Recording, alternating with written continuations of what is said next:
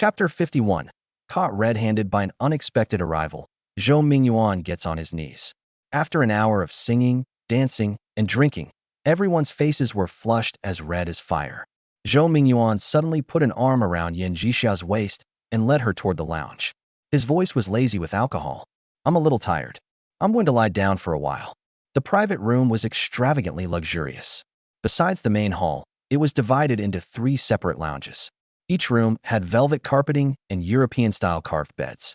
There was even a massage room nearby, with a marble bathtub large enough for 3 people to lie in. The lounge doors were made of frosted glass, allowing only vague silhouettes to be seen inside, like a blurred erotic painting. The yellow-haired driver felt all the blood in his body rush to his head. He stared at the frosted glass door, his mind going blank, leaving behind nothing but primitive desire and anger. The surrounding noise seemed to disappear. All he could hear was his own heavy breathing and the faint, blush-inducing sounds coming from behind the glass door. Don't do it here." Yan Jixia's voice was filled with suppressed panting, like a feather gently brushing against the depths of his heart. Yuan let out a low laugh, mixed with the rustling of fabric. "What are you afraid of? The soundproofing here is excellent. No one outside can hear us." The yellow-haired man's fingernails dug deeply into his palms, and the pain suddenly brought him back to his senses. He shouldn't listen, and he shouldn't look. He was only the driver. Yan Jixia was the boss's mistress. That had always been the rule, an invisible boundary carved in stone. He couldn't cross it, and he had no right to. He had once secretly wished that his boss would make him pretend to date Yan Jixia. Then he could get close to her, perhaps even have some intimate contact with her. How wonderful and blissful that would have been. But Boss Zhou and Secretary Yin had already been sneaking around together for half a month, while the boss's wife had shown no reaction whatsoever. Yuan had become increasingly bold as well. Tonight, he had even dared to fool around with her at the private club, using his friends as cover. It was a clever move. The music at the Lujin Club continued to shake the floor. Light from the crystal chandelier scattered across the yellow-haired man's tense profile. His fingers gripping the lemonade had turned white, while droplets of condensation slid into his sleeve, cold as ice. The silhouettes behind the frosted glass became increasingly indistinct. Yan Jixia's suppressed panting mixed with Zhou Mingyuan's low laughter and slipped through the crack beneath the door like tiny needles, stabbing painfully into his heart. Suddenly, a series of synchronized footsteps came from the hallway. They weren't loud, but they seemed to land in rhythm, each step pounding against everyone's heart. The yellow-haired man abruptly raised his head. The club's door had been pushed open. Lin Wanshu walked at the front. Her cream-colored suit jacket was unbuttoned, revealing a black camisole dress underneath. She carried a black clutch, her expression as calm as a thin layer of ice. Cheng followed behind her in his usual driver's uniform. He carried nothing except a phone clenched tightly in his hand, a trace of nervousness in his eyes. Liang Ying, Xiao Wei, Song Wu, and Chen Jun walked at the back. Each held a camera. The lens caps were still on, but their presence alone radiated an unmistakable sense of pressure. Zhou Mingyuan's 3 friends instantly froze. Their arms, which had been wrapped around the women beside them, immediately fell away. The man in the floral shirt was just about to stand up and stop them when Lin Wanshu glanced over. Her gaze was as cold as ice. She said nothing, yet the man's movement stopped halfway.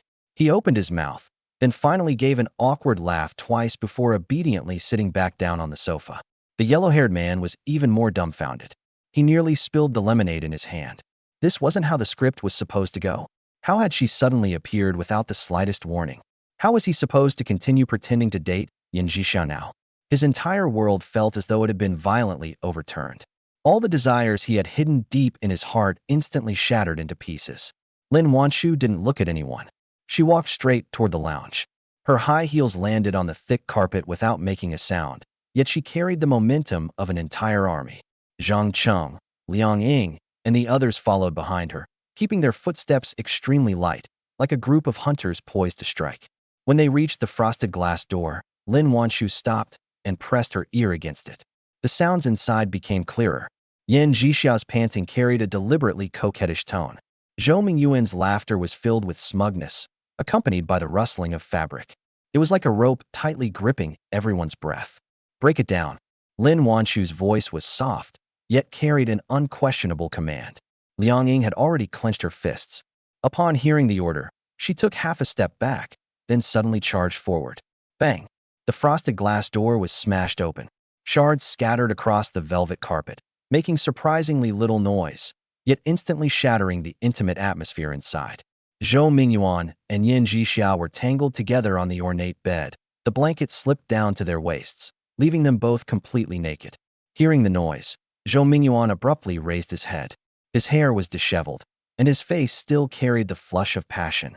When he saw Lin Wanshu standing at the doorway, his eyes widened in shock, like a cat whose tail had just been stepped on. He frantically grabbed the blanket. "Wanshu, what are you doing here?" Yin Jixia was even more terrified. She let out a scream and desperately covered her chest with both hands, shrinking toward the back of the bed. In her panic, she grabbed a pillow and held it in front of herself. When her eyes landed on Zhang Cheng at the doorway, they instantly filled with fury. She assumed Zhang Cheng had betrayed her, that he had deliberately exposed her. Zhang Cheng felt helpless. This time, it really wasn't him who had tipped anyone off. The boss's wife had simply taken action without warning. Liang Ying, Xiao Wei, and the others didn't hesitate. They raised their cameras and began snapping pictures. Click, click, click, asterisk asterisk. Flashes repeatedly illuminated the room, capturing Zhou Mingyuan and Yin Jixia's disheveled state in perfect detail. Zhou Mingyuan trembled with rage. He pointed at Lin Wanshu, his voice distorted with anger. "Lin Wanshu, how dare you set me up?" Lin Wanshu ignored him. She simply stood at the doorway, her eyes sweeping over the two people on the bed as though they were nothing more than two pieces of trash. Her voice was terrifyingly calm. "That's enough pictures. Let's go." With that, she turned and walked out. Zhang Cheng, Liang Ying, and the others hurried after her, not even sparing the shards of glass on the floor a second glance. Only after the door closed did Zhou Mingyuan finally collapse like a deflated balloon, slumping onto the bed with a deathly pale face. Yin Jixia was still trembling, tears streaming down her cheeks. "President Zhou, what do we do now? Will she fire me?" Zhou Mingyuan irritably waved his hand, but inside, he was panicking. He wasn't afraid of Lin Wanshu making a scene. What he was afraid of was her actually taking things seriously. He grabbed his clothes and hastily put them on, even buttoning them incorrectly. "What else can we do? Go home. I'll apologize to her." He was already calculating his next move. Lin Wanshu cared deeply about the company, as well as the business she and her father had built together. She definitely wouldn't agree to a divorce so easily. As long as he humbled himself and admitted his mistake, perhaps this matter could still blow over. When Zhou Mingyuan returned to the villa, Lin Wanshu was sitting on the sofa in the living room, holding the photographs in her hands and flipping through them one by one. Her face was completely expressionless. Zhou Mingyuan hurried over. Then, with a thud, he dropped to his knees. His voice was choked with tears. "Wanshu, I was wrong. I shouldn't have let myself be tempted. I was just drunk and lost my head for a moment. Please forgive me this once. I swear I'll never do it again." Chapter 52. Late at night, Yin Jixia comes knocking again. Lin Wanshu raised her head, disappointment filling her eyes, but she didn't mention divorce. "Zhou Mingyuan, I'll give you one last chance. Fire Yin Jixia, and from now on, you are not allowed to have anything to do with her." When Zhou Mingyuan heard this, he immediately breathed a sigh of relief and hurriedly nodded. "I'll fire her. I'll fire her tomorrow. From now on, I'll listen to everything you say. I'll never mess up again." His words sounded sincere, but he was sneering inwardly. As expected, Lin Wanshu didn't dare to divorce him. From now on, he wouldn't even need to sneak around anymore. He could simply do whatever he wanted openly. Lin Wanshu didn't look at him again. She put the photographs into her clutch. "Get up. I'm tired. I want to rest." With that, she stood and walked upstairs. Her back was perfectly straight, yet there was an indescribable weariness in her figure. After Zhang Cheng drove Lin Wanshu back to the villa, he drove back to his rented apartment. The motion sensor light in the stairwell was broken. He felt his way upstairs in the dark, every step heavy. Everything that had happened tonight had been so sudden that he still hadn't fully processed it. He opened the door. The apartment was pitch black. He had just turned on the light and hadn't even closed the door when a slender figure walked in. It startled him. She was wearing a black raincoat, the hood pulled low over her head. Sunglasses and a mask covered her face, revealing only a pair of gleaming eyes. Yet Zhang Cheng recognized her immediately. It was none other than Yin Jixia. Zhang Cheng froze. He never expected Yin Jixia to come looking for him. Yin Jixia closed the door. Then she removed her sunglasses and mask. She took off her raincoat as well. The hem brushed across the floor, and raindrops fell onto the concrete, spreading into small, dark patches. Underneath was a cyan camisole dress. The fabric was as thin as a cicada's wing, clinging tightly to her curves. The contours of her chest pulled the neckline taut, as though it might break free of its restraints at any moment. The hem stopped around mid-thigh, exposing porcelain-white skin beneath the light. Even the faint bruise on her knee was clearly visible, adding an alluring touch to her appearance. Cheng swallowed, his eyes involuntarily lingering on her before quickly shifting away. "What are you doing here?" Yan Zhixia didn't answer immediately. Instead, she walked over to the table, picked up the half-finished bottle of mineral water Cheng had been drinking, unscrewed the cap, and took a sip, her tongue lightly brushing across the moisture on the bottle's rim. When she turned around, the panic she had shown at the club was gone. Instead, there was a hint of coquettish reproach in her eyes. "Were you the one who tipped off the boss's wife about what happened at the Lu Jin Club tonight? I'm just a driver, not some immortal. How could I possibly know everything you two are doing?" Cheng waved his hand impatiently. If the boss's wife wanted to catch her husband cheating, she naturally had her own plans and methods. He didn't mention that he had recorded the conversation long ago, nor did he tell her about the boss's wife's plan. There was no need to reveal any of that to Yan Zhixia. Yan Zhixia walked up to him, close enough for him to smell her perfume. It wasn't the heavy scent of cosmetics she had worn before. This time, it was a light jasmine fragrance that actually resembled the scent Lin Wanshu often wore. She raised her hand and gently brushed her fingertips against Zhang Cheng's arm, her voice carrying a hint of deliberate grievance. "It's all because Zhou Mingyuan was too careless. He didn't even realize he was being followed. Cheng, you must have misunderstood me. When I came here last time, I really didn't expect anyone to follow me. I almost got you fired, and I felt terrible about it too." Her voice was soft as cotton. The warmth of her fingertips seeped through his clothes, making Zhang Cheng's heartbeat skip for a moment. "Let's not bring up the past. There's no point." Cheng put on an understanding expression. After all, he had obtained the crucial recording that time and helped the boss's wife confirm Zhou Mingyuan's affair. Now she even had photographs. If Lin Wanshu wanted a divorce, she already had the upper hand. But Yan Zhixia suddenly moved closer, her body gently pressing against Zhang Cheng's. She was soft, carrying the lingering coolness of the raincoat, but it was quickly warmed by their body heat. She tilted her head up and looked at Cheng, tiny glimmers of light flickering in her eyes. "I know you still like me. You haven't forgotten what happened last time. Actually, sometimes I think about you too." Before she could finish, she rose onto her toes and kissed Cheng on the lips. Zhang Cheng's mind instantly went blank. He never expected Yan Zhixia to be so forward. Her lips were soft and warm, carrying the faint sweetness of mineral water. His first instinct was to push her away. He had promised Lin Wanshu that he wouldn't fool around with Yan Zhixia anymore. But then another thought occurred to him. No one had followed her tonight. There was no way the boss's wife could find out. After being caught cheating, Zhou Mingyuan would definitely fire Yan Zhixia, and the two of them probably wouldn't have anything to do with each other anymore. He was nothing more than a poor nobody. Getting to be with a beautiful woman like this was an opportunity he might never have again if he let it slip. Being loyal is important, but you can't be too honest either. Otherwise, the honest man is always the one who loses. The thought was like a spark, instantly igniting the desire buried deep inside him. Outside, the rain continued to fall. Raindrops pounded against the window pane, as if singing a song, or perhaps providing accompaniment. Eventually, their long night finally came to an end, but the rain outside still hadn't stopped. It seemed there was still no way to compete with Mother Nature. Cheng leaned against the headboard, pulled out a cigarette, and slipped it between his lips. His fingers trembled slightly. He had just exhausted far too much energy.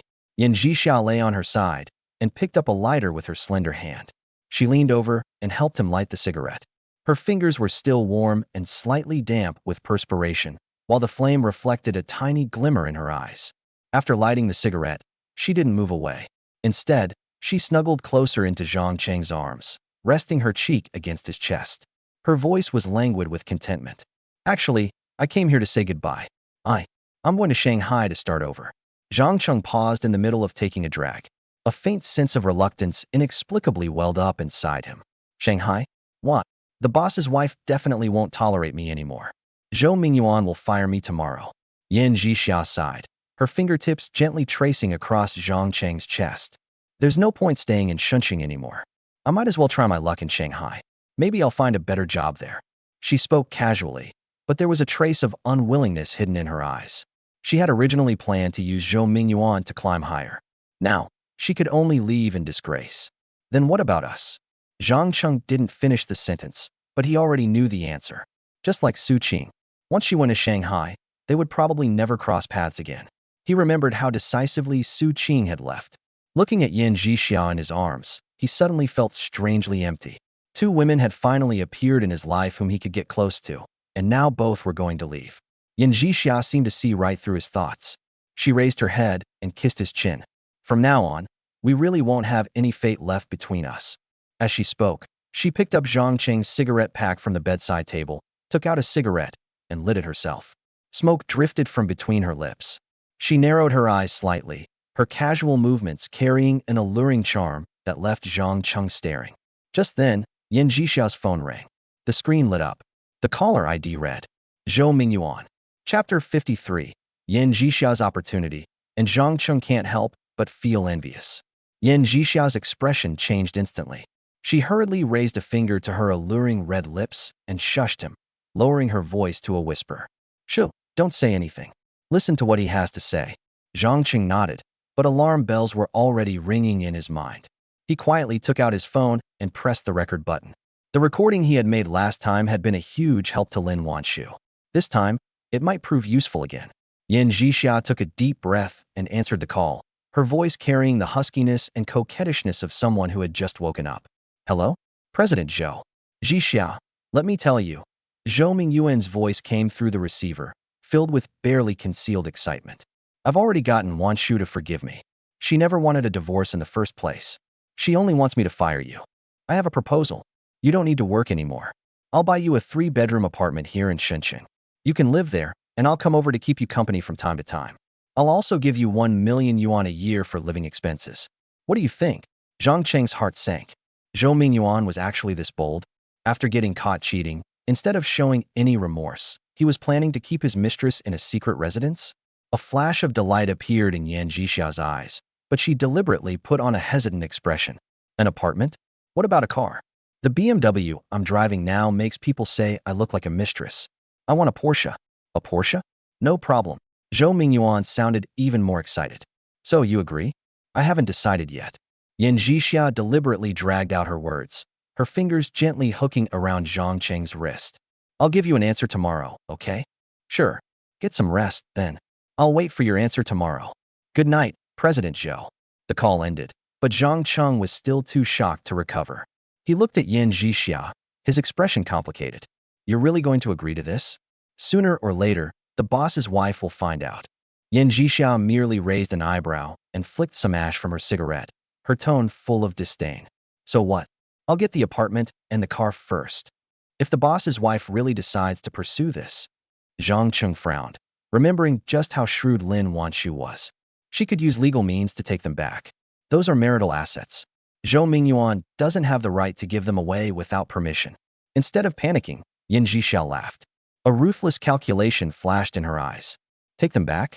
It won't be that easy. If she dares to demand them back, I'll make a huge scene. I'll make sure everyone in the company knows about it.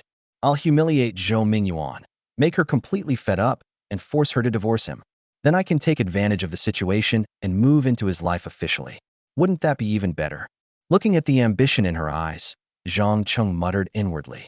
Damn, Yan Zhixia has really thought this through. If things go according to her plan, she might actually end up making a huge profit. A strange sense of envy suddenly welled up inside him.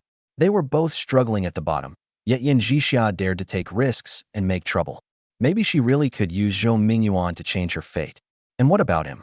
He could only rely on the boss's wife's generosity, living cautiously from day to day. He thought of Su Qing again, the woman who had also left Shenzhen. Su Qing had been much more obedient than Yan Zhixia, yet she had gotten nothing in the end. She could only head alone to Shanghai to make a living. Who knew how she was doing now? The thought left a faint bitterness in his heart. Even the warmth of Yan Zhixia in his arms suddenly felt less real. Yan Zhixia seemed to notice that his mind had wandered. She reached out and wrapped her arms around his neck, her voice becoming soft and seductive again. Zhang Cheng, can you keep this a secret? Don't tell the boss's wife. It won't make any difference if I don't tell her. Zhang Cheng replied after coming back to his senses. Her bodyguards are experts at surveillance. There's no way Zhou Mingyuan can hide this from her. She'll find out soon enough. Then I can still get the apartment and car first. Yin Jixia didn't seem bothered at all. Instead, she snuggled closer into Zhang Cheng's arms, her fingertips lightly tracing his chin. If you promise to keep it secret, I can spend one more night with you. After that, we'll cut ties completely. What do you say? Zhang Cheng's heart stirred instantly. One night. A woman as beautiful as Yin Jixia would cost at least several thousand yuan, perhaps even tens of thousands, if he tried to find someone like her outside. And this was his last chance. Looking at the confidence in Yin Jixia's eyes, Zhang Cheng's mind raced. All he had to do was keep quiet. The boss's wife would find out sooner or later anyway. This night would be nothing but a sure win for him. One night isn't enough. Zhang Cheng deliberately frowned and bargained. 3 nights. After that, we'll cut ties completely, and I won't tell anyone about this. Yin Jixia froze for a moment before smiling. She leaned over and kissed the corner of his lips. The scent of smoke mixed with her breath, carrying a dangerously sweet allure. Deal. But you have to promise me that during those 3 nights, you'll follow my arrangements. Zhang Cheng nodded, but there was little joy in his heart. Instead, he felt strangely empty. He looked out at the rain and listened to the drops striking the window pane. Suddenly, he felt that the intimacy of this rainy night was more like a transaction in which each person was simply getting what they wanted. He wanted temporary pleasure. She wanted temporary security. Neither of them had truly invested their heart. Yet he still reached out and held Yin Jixia tightly in his arms. At least for now, she was still there. At least for these 3 nights, he wouldn't have to face the emptiness and loneliness of his rented apartment. As for what would happen afterward, he didn't want to think about it. Nor did he dare to. For a poor nobody like him, happiness had always been painfully short-lived. The morning mist had yet to completely dissipate. A faint ray of light slipped through the gap in the curtains, landing perfectly on the lingering wrinkles in the bedsheet. When Zhang Cheng woke up, the space beside him was already empty. Only a faint trace of jasmine fragrance remained on the pillow.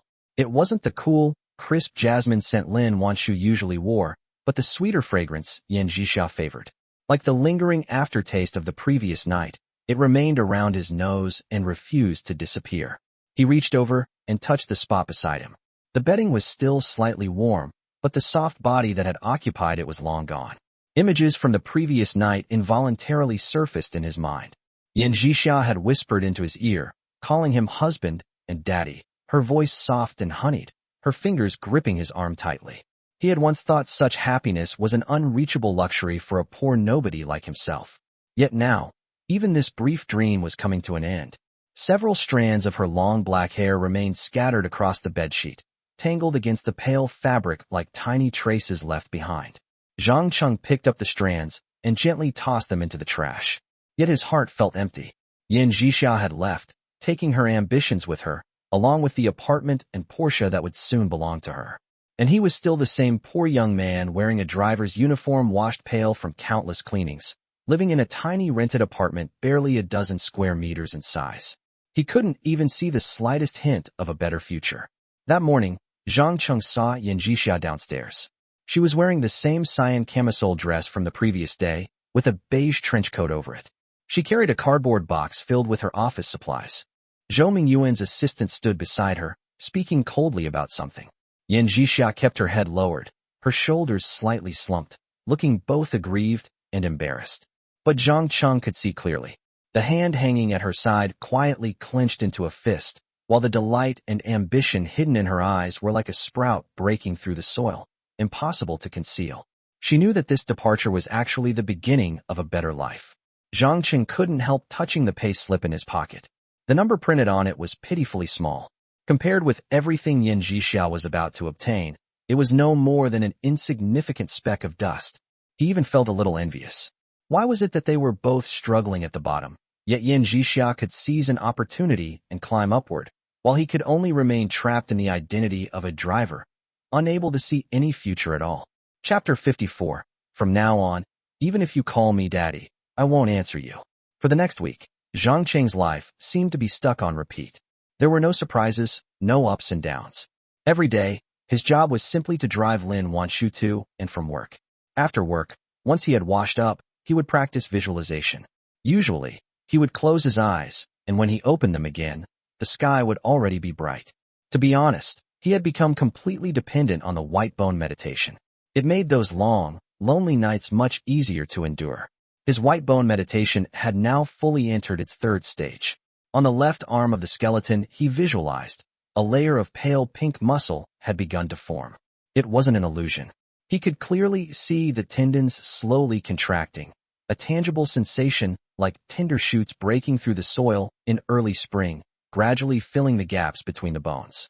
And every day, seeing Lin Wanshu's elegant, sexy, and beautiful figure could always dispel the negative emotions lingering inside him, causing the images of white bones in his mind to collapse. There had been no woman in his rented apartment since then. The old electric fan creaked as it turned, unable to blow away the musty smell in the corners, let alone bring in the fragrance of a woman. At noon on Wednesday, Cheng came across one of Yan Jixia's social media posts. In an elevator at a residential complex in Baoan, she held up her property deed and took a selfie. The three characters, Yan Jixia, on the red booklet were particularly eye-catching. The caption read, "Checking in at my new home." Someone asked about the apartment in the comments, and she replied, 3 bedrooms and 1 living room, 120 square meters. Newly renovated, and the previous owner never lived there. Cheng did the math in his head. He knew property prices in Baoan. A 120 square meter apartment would cost at least 5 million yuan. That was an amount he would need to spend 54 years working for, without eating or spending a single cent of his 8,000 yuan monthly salary, before he could afford it. Less than 2 days later, Yan Jixia posted another update. A red Porsche was parked downstairs at the residential complex. She leaned against the car door, wearing a white dress, her thick, beautiful hair flowing like silk. The Porsche emblem gleamed. Someone asked about the price in the comments, and she casually replied, "Only about 1 million. Just for getting around." Cheng stared at the screen, his throat tightening. He didn't even dare dream about owning a car worth 100,000 yuan. A 1 million yuan Porsche was a height he would probably never reach in his entire life. Envy washed gently over his heart, but he quickly suppressed it. He had known for a long time that he and Yan Jixia belonged to 2 completely different worlds. It was just that the gap between those 2 worlds had grown even wider. Cheng hesitated for a moment before calling Chenjun. There was a faint trace of anticipation in his voice. "Brother, have you discovered anything from the surveillance lately?" Zhou Mingyuan has been behaving himself for the time being. Chen Jun's voice came through the phone, carrying a hint of exhaustion. He hasn't been chasing women around. He stays at the villa every night. All right. Zhang hung up, but he knew clearly that Zhou Mingyuan wasn't truly behaving himself.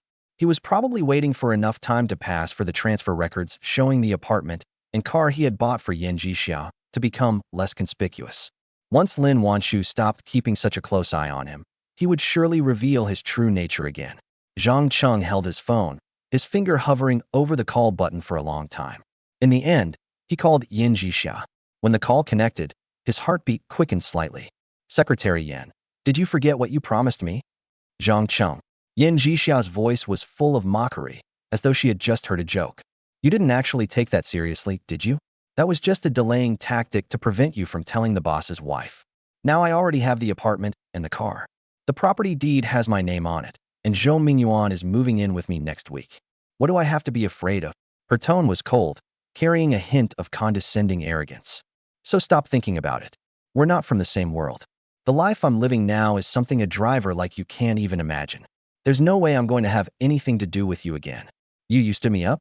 Cheng gripped his phone so tightly that his entire body trembled with anger.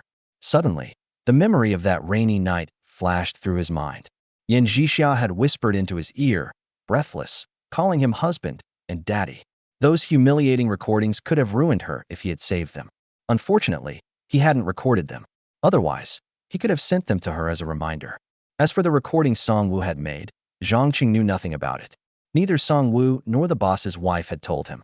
"So what if I stood you up?" Yan Jixia's voice became even colder. "Coming to your rented apartment last time was already me taking pity on you. And now you want more? Dream on. This is as far as you'll ever get in life. You'll keep earning a few thousand yuan a month and living in that dump. Don't bother me anymore. You'll only lower my status." Then the call ended with a sharp click. "What do you think would happen if I sent this to Zhou Mingyuan?" Cheng sent her the video of Yan Jixia kissing him. The reply came quickly. There was only one cold sentence. The result would be you getting chopped into pieces and fed to the dogs. Zhang Cheng stared at the screen, and his heart suddenly went cold. He knew Yan Zhixiao wasn't bluffing. Zhou Mingyuan really was capable of doing something like that. So there was absolutely no way he dared send the video to Zhou Mingyuan. He had only wanted to scare her. You win. Next time, don't come looking for me. Even if you call me daddy or husband, I won't pay any attention to you. Zhang Cheng typed out the message. But then he discovered that it couldn't be sent. A red exclamation mark stood like a wall between him and Yan Zhixia, completely cutting off their connection. Goodbye, the woman I once slept with. Zhang Cheng murmured toward the ceiling, his face filled with melancholy. His voice was so soft that it was drowned out by the creaking of the electric fan. He had thought there would be 3 more nights of intimacy. Now it seemed that had merely been wishful thinking on his part. Those beautiful and intimate memories could only remain in his mind. They would never happen again. He also understood why Yan Zhixia had done this. She was now Zhou Mingyuan's official mistress, hoping for a chance to eventually replace Lin Wanchu. Cutting ties with him completely was the wisest choice she could make. From now on, I really am a single dog, with not even a female confidant. Zhang Cheng leaned against the headboard and sighed inwardly. He thought of Yellow Hair, the driver who had also liked Yan Zhixia but hadn't even dared approach her. Now, he was becoming more and more like him. Zhang Cheng opened WeChat and entered his high school classmates group chat. He had been kicked out last time, but was later added back in. In the end, he had only really offended Duan Jun. The group was buzzing with excitement. Duan Jun posted a screenshot of his stock account. The red profit figures were glaring. Classmates, this rally has exceeded expectations. Doubling by the end of the year is practically guaranteed. If we're lucky, we could even triple our money. The replies immediately flooded in. Li Chong, Brother Jun, you're awesome. I invested 100,000 and already made 20,000.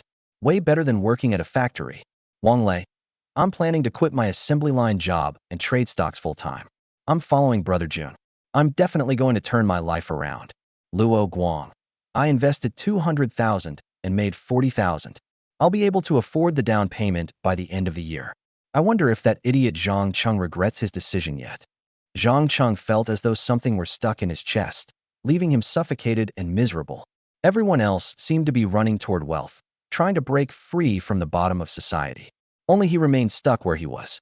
Every day, he held a steering wheel, with a few thousand yuan of wages stuffed into his pocket. It was as though he were trapped inside an invisible glass dome, unable to escape no matter how hard he tried. Even his strength to struggle seemed insignificant, like an ant trying to shake a giant tree. Chapter 55. The Amazing Discovery About Visualization. Zhang Cheng left the group chat and opened the White Bone Meditation Forum in his favorites. It was the only place where he could find even the slightest bit of confidence. He began carefully browsing through the many posts. One post in particular caught his attention. I developed depression after practicing white bone meditation. It feels awful, but it really does help resist temptation from beautiful women. I stopped being a simp and life became much easier. A poor nobody like me can't afford love anyway. It only makes life more exhausting and miserable. Exactly. I practice white bone meditation specifically to resist temptation from beautiful women. Chasing women when you're broke is just too painful. Same here. Many people left sympathetic comments in agreement. Zhang Cheng finally understood. White bone meditation was basically a practice for poor nobodies like them, helping them avoid becoming simps. If you couldn't even support yourself yet still chased after women and bought them gifts, of course you would only end up miserable. Another user named Bone Watcher had posted something hilarious. I reached the 3rd stage of white bone meditation 10 years ago. Yesterday, I gave it a try and managed to visualize a 10 yuan bill in reality. I used it to buy a pack of cigarettes. The shopkeeper didn't notice anything wrong, but the money disappeared after I walked away. The comments below were filled with skepticism. Are you bullshitting us? Don't mislead newcomers. White bone meditation is about cultivating the mind, not helping you cheat the system. You must be incredibly bored to make up such nonsense just to get attention. Zhang Cheng also thought the guy was probably bragging. Yet for some reason, he was tempted to try it. The nights were long and incredibly boring. Why not give it a shot? He took a 10 yuan banknote from his wallet and gripped it tightly in his left hand. His fingertips slowly traced the frayed edges of the bill as he carefully observed every detail. The patterns, the colors of the numbers, even the thickness of the paper. He engraved every detail into his mind. Then he sat cross-legged, focused all his mental energy, and began visualizing, trying to create an identical banknote in his right hand. At first, his right hand remained empty. There was nothing there. But as his consciousness became increasingly focused and his visualization deepened, he suddenly felt the texture of thin paper against his fingertips. A corner of a banknote was slowly taking shape. Its colors and patterns were identical to the genuine bill in his left hand. Even the rough texture of the frayed edge was indistinguishable from the real thing. His heart began pounding faster. He continued concentrating his mental energy, and the banknote gradually expanded. But before long, his temples began throbbing violently. His vision darkened, and even sitting upright became difficult. He had no choice but to stop. The corner of the banknote he had visualized hadn't disappeared yet. It was only about the size of a 1 yuan coin, as if a tiny piece had literally been cut from the 10 yuan bill. This is incredible.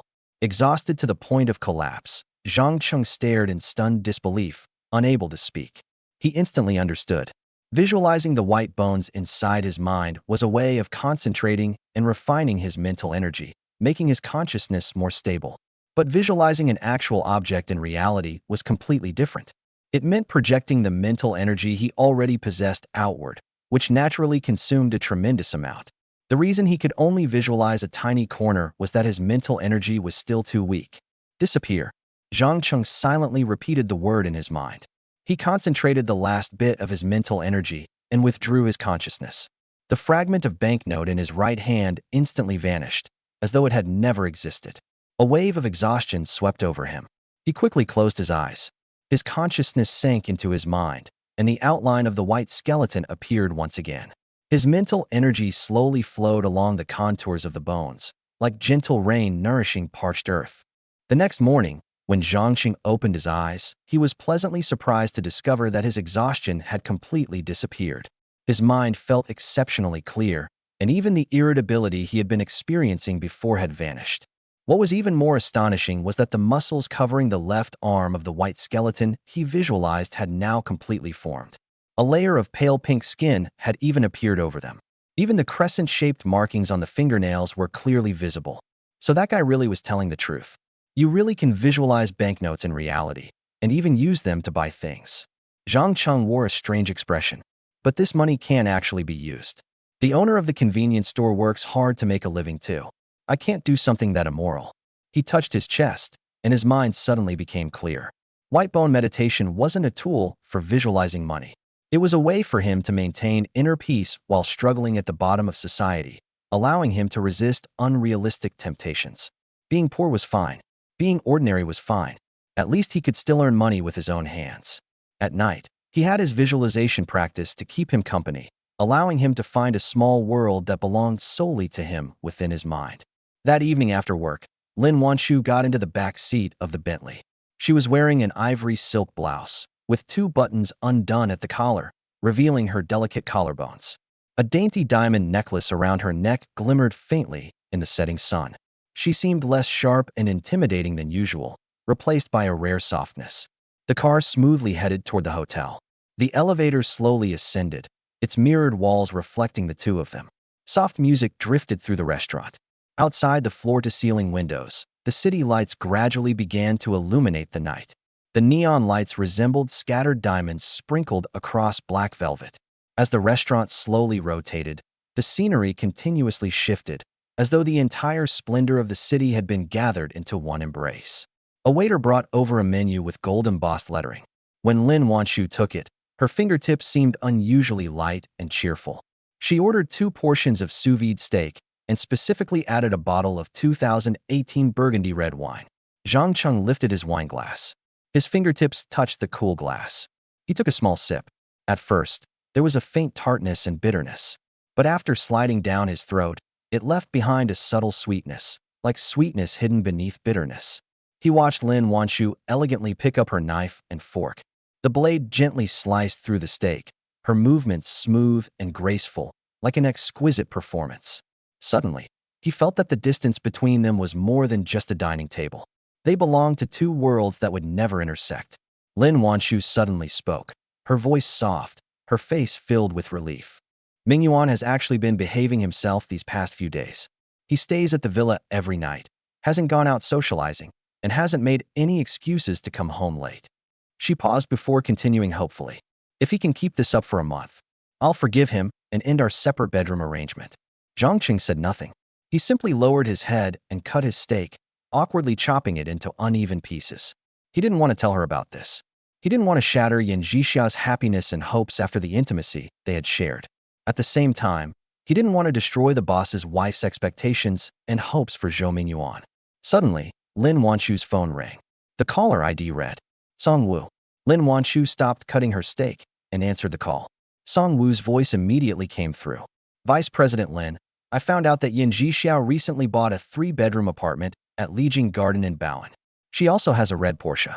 I saw her park it downstairs and take selfies. Maybe she bought them with her own savings? Lin Wanchu's brows knitted slightly. If Zhou Mingyuan isn't meeting her, then there's no need to suspect anything. Her fingers tightened slightly around the knife and fork. In truth, she knew better than anyone that even if Yan Zhixiao worked for 10 years without eating or spending a single cent of her salary, she still couldn't afford a 3-bedroom apartment in Baoan and a million-yuan Porsche. Yes, Vice President Lin. Song Wu answered respectfully. Chapter 56. Acting and Dating Accelerate. The gamble begins. Not long after hanging up, Lin Wanchu's phone rang again, the caller ID showing Chunjun. She answered the phone, and Chunjun's voice came through the receiver. Boss lady, I followed them to Lijing Garden in Baoan. Just as President Zhou drove in, Secretary Yin ran out of the building to meet him. They even hugged, and then went into the elevator together. I saw it clearly. There's no mistake. Lin Wanchu's hand holding the phone trembled violently, and the phone almost slipped from her palm. She instinctively gripped the edge of the table, and the deep purple wine sloshed from the glass, dripping onto the white tablecloth like a small, indelible ink stain. The gentleness on her face vanished instantly, her complexion gradually turning pale, and she even paused for a few seconds before speaking again, her voice as cold as ice. Understood. Keep an eye on things, and report back if anything comes up. After hanging up the phone, even the soft music in the restaurant seemed jarring. Lin Wanchu looked at the night view outside the window. The neon lights reflected on her face, but the warmth from before was gone, leaving only a cold and resolute expression. She remained silent for a long time before slowly speaking, her voice eerily calm. It seems I was too naive, thinking he could come back to me. Zhang didn't dare to speak. He just looked at her. She picked up a glass of red wine, tilted her head back, and took a big gulp, the wine dripping down her lips. But she didn't wipe it away. The expectation in her eyes was completely replaced by disappointment and even a bit of ruthlessness. From now on, we need to speed up our acting dates, Lin Wanchu suddenly said, her voice breaking the soft music in the restaurant. We need to make it more real, not only so that Zhou Mingyuan can see it, but also so that the people in the company and his friends can see it.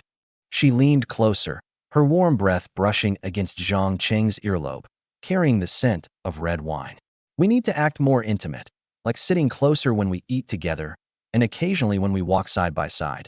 I'll take your arm, so that those interested people can pass the message on to him. She paused, her eyes growing colder. If he still doesn't turn back after this, and continues to be entangled with Yan Zhixiao. Her fingertips lightly traced the rim of the wine glass. Then let's get a divorce.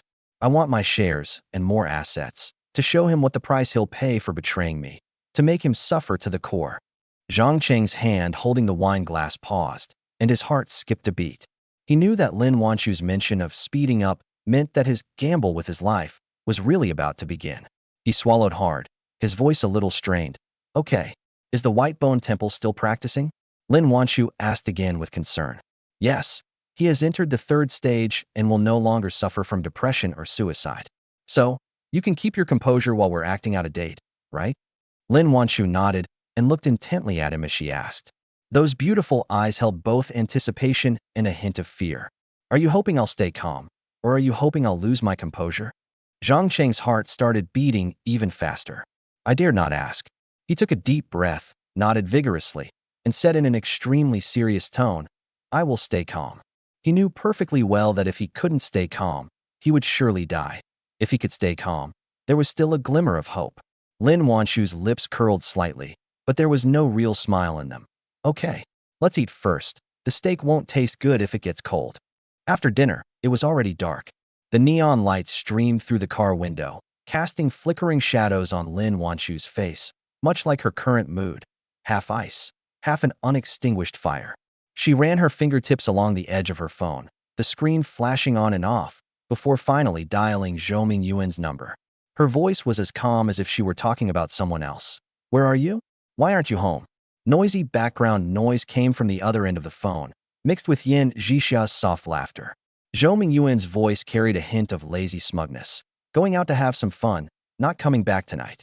He was holding Yin Zhixia in his arms, her fingertips gently tracing his chest, her eyes full of flattery, her sweet breath lingering around his neck, making him forget his wife on the other end of the phone. Lin Wanchu gripped her phone tighter, her knuckles turning white. "I know you're with Yin Zhixia, and I know you bought her a house and a car." Zhou Yuan's laughter paused, but his tone became even more nonchalant. "Although I'm with her, I haven't bought her a house or a car. Don't listen to other people's rumors. Besides, isn't the purpose of a man making money to enjoy himself?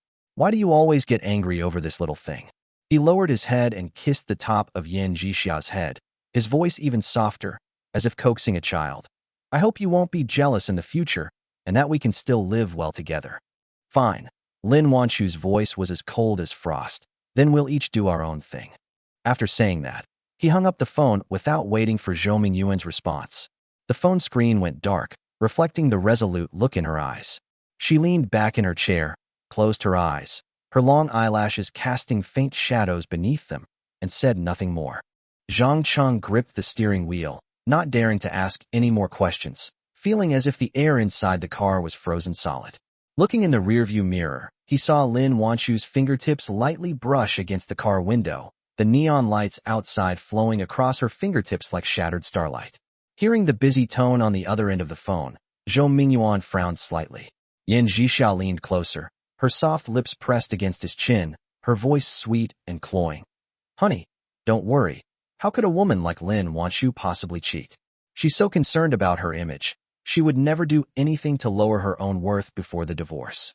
Zhou Yuan was stunned for a moment, then chuckled and hugged Yin Zhixia tightly. "You're right. She's just trying to scare me. She's dreaming." He lowered his head and kissed Yin Zhixia, his breathing instantly becoming rapid, and the ambiguous atmosphere in the room grew stronger. At home, Lin Wanchu was as cold as ice, while here, Yin Zhixia was gentle and considerate. He had already made his choice.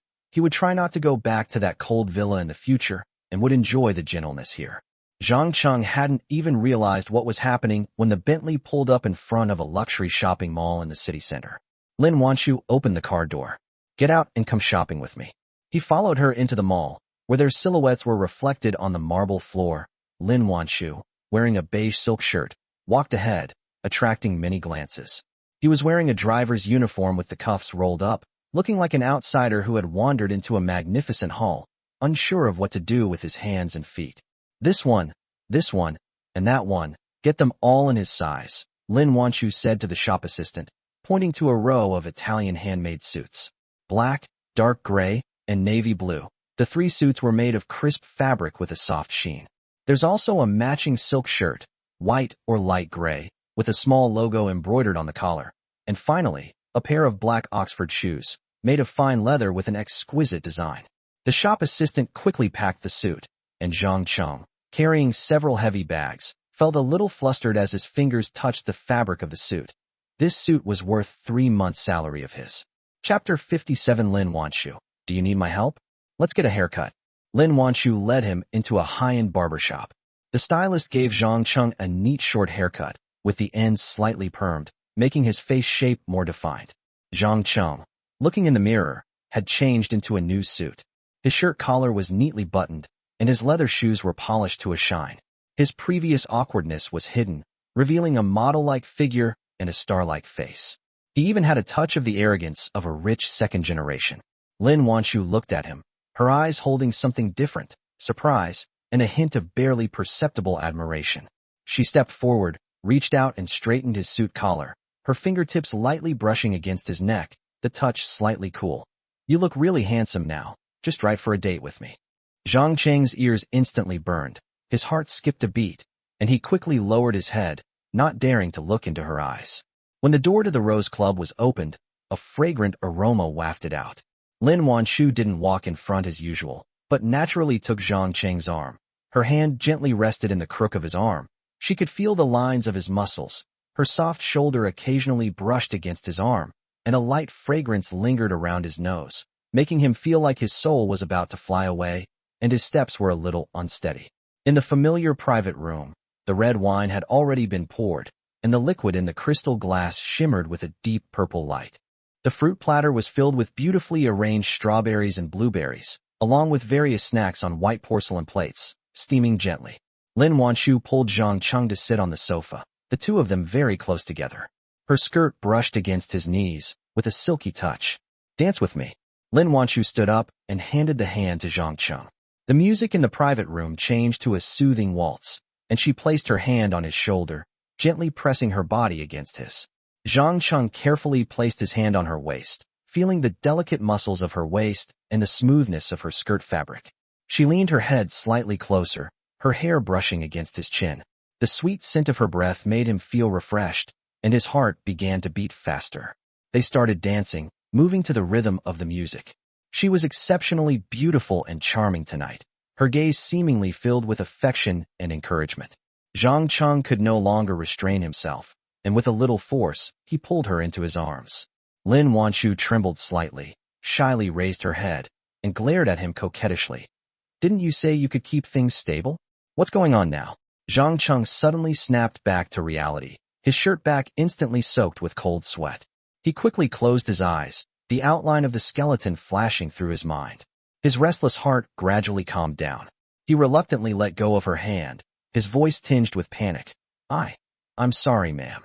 Seeing his nervous expression, Lin Wanshu couldn't help but laugh and patted his shoulder. "It's okay, keep dancing." After the dance music ended, two beautiful technicians in light pink dresses walked in carrying a wicker basket. The basket was lined with clean cotton towels, contained several bottles of essential oils with labels, lavender and rose scents, and two warm ceramic massage balls, which were specially designed to soothe muscles. They were in their prime, with fair skin and beautiful faces, making them exceptionally pleasing to the eye.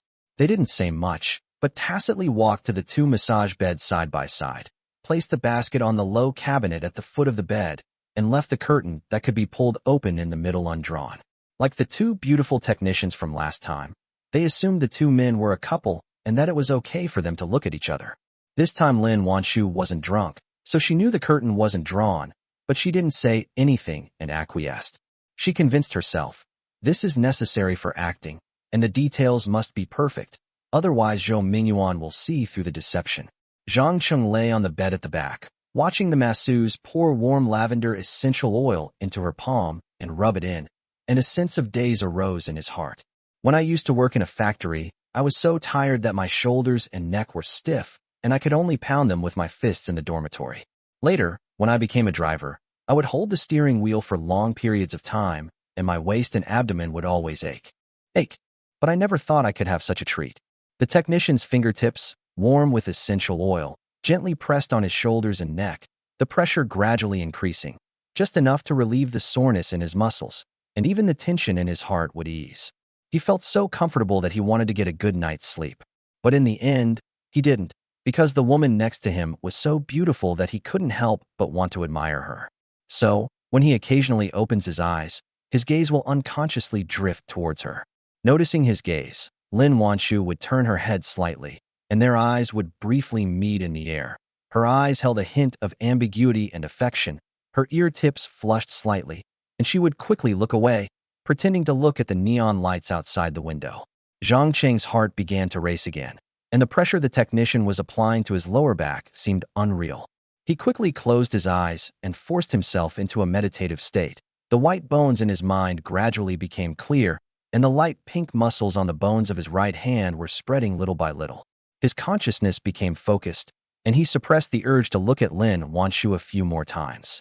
Even so, he could still feel Lin Wanshu's gaze occasionally falling on him, like a warm feather gently brushing against his skin, making him unable to suppress the restlessness in his heart. After the massage, the masseuses packed up their baskets, said softly, "You two have had a good rest," and bowed before leaving. The two of them were left alone in the private room again.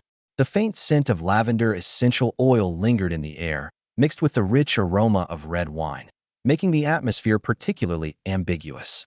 Lin Wanshu poured 2 more glasses of red wine and handed him one. Have a drink with me. The two sat on the sofa, chatting about everything from work to life. Lin Wanshu would occasionally mention things from the past, her tone tinged with nostalgia. Zhang listened quietly, feeling a warmth in his heart.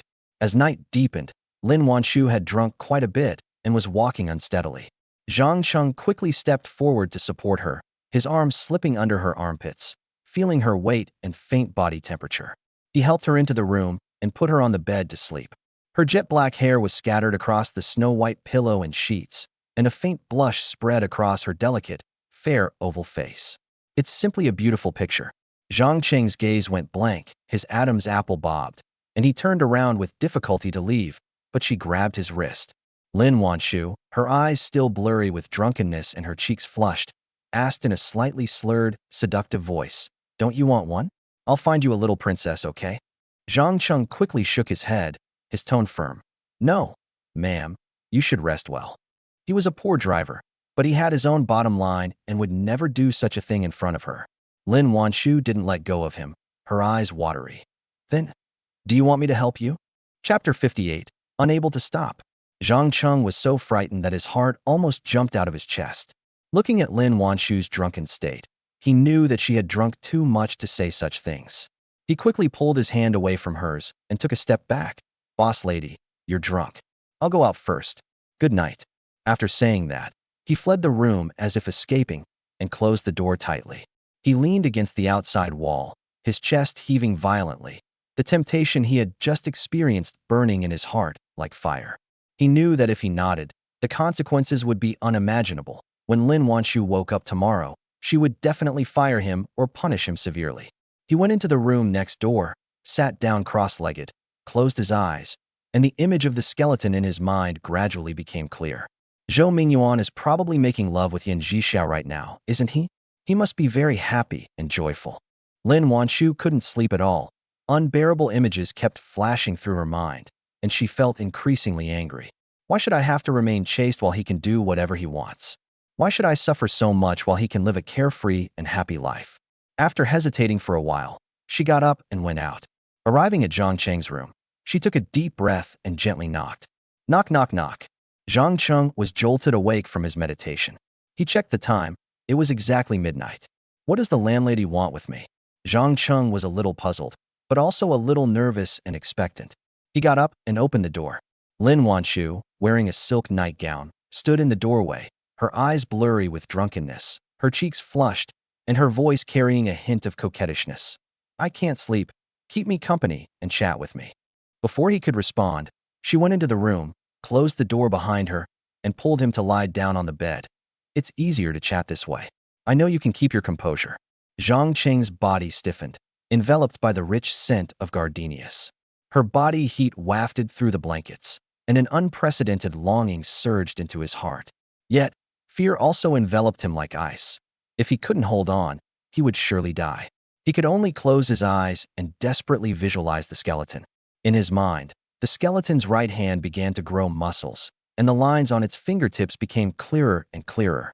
Lin Wanshu snuggled closer to him, her voice tinged with curiosity. "Do you miss Su Qing? Do you miss Yan Zhixiao?"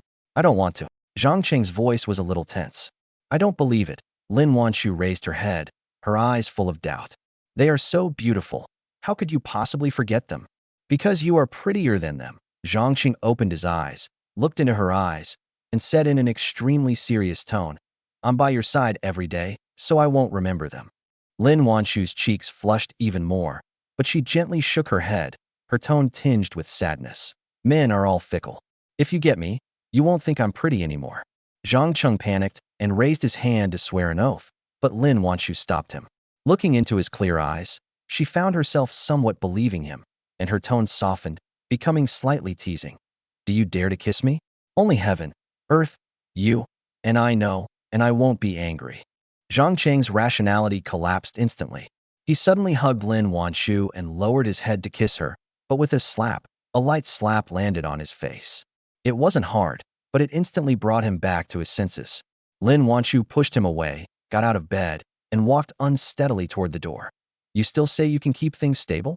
I don't believe you for a second. Boss lady, I was wrong. I was just out of my mind. Please don't fire me.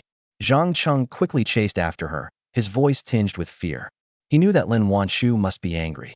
Lin Wanshu didn't turn around, but went straight into her room and locked the door with a click. She leaned against the door, her chest heaving, her cheeks flushed, and her hands and feet trembling. She had truly longed for him to pull him into bed, but at the crucial moment, she came to her senses. She's not divorced yet, so she can't cheat on him like Zhou Mingyuan did. Besides, she still remembers the good times she had with Zhou Mingyuan, and maybe he'll come back to her. Moreover, she couldn't implicate Zhang Cheng. If they actually become intimate, and Zhou Mingyuan finds out, he definitely won't let Zhang Cheng off the hook, and I might not be able to protect him either. Boss lady, I was really wrong. I'm sorry. Please forgive me. I'll never do it again. Zhang Cheng stood outside the door, his face full of regret, and continued to plead. After a long while, Lin Wanshu's cold voice came from inside the door. All right, I'll forgive you this time, but there can't be a next time. Thank you, boss lady. Zhang Cheng was overjoyed, and his heart finally settled down. Acting out dates with Lin Wanshu was like dancing on a knife's edge. Every temptation felt like it was dragging him into an abyss. Luckily, he had the white bone temple to pull himself back from the brink. Otherwise, even if he was slapped, he would have continued. She was a woman, and there was no way she could resist. Lin Wanshu lay in bed, her body wrapped in a silk robe, but she felt empty inside. The neon lights outside the window shone through the thin curtains and cast dappled light on the ceiling. She tossed and turned, unable to fall asleep. She picked up her phone, opened WeChat, found the chat window for Chun Yao, and quickly typed, "Are you asleep?" 2 seconds after the message was sent, Chun Yao replied, "Don't you know how special my job is? How can I sleep before 2 a.m.? So Lin Wanshu called Chun Yao and told her about Zhou Mingyuan keeping a mistress, and also about her plan to provoke Zhou Mingyuan. If it failed, she would have no choice but to get a divorce. Can that little driver really resist your temptation? Won't he turn into a beast and sleep with you?" Chun Yao giggled and asked the key question. He managed to stay calm, Lin Wanshu said, a slight smile playing on her lips as she recalled what had happened that night, before her expression quickly fell. On the contrary, I almost lost my composure just now. He's tall and handsome, with a great physique, and his abilities in that area are exceptional. I've seen it with my own eyes. Wow, this guy is top-notch. He'd be perfect as a male model, easily making $1 million a year. Could you introduce me to him? I'm not going to your club because I'm afraid you'll lead him astray. It's really unfair of you not to patronize my business. Sigh, I'm not in the mood for nonsense with you. Do you think I can succeed? Lin Wanshu said. A rich man who doesn't play around with women is either a castrated man. So, I don't think your plan is going to work out. It's not that I don't want him to play around. I just hope he doesn't go too far and has some restraint. So I'll turn a blind eye. Lin Wanshu sighed. That's the right way to think. If he finds out you're dating another man and he's anxious and angry and is willing to come back, you can talk to him properly and say it's just acting. But if he doesn't come back, then it will become real. Then discuss with him how many days a week he can be home. For example, 5 days a week, but only 2 nights out. He should agree then. Life will be harmonious. On the 2 days he's not home, you can come to my club and we can have some fun. This is the only way, Lin Wanshu said, somewhat dejectedly. We can't really get a divorce and let the other woman have her way. But I have to get the house and the car back. They're my property, and nobody can take them away from me. Chapter 59. Lin Wanshu allowed me to hug her. After hanging up the phone, the room returned to silence. Lin Wanshu looked at the neon lights on the ceiling, and the turmoil in her heart gradually subsided. She closed her eyes, and the images of Zhou Mingyuan and Yin Zhixian no longer appeared in her mind. Instead, she saw Zhang Cheng looking nervous, his ears still red, like a child caught in the act. She couldn't help but smile, her fingertips gently tracing patterns on the sheets before she slowly drifted off to sleep. The next morning, sunlight streamed through the sheer curtains and onto Lin Wanshu's bed. When she woke up, it was almost 10 o'clock. The melodious chirping of birds outside the window cheered her up a bit. She got up and went to the dressing room, opened the wardrobe, and picked out a light pink silk dress. The neckline was low, revealing her delicate collarbone, and the skirt hem was above her knees, making her legs look slender and long. She also wore a delicate pearl necklace, a gift from Zhou Mingyuan, which, though somewhat ironic now, made her skin appear even whiter. After she finished her makeup, She walked into the living room and saw Zhang Cheng sitting on the sofa reading a newspaper, wearing a white shirt he had bought yesterday, with the collar neatly buttoned. Hearing footsteps, Zhang Cheng looked up and his gaze instantly froze. Lin Wanshu stood in the morning light, her pale pink dress shimmering softly, a pearl necklace sparkling between her collarbones, her long hair tied in a low bun, revealing her slender neck. She was as beautiful as a painting, making him forget to even turn the newspaper, his eyes filled with a daze. Looking at him, Lin Wanshu felt a sweet warmth welling up inside her, but she didn't show it. She walked up to Zhang Cheng, reached out her hand, and her slender fingers, like vines, gently wrapped around his neck. The tips of her fingers were slightly cool to the touch, and there was a faint scent of gardenias that wafted past Zhang Cheng's nose. Zhang Cheng, her voice was soft, but carried an undeniable seriousness. I've thought it over, and I most likely still won't get a divorce. So, when we're acting in the future, we need to be careful about the boundaries. Zhang Cheng's heart skipped a beat, but he didn't feel disappointed. He had always known that he and Lin Wanshu were from different worlds. I never imagined that I, a poor driver, could have a connection with the boss's wife. Drawing such a red line is actually a good thing. It's to protect his life. At most, we can only hug like we did when we danced yesterday, nothing more. Lin Wanshu's gaze fell into his eyes, which clearly reflected her image. No matter how out of control I am in the future, you must refuse. I don't want to send Ma Su with tears in my eyes. And even if I let you go, Zhou Mingyuan won't let you go after he finds out, and I may not be able to protect you. Oh my God, will you allow me to hug her like I did last night?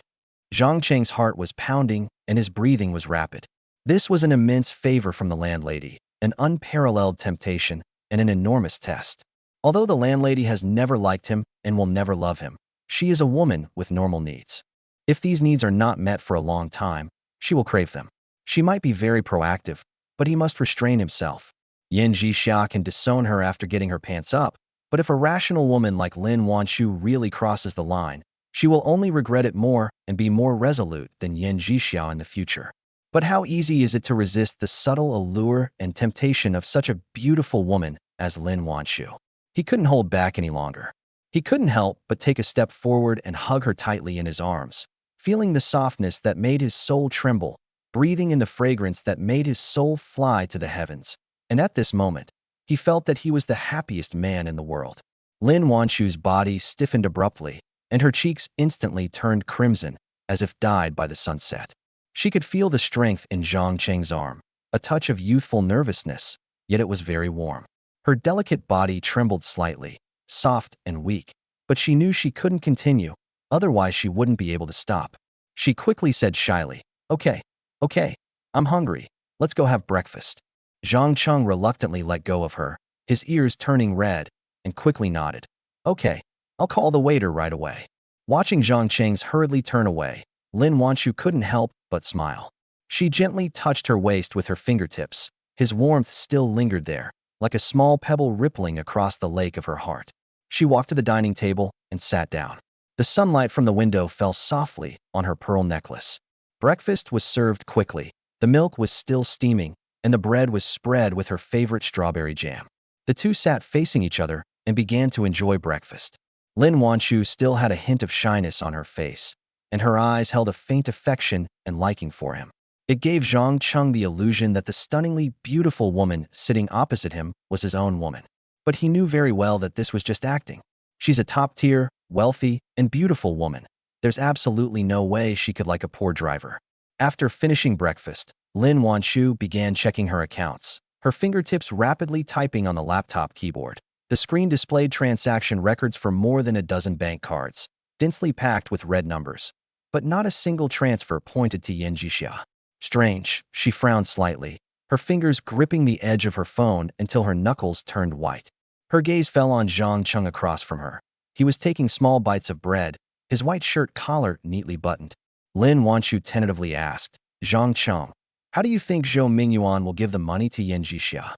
Zhang Cheng paused, his heart skipping a beat. He knew, of course, that Zhou Mingyuan must have found someone else to transfer the money, but Yan Jixia had just received the house and car and was very happy. If she lost these things because of him, she would definitely hate him to death.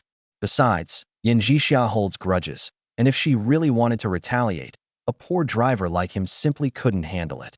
He looked up, his eyes filled with confusion. Boss lady, I don't know either. I've never been involved in these things before. Lin Wanshu stared into his eyes, and seeing that there was no ripple in them, she didn't ask any more questions. She hadn't expected a driver to understand these intricacies anyway. She tapped her phone a few more times and quickly brought up a document. It contained Yin Jixia's bank card number that she had registered when she joined the company. She could access this information at any time from the finance department's system. If we can't find his, we'll find hers. Lin Wanshu said firmly as she dialed a number labeled President Li. After the call was connected, she only said, "Please check the recent transaction history of my account, urgently," and then gave Yin Jixia's bank card number. While waiting, she picked up her coffee and took a sip. The warm liquid slid down her throat, but it did not dispel the anger in her heart. Within 10 minutes, President Li sent a message, a screenshot of bank statements clearly showing that within half a month, 2 transfers had entered Yin Jixia's account, one for 7 million yuan and the other for 300,000 yuan, and the remitter was the same person, Gao Yuqing. Chapter 60. Lin Wanshu catches her husband cheating again. She made 7.3 million in just half a month. This woman certainly has some tricks up her sleeve. Lin Wanshu looked at the screenshot, a cold smile curling at the corner of her lips, her eyes filled with an icy chill. She took a silver voice recorder out of her bag and placed it in front of Zhang Cheng. "Come with me to meet someone later. Record our conversation, but don't make a sound."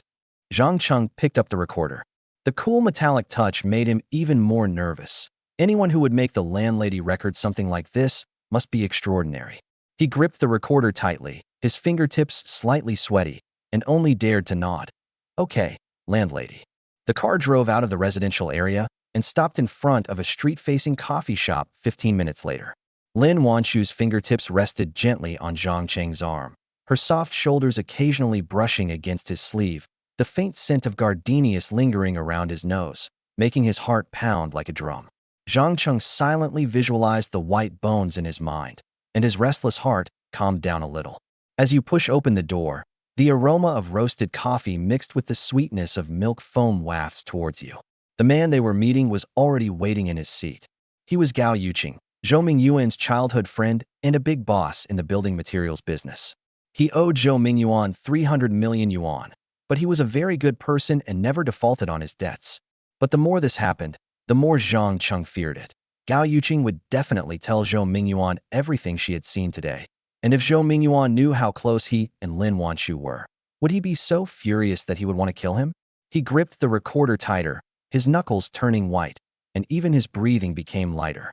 When Gao Yuqing saw the two of them arm in arm, her eyes widened instantly, but she quickly regained her composure, put on a polite smile, and humbled herself greatly. "Sister-in-law, please sit down. What would you like to drink?" Lin Wanshu didn't sit down. She took out the screenshot of the transaction history from her bag and slammed it on the table. The sound of the paper hitting the table was particularly jarring in the quiet coffee shop. "President Gao, you transferred 7.3 million yuan to Yin Jixia. Are you keeping her as a mistress?" Gao Yuqing's face turned deathly pale instantly. She frantically tried to cover the paper with her hands, her voice trembling. "Sister-in-law, I did indeed keep Yin Jixia as my mistress. She's very beautiful. I want to hear the truth." Lin Wanshu interrupted him, her tone as cold as ice. "Otherwise, I'll send this screenshot to your wife and let her see the evidence that you're keeping a mistress." "No, please don't." Gao Yuqing instantly cowered, beads of cold sweat appearing on his forehead. He clasped his hands together and begged for mercy. "Sister-in-law, my wife is a retired boxer. If she sees this, she could kill me with one punch. To tell you the truth, Zhou Mingyuan made me transfer this money. He said he would deduct it from the 300 million debt so you wouldn't be able to trace it back to him, and he could keep Yin Jixia as his mistress without worry." The voice recorder was running quietly in Zhang Cheng's pocket, clearly recording every word. After leaving the coffee shop, Lin Wanshu immediately dialed Liang Ying's number. "Bring the other 3 bodyguards over and meet them downstairs at Zhang Cheng's rented apartment." After hanging up the phone, she said to Zhang Cheng, "Go back to your place, pack your bags, and move out right away." Zhang Cheng's heart skipped a beat, filled with doubt and fear. Was he going to be asked to move to the villa? If Zhou Mingyuan came back and saw this, wouldn't he want to tear him apart? He didn't dare ask. He could only nod, his hands trembling slightly as he gripped the steering wheel. The car drove to Zhang Cheng's rented apartment, where Liang Ying and the other three were already waiting downstairs. Zhang Cheng packed his luggage as quickly as possible, a few old clothes, a well-worn novel, and a charger, in a worn-out suitcase, finishing in 2 minutes. Get in the car. Lin Wanshu's tone remained calm, but Zhang Cheng felt that there was something hidden in her eyes. It wasn't until the car drove into the gate of Baoan Legion Garden that he suddenly realized. This was the community where Yin Jixiao lived. The car stopped at the entrance of the apartment building, and the 6 of them went upstairs. Lin Wanshu raised her hand and knocked on the door. A wary voice came from inside the door. Who is it? I am Lin Wanshu. There was an instant silence inside the door. After a while, the peephole dimmed. Clearly Yin Jixiao was watching. Lin Wanshu's voice turned colder. Open the door, or I'll kick it down. This is my home. If you dare kick the door, I'll call the police. Yin Jixiao's voice was defiant yet timid. Call the police? Lin Wanshu laughed, taking out several photos from her bag. Pictures of Zhou Mingyuan and Yin Jixiao having an affair at a private club last time. Do you want me to post these photos online or in your classmates' group chat so everyone can see your true socialite face? There was a flurry of noise coming from inside the door, and then with a click, the door opened. Yin Jixiao was wearing a beige silk bathrobe. Her hair was messy, and her face was pale. Zhou Mingyuan behind her looked even more flustered, and he had buttoned one of the buttons on his shirt wrong. Lin Wanshu led the 5 of them into the living room. The crystal chandelier in the living room was dazzlingly bright. The leather sofa and European-style coffee table were all brand new. Compared with Zhang Cheng's rented room, it was like 2 different worlds. Without looking at the 2 of them, she pressed the play button on the recorder. Gao Yuqing's voice came through clearly. Zhou Mingyuan asked me to transfer this money. Zhou Mingyuan's face instantly turned from white to green, then to purple. His fists clenched so tightly they cracked, but he dared not retaliate. Yin Jixiao was completely dumbfounded, slumped on the sofa, her eyes vacant. The house and car she thought she had finally gotten were still going to be gone. That 7.3 million is the company's payment for goods. You'd better return it immediately, or we'll see you in court. Lin Wanshu turned off the recorder and threw the photos in front of Yin Jixiao. You can't win this kind of lawsuit. Yin Jixiao suddenly looked up at Zhou Mingyuan, her eyes full of pleading. Zhou Mingyuan took a deep breath, suddenly hardened his stance, and roared. Yin Jixiao, don't be afraid. This house and car are gifts from me. She has no right to interfere. Gift? Lin Wanshu sneered, walking closer to him step by step. The coldness in her eyes made Zhou Mingyuan take half a step back. Zhou Mingyuan, have you forgotten? We are not divorced yet. All your property is joint property of the couple. You have no right to give it away to someone else on your own. If you keep causing trouble, I'll file for divorce right now. With this evidence, I can get 80% of the company's shares. And with a few more tricks, I can make you a penniless nobody. Want to try? Zhou Mingyuan's forehead broke out in a cold sweat, and his face flushed red and then turned pale. He was scared. Lin Wanshu has connections all over Shenzhen. If he were pushed too far and she took drastic measures, he might not actually become penniless, but he would definitely suffer heavy losses. He immediately softened and pleaded, Wanshu, I was wrong. Please have mercy. Yin Jixiao, transfer the house and car back to me. Consider them joint property of Lin Wanshu and me. Also, transfer the other 300,000 to my wife immediately. Yin Jixiao's tears fell instantly, her heart filled with resentment. She had been slept with for nothing? She hadn't even gotten a penny of benefit? Zhou Mingyuan then changed the subject, looking at Lin Wanshu with a resentful tone. But I've wronged Yin Jixiao, and I have to make it up to her. I own half of this house, and I'll rent it to her for just 1 yuan a month. She can stay as long as she wants. Chapter 61. Damn it. Living with Yin Jixiao? Okay. Yin Jixiao's eyes lit up. At least she could stay for free. Moreover, Zhou Mingyuan will continue to secretly give her money in the future. She didn't give out large sums of money, just a few thousand or a few hundred at a time. Even a god like Lin Wanshu wouldn't know. Besides, continuing her relationship with Zhou Mingyuan might infuriate Lin Wanshu, making her unable to bear it any longer and taking the initiative to give up and divorce Zhou Mingyuan. Zhou Mingyuan owns 60% of the company's shares, which is worth 6 billion. She became rich.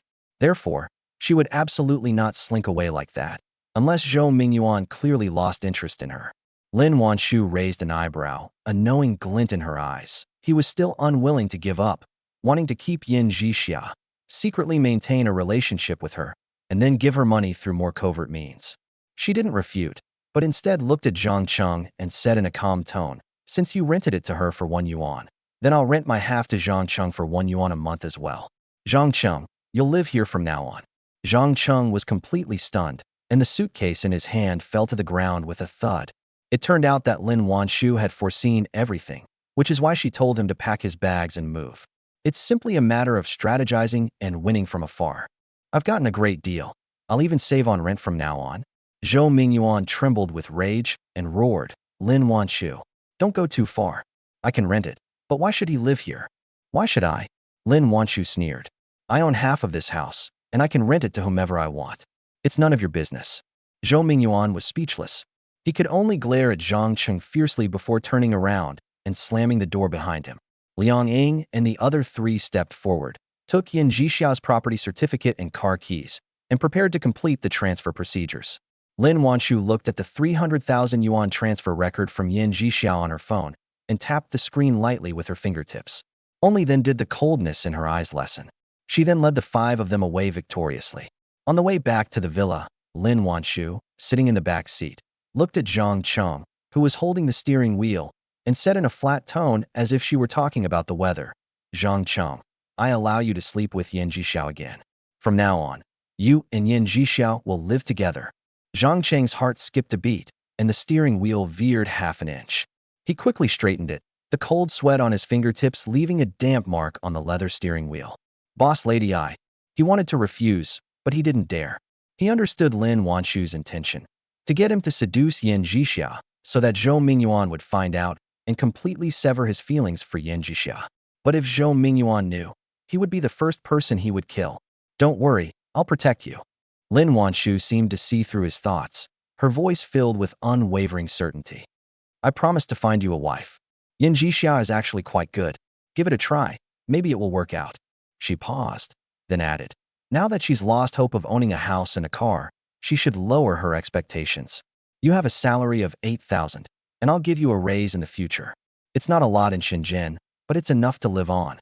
You should advise her to find a proper job and stop thinking about taking shortcuts." Zhang Qing nodded with a wry smile, though he was clearly unconvinced. He knew Yin Jixiao too well. That woman was even more ambitious than Su Qing. How could she possibly be willing to live with a poor driver like him? Having a history of turning her back on someone after getting what she wanted. Even without her backer now, she'll only be thinking about finding the next Zhou Mingyuan, and will never be interested in him. I'll give it a try." He could only reluctantly agree.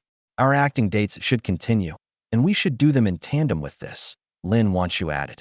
"But don't rush things, take it slow. I want to give him time to correct his mistakes, and I also want to give you time to win over Yin Jixia. I hope we can both have a good outcome." "But Gao Yuqing saw that you linked arms with me today," Zhang Cheng said in fear. "It was just linking arms. Gao Yuqing probably misunderstood and won't tell Zhou Mingyuan. When we get closer next time, he'll see it, and then he won't be able to resist telling everyone, and then Zhou Mingyuan will really get anxious." Zhang Cheng's heart beat even faster. The word intimate felt like a spark, burning his ears red. He didn't dare to reply and could only stare at the road ahead. The traffic in the night looked like ribbons of light, making him dizzy. The car was parked in front of the villa. The lights in the yard were on, casting a warm yellow glow on the white fence. Lin Wanshu pushed open the car door and walked into the villa. Soon after, Zhou Mingyuan's angry roar came from inside. "Lin Wanshu, you've gone too far.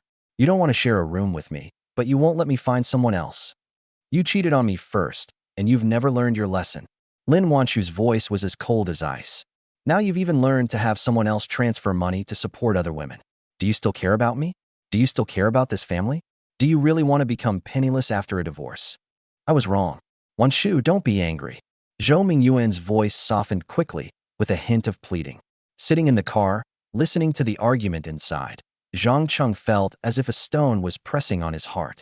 Looking at the lights in the villa, he suddenly felt like a tightrope walker, caught between Lin Wanshu's schemes and Zhou Mingyuan's rage.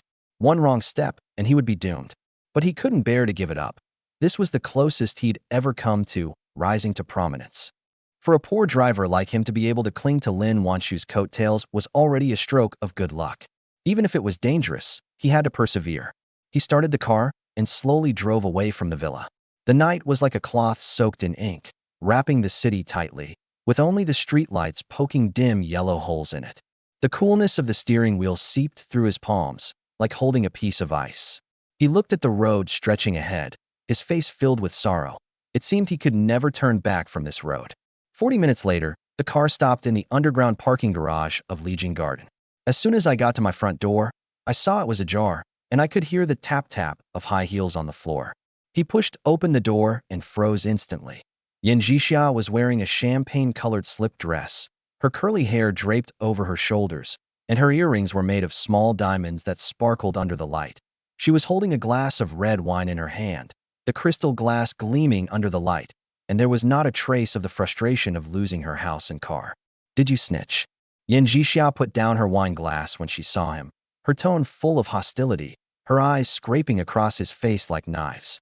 Cheng frowned and retorted, "If I really betrayed you, Lin Wanshu would have arrived on the very first day you moved in. How could you have stayed for so many days and driven your Porsche for so many days?" Yan Zhixia was stunned for a moment, then sneered, her eyes filled with contempt like a tidal wave. "You didn't tell on me because you haven't forgotten me and want to sleep with me again, right?" She took 2 steps closer, the hem of her champagne-colored skirt brushing against his ankles, her tone cold and sharp. "Let me tell you, impossible. I know what Lin Wanshu is up to. She just wants me to get together with you, become the second Su Qing, and make Zhou Mingyuan give up on me completely. I won't fall for that." She pointed a finger at Zhang Cheng's chest, the force provocative. "I'm warning you, don't knock on my door, and don't look at me with that lewd look. If Zhou Mingyuan comes over, and you dare to tell on me, I'll get him to kill you." Chapter 62, Yan Zhixia's allure is too great. Zhang Cheng felt a surge of anger rising in his chest, but it was suppressed by a sense of powerlessness. He knew that Yan Zhixia was telling the truth. Poverty is the original sin. If he were rich, she might have already clung to him and called him husband. But now, he doesn't even have the confidence to refute her. "I have no interest in your business." He gritted his teeth, picked up his suitcase, turned around, and went into his room, slamming the door shut. The room was quite spacious and luxurious. It's so much better than renting a place before, but one thing remains the same: loneliness and solitude. Zhang Cheng leaned against the door, listening to Yan Zhixia humming a tune outside, feeling both depressed and frustrated. He pulled out his phone, trying to distract himself, and his finger unconsciously tapped on his high school classmates' group chat. He'd been kicked out before, but then added back in. After all, he'd only offended Duan Jun. "As soon as I entered, I was overwhelmed by a screen full of wailing and lamentation." Luo Guang sent a voice message, his voice trembling with tears. "Duan Jun ran away. He took our money and immigrated to Australia. My 200,000 yuan was borrowed, and my mother is still waiting for surgery in the hospital. Wang Lei, my 100,000 yuan was from credit card cash advances. Now the bank is pressing me for repayment. What should I do? I don't want to die. Li Chong, my 100,000 yuan. That's my savings from 8 years of hard work. Duan Jun, you beast, I curse your ancestors for 8 generations." Some people also posted chat logs showing that Duan Jun had blocked them on WeChat and could not be reached by phone. The profit screenshots he posted before were all photoshopped. Looking at these messages, Zhang Cheng felt a cold sweat break out on his back. Luckily, Lin Wanshu had stopped him from investing the more than 70,000 yuan. Otherwise, he would have fallen into the abyss like his classmates. He tapped his finger on the screen. "I said back then that the stock market is a tool for the rich to plunder the poor, but you didn't believe me. Now it's too late to regret it." After sending the message, Luo Guang immediately messaged him privately, his tone filled with despair. "Chengzi, I was wrong. I shouldn't have disobeyed you. What should I do now? If my dad finds out, he'll beat me to death." Zhang Cheng felt bad after reading the message, but could only reply, "Call the police. Maybe there's still some hope. Don't believe in these surefire schemes again." After closing WeChat, Zhang Cheng touched his salary card in his pocket. The balance of over 70,000 yuan felt like a reassuring stone. He took a deep breath, walked to the bedside, sat cross-legged, and tried to calm himself down through visualization. He took out a 10 yuan bill from his wallet, held it in his left hand, and focused his mind on visualizing it in his right hand. This time, the sensation came quickly to his fingertips, and the bill was larger than before, about the size of 2 coins, with clear lines, and even the small characters, People's Bank of China, were clearly visible. This is so much fun, he muttered to himself, feeling a little better. However, his mental energy was being depleted quickly, so he quickly closed his eyes and visualized the skeleton. The skeleton in his consciousness, with both arms covered in light pink muscles, and even the tendons in his elbows were clearly visible. He didn't know how much time had passed, but when he opened his eyes, it was already dawn. Sunlight streamed through the gaps in the curtains, casting a thin beam of light on the floor. Cheng stretched and suddenly remembered the side effects of the white bone contemplation. If he couldn't see someone who could eliminate negative emotions, the image of white bones would linger in his mind, easily causing depression. Today is Sunday, so Lin Wanshu doesn't need a car and won't be able to see her. He stepped out of the room. The morning light streamed through the living room's French windows, casting warm yellow patches of light on the floor. Yan Zhixia's fragrance still lingered in the air. His gaze fell on Yan Zhixia's tightly closed door, and a glimmer of hope rose in his heart. Now, only Yan Zhixia could bring him relief. But she warned me last night not to knock on her door. They were roommates under the same roof, yet it felt like they were separated by an abyss, because she disdained to see him, while he needed her to avoid becoming depressed. After hesitating for a moment, Zhang Cheng tiptoed to Yan Zhixia's door. As soon as his fingertips touched the cold door, he realized that the door was not closed properly. A gap the width of a finger joint let out soft, warm light from inside, along with the woman's even breathing, which gently drifted into his ears. His heart skipped a beat, and he couldn't help but gently push open the crack and peer inside. The gauze curtains in the room were half drawn, and sunlight filtered through them, casting fine golden dust on Yan Zhixia. She lay on her side on the bed, her white spaghetti strap miniskirt rolled up to her thighs, revealing her smooth calves, and the skin beneath the skirt shimmered like cream. Her jet-black curly hair was spread out on the pillow, her profile was soft, and even her breath carried a lazy sweetness. The scene resembled a meticulously painted portrait of a lady, making Zhang Cheng hold his breath. What surprised him even more was that the clear white skeleton in his mind slowly dimmed the moment he saw Yan Zhixia. The pale pink muscle texture faded away little by little, the outline of the skeleton became more and more blurred, and finally disappeared completely, as if it were wrapped in the morning mist. Although it didn't dissipate as completely as when I saw Lin Wanshu, it was enough to dispel the oppressive depression, and even the tightness in my chest felt much lighter. Great! Zhang Cheng was secretly delighted. He was about to quietly slip away when he saw Yan Zhixiao on the bed suddenly open her eyes and stare straight at him. He froze instantly, like a thief caught red-handed, his cheeks burning, frantically trying to close the door. But Yan Zhixiao wasn't angry. Instead, she curled her lips into a smile, a sly glint in her eyes, and gently turned over. The halter top slipped down to one side, revealing her delicate collarbone. She even deliberately stretched, the curves of her waist appearing even more exquisite in the sunlight, like a flower waiting to be picked. She's trying to trick me into going in so she can mock me, right? Zhang Cheng instantly snapped out of his daze. The mockery from last night was still ringing in his ears. How could he possibly fall for it? He gritted his teeth and slammed the door shut, as if that would shut out the temptation he had just experienced. He stepped back and sat on the sofa, panting. But Yan Zhixia's door opened quickly, and she walked out with a strong fragrance. She looked at Zhang Cheng with disdain and said, "I told you yesterday not to knock on the door and not to look at me with such a lewd look, and you did it today. I didn't knock, and I didn't look at you in a creepy way. I just wanted to ask if you had breakfast yet." Zhang Cheng spoke with righteous indignation. He really didn't have any lewd intentions.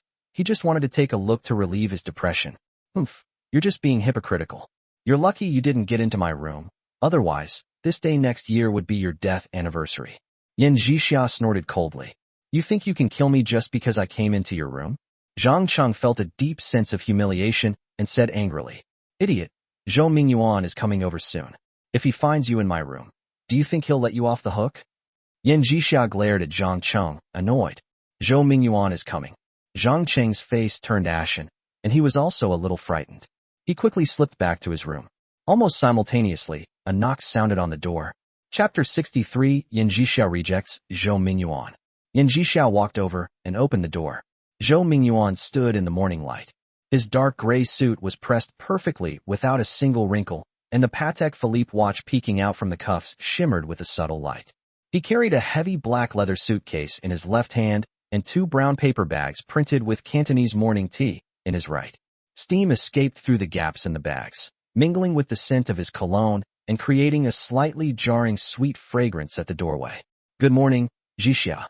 Zhou Mingyuan's voice carried a deliberately softened smile as his eyes quickly swept over her attire. The white suspender dress accentuated her beautiful features and fair skin. "I went out of my way to buy your favorite dim sum. It's still warm." Yin Jixia's gaze lingered on him for 2 seconds, without any smile. She simply stepped aside to make way for him, her voice as flat as plain water. "Come in." She didn't even say, "Why are you here?" as if the man in front of her wasn't the sugar daddy she had once been intimate with, but just a stranger delivering takeout. Zhou Mingyuan didn't care about this distance at all. He placed the brown paper bag on the dining table like a treasure and deftly untied the knot with his fingertips. Crystal shrimp dumplings lay in a bamboo steamer, their paper-thin skin gleaming with a translucent light, revealing the pinkish-white shrimp inside. The char siu buns had delicate pleats pinched on their skins, glistening with oil, and there was also a small bowl of boat congee, with thin strands of egg and crunchy peanuts floating on the surface, the rising steam infusing the surrounding air with a fragrant aroma. "Try it. The shrimp dumplings here are freshly made, and the shrimp are especially fresh." As he spoke, he reached out to pull out a chair for Yin Jixia. The moment his fingertips touched the chair, Yin Jixia subtly took a half-step back, avoiding his touch. Zhou Mingyuan's hand froze in midair, then quickly withdrew, as if he was already used to such a difference. He just smiled awkwardly, bent down, and opened the black leather suitcase. The moment the box lid popped open, the red banknotes were dazzling. 10 stacks of cash, neatly bundled with white paper strips, each stack printed with the bank's anti-counterfeiting mark, exactly 100,000. "I just withdrew it from the bank, cash," Zhou Mingyuan said with a hint of pride, taking out 100,000 yuan and pushing it in front of Yin Jixia. The red banknotes gleamed brightly in the morning light. No matter how capable Lin Wanshu is, she can't find out where the cash went. You can spend it without worry. Yin Jixia's gaze fell on the cash, her fingertips unconsciously rubbing against the wood grain of the edge of the dining table. That hesitation was like a pebble thrown into a lake, creating shallow ripples in her eyes, but quickly being covered by calm. "Thanks." She put the cash aside. Zhou Mingyuan secretly breathed a sigh of relief, raised his arm slightly, wanting to put his arm around Yin Jixia's waist, wanting to experience her gentleness again. Yin Jixia quickly took a step back, creating half an arm's length distance between them, and her eyes instantly turned cold, as if covered with a thin layer of ice. "Mr. Zhou, I'm just your tenant now, not your lover. Don't lay a hand on me." Her voice was soft, but full of sarcasm. "This money, 9 times out of 10, Lin Wanshu will come knocking on my door in a few days to get it back. I don't want to be played like a fool by you two again." Zhou Mingyuan's face instantly turned red, as if he had been slapped in public, and the tips of his ears felt hot. He opened his mouth, wanting to explain something, but couldn't utter a word. Finally, all I could manage to say was, "I just wanted to make it up to you." "Compensation? Did you ask your wife?" Yin Jixia picked up her chopsticks, took a shrimp dumpling, but didn't put it in her mouth. She just poked at it lightly on the plate. "You'd better leave quickly, lest Lin Wanshu suddenly comes over and hurts me. What will become of my reputation then?" Zhou Mingyuan had nowhere to vent his anger, so he turned around and went to Zhang Cheng's room door, banging on the door so hard that the paintings on the wall shook. Zhang Chenggang had just calmed down in his room when he heard a knock on the door. His heart jumped again, and he quickly opened the door. Zhou Mingyuan's anger surged forth. His face was as black as the bottom of a pot, and the murderous intent in his eyes was almost overflowing. He stared at Zhang Cheng as if he wanted to devour him alive. "Zhang Cheng, did you betray me? Otherwise, how could Lin Wanshu suddenly find out about Gao Yuqing's money transfer?" "Boss, why are you yelling at me? Don't you know how Lin Wanshu is? You used to hide in the closet, back when I was your driver." Zhang Cheng's face was full of grievance and anger. "If I really betrayed you, she would know all the scum you've done, and she would be furious. She wouldn't let you off so easily." Zhou Mingyuan was so angry, he almost vomited blood. He stopped asking questions and instead warned Zhang Cheng menacingly. "Zhang Cheng, if you dare to betray me, reveal any of my secrets, or even touch Lin Wanshu, I'll make sure you die without a trace." He paused, his gaze sweeping across the living room, his tone becoming even harsher, carrying a blatant threat. "And Yin Jixia, she's my woman. You share an apartment with her, and if you dare to make a move on her, I'll chop you up and feed you to the dogs." Mr. Zhou, I'm not your woman. I'm just a tenant. Don't you feel ashamed to use me to threaten others? Yin Jixia stood by the dining table, holding half a char siu bao in her hand, with some sauce on the corner of her mouth, her eyes full of anger. Zhou Mingyuan was speechless, his face turning pale and then red, as if he had been stripped naked in public, feeling both embarrassed and angry. He glared at Zhang Cheng, then turned and slunk away, forgetting to close the door. The wind from the corridor blew in, causing the living room curtains to sway gently. Yin Jixia closed the door, walked back to the dining table, gestured with her chin to Zhang Cheng, and said in a somewhat nonchalant tone, "What are you still standing there for? Come and eat. That simp bought so much. I can't finish it all by myself. It would be a waste." Simp. Zhang Cheng couldn't help but laugh. The way Yin Jixia said those two words, with a touch of spoiled sarcasm, was strangely satisfying. He walked to the dining table, sat down, picked up a shrimp dumpling, and took a bite. The freshness of the shrimp combined with the crispness of the bamboo shoots, and the broth bursting in your mouth, makes for a truly delicious flavor. After hesitating for a moment, he still asked, "Yin Jixia, what are your plans for the future?" Yin Jixia was drinking porridge when she heard this. She looked up at him, her eyes full of mockery, as if she could see right through his thoughts. "What do you hope I'll do?" I think you can go back to your previous foreign company. The monthly salary is over 30,000, which is pretty good." Zhang Cheng stammered, his fingertips unconsciously rubbing the edge of the porridge bowl. "You can continue to live here from now on. You don't have to pay rent, and the financial pressure will be less. You can slowly save some money, and life will get better and better. As for Zhou Mingyuan, he's really not worth your expectations. The landlady's methods are too shrewd. You won't get any advantage from him." Yin Jixia put down her porridge bowl and said coquettishly, "Do you still hope that I will fall in love with you, become your girlfriend, and marry you in the future?" Chapter 64. When the heavens are mad, rain will fall. When people are mad, disaster will follow. "I didn't." Zhang Cheng's face turned red instantly, and he quickly denied it, feeling both frustrated and aggrieved. He was just offering a friendly suggestion. How could it be misinterpreted like this? There is no best. Yin Jixia put away her smile, picked up a tissue to wipe her mouth, her movements elegant but distant. "My affairs are none of your business. Just be a good driver." Yin Jixia, you have nothing to be proud of. You're just like me now, a poor loser.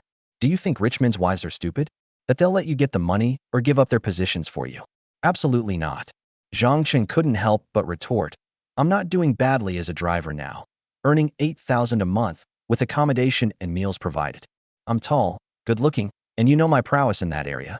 Who was it that called me daddy and husband in bed back then? So what if I shouted?" Yin Jixia slammed her chopsticks on the table with a bang, the porcelain chopsticks hitting the glass surface with a piercing, crisp sound. She raised an eyebrow and glared at Zhang Cheng. "I might yell when I feel good, but that doesn't mean I'll like you or marry you. Lin Wanshu is shrewd, but that doesn't mean all rich wives are shrewd. I know at least 8 or 10 mistresses who have risen to power." She adjusted the neckline of her sundress, her fingertips tracing her collarbone, her eyes gleaming with confidence in her own strengths, like a proud peacock. "I'm beautiful and sexy. That's my capital. You want me to give up my capital and work like those ordinary women who squeeze onto the subway from 9 to 5, relying on my talent? Do you think I'm stupid? From now on, we'll be roommates and won't interfere with each other. I won't try anything with you, and you shouldn't always target me." Zhang Cheng stopped arguing with her. He knew in his heart that he and Yin Jixia came from two different worlds. She had a high level of education, beauty, and the means to take shortcuts. He only had a high school diploma and could only earn a living through hard work. Their only connection was perhaps that bed they once shared. But now, even that connection was probably gone. "Lin wants you let you move in. Isn't that just encouraging you to make a move on me?" Yin Jixia's words were like a fine needle, gently pricking Zhang Cheng's heart, the sarcasm in her tone impossible to hide. After she finished speaking, she got up, grabbed her beige coat from the back of the chair, and went straight into her room, slamming the door shut. Zhang Cheng sat alone at the dining table, holding half a cold shrimp dumpling in his hand. The heat in the porridge bowl had long since dissipated, and even the air felt cool. He suddenly realized that even if Yin Jixia lost her car and house, and was no longer Zhou Mingyuan's lover, her inherent arrogance had not changed. She had enviable beauty and education, as well as the ruthlessness of rejecting people after getting rid of them. How could she possibly be interested in a poor driver who only graduated from high school. Those unrealistic desires were nothing more than dreams that Lin Wanshu kindly wove for him. Zhang Cheng sighed, got up to clear the table, and quickly walked back to his room. He sat cross-legged on the bed, closed his eyes, and began to meditate. Yan Zhixia may leave soon, and it will be difficult to see her again in the future. This antidote that can alleviate the side effects of the white bone observation should be used well. This was the first time he had visualized during the day, and it went much more smoothly than at night. As consciousness sank, the muscles in his body slowly decayed and faded away as if weathered, revealing a set of translucent white bones. The bones gleamed with a faint luster, like the finest mutton fat jade, shining brightly in his consciousness. Then, pale pink muscles slowly grew from the white bones. First, the tendons of the arms were clearly visible. Then the skull's cheekbones were covered with delicate muscle texture. And finally, even hair and body hair emerged. It was as if a half-human, half-skeletal self really appeared in my consciousness, eerie yet with a strange sense of power. After an unknown amount of time, a sudden knocking sound rang out, startling Zhang Cheng from his meditation. It was already dark, and the room lights were off. Only the warm light from the living room seeped in through the crack in the door, casting a thin beam of light. He quickly got out of bed and opened the door. Yan Zhixia stood at the door, wearing a beige loungewear set. Her black hair draped over her shoulders with a few stray strands clinging to the ends, holding an enamel bowl in her hand, a faint fragrance wafting from her like a gentle breeze. Upon seeing Zhang Cheng, she frowned, her tone tinged with disdain, yet also revealing a barely perceptible concern. I thought you'd committed suicide. You haven't left the house all day. Aren't you hungry? She's asleep, Zhang Cheng lied, his gaze falling on the bowl in her hand. A bowl filled with steaming rice and the aroma of braised pork wafting from it. I put too much rice in when I cooked. Let's eat together. Yan Zhixia's tone was still indifferent, but it was no longer as harsh as before. Zhang Cheng walked into the living room, where the dining table was neatly set. A plate of steamed fish with wide-open eyes, sprinkled with bright green scallions, steaming hot. A plate of braised pork, red and glossy, coated with a thick sauce. A plate of stir-fried seasonal vegetables, crisp and tender. And a bowl of seaweed and egg drop soup, with egg strands floating on the surface like thin gauze. He filled a bowl to the brim with rice, ate 5 bowls with the dishes, and even drank all the soup. In the end, he took the bowls and chopsticks to the kitchen and carefully washed them with dish soap. As soon as I stepped out of the kitchen, I saw Yan Zhixia sitting on the sofa, sighing into her phone with her brows furrowed. She looked up and beckoned to Zhang Cheng. Come here, I need to talk to you about something. Zhang Cheng sat down on the sofa opposite her and was about to ask something when he heard Yan Zhixia say with a worried look on her face, I want to earn $1 million quickly and buy a Porsche. Do you have any ideas? If I had a way to make $1 million, I wouldn't be a driver, Zhang Cheng said, half laughing and half crying, and couldn't help but ask curiously, Porsche is so expensive. Why did you buy it? I posted on my WeChat moments that I have a Porsche, and all my classmates and friends know about it.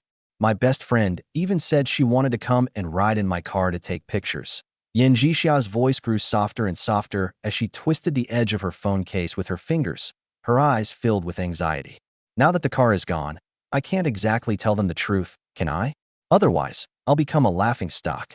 When the sky is arrogant, it will rain. When people are arrogant, disaster will follow. Why didn't you think about the consequences when you were showing off? This girl is just grasping at straws now. Zhang Cheng muttered to himself.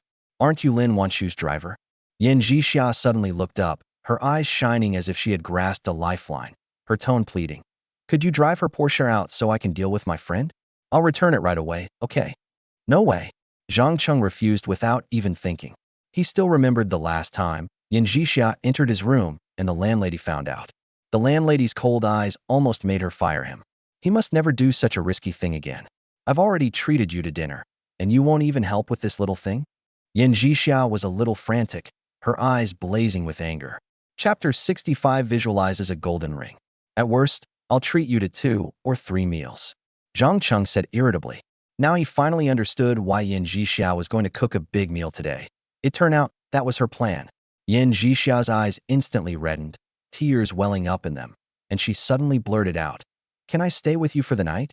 Zhang Cheng's heart skipped a beat, but he felt awkward and couldn't help but frown and lecture. Don't say this all the time. It makes you seem casual and cheap. When have I ever been casual? Yan Jixia instantly bristled, jumping up from the sofa, tears welling up in her eyes, her voice choked with sobs. I've only ever had one boyfriend before. We lived together for a month, and then broke up. You're my second man.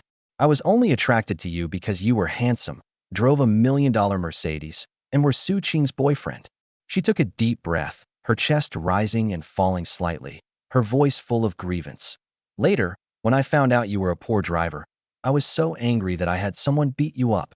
As for Zhou Mingyuan, it was because I knew Su Qing had also been his secretary, and he gave me 300,000 yuan directly. I thought that since even a poor driver had slept with me, I wouldn't cherish him anymore, so I agreed to his request. And what happened? I was taken advantage of several times. I'm about to die, and you won't even help me. I let you sleep with me because we've slept together so many times. One more time wouldn't hurt, and you're still mocking me. She pointed to her chest, her voice trembling slightly. Didn't you see that I rejected Zhou Mingyuan today? He offered me 100,000 yuan in cash, but I didn't let him touch me. Zhou Mingyuan gave you 100,000 yuan in cash. Zhang Cheng's eyes widened instantly, filled with surprise. You bastard. Is that the point? Yan Jixia was trembling with anger. Suddenly, she pounced on Zhang Cheng and bit his arm hard. Zhang Cheng gasped in pain, tears welling up in his eyes. Are you going to tell on me? If you dare tell Lin Wanshu, I'll fight you to the death. It hurts. Let go. Zhang Cheng tried to push her away forcefully, but the pain in his arm intensified, and he could even feel the red marks from her teeth. I won't tell. I'll go get your car back for you. Let me try, see if it works. Yan Zhixiao immediately released her mouth, her eyes shining like stars, her face still streaked with tears, yet filled with surprise. Really? You're not lying to me. I'll give it a try, but I'm not sure I'll succeed. Zhang Cheng rubbed the teeth marks on his arm, his tone serious. But you have to promise me you'll find a good job and stop thinking about those unrealistic things. I've been sending out resumes all day, and I have an interview tomorrow. Do you think I'm not looking for a job and am going to starve to death? What are you worried about? I'm not your girlfriend. Yan Jixia glared at Zhang Cheng, annoyed. That night, Zhang Cheng lay in bed, feeling very upset. It turns out that sleeping with Yan Jixia had such a big impact on her. It's all because of poverty. If she were rich, she would feel honored to be slept with. Not only would it not lower her value, but it would actually increase it. If you have money, just buy her a Porsche. Why would you secretly drive the boss's wife's car to show off? How about trying to visualize a piece of gold? Zhang Cheng gritted his teeth and took out a small jewelry box from the trunk. Inside was a gold ring. 5 years ago, he heard Zhou Mingyuan say that gold would appreciate in value, so he saved up and spent 3,000 yuan to buy it. Now the price of gold has more than doubled, and it is worth at least 6,000 yuan. He placed the gold ring in the palm of his left hand and examined it carefully. The inner wall of the ring was engraved with a small, pure gold 999 mark, and the surface had a simple spiral pattern. It felt heavy in his hand and had a cool metallic feel. Then he concentrated and began to visualize an identical gold ring in the palm of his right hand. At first, there was no reaction. Gradually, he entered the state of mind, and a little bit of gold suddenly appeared in his right palm. Then it slowly grew bigger, and finally half a ring appeared. But at that moment, his temples suddenly started throbbing, his vision went black, his mental energy seemed to be drained, and his fingertips began to go numb. Zhang Cheng quickly stopped and carefully examined the half of the gold ring that hadn't yet dissipated. It was heavy and golden, and it really seemed to be gold. Holy crap, this is amazing! Zhang Cheng was deeply shocked. He has only been practicing for less than a month, yet he can already visualize half a gold ring. If he practices for another 3 to 5 years, he might be able to visualize a complete 100 yuan bill or a gold necklace. Although I know that these visualized things are fake and cannot pass the banknote detector and professional examination. However, such an amazing ability might still have ways to be monetized. Perhaps it can be used to make money. Thinking of this, Zhang Cheng's interest in practicing the white bone contemplation increased even more. Take a deep breath and let half of the gold ring completely dissipate in your palm. Then, abandon all distracting thoughts and close your eyes to visualize again. This time, he quickly got into the zone and didn't realize it was already dawn until his phone alarm rang. Driving to Lin Wanshu's villa, Lin Wanshu didn't sit in the back seat today, but instead sat in the passenger seat. Instantly, the delicate scent of gardenias filled the car, and the morning light streamed through the windows, casting a golden shimmer on her hair, making her look exceptionally gentle. How is Yan Jixia? Lin Wanshu asked softly, looking at the street scene flashing past the window. Zhou Mingyuan went there yesterday morning, but Yin Jixia wouldn't let him touch her, saying she was just a tenant, not a lover. Zhou Mingyuan left dejectedly. Zhang Cheng reported honestly, but didn't mention the 100,000 yuan in cash. He was afraid that Lin Wanshu would cause trouble for Yin Jixia, and Yin Jixia would definitely hate him to death.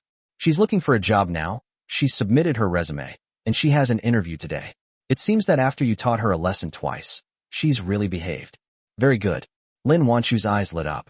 She turned her head to look at Zhang Cheng, a playful smile curling at the corner of her lips. So, how are things going with you two? Is there any chance you can win her over? The chances are slim. Zhang Cheng hesitated for a moment, but still told her about Yin Jixia's plan to borrow a Porsche to appease her friend. She didn't give you anything in return? Lin Wanshu raised an eyebrow. When she saw that I didn't agree, she said she'd let me sleep with her once, but I think she might stand me up, Zhang Cheng said, looking embarrassed. Upon arriving at the company, Zhang Cheng stopped the car, and Lin Wanshu took a silver Porsche key from her bag and gently placed it in Zhang Cheng's palm. You can drive the Porsche back these next few days and help her this time. Her tone was serious, and her eyes were full of sincerity. Seize the opportunity. I hope you can really win her over and solve your marriage problems. Thank you, ma'am. Zhang Cheng gripped the cold key, but his heart was filled with warmth. Lin Wanshu was genuinely thinking of him. A surge of joy welled up in my heart. Could it be that I could really sleep with Yin Jixia for one night? Am I really that lucky with women?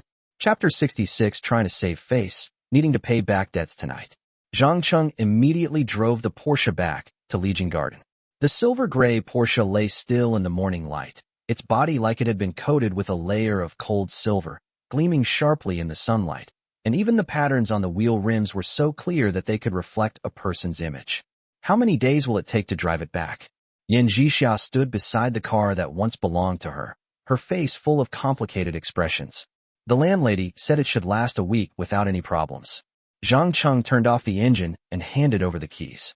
When the metal keychain touched her palm, Yin Jixia's eyes lit up. Her shoulders, which had slumped due to the loss of her car and house, straightened up slightly, and even the dejection in her eyes dissipated. Over the next few days, Yin Jixia completely shed her sundresses and elaborate makeup, donning crisp white shirts and black suit pants, and walked between office buildings every day in high heels. The crumpled resume during the interview, the forced composure after being rejected, and the uncontrollable joy when receiving the job offer were all hidden in her deliberately maintained composure.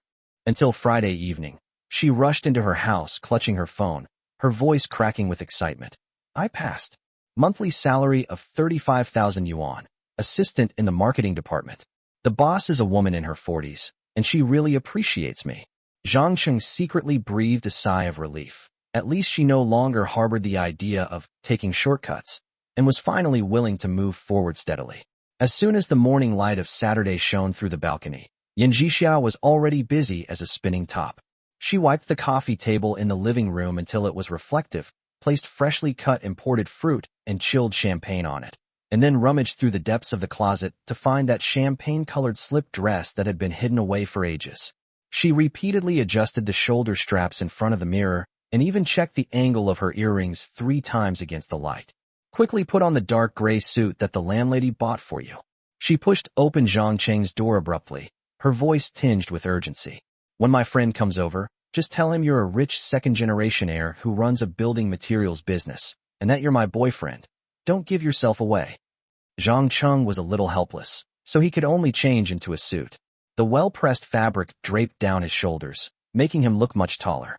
In the mirror, he looked less awkward as a driver and more refined. But the thought of lying to strangers still made his fingertips clench. At 10 a.m. sharp, the doorbell rang. Yin Jixia practically lunged to open the door, where 3 familiar faces stood, her best friend Li Meng, wearing a fiery red halter dress and carrying a diamond-encrusted handbag, her eyes sweeping across the living room with a hook-like quality.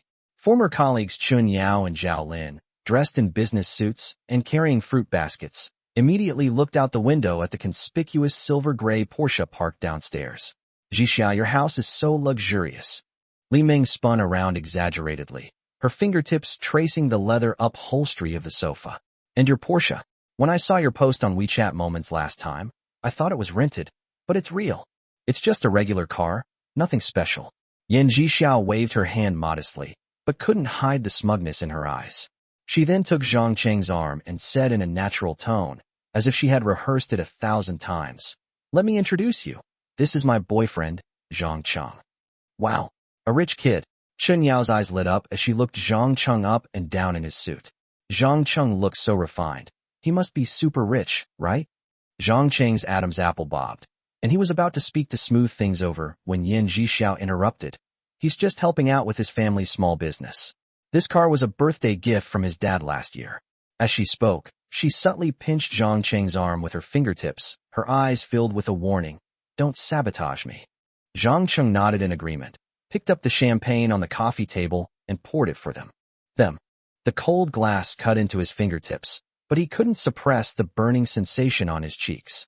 For the next few hours, he was like a puppet on strings, echoing Yan Zhixiao's rhythm. Every lie he told made his throat tighten, but seeing Yan Zhixiao surrounded by envious eyes, looking so joyful and satisfied, he couldn't bear to tear down that thin veil. "Zhixiao, you're so lucky." Zhao Lin took a sip of champagne, her jealousy practically overflowing. "I'm still taking the subway, and my rent is going up faster than my salary. Compared to you, I'm just miserable." Yan Zhixiao smiled and patted her hand, but didn't say anything. She just handed her a piece of fruit. Zhang Cheng saw this and felt a little depressed. This respectability was ultimately borrowed. The car would be returned next week. How would she face her friends' questions? At noon, Yan Zhixiao treated them to a French restaurant near the neighborhood. Outside the floor-to-ceiling windows was a trellis covered in vines. The aroma of steak mixed with the rich scent of red wine wafted over. The conversation among her friends continued to revolve around cars and houses, which Yan Zhixiao handled with ease. Occasionally, she would turn her head and smile at Zhang Cheng, pretending to be affectionate. Zhang Cheng silently cut his steak, the sound of his knife and fork clattering against the plate standing out starkly against the backdrop of laughter and conversation at the table.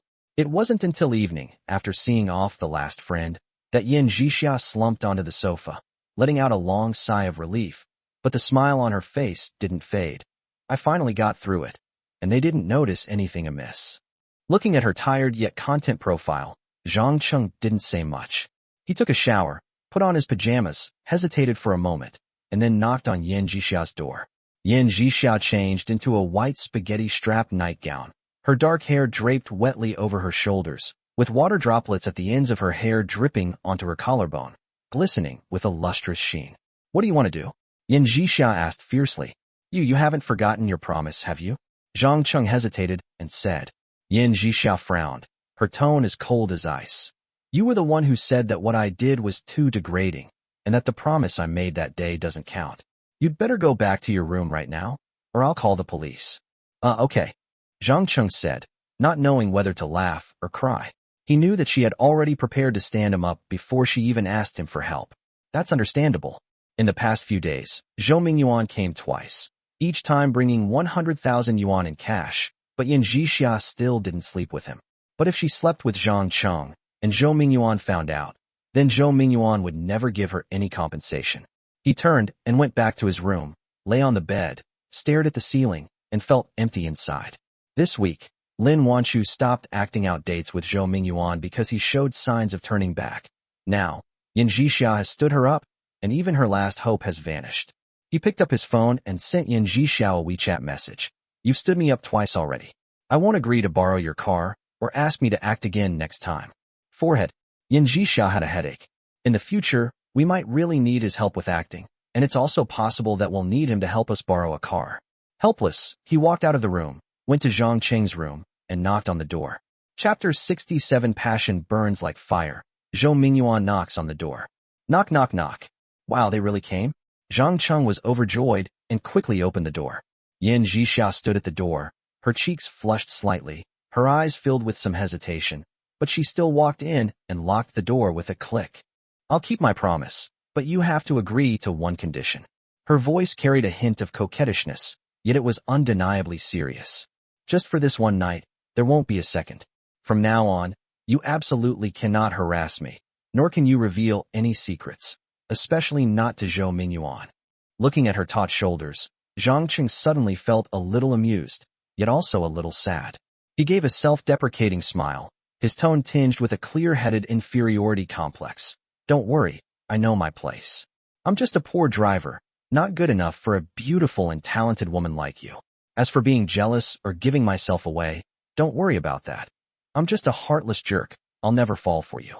Yan Zhixiao was stunned for a moment. Looking at the self-mockery in his eyes, a complicated feeling suddenly welled up in her heart, but she still turned her face away and whispered, "It's good that you know." The warm light from the room shone down, illuminating the silent figures of the two. An awkward atmosphere filled the air, yet a subtle tension lingered. This fulfillment of the contract, born out of a desire for decency, was ultimately nothing more than a brief compromise in the cracks of reality, like a dream that ended too quickly. After dawn, everyone would still have to return to their own paths. Without further hesitation, Zhang tightly embraced her waist. His fingertips touched her soft body, and he smelled the fragrance in her hair. His previous frustration and anger vanished instantly. Yan Zhixia's body stiffened for a moment, then seemed to relax, her slender hands wrapping around his neck like vines. She stood on tiptoe and took the initiative to kiss him. It quickly spiraled out of control. Half an hour later, a click was heard as the suite door was opened, followed by footsteps in the living room. Zhang and Yan Zhixiao both heard it and froze instantly, their eyes filled with panic. Even a fool could figure out that the only person who could open the door with a fingerprint was Zhou Mingyuan. Sure enough, Zhou Mingyuan's voice rang out soon after. "Yan Zhixiao, are you there?" The two were even more nervous, looking at each other in bewilderment, not knowing what to do. Soon, footsteps entered Yan Zhixiao's room. Perhaps finding no one inside, they came out again and went to check the bathroom and kitchen. Then the footsteps grew closer and closer, stopping in front of Zhang Cheng's door. The knocking sound was like a hammer blow, striking the hearts of both of them. "Who is it?" Zhang Cheng's voice trembled uncontrollably as his eyes darted around the room in a panic. The wardrobe was right next to him. He winked at Yan Zhixiao and lowered his voice. "Go in quickly." Yan Zhixiao panicked and scrambled into the wardrobe, covering her mouth tightly and barely daring to breathe, afraid that Zhou Mingyuan would hear her. "Zhou Mingyuan." Zhou Mingyuan's voice was filled with authority and anger. Zhang Cheng straightened his disheveled clothes, took a deep breath, and pretended to have just woken up, his voice still a little sleepy. "Boss, what brings you here so suddenly? Is there something you need?" "You need? Where's Yan Zhixiao?" "She's not in her room."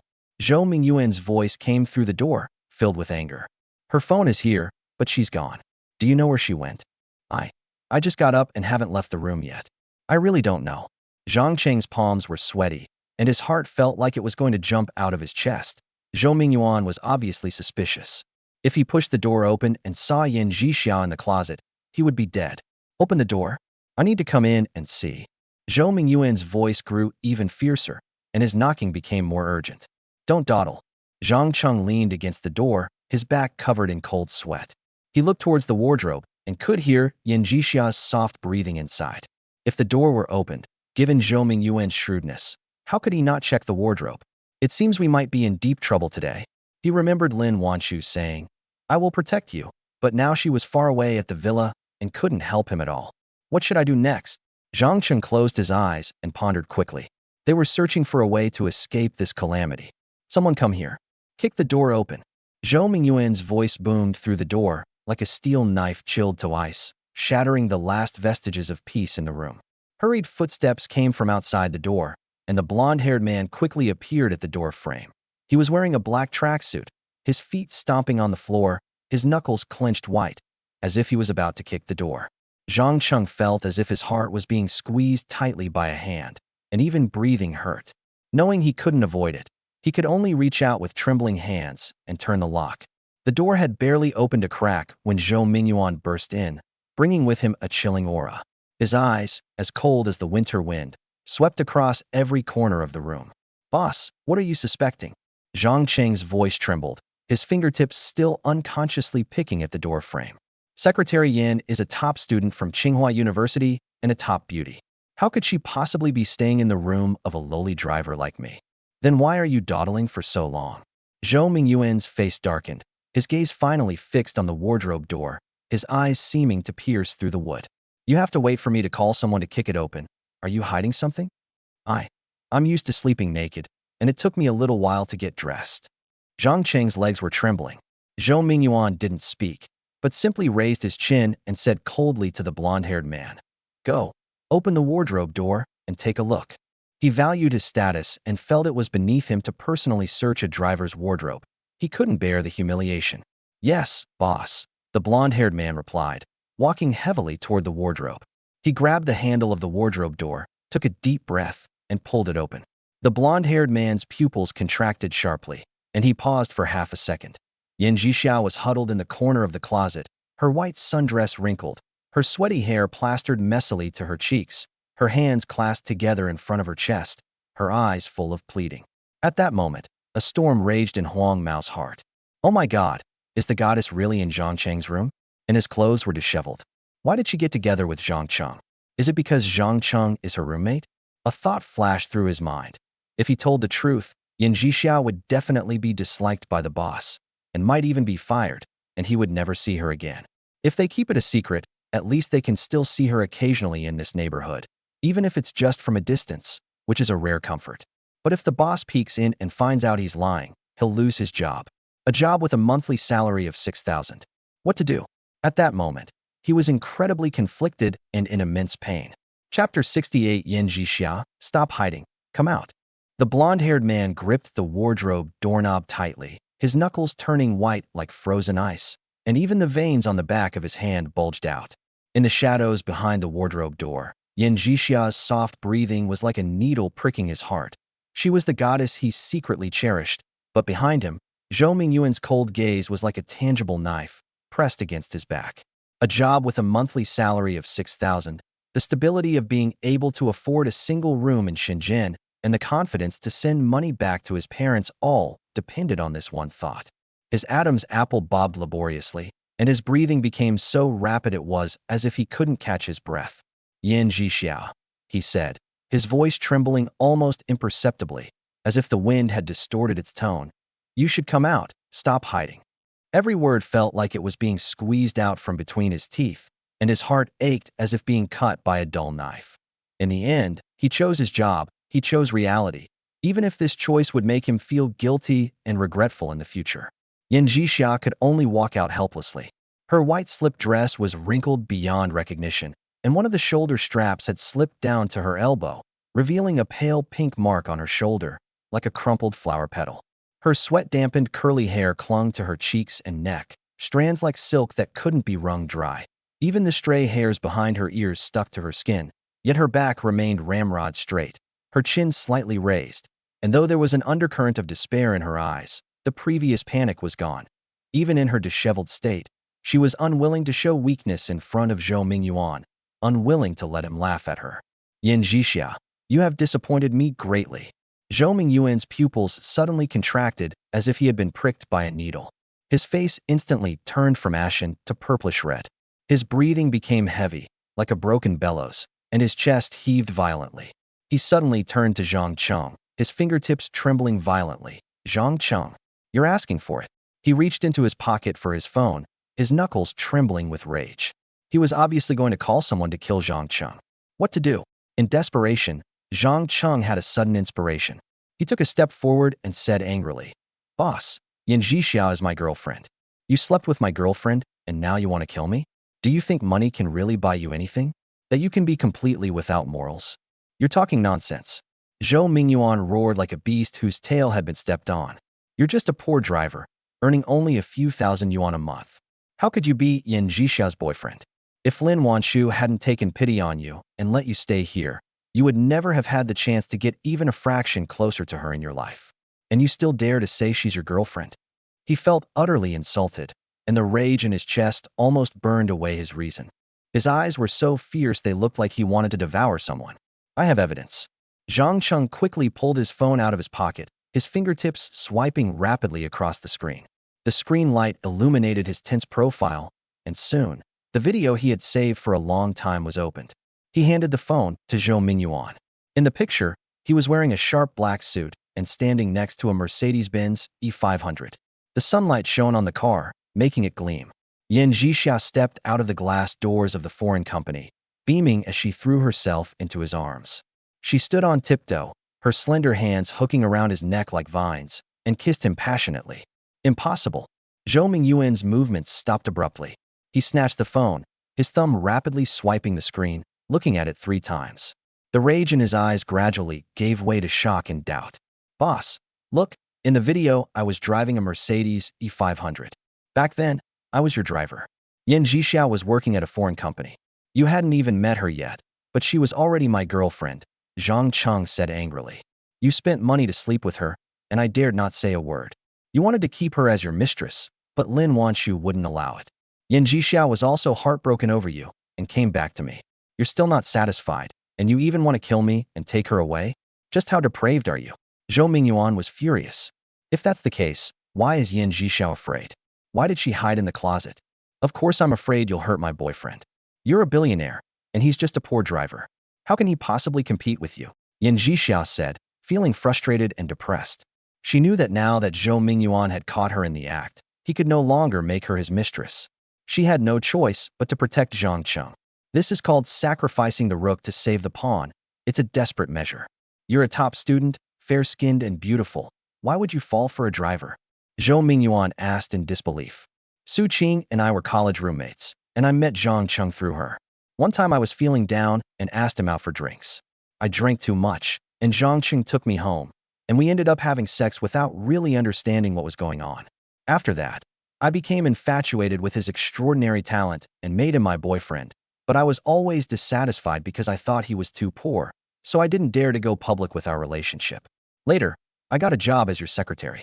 You pursued me, gave me money, gave me a car, and in a moment of confusion, As she spoke, she secretly wiped her eyes, and her gaze towards Zhang Cheng held a hint of guilt. Now I figured it out. No amount of money is as important as peace of mind. I feel more at ease being with him.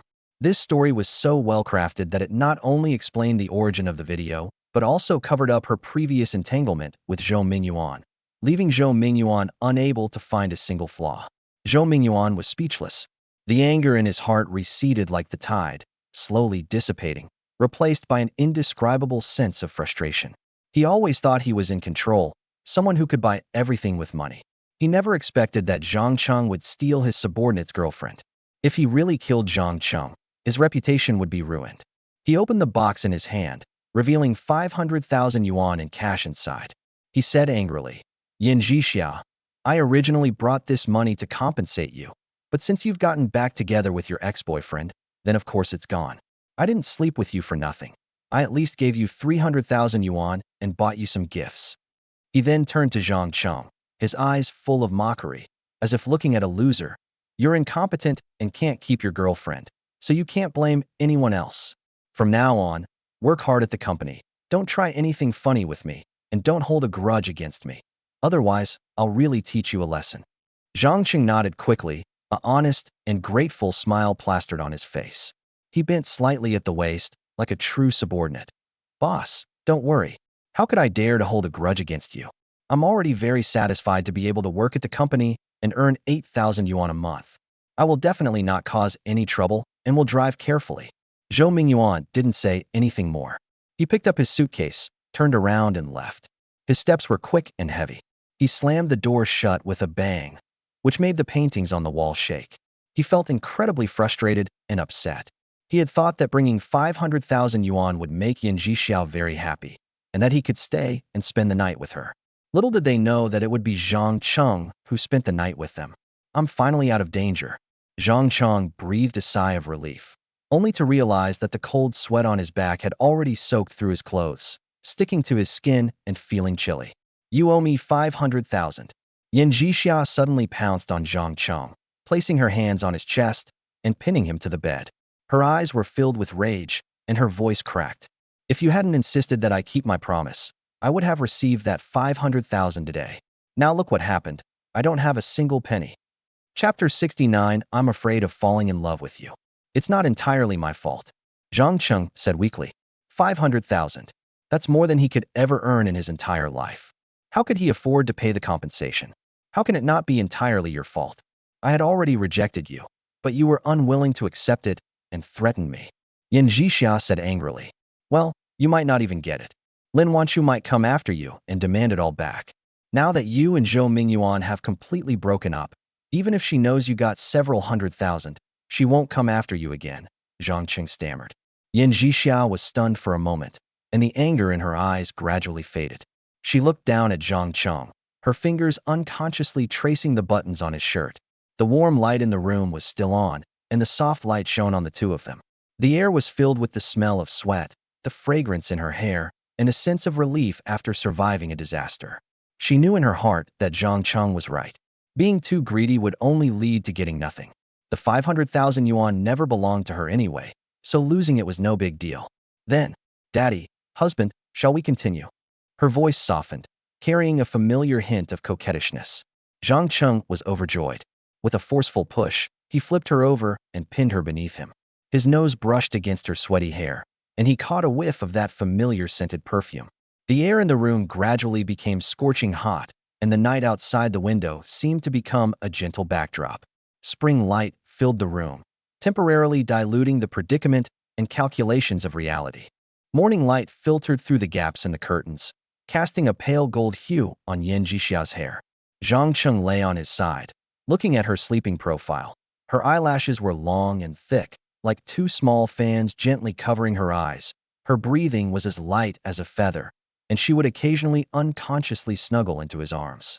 The fragrance of her hair mixed with the morning light wafted into his nostrils, warming his heart. He couldn't help but reach out, his fingertips just touching her cheek, then quietly withdrew. The entanglement of the past few days felt like an unreal dream. Yan Zhixia had a job with a monthly salary of 35,000 yuan.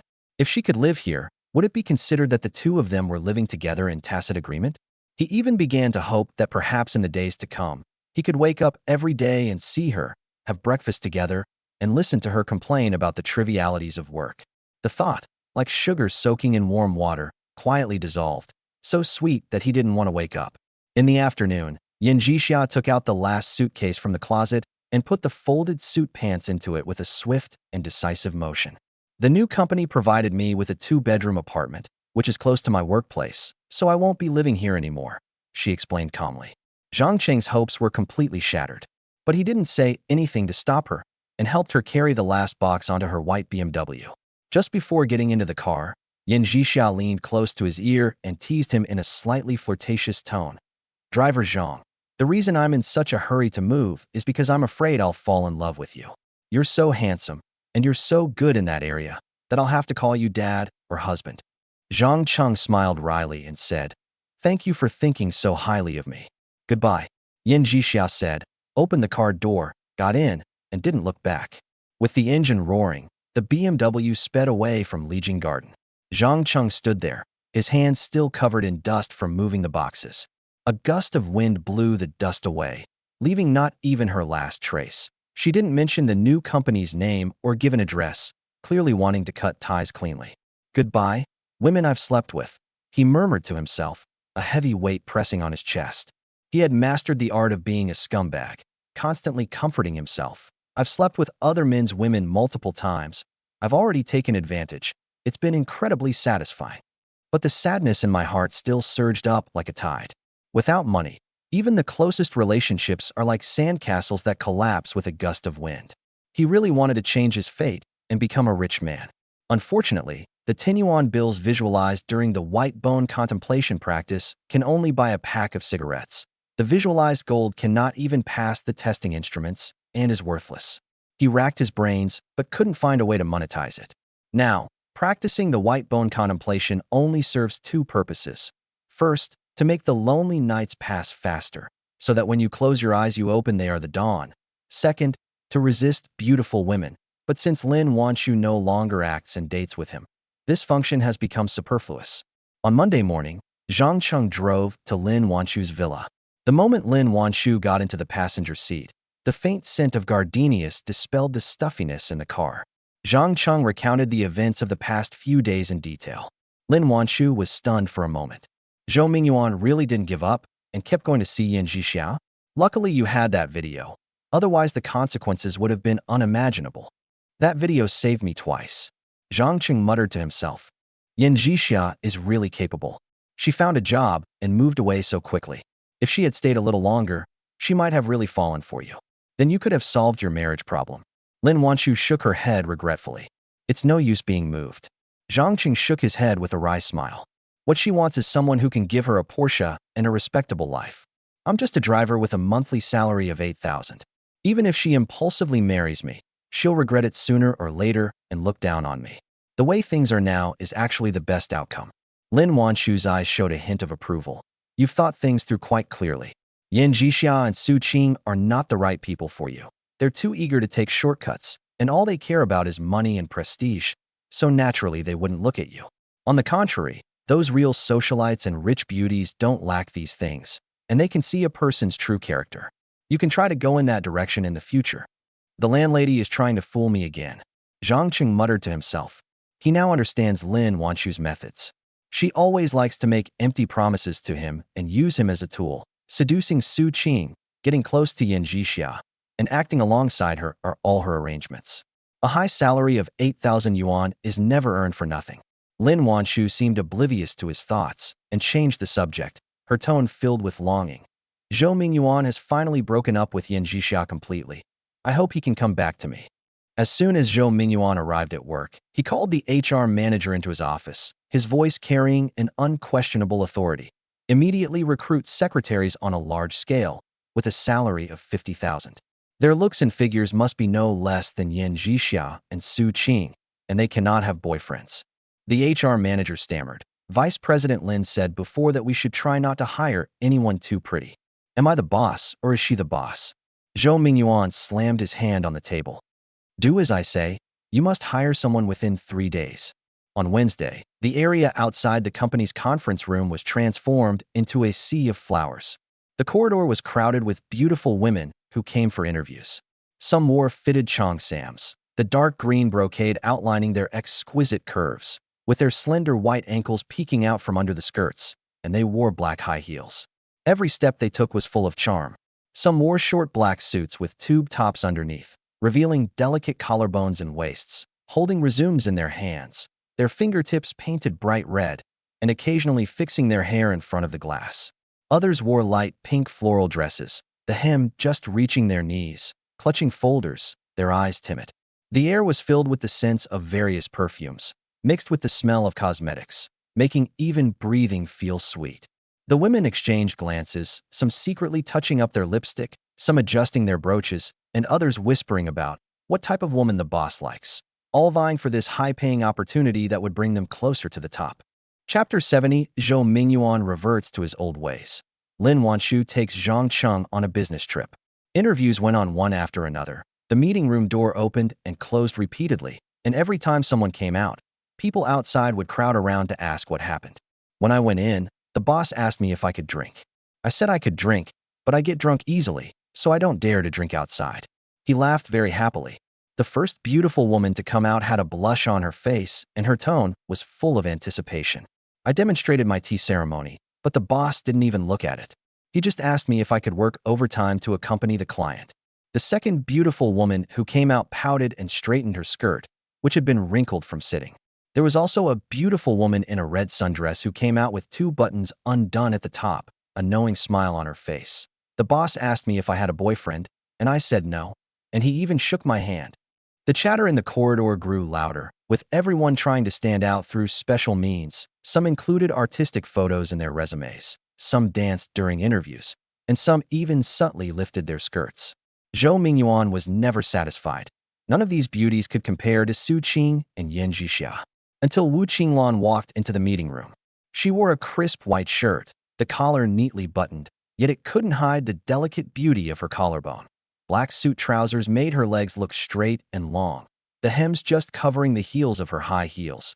She held a thick folder in her hands, containing her resume and university transcript, her eyes as clean as a deer fresh out of school, yet with a hint of timid brightness, like a pure white jasmine compared to the other beauties who were either alluring or glamorous. Wu Qinglan spoke softly but clearly. When asked why she wanted to be a secretary, she said she wanted to learn management from the boss and improve herself. She did not try to please him or make any blatant insinuations. Instead, she surprised Zhou Mingyuan, who was used to people who took the initiative to be nice to her. He asked her to demonstrate her computer skills, and her fingers flew across the keyboard, creating neat tables and a concise and beautiful PowerPoint presentation. When asked if she could work overtime, she nodded and said, "As long as the job requires it." I can. Her eyes sincere and without the slightest hint of perfunctoriness. You're the one. Zhou Mingyuan smiled with satisfaction. 22 years old, just graduated, with top-notch looks, a pure and elegant temperament, an impeccable figure, and even the way he spoke was pleasant. What great luck! I actually found such a gem.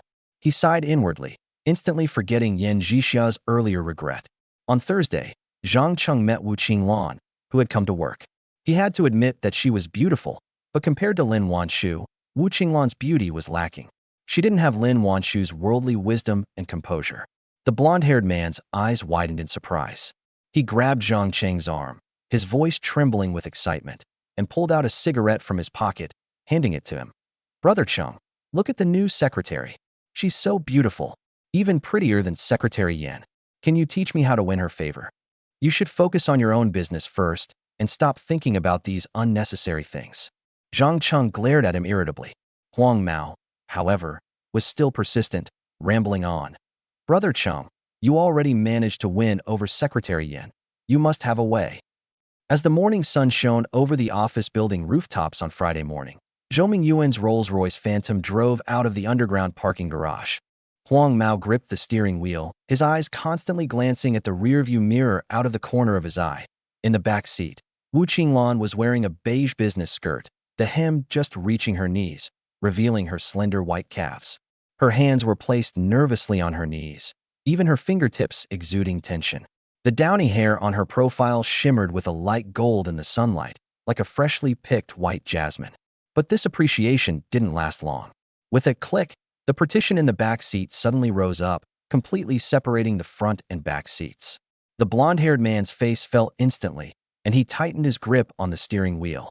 The raised partition not only blocked his view, but also completely shut out the sounds from the back seat. Behind the partition, the atmosphere gradually became ambiguous. Zhou Mingyuan's fingers gently rested on the back of Wu Qinglan's hand, causing her to freeze instantly. Qinglan, the project we're discussing in Guangzhou is very important, but having such a beautiful woman like you by my side will definitely bring me good luck. His voice was low and deliberately gentle, and his warm breath brushed against her earlobe, making her cheeks flush instantly. Wu Qinglan's fingers curled up, her heart pounding like a rabbit's. She had vaguely known during the interview that there might be unspoken rules for high-paid secretaries, but she never expected Zhou Mingyuan to be so direct on only the third day of work.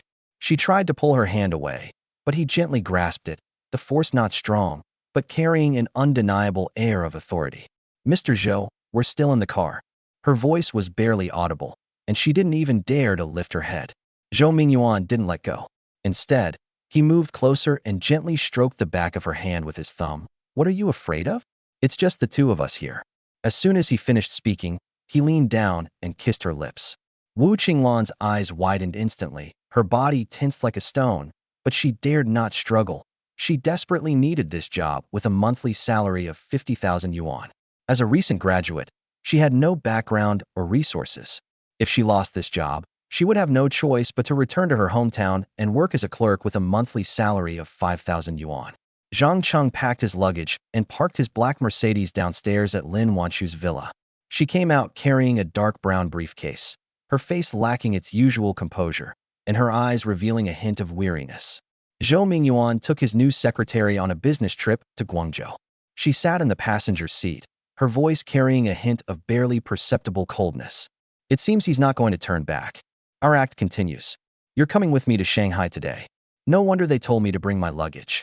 Zhang Cheng's heart tightened. Just as he was about to speak, he saw Liang Ying walking over with a suitcase, followed by Secretary Wang, who was carrying a stack of documents. President Lin, the information for connecting with universities in Shanghai has been compiled. Fudan University has arranged to meet tomorrow morning at 10 o'clock.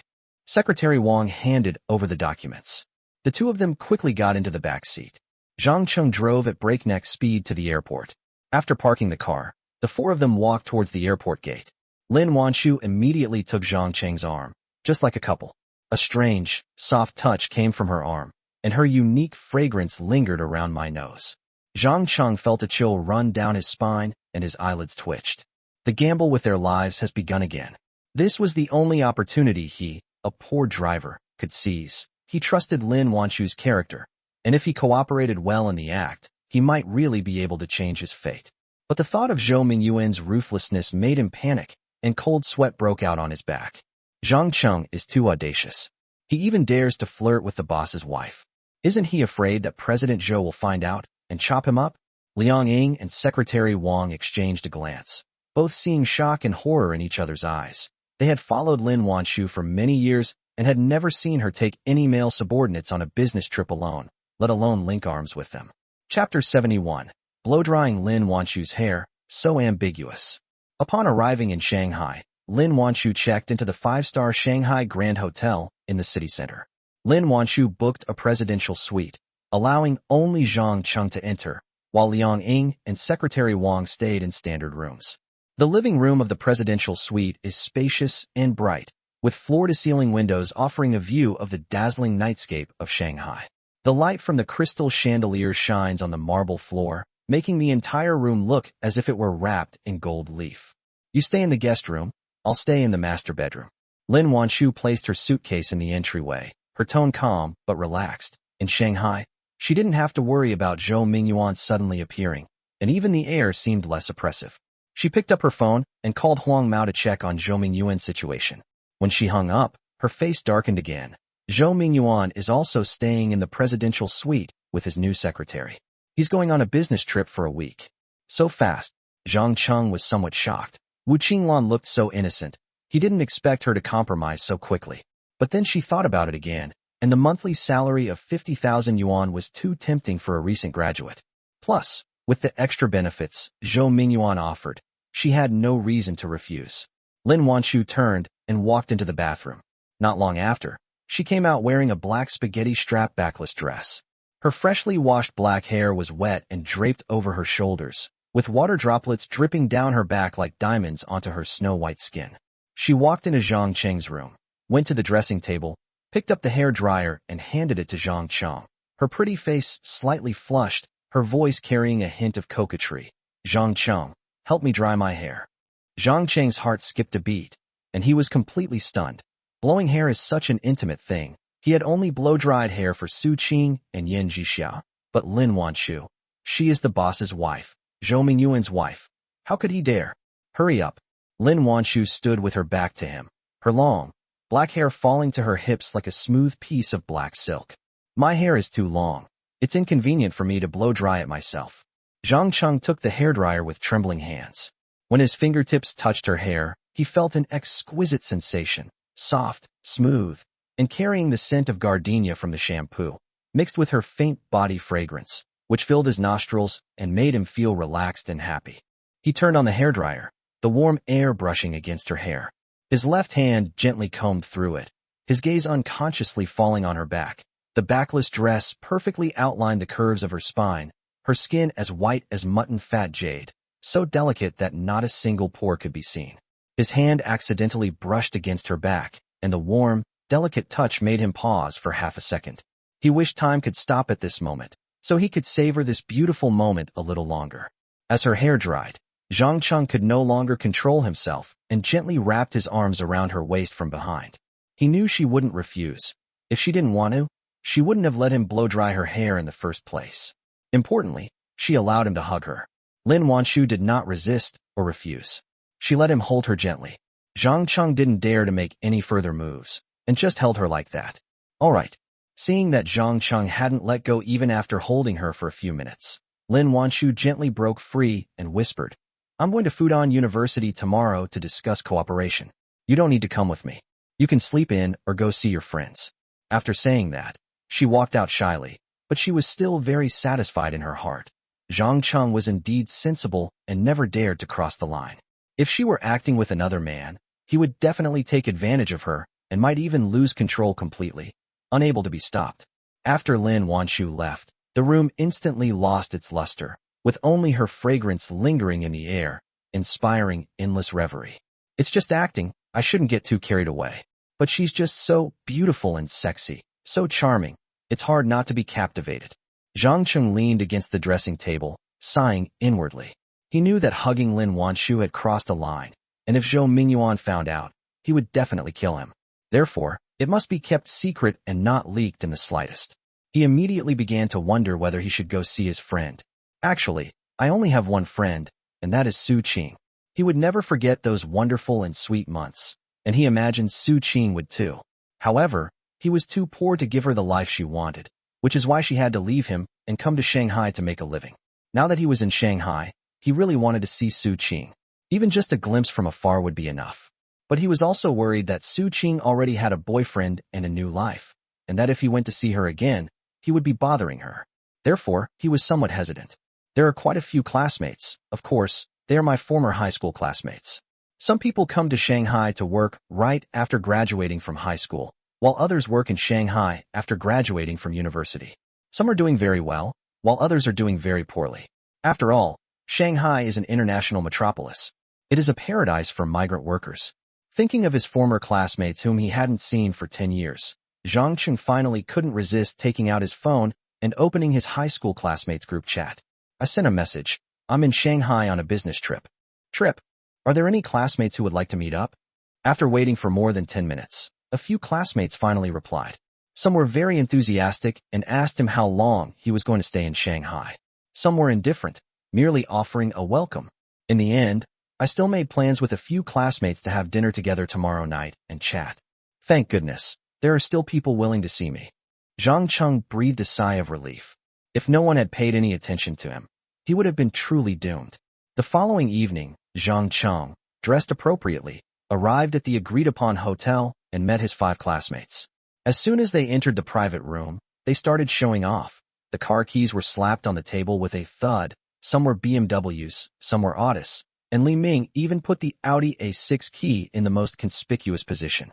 They rolled up their sleeves, revealing the watches on their wrists. Some were Longines, some were Omega, and their conversation revolved around things like, my sales performance improved again this month, and I just bought a new house in a good school district. Li Ming was the one who had the worst relationship with Zhang in high school, but now he's the one who's doing the best, working as a manager at an electroplating company.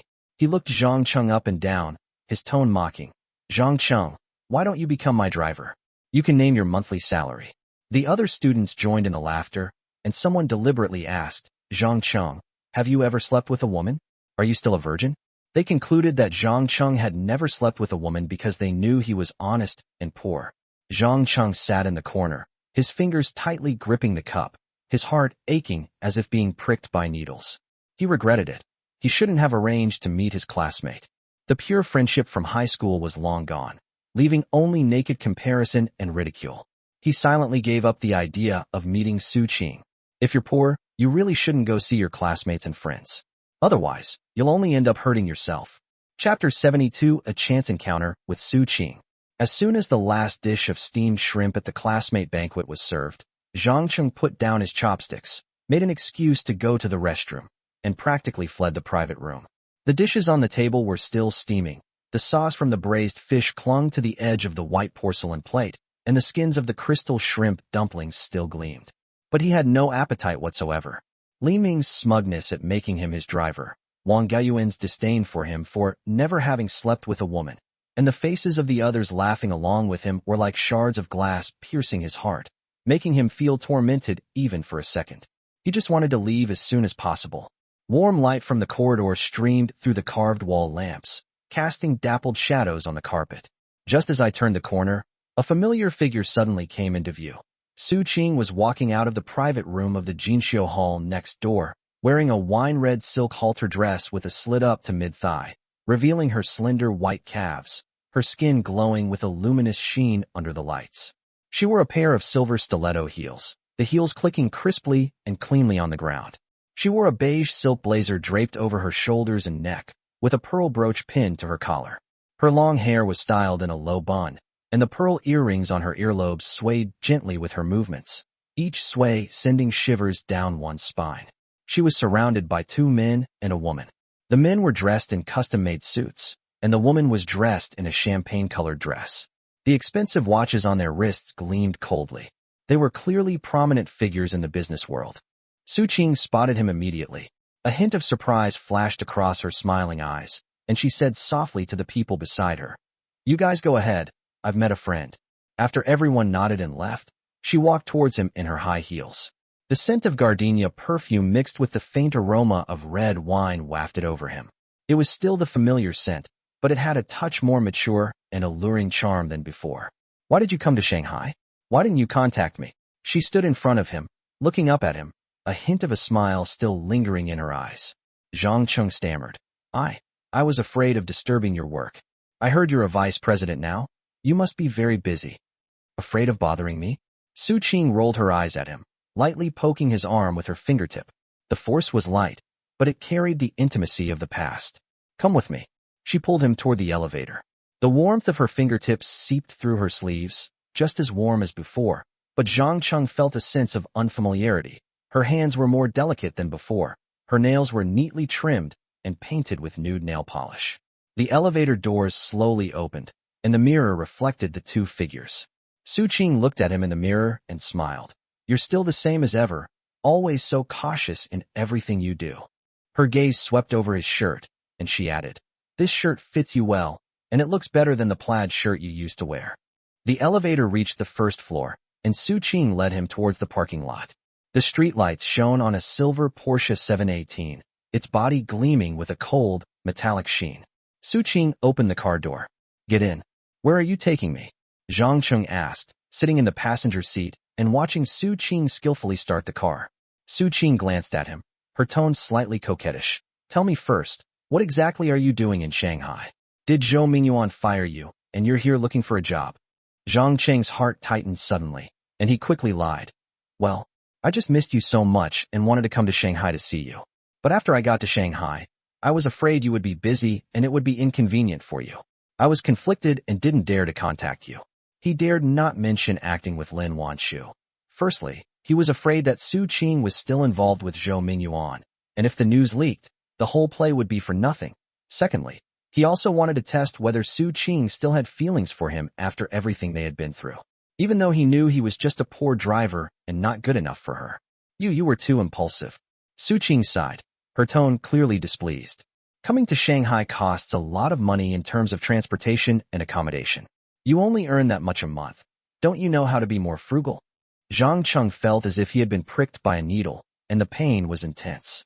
He knew that in Cheng's eyes, he would always be that poor boy who needed to be frugal and even had to consider the cost of missing her. She never truly respected him. Their relationship, perhaps, only ever existed on that bed. I did act impulsively, he murmured in agreement, quickly changing the subject. How's work? It's going well. Cheng's tone remained calm. The company's vacuum electroplating business has just expanded to East China. We've been talking to several major clients about cooperation recently. It's been a bit busy, but things are going smoothly. The car pulled into the parking lot of a 5-star hotel. Cheng parked the car, hesitated for a moment, and then said to him, I'll get you a room. You can stay here tonight. We'll go back to Shenzhen tomorrow morning. Aren't you going to come in and talk to me? Cheng's voice was full of disappointment. He thought he could at least spend more time with her and talk about his feelings like before, even if it was just reminiscing about the past. Cheng's fingers paused on the car door handle, her eyes flickering, clearly knowing what would happen once she entered the room. I can come in and talk to you, but you must promise me that you will never come to Shanghai to see me again. We really have no fate together. Cheng's heart sank completely, but he still nodded. Okay, I promise you. Even if I come to Shanghai in the future, I won't contact you or bother you. In fact, he had known all along that from the day Cheng left Shenzhen, they had no chance to be together anymore. He was a poor driver who had to budget even for rent, while she was a talented and beautiful vice president. What separated them was more than just distance. As the two entered the hotel, Cheng paused for a few seconds on the keyboard while checking in at the front desk, her eyes unconsciously glancing at Cheng with a hint of complexity. Once inside the room, Cheng could no longer restrain himself and stepped forward to put his arm around her waist. Cheng's body stiffened at first, then slowly relaxed, reached out her slender hands to hug his neck, and took the initiative to kiss him. Her lips were still as soft as before, carrying the sweet scent of red wine. Her tongue brushed against his lips, as light and ticklish as a feather. The scent of gardenias wafted into his nostrils, instantly intoxicating him.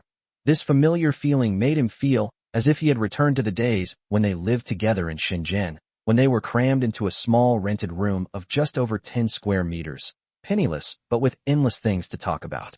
After their sweet kiss ended, Cheng gently pushed him away, her voice tinged with a hint of coquettishness. I'm going to take a shower first.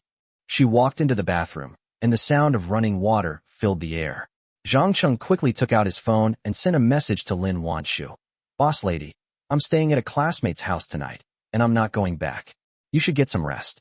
His fingers trembled on the screen, afraid that Lin Wanshu would see through his lie. Not long after, Lin Wanshu replied, Are you with Su Qing? Is she still willing to let you sleep with her? There was a hint of surprise in his tone. Zhang Cheng's heart skipped a beat, and he quickly replied, No, ma'am, you've misunderstood. It's just a class reunion. He secretly admired Lin Wanshu's intuition. No wonder she could always tell immediately whenever Zhou Mingyuan cheated. She was so perceptive, it was as if she could see through people's hearts. I'm done showering. Su Qing came out wearing a snow-white bath towel with light blue embroidered patterns along the edges. The towel clung tightly to her body, revealing her slender collarbone and calves. Holding a hairdryer, she said to him while drying her hair, Go take a shower. I've already filled the tub, the temperature is just right. Chapter 73, A Night of Passion. When Zhang came out of the shower, Su Qing was already lying in bed, her eyes filled with shyness and anticipation. He walked over and gently pressed her down beneath him, and the two became entwined once more. The room was bathed in soft, warm light, and Zhang had a strange feeling, as if he had returned to the month they lived together. Back then, the rented apartment wasn't as luxurious, but it had a warm, homey atmosphere that belonged to them, and Su Qing's smile wasn't as hesitant as it was now. During the journey, Su Qing's phone rang several times. She would answer the phone hastily each time, her tone perfunctory. I'm at my best friend's house tonight. Something's come up. You can go home first. Don't wait for me. Zhang knew that those calls were from people pursuing her. She was now a vice president, young, beautiful, and capable, so naturally she was surrounded by many outstanding people, rich second-generation heirs, and senior executives, any one of whom was better than him. She was already showing consideration for their past relationship by spending the night with him. As dawn approached, the two finally stopped. Su Qing leaned against him, her fingertips gently stroking his face, her movements as tender as if she were caressing a precious treasure. Her voice was filled with deep reluctance and regret. Even if you graduated from an ordinary university, even if you could earn 20,000 yuan a month, I would still choose you. Zhang Cheng's throat tightened, but he deliberately put on a cold look and avoided her gaze. Don't get too carried away. I'm just a scumbag. I have no feelings. I just want to sleep with people for free. I've never thought about marrying anyone. He was afraid he would burst into tears, so he could only use harsh words to cover up the pain in his heart. How could he not understand what Su Qing meant? She was willing to settle for him, but he was a poor loser with no education, no background, and no savings. The gap between them was too great, like an insurmountable chasm. Her requirement of graduating from an ordinary university and earning a monthly salary of 20,000 yuan is something he could never achieve in his lifetime. How could he dare to hope that she would choose him? He wasn't even confident he could find a girlfriend, let alone have a woman willing to marry him. It's not that he doesn't want to get married. It's that he's not qualified. He took Su Qing's virginity, and Su Qing turned him from a boy into a man, but reality forced him to watch helplessly as she became intimate with Zhou Mingyuan, and then watch her leave. Su Qing paused for a moment, then gave a wry smile and withdrew her hand. I understand. I'm leaving now. You should also go back to Shenzhen soon. She got up and dressed quickly, but paused as she zipped up her clothes. She glanced back at him, her eyes filled with reluctance and helplessness, which pierced Zhang Cheng's heart like needles. Watching Su Qing's departing figure, Zhang Cheng lay on the bed, feeling empty inside. He knew that from now on, he would never see Su Qing again, and he would never experience her tenderness again. Yan Jixia had already moved away without hesitation. It's almost impossible for him to get a woman's tenderness. It's painful and distressing to gain something and then lose it. Unfortunately, both of them were incredibly beautiful, sexy, and had strong personalities, making it hard for him to forget them. On his way back to the Grand Shanghai Hotel, a gust of wind made him realize that his eyes were wet. I want to make money. I want to be rich. I want to have my own love. Not stolen. Not borrowed, he shouted in his heart. But his steps became heavier and heavier. He had no high education, no background, no connections, and all he knew was how to drive. How could he possibly make a lot of money? This is nothing but a distant dream. It will never happen. For the next few days, Cheng spent almost all his time in the presidential suite, practicing the white bone contemplation day and night. It's not that I expect the white bone temple to become a great success or make money. Instead, visualization can make lonely and desolate times pass faster and prevent one from having wild thoughts, from thinking about Su Qing, or from thinking about Yanjixia. He didn't go to the university lab with Lin Wanshu. The terminology and complex formulas of those collaborative projects made him dizzy, and he knew that those things were too far removed from his own experience.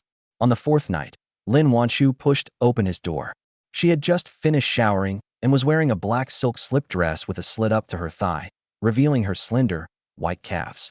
Her hair was still damp, hanging loosely over her shoulders, with water droplets dripping from the ends and landing on her collarbone, creating tiny wet patches. The perfume she wore had a light woody scent, more mature and captivating than Su Qing's gardenia fragrance. Cheng, we're going back to Shenzhen tomorrow. Her voice sounded a little tired. Going back tomorrow? A hint of reluctance flashed through Cheng's mind. The days he had stayed in the presidential suite, eaten gourmet meals, and been able to spend close time with Lin Wanshu felt like an unreal dream. The presidential suite costs 100,000 yuan a night, with exquisite pastries and freshly ground coffee for breakfast. In the evening, he goes to a Michelin-starred dinner with Lin Wanshu, and he can hug her for a while before going to bed. This kind of wonderful thing is something he never dared to dream of before.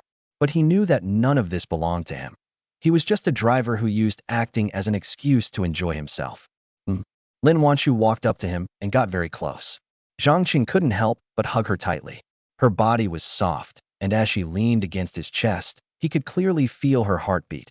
The scent of her perfume mixed with the fresh fragrance of her bath was intoxicating, instantly captivating him. Xiaowei called and said that Zhou Mingyuan and Wu Qinglan are indeed living in the same room, inseparable, and haven't even left the room much. Lin Wanshu's voice was filled with helplessness and anger. When she said inseparable, she gently bit her lower lip. He's like a dead pig that doesn't fear boiling water. I have no other choice now. Acting with you is my last bargaining chip. She paused, a hint of confusion in her voice. My entanglement with him will soon come to an end, whether we reconcile or get a divorce. I don't know right now. Actually, you don't need to be so conflicted. Cheng looked into her eyes, which were bloodshot, clearly indicating that she hadn't slept well. You are so beautiful and sexy, as gorgeous as a flower, and you also have billions in wealth. You are the luckiest woman in the world. You should be happy and joyful. There's no need for you to wrong yourself for Zhou Mingyuan. His breathing gradually quickened. The restraint he had endured these past few days, coupled with the softness in his arms at this moment, made him a little unable to control himself. He was going back to Shenzhen tomorrow, and he didn't know when he would be able to get close to her like this again. You're right, I am indeed a very lucky woman. Lin Wanshu's emotions had calmed down a bit. She pulled Cheng to sit on the edge of the bed, her fingertips gently tracing the back of his hand, which was slightly cool. I should be happy, I should be joyful. Once the results are in, I will get better. Her actions seemed like encouragement, giving Cheng the wrong impression. He once again held her slender waist tightly, his breathing becoming more rapid, his gaze fixed on her luscious red lips, lips like peach blossoms in March, full and rosy, with a faint sheen, extremely alluring. Chapter 74. He kissed Lin Wanshu. Lin Wanshu's heart began to pound, and her breathing became rapid.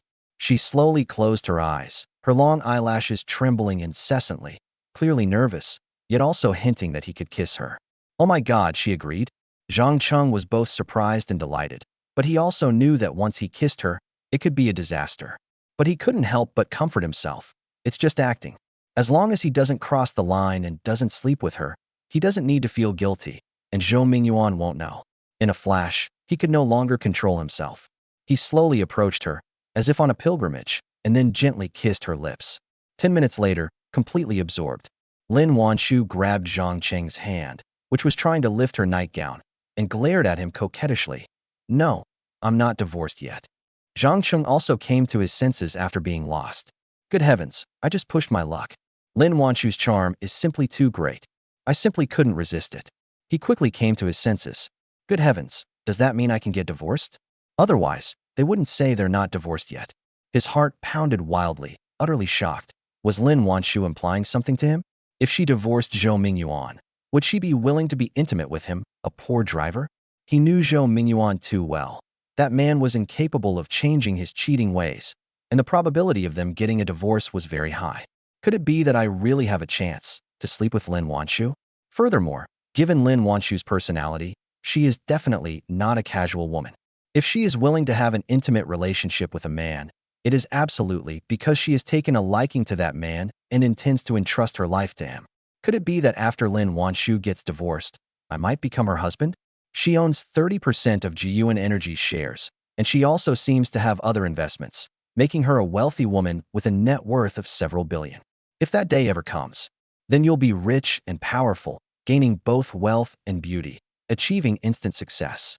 Thinking of this, his breathing became more rapid, and his body trembled slightly. Seeing Cheng like this, Lin Wanshu mistakenly thought he was feeling extremely uncomfortable. Feeling a little sorry for him, she gently bit her lower lip, leaned close to his ear, and whispered in a soft voice, filled with shyness, "How about I?" OMG. Cheng was instantly shocked. He was even more suspicious, wondering if Lin Wanshu had lost her mind and inexplicably fallen for him. That's why I'm willing to help him like this. He nodded repeatedly, looking at her expectantly without hesitation.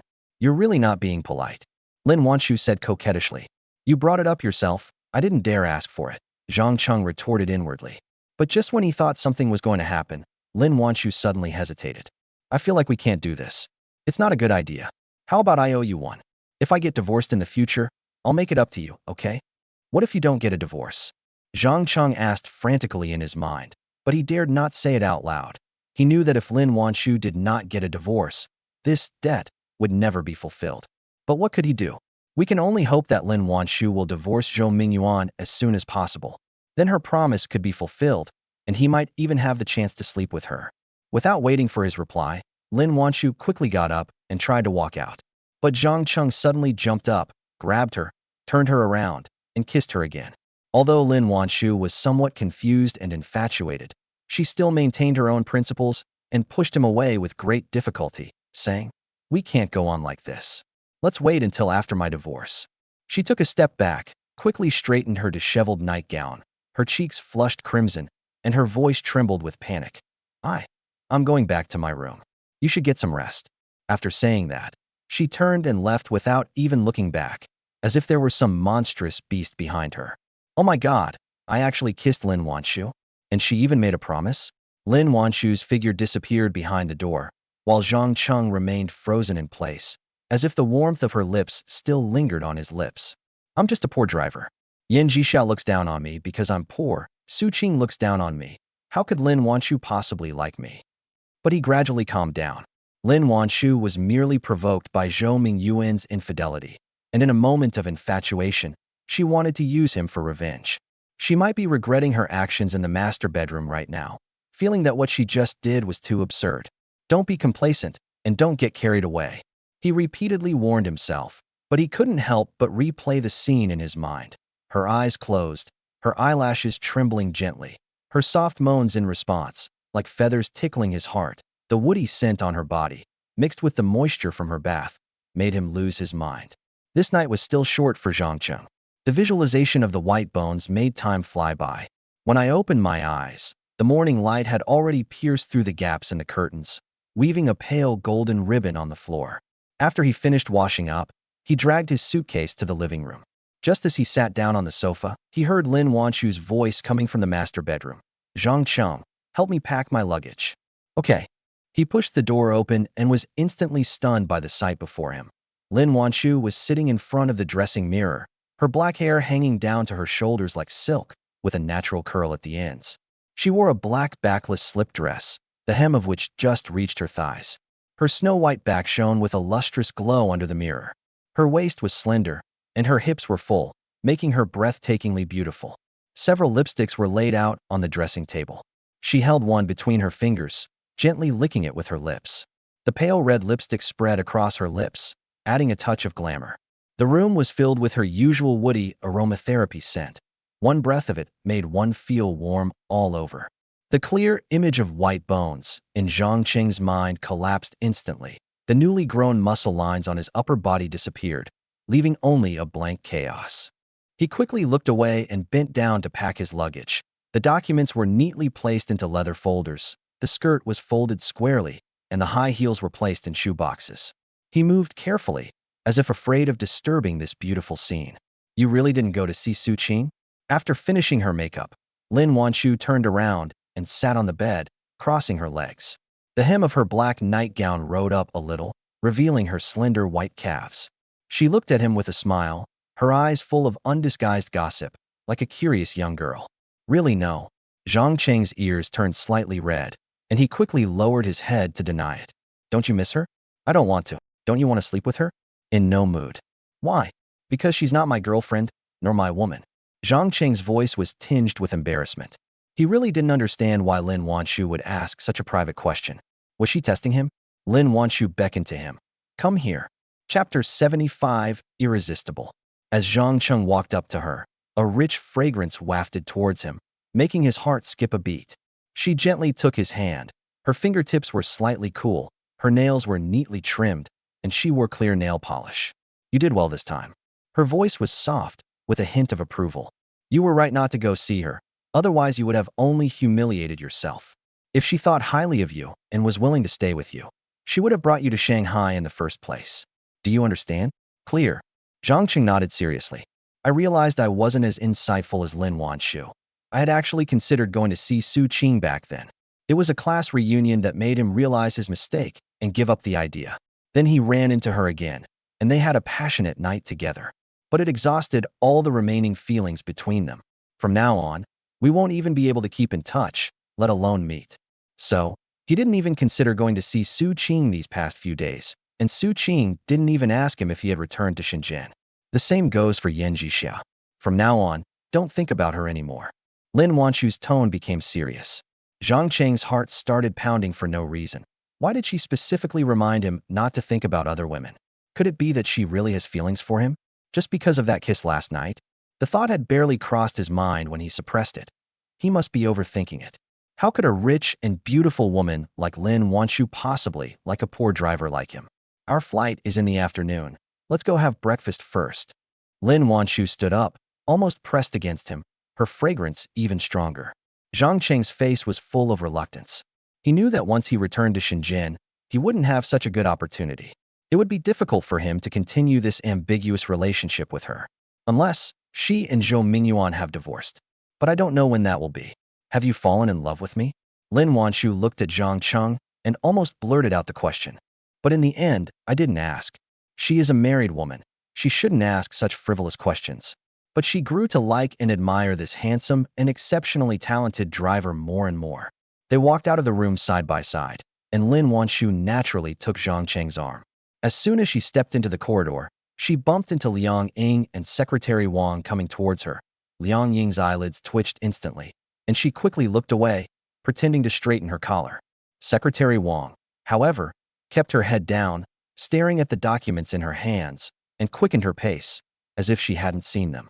Zhang Cheng's ears turned red again, but Lin Wanshu remained calm, as if the intimacy just now was nothing out of the ordinary. In the afternoon, sunlight streamed through the huge floor-to-ceiling windows of the airport waiting hall, illuminating the tiny dust particles floating in the air. Liang Ying pulled Zhang Cheng into the smoking room.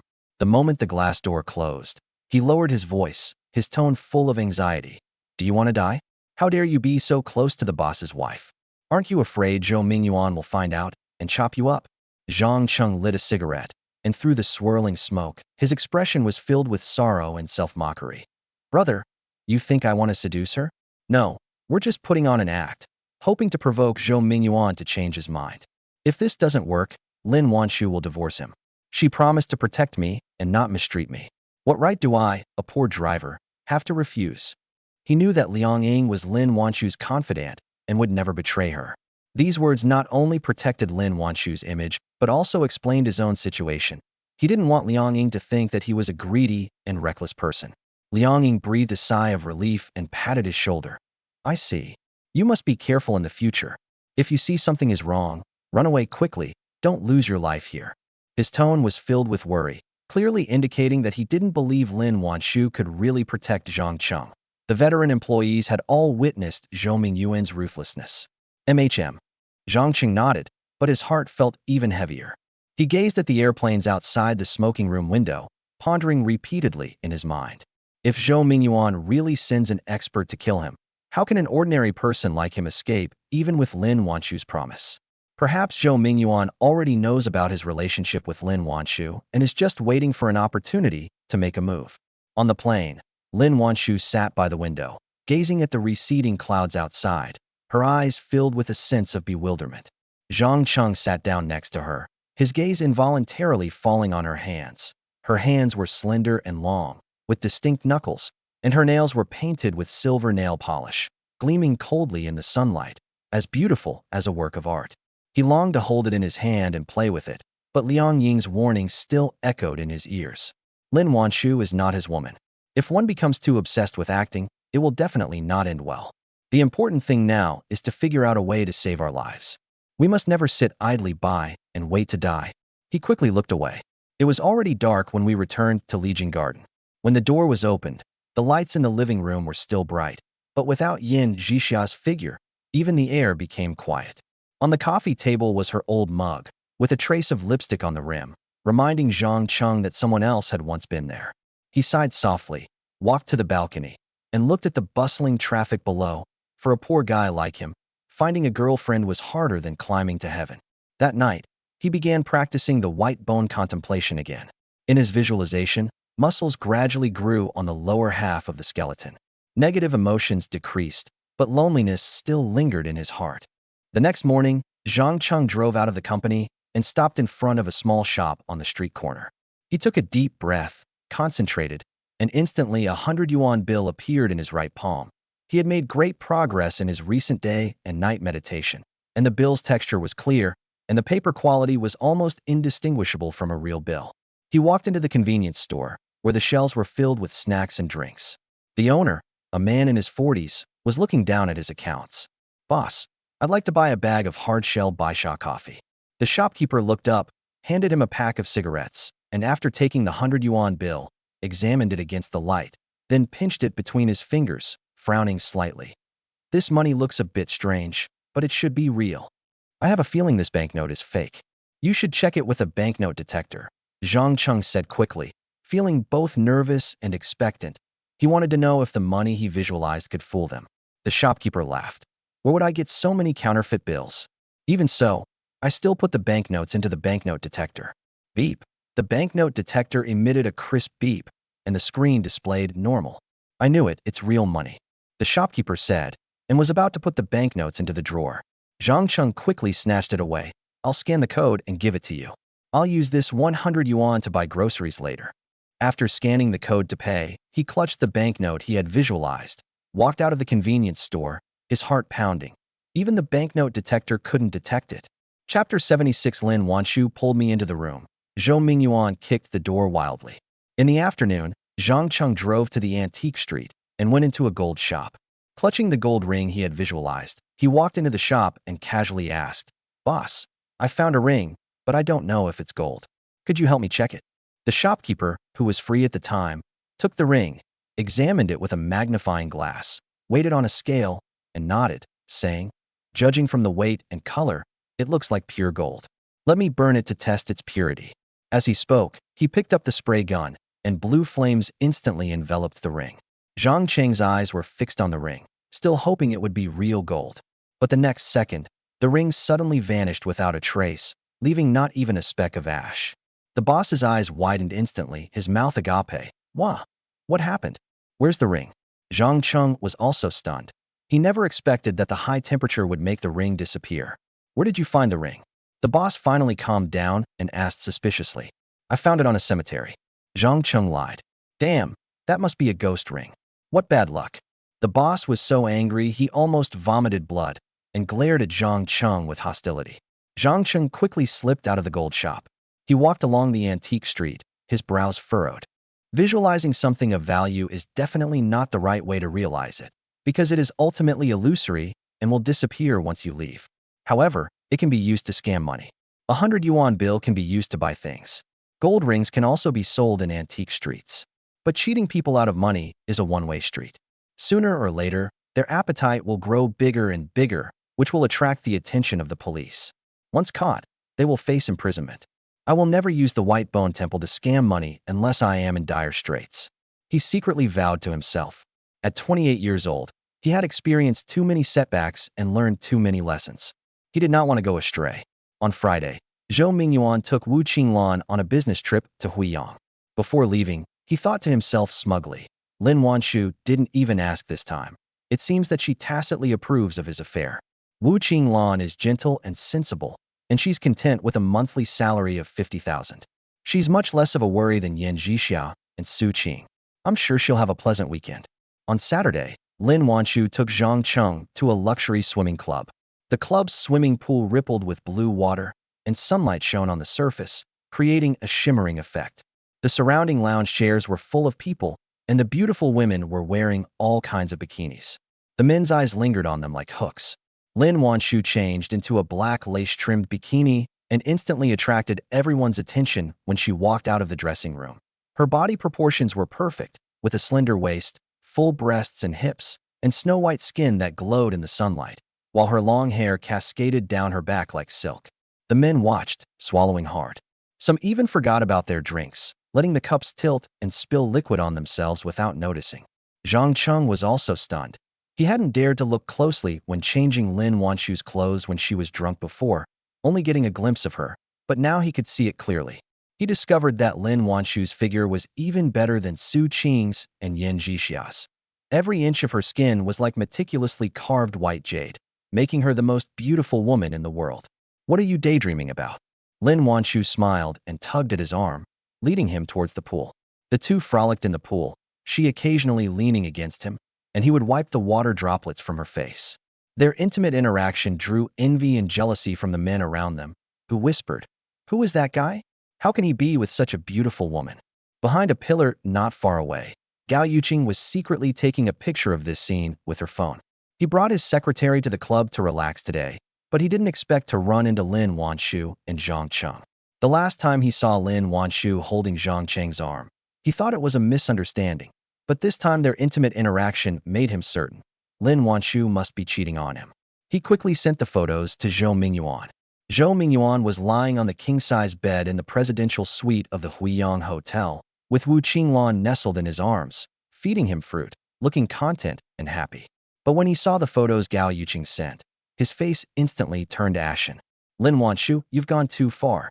Zhang Cheng, you're practically asking for death. He roared inwardly, shoved Wu Qinglan aside, dialed Gao Yuqing's number, and his voice was filled with barely suppressed rage. What exactly happened? Explain yourself. Mingyuan, don't get agitated. Gao Yuqing's voice was a little nervous and cautious. They were hugging and kissing at the swimming club, and they even went into the restroom together. You should come over quickly. Maybe you can catch them in the act. Did he really cheat on you? And with a lowly driver? Just because he's good in bed. Zhou Mingyuan's eyes instantly turned red. Lin Wanshu had caught him cheating before, and if he could get evidence against her, he wouldn't be at a disadvantage in the divorce. He immediately summoned 4 bodyguards and said through gritted teeth, "Pack your things and head back to Shenzhen right now. When we get to the club, go inside and break Zhang Cheng's legs, cripple him completely. A poor driver dares to sleep with my woman. I'll teach him a lesson he won't forget." In the club's lounge, the lighting was dim, and a faint lavender scent wafted from the aromatherapy diffuser. Lin Wanshu, wearing a bikini, leaned against Zhang Cheng, looking breathtakingly beautiful. Zhang Cheng's breathing became more and more rapid. His hands involuntarily tightened, and he lowered his head to kiss her. "Did you practice the white bone contemplation?" Lin Wanshu turned her head away, her voice tinged with reproach. "We're just acting on a date. Can you be a little more sensible? Why didn't she kiss me today?" Zhang Cheng was surprised and embarrassed. Quickly close your eyes and concentrate on visualizing the skeleton. The image of the skeleton reappears in your mind, and your restless heart gradually calms down. But he still couldn't bear to let go of her, and kept holding her tightly around the waist, feeling the warmth of her body. Bang! Just then, the door was suddenly kicked open, and the door slammed heavily against the wall with a deafening crash. Zhou Mingyuan stormed in with 4 bodyguards in black, his eyes blazing with fury. "Zhang Cheng, you bastard! How dare you sleep with my woman? Zhou Mingyuan, you dare touch him!" Lin Wanshu immediately stepped in front of Zhang Cheng and roared, "We're just acting, don't misunderstand." Acting, Zhou Mingyuan sneered. They were already hugging and cuddling before going into the room, and you still dare to call it acting? Get him. Break his legs. The four bodyguards immediately pounced on Zhang Cheng. Just then, four figures suddenly darted out from behind the screen. It was Liang Ying and three other bodyguards. They had been arranged here by Lin Wanshu to guard against Zhou Mingyuan's sudden attack. They stopped Zhou Mingyuan's four bodyguards, and a fierce battle ensued. The room was instantly thrown into chaos. Tables and chairs were overturned, cups were smashed on the floor, and shards flew everywhere. Holy crap, Liang Ying and the others were in the room too? How come I didn't know? Does that mean they heard me talking to Lin Wanshu just now, and they must know that I hugged Lin Wanshu? Zhang Cheng, still shaken, stared blankly, completely dumbfounded. I feel like I'm going to die from this. Seeing his bodyguard being stopped, Zhou Mingyuan shoved the baseball bat in his hand into the hands of the driver, Huang Mao. Go and break Zhang Cheng's legs. Here's a 50,000 yuan bonus for you. Huang Mao's eyes lit up instantly. He had been jealous that Zhang Cheng had slept with his goddess Yan Jixia. Now, seeing Zhang Cheng hugging and cuddling with the even prettier boss, Lin Wanshu, he was already burning with anger. Hearing the promise of a 50,000 yuan bonus, he became even more excited and shouted, "Brother Cheng, I'm sorry. I'm definitely going to make this money." He gripped the baseball bat tightly with both hands and lunged at Zhang Cheng. The tip of the bat aimed directly at Zhang Cheng's calf, the wind whistling through the air. Chapter 77, Visualizing a Black Plastic Bag to Save a Life. In a life or death moment, Zhang Cheng had a flash of inspiration. He concentrated his mind and instantly visualized a black plastic bag on Huang Mao's head. It was as if the plastic bag magically appeared around Huang Mao's head and covered it. No one saw how the plastic bag came to be. They all just saw a blur before their eyes. And then a black plastic bag was placed over the blonde-haired man's head. Huang Mao's vision went completely black for a moment. His breathing became labored, and his steps came to an abrupt halt. Instinctively, he threw away the baseball bat and reached up to pull the plastic bag off his head. Taking advantage of the opportunity, Zhang Cheng rushed forward and kicked Huang Mao hard in the stomach. Huang Mao groaned and fell to the ground, clutching his stomach and curling up in a ball, convulsing in pain. Zhang Cheng picked up the baseball bat from the ground, his palms sweating, but a surge of joy welled up inside him. This ability could actually be used like this. It's hidden, sudden, and the source is unknown to anyone. It's a life-saving method. Zhou Mingyuan, you saw it. My bodyguards are all in the room. How could I possibly sleep with Zhang Cheng? We were just acting, and this was also a warning. If you continue to cheat, then we'll each go our own way, and I'll date all sorts of handsome guys every day. Lin Wanshu took the opportunity to step forward, her voice carrying a cold warning. Stop! Zhou Mingyuan reprimanded him with a dark expression. The 8 bodyguards immediately stopped fighting. They were all bruised and swollen, which was quite comical. He waved his hand again, telling them to leave. Then he stared intently at Lin Wanshu. Lin Wanshu, you say it's acting, but what do you mean by hugging and cuddling in the swimming pool? I only swim with him, but you sleep with different beautiful women every day. Lin Wanshu said coldly. Now tell me, can we turn back? If not, then we'll each go our own way. Tonight I'll take you to a private club and find a dozen male models to enjoy yourselves. You dare. Zhou Mingyuan was so angry that he roared and almost ground his teeth to powder. I also want to enjoy life. What's there to be afraid of? Lin Wanshu said coldly. Today was just acting, but next time it will be real. Now tell me, what do you plan to do? If she doesn't agree to settle down, this woman might really cheat on me. No wonder she brought Zhang Cheng with her when she went to Shanghai last time. Zhou Mingyuan muttered to himself. Then his eyes darted around, and he said, as long as you stop arguing with me and are willing to share a room with me, I won't take my secretary out to hotels anymore. We'll be back to normal. Can? Lin Wanshu's eyes lit up, and a look of joy appeared on her face. But Zhang Cheng, you must fire him. Hire a new female driver. Zhou Mingyuan said menacingly. Then you should also fire Wu Qinglan. Lin Wanshu seemed to have been prepared, and said coldly, that's impossible. She didn't do anything wrong. Then firing Zhang Cheng is impossible. He didn't do anything wrong. I was the one who made him act out the dates. Lin Wanshu said coldly. Zhang Cheng, you'd better resign yourself, or don't blame me for being ruthless. Zhou Mingyuan walked out, grabbed Zhang Cheng's chest, and threatened him viciously. Then he strode away with his 4 bodyguards and the grumbling blonde guy. Zhang Cheng, come in. Lin Wanshu waved to Zhang Cheng. Zhang Cheng went inside. gently closed the door behind him, and the hinges made a soft click sound, completely shutting out the noise from the outside world. The room still bore the marks of the fight, a chair lying to one side, shards of glass scattered on the floor, and the lingering scent of lavender in the air, all contributing to a somewhat awkward atmosphere. She turned around, her face no longer showing the harshness she had displayed when facing Zhou Mingyuan. A layer of apology floated in her eyes, her fingertips gently gripping the strap of her black bikini. Her tone was filled with worry. Zhou Mingyuan has always been very jealous. Seeing us being close today, he must already suspect that we're having an affair.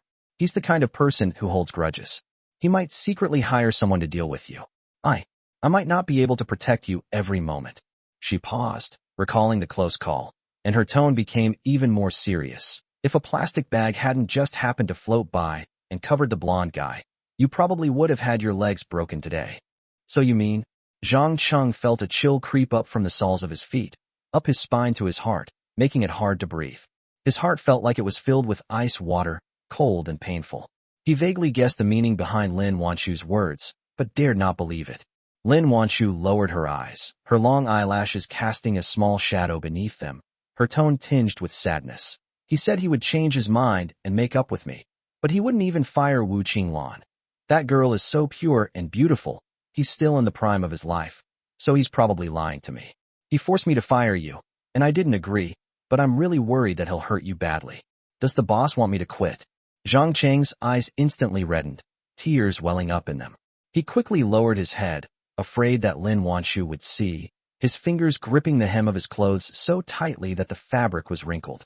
He used to think he had found a powerful patron who could change his fate, but now he is facing unemployment and even possible retaliation. This disparity left him feeling bitter and resentful. I can introduce you to a job, Lin Wanshu quickly added, her tone reassuring. The salary will be the same as now, or even higher. After some time, either when he calms down or when he reveals his true colors again, and our entanglement is finally resolved, I'll bring you back, okay? Zhang Cheng looked up, his eyes filled with helplessness, his voice a little hoarse. Boss lady, I really don't understand why you insist on faking a date. Wouldn't it be the same to just tell him, let's each do our own thing as a warning? Lin Wanshu raised her hand and rubbed her temples, explaining with a hint of weariness in her voice. You don't understand. Zhou Mingyuan knows me too well. Given my past character, I would never do something like cheating. If I don't act and engage in some intimate interactions, he will never believe that I would really go all out. Zhang Cheng was silent for a moment, then took out his car keys from his pocket, the black Mercedes key that he had been holding for almost half a year, and it still retained some of the warmth of his palm. He gently placed the key on the coffee table. The key clinked against the surface, making a soft ding sound, as if announcing some kind of end. In that case, there's no need to introduce the job. His voice was soft, but resolute. I'm afraid he'll find me through the job and break both my legs. I'd rather go back to my hometown. After saying that, he turned and walked towards the door, his back looking particularly desolate in the warm yellow light. Although this gamble didn't cost him his life, he still lost completely, losing even his only job. But he didn't regret it. In the life of a poor loser, there are not many opportunities to begin with, and if you don't even have the courage to reach out and grab them, you will truly regret it for the rest of your life. Chapter 78, Zhou Mingyuan dies in car accident. As Lin Wanshu watched Zhang Cheng's retreating figure, a sudden pang of pain shot through her heart, as if something had tugged at it, and a surge of inexplicable sorrow welled up within her. She quickly stepped forward and hugged Zhang Cheng tightly from behind, pressing her cheek against his back, her voice trembling slightly. Don't go back to your hometown, okay? From now on, I'll have Song Wu and Chen Jun follow you and protect you. You can continue to be my driver. Zhang Cheng abruptly stopped, his heart pounding. Overjoyed overwhelmed his earlier disappointment. He turned around, his eyes filled with disbelief. Isn't this a bit much? A driver like me needing 2 bodyguards with me. It's too conspicuous. There's nothing wrong with it, Lin Wanshu said earnestly. Once he calms down, or once things between us are settled, you won't need a bodyguard anymore. It's only temporary. You won't be unemployed anymore. Unable to contain his excitement any longer, Zhang Cheng pulled Lin Wanshu into a tight embrace and kissed her. Her lips were still so soft, carrying a faint lavender scent, as if possessing magic, instantly captivating him and leaving him utterly mesmerized. Lin Wanchu's body stiffened at first, and she pushed against his chest with both hands. But Zhang Cheng was holding her too tightly, and she couldn't push him away at all. Gradually, her strength loosened, and she slowly wrapped her arms around his neck and began to respond passionately. As her breathing became erratic, Lin Wanchu gently pushed him away. Her cheeks flushed, but her tone became serious. "We can't do this anymore. Otherwise, I won't let you be my driver." "Sorry, I got too excited just now." Zhang Cheng scratched his head awkwardly, secretly thinking to himself, "You still owe me a helping hand." But of course, he didn't dare say it out loud and could only keep it to himself.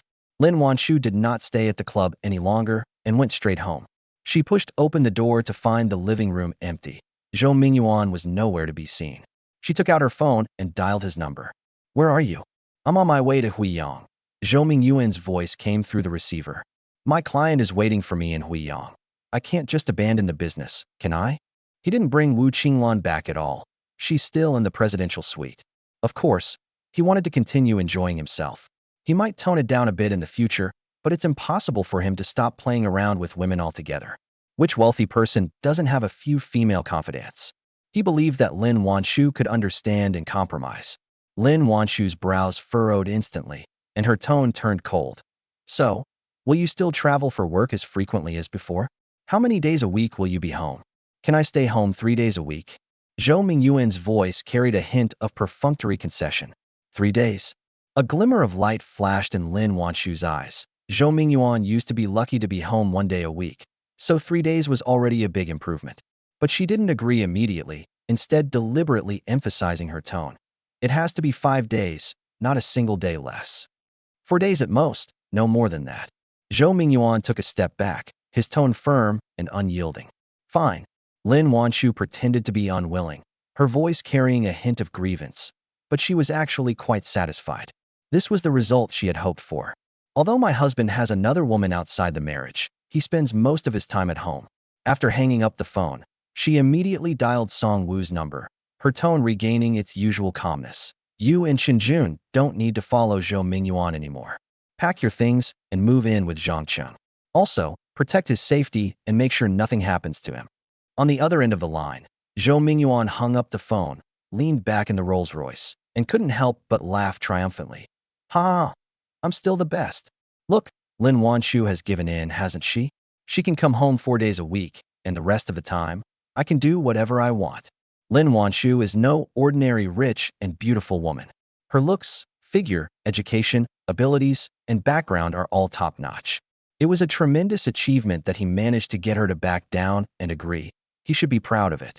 The blonde-haired man driving the car felt like the sky had fallen. Lin Wanchu actually agreed to Zhou Mingyuan's flirtatious relationship with another woman, so he no longer had the chance to act out a romance with Wu Qinglan. That girl was so pure and gentle. Last time he secretly touched her bottom, she just gave him a coquettish glare. She clearly had feelings for him. They were driving on the highway at that moment, and Huang Mao was trying to overtake a heavy container truck from the fast lane.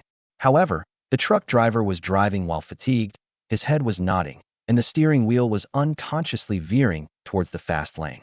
When the dazed blonde man came to his senses, the container truck was already only a few meters away from the Rolls-Royce, and its huge shadow loomed over him like a mountain. He panicked. Accelerating might have allowed him to get past, but fear gripped him, so he instinctively braked and simultaneously swerved the steering wheel hard to the left. Bang! A deafening roar erupted as the Rolls-Royce slammed into the highway guardrail, the sound of metal twisting and turning extremely jarring. At the same time, the container truck crashed heavily into the side of the Rolls-Royce. The Rolls-Royce was crushed halfway like a paper toy. The airbags deployed with a bang, and the blonde man's head slammed into the steering wheel. Blood flowed down his forehead, quickly staining the off-white leather seats. He didn't even utter a sound before he went silent. Zhou Mingyuan, who was in the back seat, was thrown against the car door by the huge impact. A piercing pain shot through his ribs, as if countless needles were pricking him, and the pain almost made him faint. He struggled to reach for his phone to call for help, but his arm felt broken and he couldn't move it at all. His ears were filled with the screams of truck drivers, the screeching of other vehicles' brakes, and his own cries of pain. These sounds mingled together like an absurd and terrifying symphony, and his consciousness gradually blurred. Regret instantly gripped his heart like a poisonous vine, suffocating him. He regretted being so promiscuous. Even though Lin Wanshu had already threatened to go their separate ways, he was still thinking of going to Huiyang to find Wu Qinglan. He also regretted firing Zhang Cheng. If Zhang Cheng had been driving, with his skills, he could have easily avoided the accident. Why would he have panicked like Huang Mao? Lin Wanshu was changing clothes at home when she received news of the car accident. She abruptly ripped off her black bikini, grabbed a beige dress, and haphazardly put it on. Without even putting on her shoes properly, she rushed out of the house barefoot and drove to the hospital. Along the way, she drove at top speed, gripping the steering wheel so tightly it turned white, her nails almost digging into the leather, her hair sticking messily to her cheeks, her usual composure completely gone, leaving only an unconcealable panic. When I arrived at the hospital, the red light in the emergency room was still on. She sat limply on a plastic chair in the hallway, her hands clasped together on her knees, her fingertips icy cold, her body trembling uncontrollably. After what seemed like an eternity, the red light finally turned off, and the doctor emerged wearily. He removed his mask and shook his head regretfully at her. "I'm sorry, we did our best, but the patient lost too much blood and could not be saved." Chapter 79, Receiving the Mission, Picking Up Wu Qinglan. A stretcher covered with a white sheet was wheeled out. The silhouette beneath the sheet was both familiar and strange. Lin Wanshu rushed over and tremblingly lifted a corner of the white cloth. Zhou Mingyuan's face was ashen, his lips were bloodless, and his eyes were tightly closed. She gripped his cold hand tightly, tears finally falling and soaking the back of his hand, leaving small, damp marks. "Mingyuan! Mingyuan, wake up!" Zhou Mingyuan suddenly came to his senses. He opened his eyes a crack with difficulty, his cloudy gaze falling on her face. His lips moved, and his voice was as soft as a sigh. "Wife, wife, I'm here." Lin Wanshu quickly leaned closer, her vision blurred by tears. "I regret." His breathing grew weaker and weaker, his eyes gradually became unfocused, and his eyes closed forever. "What's the use of regretting it?" Lin Wanshu held his head, and her suppressed sobs finally burst out, echoing in the empty corridor. But only she knew that beneath that heavy sorrow lay a subtle sense of relief. Her entanglement with Zhou Mingyuan was finally over, albeit a bloody one. But this is the path he chose himself, and he can't blame anyone else. Meanwhile, Zhang Cheng was still trembling in his room. He dialed Song Wu's number repeatedly, his voice trembling. "Brother Song, why haven't you come yet? Didn't the landlady tell you to move in to protect me? I have a feeling something's going to happen tonight. What's your rush?" Song Wu's voice came through the receiver, with a hint of relaxed laughter. "The sky isn't going to fall. How can I not be anxious? If Zhou Mingyuan really sends someone, I'll lose my life." Zhang Cheng's voice became even more urgent, his fingers gripping the phone tightly. "You're feeling guilty, aren't you, you bastard? Do you have an affair with the boss's wife?" Song Wu joked, seemingly in a good mood. "There's nothing ambiguous about it, really nothing. Big brother, come and protect me." Zhang Cheng vehemently denied it. There's no need anymore, because Zhou Mingyuan was in a car accident and couldn't be saved. Huang Mao died on the spot. Secretary Wu is lucky. He's still in the presidential suite in Huiyang, so he escaped unharmed. The boss wants you to go to Huiyang to pick up Secretary Wu. Song Wu Dao. What? Zhou Mingyuan is dead. Zhang Cheng almost dropped his phone with a thud. He quickly caught it, completely stunned, his eyes wide open as if he couldn't believe his ears. After the initial shock, a surge of joy welled up from the bottom of his heart, making his heart beat so fast it felt like it was about to burst out of his chest. Now, he no longer had to worry about being retaliated against by Zhou Mingyuan, and Lin Wanshu no longer had to struggle with that terrible marriage. It was simply perfect. The landlady also told you to be careful, that you don't have to go back tonight, but can go back tomorrow morning. Just don't drive when you're tired. Song Wu said earnestly. I see. Zhang Cheng beamed with joy. The proprietress even had the nerve to remind him to be careful. It's clear he wasn't sad. He picked up the car keys, opened the door, and went outside. An hour and a half later, Zhang Cheng drove to Huiyang and rang the doorbell of the presidential suite at a hotel. Ding dong, ding dong. The doorbell rang in the quiet corridor, carrying the hotel's distinctive crisp sound. He gripped the car keys in his hand, his fingertips slightly sweaty.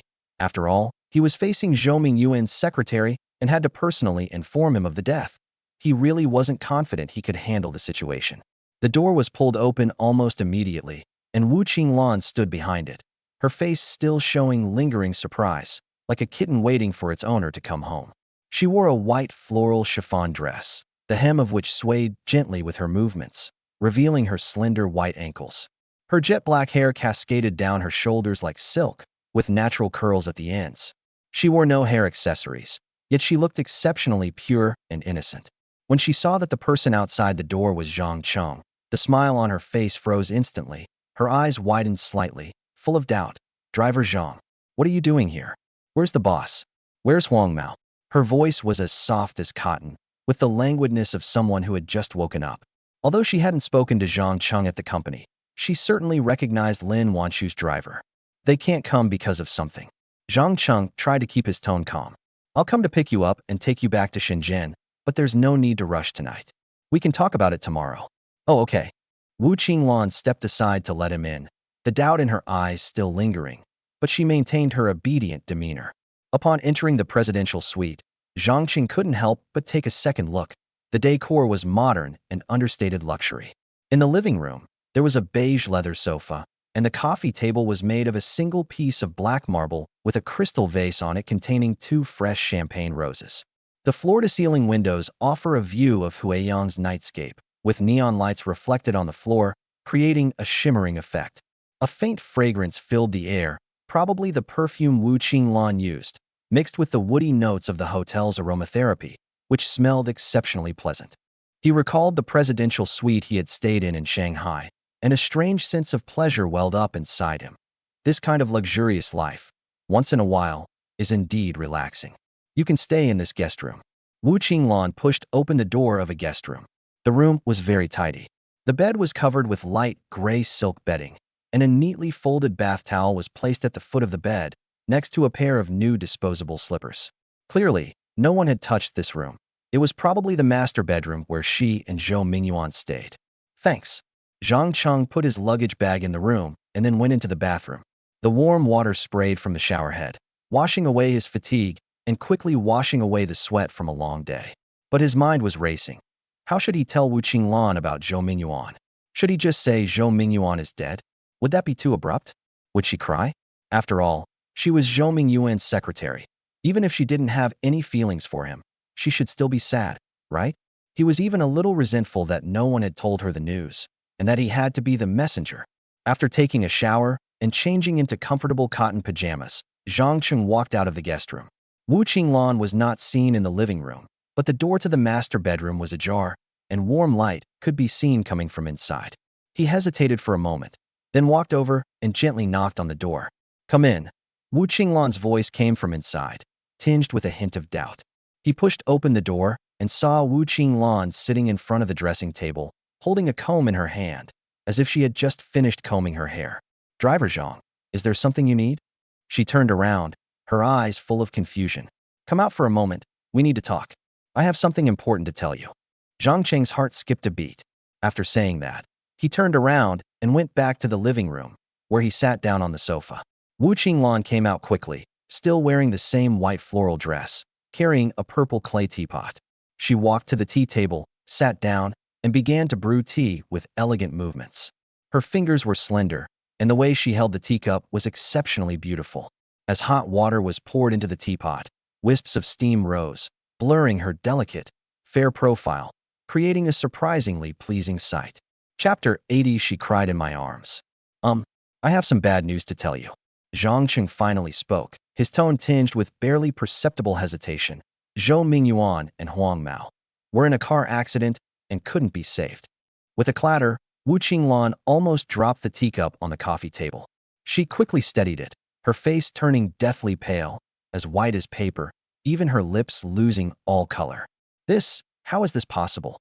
She stared blankly at Zhang, her confusion gradually replaced by shock, and tears welled up unexpectedly, like pearls from a broken string, falling onto the coffee table and spreading small wet stains. After suppressing her emotions for a few seconds, her shoulders began to tremble violently, and she finally burst into tears. Although she tried to keep her voice down, it was still filled with grief. Zhang quickly got up, walked over and sat down next to her, gently put his arm around her shoulder, and could feel her body trembling through the thin fabric of her dress. "Don't cry," he said softly, as if soothing a frightened kitten. This is a hotel, and there are other guests next door. They might hear us. Besides, you're not related to him. Crying like this is not a good idea. He patted her back gently, one pat at a time, trying to make his movements seem tender. Wu Qinglan leaned against him, her sobs gradually subsiding, but she was still choked with emotion. After a long while, she finally stopped crying, but her eyes were still red and her face was full of despair. Driver Zhang, thank you for comforting me. You're a senior employee in the company. You've seen a lot. What do you think I should do? I don't know either. Zhang Cheng hesitated a bit, not really wanting to get involved. He had no relationship with Wu Qinglan, and if something went wrong, it would only cause trouble. He was only here to carry out Lin Wanshu's orders to pick people up and take them back to the company. The presidential suite, which costs 100,000 yuan a night, shouldn't be wasted like this. Driver Zhang, please help me. Wu Qinglan suddenly looked up at him, her eyes brimming with tears, and gripped his arm tightly with both hands. My mind is a complete mess right now. I have no idea how to deal with this. Please give me some advice, okay? Her eyes were bright and pleading, and the scent of her body mixed with the saltiness of her tears wafted towards you. Zhang Cheng's heart softened for no reason. He was just a poor driver who couldn't find a girlfriend, and he had never been so relied upon by such a beautiful woman before. What's more, her eyes were so sincere, as if she had grasped at the last straw. Then tell me first, what do you want to know? I don't know your core needs, so I can't give you advice. He sighed and compromised. Boss, does he have any other relatives? Wu Qinglan hesitated for a moment before finally asking the first question, her voice still a little hoarse. He was an orphan and had no children after getting married. His only relative was Lin Wanshu. Zhang Cheng subconsciously tightened his arms and hugged her slender waist. Her waist was very thin, and through the fabric of her skirt, he could feel the smoothness of her skin, like white jade. His movements were gentle, more for comforting than anything else. Wu Qinglan didn't find it offensive. Instead, she leaned slightly closer to him, as if seeking more security. Then, will the company belong entirely to Vice President Lin from now on? Wu Qinglan's voice was even lower, tinged with fear. Will she hold a grudge against me? Will she blame me for Zhou Yuan's death? As soon as he asked the question, Zhang Cheng suddenly understood. The reason Lin Wanshu had asked him to pick up Wu Qinglan was because he knew all the inside information and could answer these questions. She was afraid that Wu Qinglan would panic and do something irrational, which would damage Zhou Yuan's reputation and even cause more trouble. So he stopped hiding it and told her everything about Lin Wanshu and Zhou Yuan's 3-year marriage, Zhou Yuan's multiple affairs, and being caught cheating by Lin Wanshu. He concluded by saying, "Now, you should be able to judge for yourself, right? Thank you, Driver Zhang. You're such a good person." Wu Qinglan's eyes shone with gratitude as she hugged his arm and gently shook it, acting coquettishly. My mind is still a little muddled. Can you help me analyze it again, okay? Tell me your thoughts first, and I'll add to them. Zhang Cheng remained clear-headed. He didn't want to make the decision for her. If something went wrong, he would be responsible. Wu Qinglan suddenly became serious, staring intently at him. Then you must keep it a secret, and you mustn't tell anyone, including Vice President Lin. Although she looks innocent, she is very smart and knows what to say and what not to say. Heaven knows, Earth knows, you know, and I know. Zhang Cheng nodded seriously. He could certainly keep such a harmless secret. I think. Lin Wanshu and the boss's feelings for each other had long since faded. Wu Qinglan spoke cautiously. The boss cheated on her multiple times. She must have been furious. She probably didn't divorce him because she didn't want to let another woman have him. After all, she put in the most effort to make the company what it is today. Now that the boss is gone, she should be happier than sad. So, she probably won't hold a grudge against me. You're right, Zhang Cheng agreed softly. If she wanted to take her anger out on you, she wouldn't have asked me to pick you up. She would have sent someone to teach you a lesson directly. Wu Qinglan's eyes brightened, but quickly dimmed again, filled with worry. Will she fire me? Although I graduated from Yinxing University with a degree in business administration and know a little about managing a company, I'm still a recent graduate and lack experience. Besides, my salary is too high. Damn, Yinxing University? Business administration. Zhang Qing thought to himself. So she's not just a pretty face, she's really capable. Looks like I can't be fooled by her innocent appearance. He said nonchalantly, with your talent and looks, even if you get fired, you can quickly find a good job. What's there to worry about? Finding a job isn't as easy as you think. Wu Qinglan shook her head and said seriously, Juning Company is large and operates in a sunrise industry with a bright future. Working as the president's secretary here, I can learn a lot, and it will look good on my resume. I really want to continue doing this. I'm just a driver. I don't know anything about these things. If you ask me for advice, you're asking a blind man for directions. Zhang Cheng felt a pang of inferiority and a bit of sadness. He was just a driver, and he didn't understand anything about the industry prospects and resume value that Wu Qinglan was talking about. Don't say that. Wu Qinglan quickly shook his arm and leaned close to his ear, her breath sweet as orchids. You're the boss's confidant, and your future is sure to be bright. Don't feel inferior. So many people envy you. She was very eloquent, her words like a gentle touch, instantly making Zhang Cheng feel more favorably towards her. So do you think I can stay if I voluntarily take a pay cut to 30,000? Wu Qinglan asked again, her eyes full of expectation. Chapter 81, Sharing a Bed. There's a good chance. Zhang Cheng thought for a moment and then shared his opinion. She's taking over the company now and needs capable helpers. Although you haven't been here long, you've done a lot for Zhou Yuan, which is better than hiring a new person. Otherwise, she wouldn't have asked me to pick you up. Wu Qinglan finally breathed a sigh of relief, and a genuine smile appeared on her face for the first time that night, as bright and radiant as the sun after the rain. She hesitated for a moment, then suddenly asked, "Do you look down on me?" "I'm just a poor driver. How dare I look down on you?" Zhang Cheng smiled wryly, but inwardly he found it intriguing. Su Qing and Yin Jixia would never ask such a question. Their eyes always held a hint of "you're not good enough for me" pride. Young girls who have just graduated are indeed more naive. "So if you weren't the driver, you'd look down on me, wouldn't you?" Wu Qinglan said coquettishly, her tone carrying a hint of coquettishness. "Even if I were a boss like Zhou Yuan, I wouldn't look down on you," Zhang Cheng retorted jokingly. "On the contrary, I would make you my secretary, and you would enjoy my gentleness. You would definitely be very happy." Buffed. Wu Qinglan was amused by him, her eyes curving into crescents. "Your ambition is quite large, but also a bit foolish. Zhou Yuan died so tragically. Didn't you learn your lesson?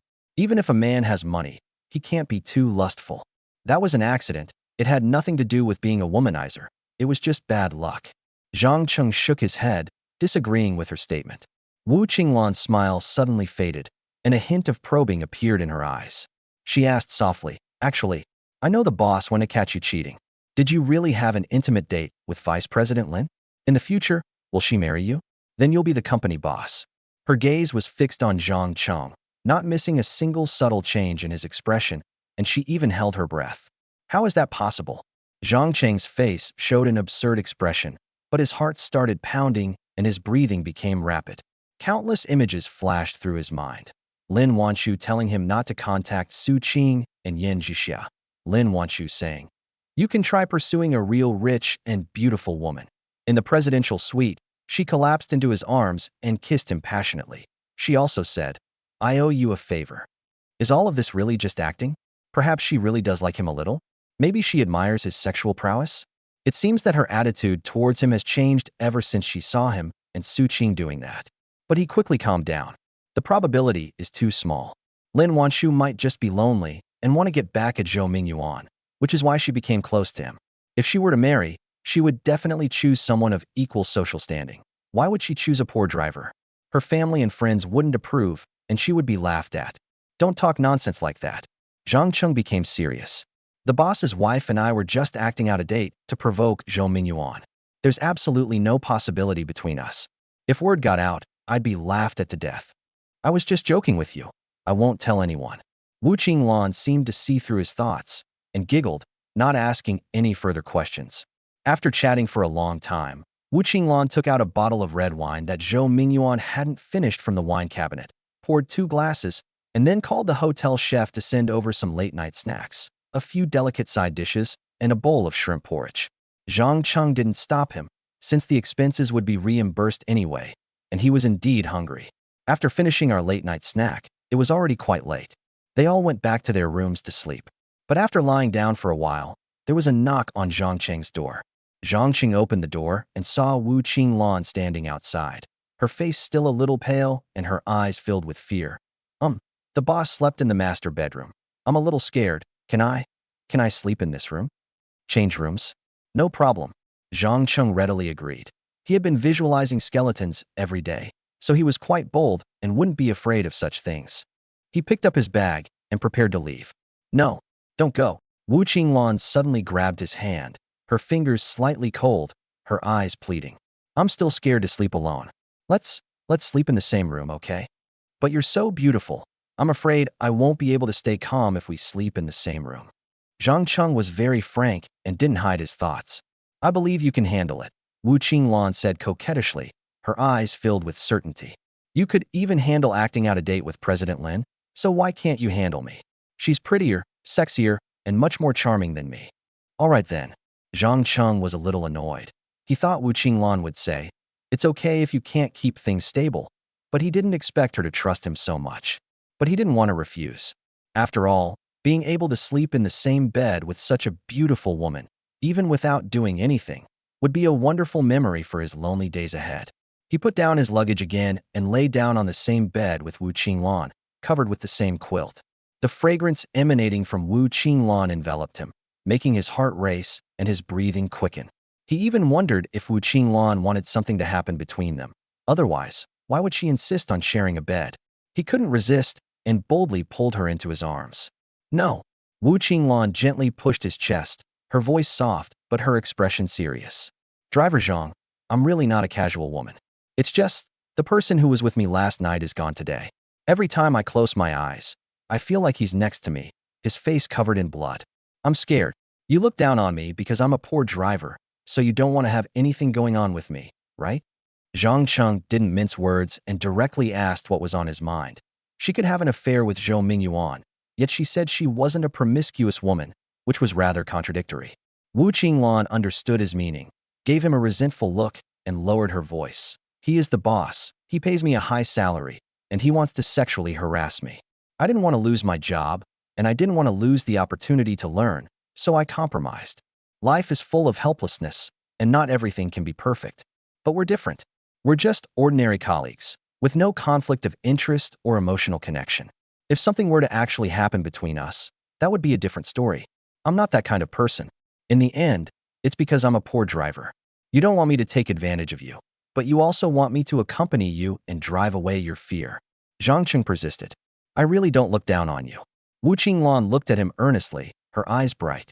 If you pursue me and make me fall in love with you, I might even marry you. I'm different from other women. I don't discriminate based on wealth or poverty. Zhang Cheng's heart skipped a beat, and he became interested. He hugged her tighter and tentatively asked, so, do you think I can win you over? You should just give up. Don't lose the big picture for a small gain. Wu Qinglan shook her head, her tone carrying a deeper meaning. If Vice President Lin finds out you're pursuing me, there'll be absolutely no chance for you to. You should pursue her. She's free now. If I can win you over, you'll be the boss of Yuan Company. Then, if you try to take advantage of me, I'll have no choice but to serve you obediently. Isn't that a great deal? Killing two birds with one stone. Chapter 82 finally couldn't hold back. Damn, this woman is really shrewd. Zhang Cheng gasped inwardly, instantly understanding. Wu Qinglan was leaving herself a way out. In case he really got together with Lin Wanshu, she could use this to get closer to him and even gain some benefits. He released Wu Qinglan. Wu Qinglan didn't say anything more, but just snuggled closer to him. She fell asleep quickly.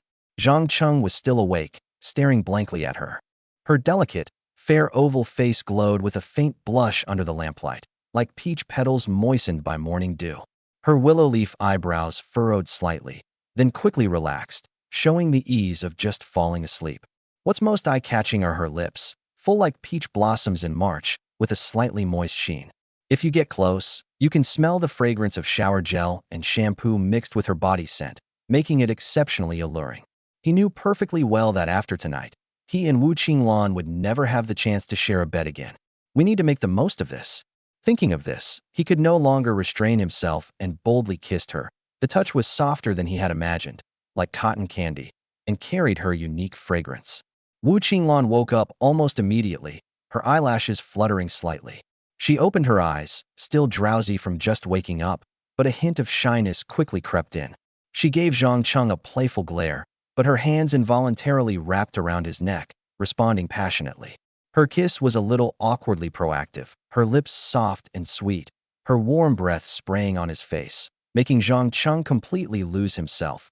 His hand unconsciously rose up, gently lifting her skirt, his fingertips just touching her skin, feeling a delicate warmth. Don't want. Wu Qinglan's voice suddenly rang out, tinged with urgency, yet still gentle.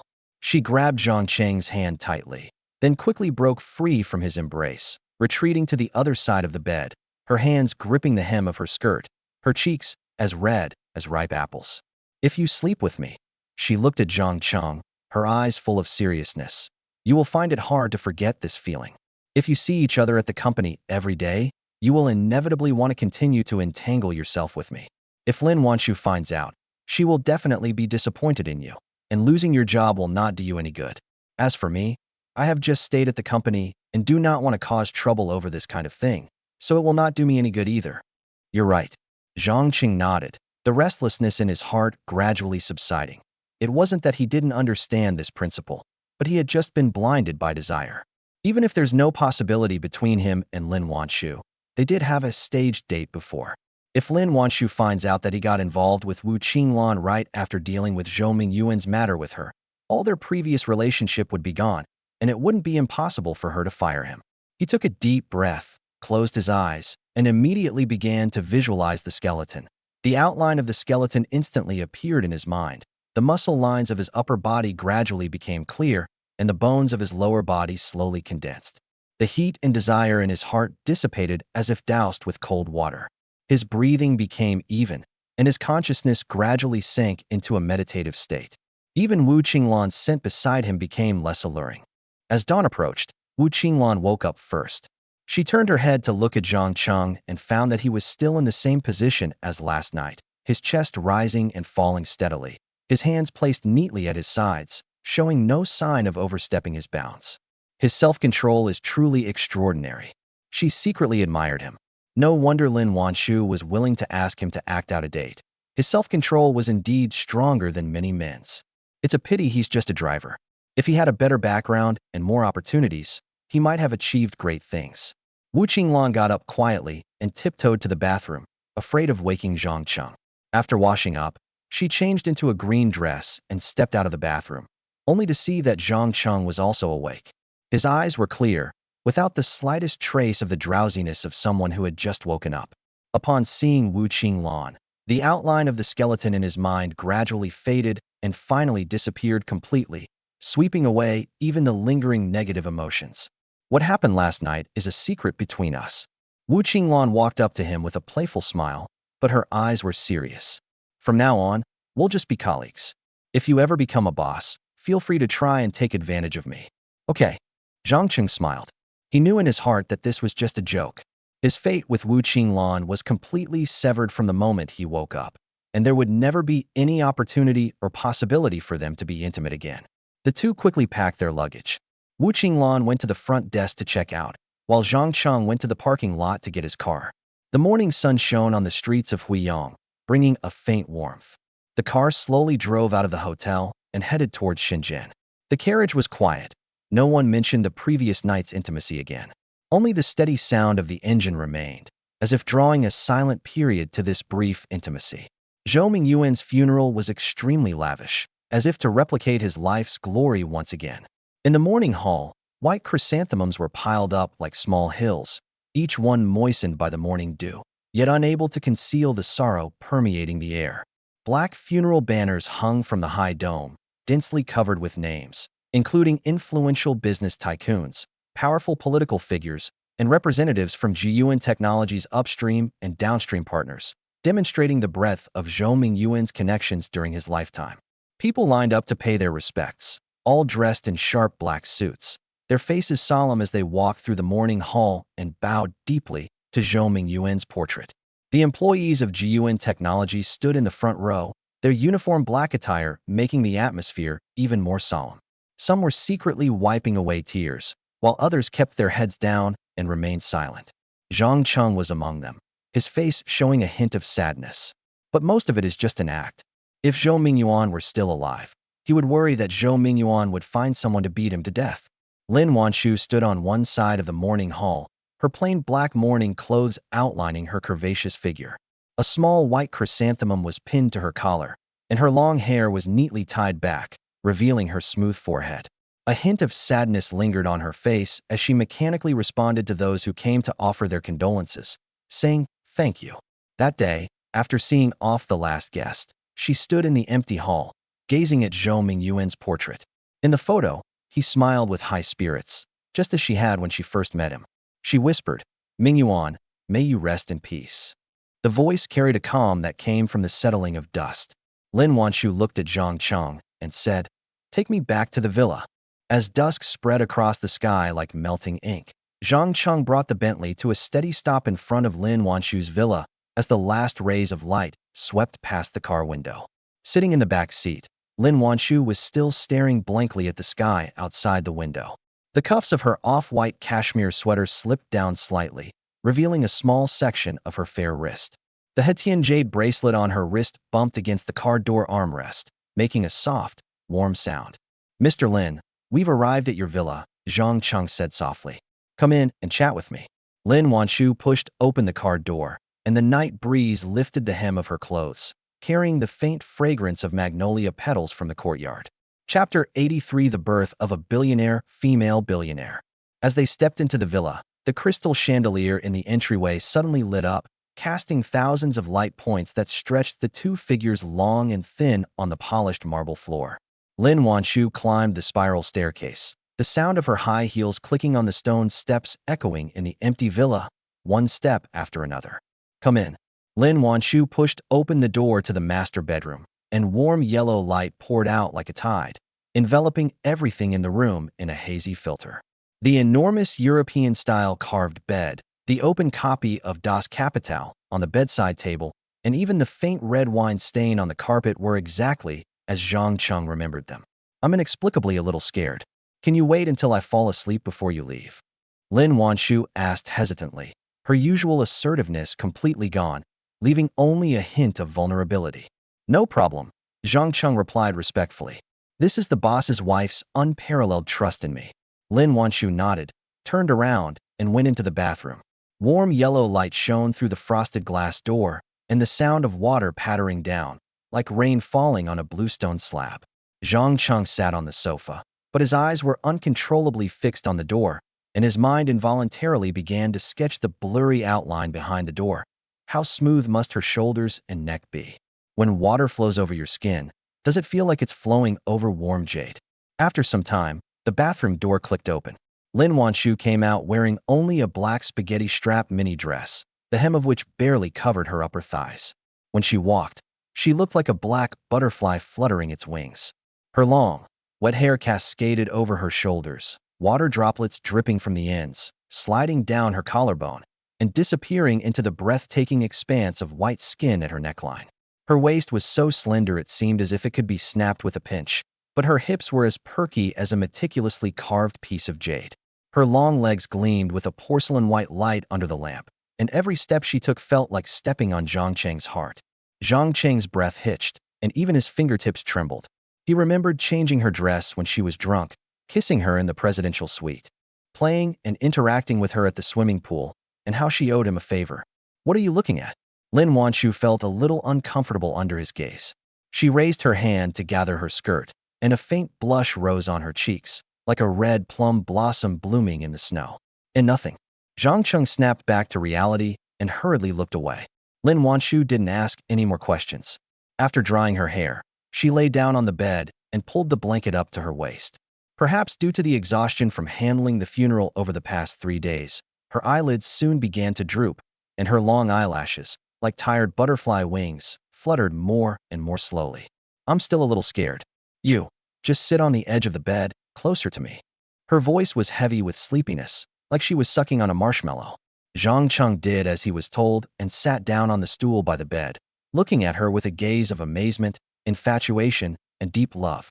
Perhaps it was his gaze that was too intense, for Lin Wanshu suddenly opened her eyes, her pupils still misty with tears, and said with a hint of reproach, "Don't let your mind wander. You're so beautiful and sexy. Any man would be attracted and have all sorts of wild thoughts. Is now the time for you to daydream or say sweet nothings?" Lin Wanshu glared at him fiercely. The implication was that both he and she should be grieving since Zhou Mingyuan had just left. "I'm sorry, boss lady." "No, Ms. Lin, I just wanted to liven things up a bit. Cheng quickly apologized. There's no need to call her General Manager Lin anymore. Since you're used to calling her boss lady, just keep doing so. She paused, her voice as soft as a sigh. I will eventually get married.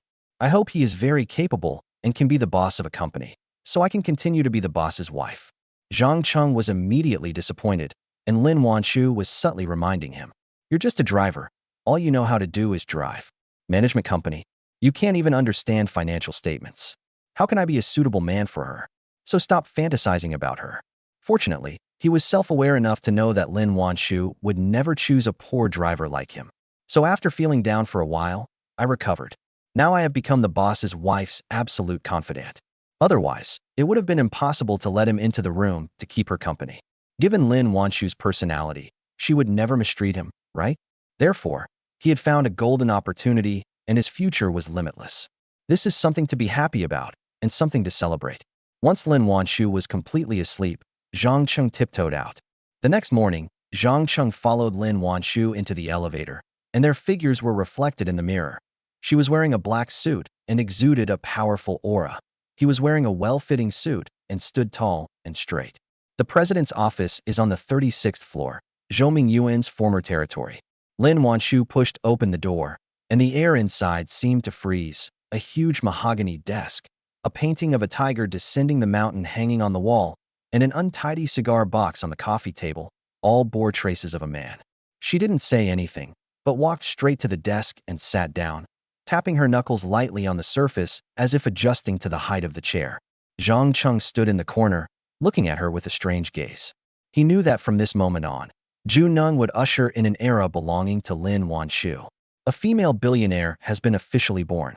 Knock, knock, knock. There was a knock on the door. The pure and beautiful Wu Qinglan, accompanied by a rich fragrance, pushed open the door and entered, carrying a stack of documents that looked like bricks. She handed over the documents, her tone respectful. President Lin, these are the latest reports from each department, and also, put it on the table. Lin Wanshu interrupted her, her voice calm and even. Pass down the notice that there will be an all-staff meeting at 3 p.m. this afternoon, and all department heads must attend. Yes. Wu Qinglan didn't dare to say anything more.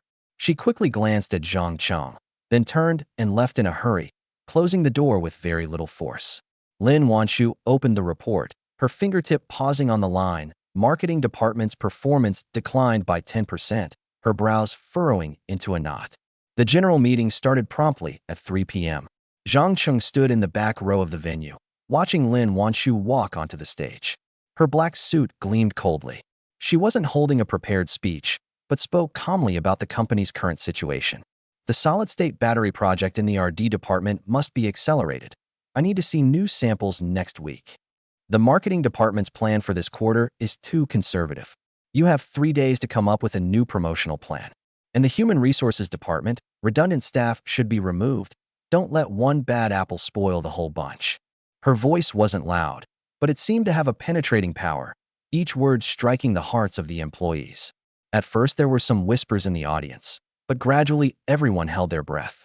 The old hands who were initially waiting to see the joke slowly turned their disdain into admiration. The young employees, on the other hand, had a gleam of excitement in their eyes. Looking at the composed and confident woman on the stage, Zhang Cheng suddenly understood why Zhou Yuan had married her. She is not a parasitic plant, but an oak tree that can fight alongside him, and in some ways, she is even more resilient and sharper than him. Chapter 84. Lin Wanshu invited me into the villa. That afternoon, Zhang Cheng accompanied Lin Wanshu to Guangzhou. The street scene outside the car window rushed past. The leather seats of the Bentley Flying Spur exuded a slightly cool texture. His fingertips caressed the steering wheel, and the fragrance of Lin Wanshu lingered around his nose, making him feel extremely happy. An hour later, Zhang Cheng followed Lin Wanshu into the skyscraper marked Dingxing Technology. A gust of wind blew up the glass revolving door, causing the hem of her black suit to flutter gently. In the top-floor conference room, a long table stretched across the center like a lurking python, flanked by a dozen or so figures in suits. The air was filled with the aroma of Colombian coffee and the coolness of cologne, like a glass of strong liquor mixed with ice. The elderly man at the head of the group had hair as white as falling snow, and the Dingxing Technology badge on his chest gleamed under the overhead light. His eyes were sharp as a hawk's, and his knuckles tapped the table, making a soft sound like a woodpecker pecking at a tree. Lin Wanshu gracefully took her seat amidst the disdainful gazes, some overt and some covert, her cold, beautiful eyes sweeping across the room like a stone thrown into a lake, instantly creating ripples of silence. Chairman Li, regarding the electrolyte patent for solid-state batteries, I think we can try a different approach. Her voice wasn't loud, but it pierced the tense atmosphere of the conference room like a silver thread tempered with ice. Your insistence on exclusive licensing doesn't align with the principle of win-win cooperation in the industry. How about establishing a joint venture? Zhu Neng will provide the technology, and Ding Sheng will provide the production line, with profits split 40/60ths. What do you think? Chairman Li put down his bone china teacup, the crisp sound of the bottom striking the table like broken jade. A mocking smile curled at the corner of his lips, like an old fox sizing up a cub that had intruded into its territory. President Lin is too young and doesn't understand the value of patents. This is the culmination of our team's 20 years of hard work, burning through over $1 billion yuan from the lab to mass production. Why should you get 40%? We can bring the patent to fruition. Lin Wanshu leaned forward, her eyes sparkling with confidence like stars. Dingxing's production line is still stuck in the standards of 3 years ago, and the electrode material adhesion is insufficient. Even with the patent, it can't solve the deadlock of low-temperature battery life. Yuan's breakthrough in nanocoating technology last week can make up for this shortcoming. She casually pulled out a blueprint from the file folder, unfolding it with the composure of displaying a work of art. Look here, we solved the electrolyte interfacial impedance problem with a graphene coating. Lab data shows that in a minus 20 degrees Celsius environment, the battery life is improved by 35% and the cost is reduced by 20%, and it has passed SGS certification. The conference room fell silent instantly, and even the hum of the central air conditioning seemed jarring. Chairman Li's gaze was fixed on the blueprints, his brows first furrowing like water ruffled by the wind, then slowly relaxing like a thawing stream. The technical director next to him leaned over, pointing at the parameters and whispering, his eyes filled with the astonishment of Columbus discovering a new continent. Lin Wanshu picked up her teacup, the rim of the Celadone cup lightly touching her red lips, her movements as elegant as flowing water. Sunlight streamed through the floor-to-ceiling windows, illuminating her graceful figure and revealing an air of composure and confidence in every gesture.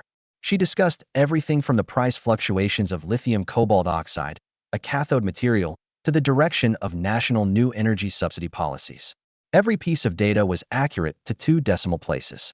Even the technical director of Dingxing couldn't help but nod, listening to her teachings like a devout student.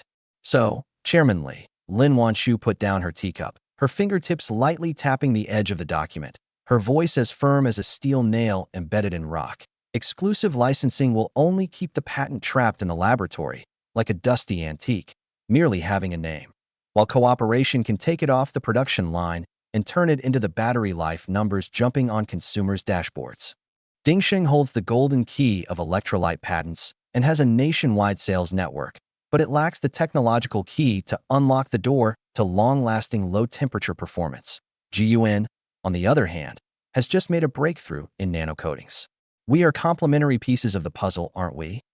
Chairman Li remained silent for a full 3 minutes. The air in the conference room seemed to be compressed into ice, and even the cicadas chirping outside the window sounded cautious. He ran his fingertips along the table repeatedly, his gaze shifting between the blueprints and Lin Wanshu. Suddenly, he burst into laughter, the sound so loud it made the rim of the bone china cup tremble slightly. President Lin's mouth is 10 times more powerful than your husband, Zhou Yuan's. Fine, I accept it. Joint venture, 40/60 split, Yuan technology as equity, Dingxing contributing patents and distribution channels, it's settled. When the applause broke out, the secretaries that Lin Wanshu brought, including Wu Qinglan, all breathed a sigh of relief. The admiration in their eyes was like a rising tide, almost overflowing their eyes. Cheng stood in the corner, watching her being surrounded by people as she signed her name, her composure as she wrote. I couldn't help but recall Zhou Yuan's saying, technology is not as important as connections. But looking at the scene before me, Lin Wanshu wasn't relying on any connections at all. She had clearly figured out the other party's weaknesses and used her technical advantages to open the door to cooperation. With that kind of brain, the boss's wife is probably going to turn Yuan into a multi-billion-dollar giant, Zhang thought to himself, clicking his tongue in amazement. That night, Zhang drove Lin Wanshu back to the villa. After parking the car, she took Zhang into the villa. They sat facing each other on the sofa on the third floor. As she brewed tea, she said softly, "The company's affairs are almost settled and everything has completely stabilized. Now it's time to deal with some special matters." Handling a special matter? Cheng's heart skipped a beat and his breathing became rapid. Could it be that she's finally going to fulfill her promise to help out once? "What do you think of Secretary Wu?" Lin Wanshu put down her teacup and looked at Cheng seriously. Secretary Wu? Cheng's heart skipped a beat. Could it be that Wu Qinglan found out about his and Wu Qinglan's time in Huiyang, including sharing a bed and even kissing passionately? Otherwise, why would she suddenly bring up Wu Qinglan and specifically ask for his opinion? He composed himself, trying to make his tone sound calm and even slightly bewildered. "I don't know much about her. I only went to Huiyang to pick her up last time, and we chatted a bit about work on the way. We didn't have much contact." Lin Wanshu's eyes became somewhat complicated, as if veiled by a thin mist. Secretary Wu is different from Su Qing and Yan Jixia. She is pure, honest, and a top student who graduated from Peking University with a degree in business administration. Lately, she has been following me on the Dingxing technology project, often staying up all night to revise the plan and even forgetting to eat. She learns things quickly and is a truly promising talent. She paused, her voice lowered, with a barely perceptible sigh, but she was ultimately sexually harassed by Zhou Mingyuan. Zhou Mingyuan got into trouble this time because he was going on a date with her. I'm not blaming her. Zhou Mingyuan brought this on himself. But many of the older employees in the company are gossiping behind her back, saying that she rose to the top by using her body. She raised her head, her gaze returning to Zhang, a hint of inquiry in her eyes. "So, what do you suggest we do with her? Keep her or fire her?" "I'm just a driver. How can I help you make decisions?" Zhang smiled awkwardly, but a strange ripple stirred in his heart. Lin Wanshu actually asked him about the company's personnel issues. Did she really consider him a trustworthy confidant, and even hope that he would participate in the company's management decisions? He recalled Wu Qinglan's deliberate intimacy with him that night in Huiyang, and how she nestled in his arms and said, "If you become the boss in the future, you're welcome to sexually harass me." Suddenly, he realized that Wu Qinglan had probably foreseen his current situation, which was why she used fear as an excuse to get closer to him. Even without any physical relationship, she successfully gained his favor, so he would naturally speak up for her in front of Lin Wanshu. Sigh, when it comes to dating these highly intelligent women, my brain just can't keep up. Chapter 85 Another Kiss, Uncontrollable Passion. You're my driver. It's your duty, but you dared to kiss me and hug me, and now you don't dare to express your opinion? Lin Wanshu suddenly frowned, her tone tinged with anger. I'm just a lowly driver. What right do I have to comment on the company's personnel matters? I'm not qualified. Besides, I don't understand them either. Zhang was both amused and exasperated, but dared not say it aloud, fearing she would get angry. After a moment's hesitation, he forced himself to speak, carefully uttering each word. Well, since Secretary Wu is a talented and honest person, and being subjected to unspoken rules wasn't her choice, she's ultimately a victim. Keeping her around shouldn't be a problem. However, her previous salary was indeed too high, and since she hasn't passed her probation period yet, it's appropriate to reduce it a bit. If she wants to stay, then she can stay. If she's not satisfied and resigns, that's fine too. You can just hire a suitable executive secretary. That's well said. Why do you always say I'm the driver? Lin Wanshu's expression softened, and she gently touched Cheng's hand with a hint of encouragement. People's abilities are developed through practice. Don't always confine yourself to the identity of driver. Don't say that anymore. I hope you can gradually change and ideally have your own career. I can't be a driver for life. Having your own business? That's too difficult. Zhang muttered to himself. He followed Zhou Mingyuan for 10 years and saw many people start businesses, all of whom lost everything, and some even jumped off buildings.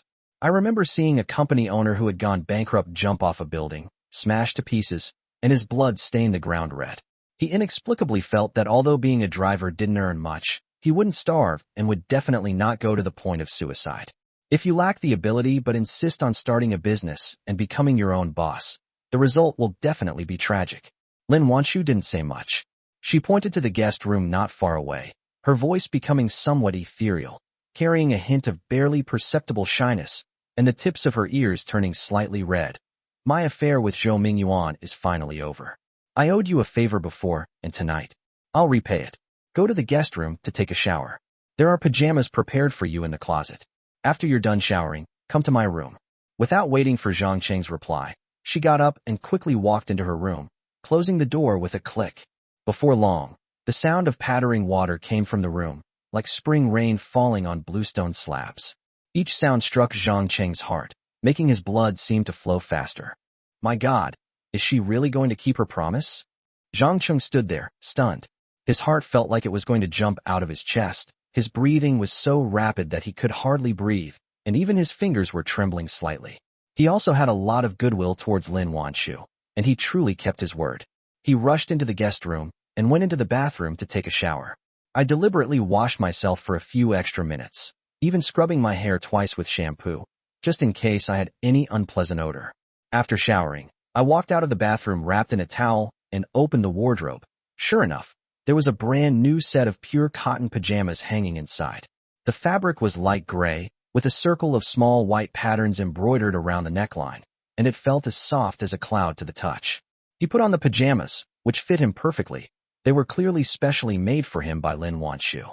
He took a deep breath, walked to Lin Wanshu's door, his finger hovering over the doorknob, hesitating for a few seconds, both expectant and nervous, like a naive young man about to go on a date. In the end, he gently pushed the door open. The room was bathed in a soft, warm light. Lin Wanshu had just come out of the bathroom and was drying her hair with a towel. She was wearing a pink halter-neck mini dress, the hem of which barely covered half of her thighs, revealing her fair and smooth shoulders. Her delicate arms hung at her sides, and the Hetian jade bracelet on her wrist gleamed with a warm luster. Beneath her delicate collarbones, the pale pink halter top straps, like two thin, delicate threads, were gently tied around her back. When she turned around, her smooth back was visible, as if covered with a thin layer of snow. Water droplets slid down her spine, sparkling like crushed diamonds under the light, before disappearing into the hem of her skirt, leaving a faint watermark. My God, this is so beautiful. Zhang Cheng's gaze froze instantly, his throat bobbed involuntarily, and he even forgot to breathe. He watched as Lin Wanshu walked to the dressing table, sat down, picked up a comb, and gently combed her wet hair. He quickly walked over, picked up a hairdryer, and said in a slightly trembling voice, President Lin, let me dry your hair for you. Lin Wanshu gave a soft hum. Her shoulders relaxed slightly, and even the lines of her back softened. Zhang Cheng turned on the hairdryer, gently lifting her long hair with his left hand. His fingertips would occasionally touch her back. The touch was as delicate as white jade, warm to the touch, making his fingers tremble slightly, and even his breathing became cautious. Lin Wanshu picked up a bottle of perfume from the dressing table. The bottle was printed with delicate rose patterns, and it was her favorite niche French perfume. She gently sprayed a little on the pulse point on her wrist, and the rich yet not pungent fragrance instantly spread, mixing with the fresh scent of her shower gel. It entered Zhang Cheng's nostrils, making his blood feel like it was boiling, and even his ears felt hot. Do you like this perfume? Lin Wanshu's voice became charming, like a feather gently tickling the heart. Heart. She turned her head, her eyes glistening with tears, her long eyelashes trembling slightly, looking at Zhang Cheng expectantly, even the corners of her mouth carrying a faint smile. I like it, I really like it. Zhang Cheng was flattered and his heart was pounding so hard it felt like his ribs would break. He had never thought that Lin Wanshu would care about his feelings. After all, he was just a driver who drove for her every day, while she was the head of Yuan Technology, a company worth billions. There was an insurmountable gap between them. Her hair dried quickly, the jet-black strands as smooth as silk, with a soft sheen. Zhang Cheng put away the hairdryer and gently hugged her from behind. He then gently turned her around and looked down at the woman in his arms. Her face was as beautiful as a blooming peach blossom, her skin as white as the finest mutton fat jade, and her temperament as elegant as an empress in the palace. He recalled how, during the day in the conference room of Dingxing Technology, she was wearing a black suit and calmly negotiating with Chairman Li, using precise data and detailed drawings to open the door to cooperation. The flame in his heart burned even brighter. This woman, who was so powerful and charismatic in the business world, was now nestled gently and tenderly in his arms, waiting for something. He could no longer resist and gently kissed her. Only their breathing and heartbeats remained in the room. Time seemed to stand still, and the world seemed to consist only of the two of them. Even the night outside the window seemed to soften. Chapter 86. Lin Wanshu keeps her promise. After an unknown amount of time, they slowly separated. Lin Wanshu's cheeks were flushed, and her breathing was rapid, as if she had just finished running. She gently pushed Zhang away, her voice slightly panting and trembling. "Lie down on the bed. I'll help you." A strong desire surged in Zhang Cheng's heart. He wanted to blurt out, "No need for help. Let's just get intimate." But reason was like a bucket of cold water, extinguishing his impulse. He was a driver, and Lin Wanshu could not possibly have a relationship with him. Being able to receive her hugs, kisses, or even help was already an incredible privilege. He couldn't be greedy. He obediently lay down on the soft, large bed, the sheets of which were made of silk and had a faint sheen, with delicate dark patterns printed on them. He looked at the crystal chandelier above his head, his heart filled with emotion. In the past, when he brought Zhou Mingyuan home drunk, he would stand at the bedroom door countless times, looking at this bed with envy, envying Zhou Mingyuan for having such an excellent woman as Lin Wanshu. But he never thought that one day he could lie on this bed and feel her tenderness up close. Lin Wanshu walked to the bedside with a shy expression, her fingers gently twisting the hem of her skirt, like a young girl on her first date with a boy. 2 hours later, the two went to the bathroom together. As she came out, Lin Wanshu pushed Zhang Cheng towards the door, her fingers still seemingly carrying a trace of warmth. Her tone was gentle and shy. "All right, I've kept my promise. Don't think about it anymore. Otherwise, you'll always look at me with those strange eyes, making me flustered and unable to concentrate on my work." Zhang Cheng's heart softened instantly. He longed to hold her again and say, "I want to stay with you," to feel her warmth and smell her fragrance until dawn. But he knew it was impossible. Lin Wanshu is not Su Qing, not Yan Jixia, and certainly not Wu Qinglan. She is Lin Wanshu, the helmsman of Juning Technology, a female tycoon with a net worth of billions. Sooner or later, she will marry a suitable man, such as the president of a group worth hundreds of billions or a political elite with great power. He is just a passerby in her life, a tool used to act.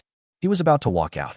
Lin Wanshu pulled him down to sit on the sofa again and said in a coquettish voice, "Zhang Cheng, I want you to do me a favor." "What kind of help?" Zhang Cheng's heart skipped a beat. He had never been coquettishly treated by Lin Wanshu before. Her voice was as soft as cotton, with a hint of dependence, which made him feel flattered and his body stiffened. He was afraid that if he moved, he would ruin this rare tenderness. "You have to promise me first before I'll say anything," Lin Wanshu said coquettishly. "For you, I'd go through fire and water. I'd even risk my life for you. Just tell me, whether it's helping you fend off drinks, running errands for you, or even keeping an eye on the backstabbers in the company. I'll do it." Zhang Cheng patted his chest, his tone incredibly serious, even a little excited. He genuinely wanted to help Lin Wanshu, even if it was just to repay her for her tenderness tonight, or even just to stay by her side a little longer. "I hope we can be apart for a while, at the latest 6 months, at most a year, and then I will transfer you back."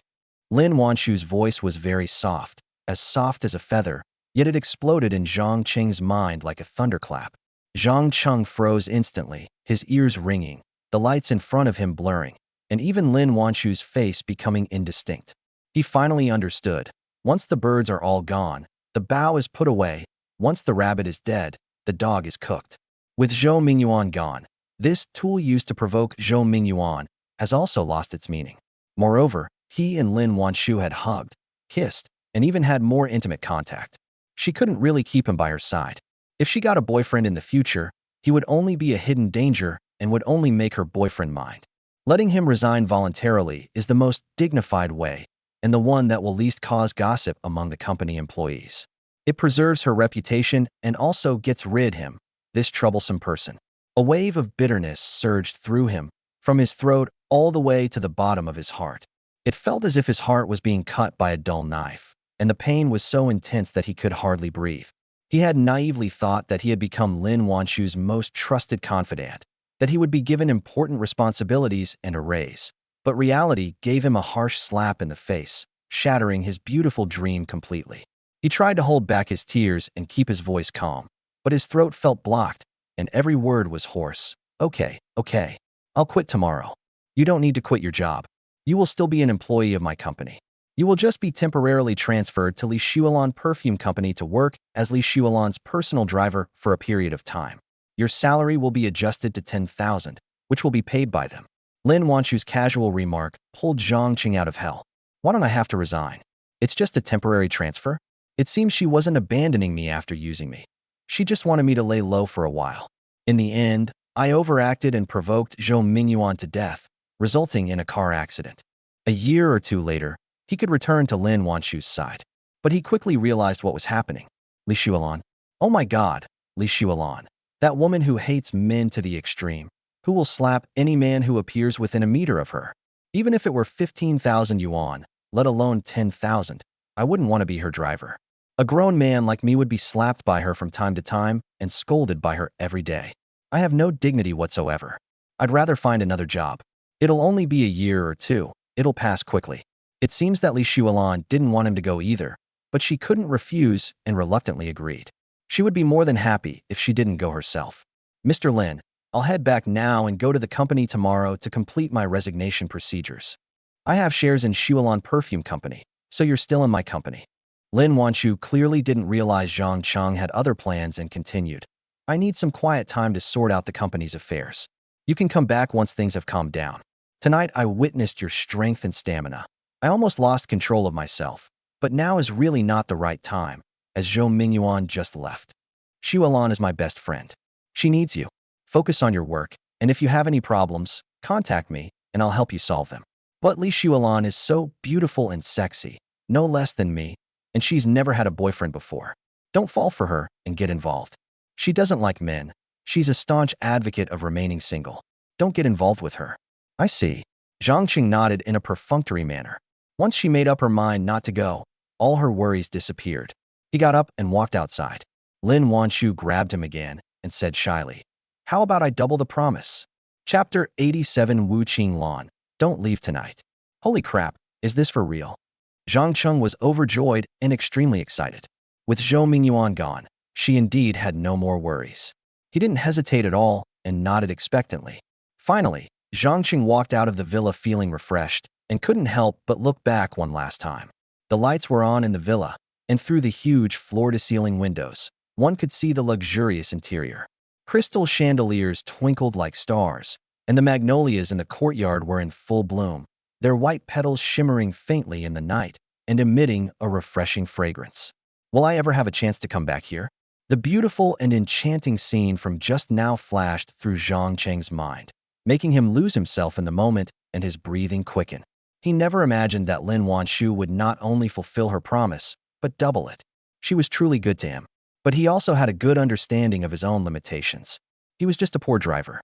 She is a wealthy and beautiful woman with a net worth of billions. There was an insurmountable chasm between the two. He could get her tenderness temporarily, but it was basically impossible for him to have it forever. To have a relationship with her is incredibly lucky. When I come back in a year or two, she may already have a new boyfriend. It's enough that I'm valued and trusted by her. I'd rather have a raise. That would be over 10,000. Finding a girlfriend shouldn't be a problem. The future will definitely be bright. As soon as I parked my car back at Lijiang Garden, I saw Wu Qinglan walking out of the apartment building. She was wearing a white A-line mini-skirt, the hem of which just reached above her knees, revealing a pair of shapely calves covered in stockings. She wore a pair of nude-colored 7-centimeter high heels, with tiny rhinestones embedded in the heels, which shimmered slightly under the streetlights. She wore a white short-sleeved shirt with the top 2 buttons undone, revealing her delicate collarbone. Her hair was tied in a bun, making her look both pure and beautiful and exceptionally eye-catching. Upon seeing Zhang Cheng, Wu Qinglan walked briskly over, her delicate fragrance wafting through her. Her face was filled with a sincere smile of gratitude, and her voice was much lighter. "Driver Zhang, thank you so much.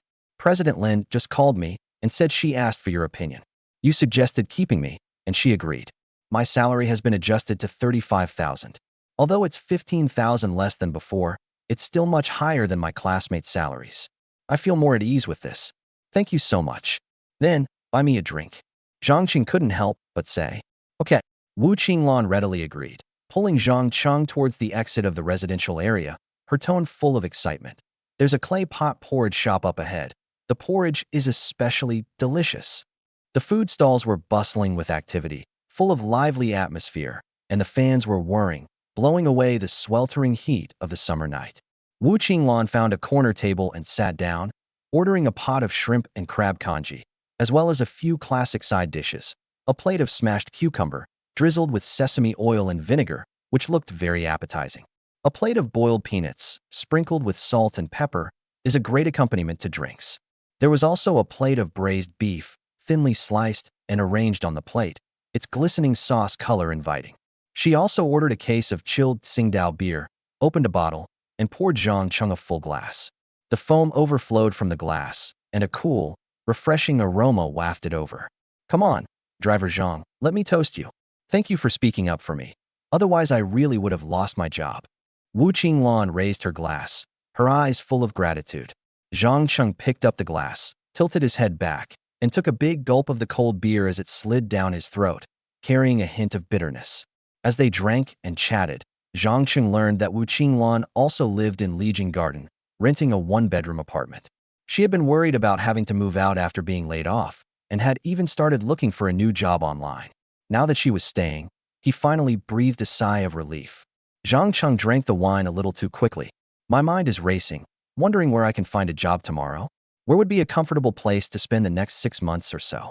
A new, unfamiliar environment is never as comfortable as it used to be. So, I'll have to suffer for at least 6 months. Hopefully, Lin Wanshu will recall him soon.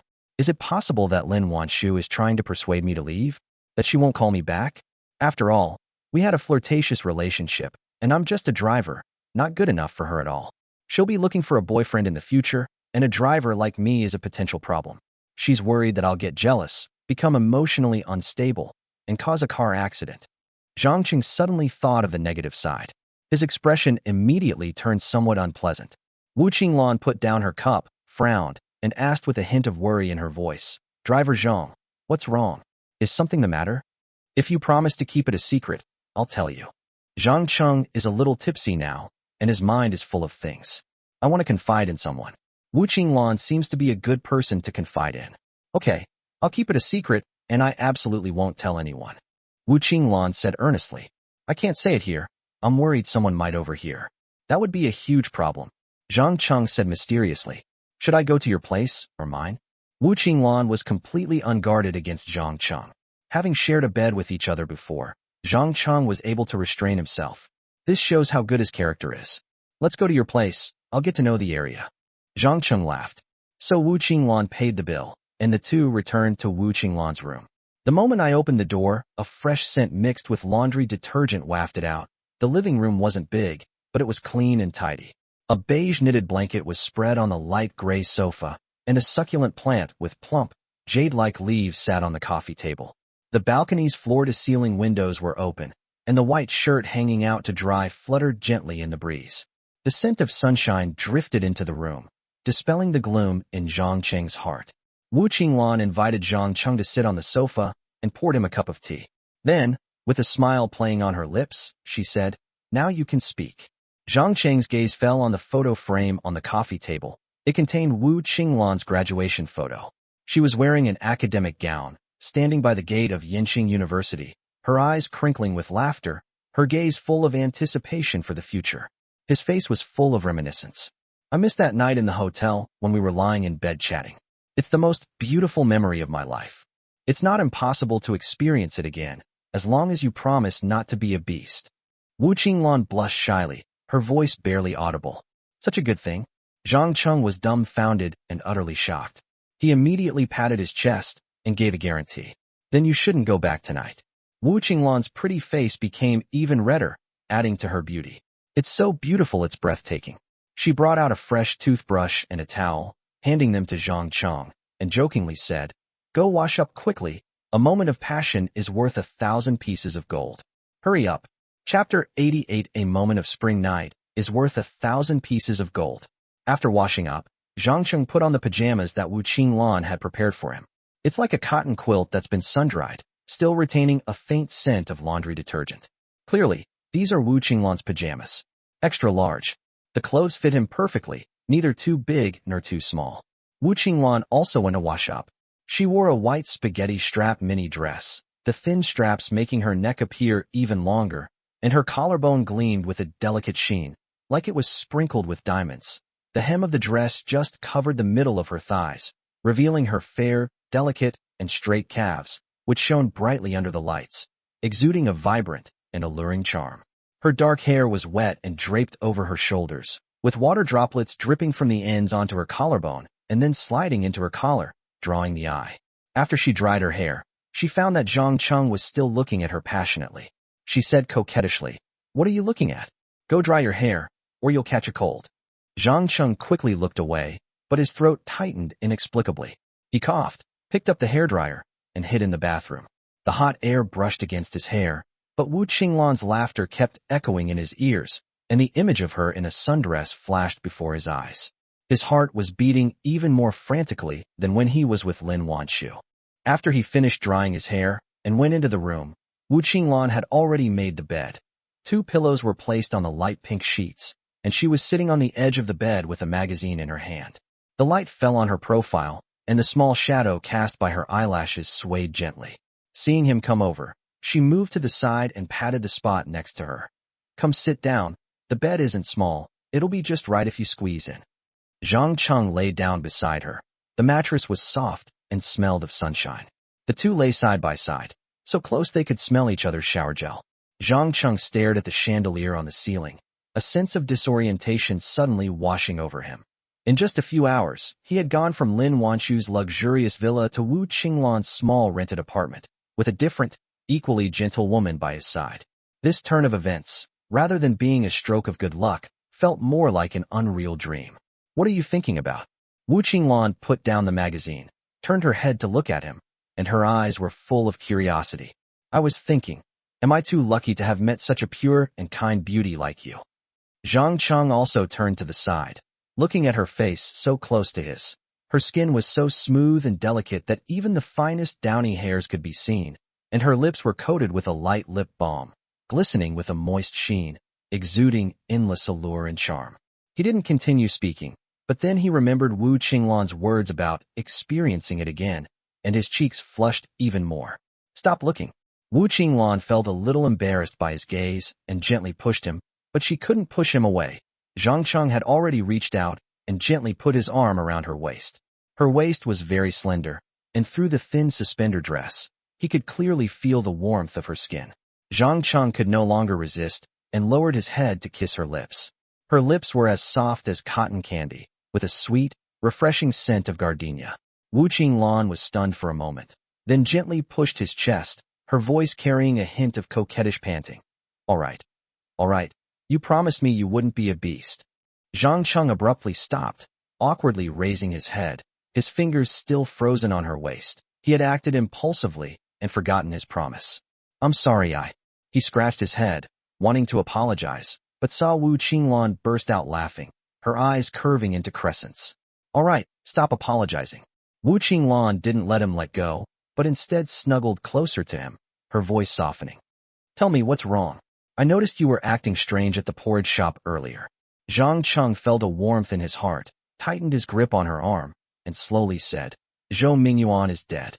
President Lin asked me to lay low for a while and temporarily transfer me to Li Shuolan's perfume company as her personal driver. My salary will be increased to 10,000.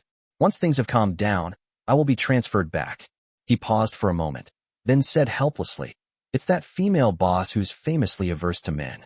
Even the security guards in her company are women. If a man gets within a meter of her, he'll get slapped. I offended her at the club before. She wants me to be her driver. Forget 10,000. I wouldn't want to do it even for 15,000. I'd be yelled at by her every day and might even get slapped. I'd have no dignity whatsoever." Wu Qinglan was silent for a moment, then asked softly, "So what do you plan to do?" Cheng pulled 2 keys from his trouser pocket. One was the car key for a Mercedes-Benz E200, its silver casing still gleaming. The other was the key to the 3-bedroom apartment. He handed the keys to Wu Qinglan, his tone serious. Please give these 2 keys to President Lin for me tomorrow. I plan not to go to the company tomorrow, but to find another job and get through the next 6 months or a year until Lin Wanshu calls me back.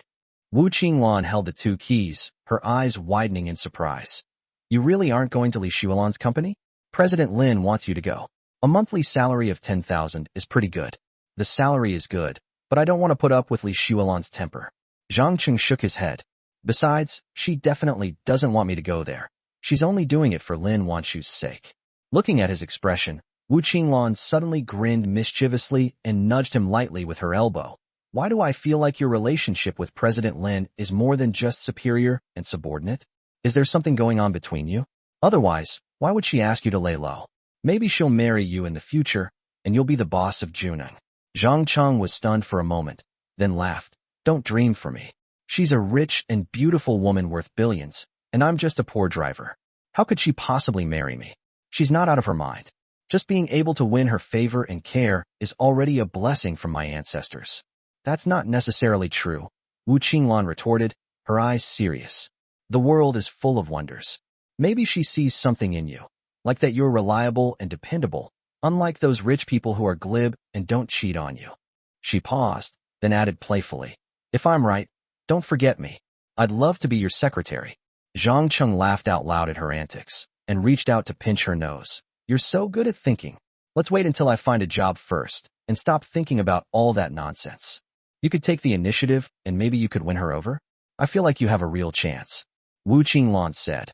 I noticed that the way she looked at you was very special. Me, a mere driver, actively pursuing her? That would be laughable. Zhang Cheng touched his forehead, not knowing whether to laugh or cry. Zhang Cheng, I also have a huge secret to tell you. Wu Qinglan suddenly said. Chapter 89 Wu Qinglan's Secret. What secret? Zhang Cheng couldn't help but turn to the side, propping his elbow on the pillow, and leaned closer to Wu Qinglan. The dim light from the bedside lamp fell on her face, revealing her eyelashes fluttering gently, like butterflies resting on flower petals, her tone full of curiosity. Wu Qinglan moved closer to him, her warm breath brushing against Zhang Cheng's earlobe with a hint of shy tickling. Her voice was very low. Actually, I've never been slept with by Zhou Mingyuan. I'm still pure and innocent, a virgin. If I can really become your secretary in the future, you'll be very lucky. To encourage Zhang Cheng to pursue Lin Wanshu, she revealed her deepest secret. Impossible. Zhang Cheng looked up abruptly, his face filled with disbelief. He knew that Wu Qinglan and Zhou Mingyuan had stayed in presidential suites in Guangzhou and Huizhou for several days. That lecherous old man, Zhou Mingyuan, couldn't resist any pretty woman. How could he possibly resist making a move on her? Wu Qinglan's cheeks were flushed with a faint blush, like clouds dyed by the sunset. She gently bit her lip and explained, he wanted to sleep with me, but I'm good at protecting myself. He didn't even have time to do that before it was over. Zhang Cheng was completely stunned, as if something had hit his heart. He hadn't expected her to be so smart, able to protect herself even next to a man like Zhou Mingyuan. This was the highest level of self-preservation. You're amazing, he exclaimed sincerely, his admiration growing stronger. I didn't take any money or gifts from him. I just wanted to keep my job. So even though he was determined to get it, he didn't dare to use force. That's why there was room for maneuver. Wu Qinglan explained shyly. Looking at her pure and shy appearance, Zhang Cheng suddenly felt a flutter in his heart and tentatively said, You're such a clever girl. I like you a lot, and I want to pursue you. No. Wu Qinglan playfully pushed his chest, her fingertips carrying a faint coolness. You should still pursue Lin Wanshu. She's the one who can help you rise to prominence. Don't lose the big picture by picking up the small things for me. As for me, I'll just be your secretary in the future. I don't dare to think about anything else. Can I have a prearranged sexual relationship with her? Zhang Cheng's breathing quickened instantly, his chest heaving slightly, his eyes filled with barely suppressed desire and longing. The woman in front of him was pure and intelligent, still a virgin, and so considerate to him, even willing to tell him her biggest secret. He simply couldn't control his heartbeat. Of course not. Wu Qinglan turned her face away, her ears turning bright red, her tone filled with a coquettish reproach. You promised me you wouldn't be a beast. Go to sleep. Zhang Cheng hummed in agreement and closed his eyes, his arm still gently around Wu Qinglan's waist. Her body was soft and warm, like being wrapped in cotton, and the faint fragrance of her body lingered around his nose. He couldn't bear to waste time visualizing skeletons. On such a beautiful night, he wanted to savor every single moment of its softness. Perhaps he was too tired, or perhaps the atmosphere around him was too comforting, and before he knew it, he had fallen asleep and even had a dream. In his dream, he owned a technology company even bigger than Yuan Technology. The office floor was made of polished marble, the crystal chandelier was dazzling, and even the air was filled with the scent of high-end fragrance. Wu Qinglan was dressed in a smart white business suit. Her hair was neatly tied up in a bun, and she stood beside him with documents in her hand. Her smile was gentle and pure, and she said softly, "Mr. Zhang, this is the contract you requested." When I woke up the next day, the splendor in my dream had shattered like a bubble. He was still lying in Wu Qinglan's small rented room, with light pink sheets on the bed, and the spot next to him was empty. A faint loneliness welled up in his heart, but when he walked into the living room and saw the breakfast laid out on the dining table, his heart warmed up again.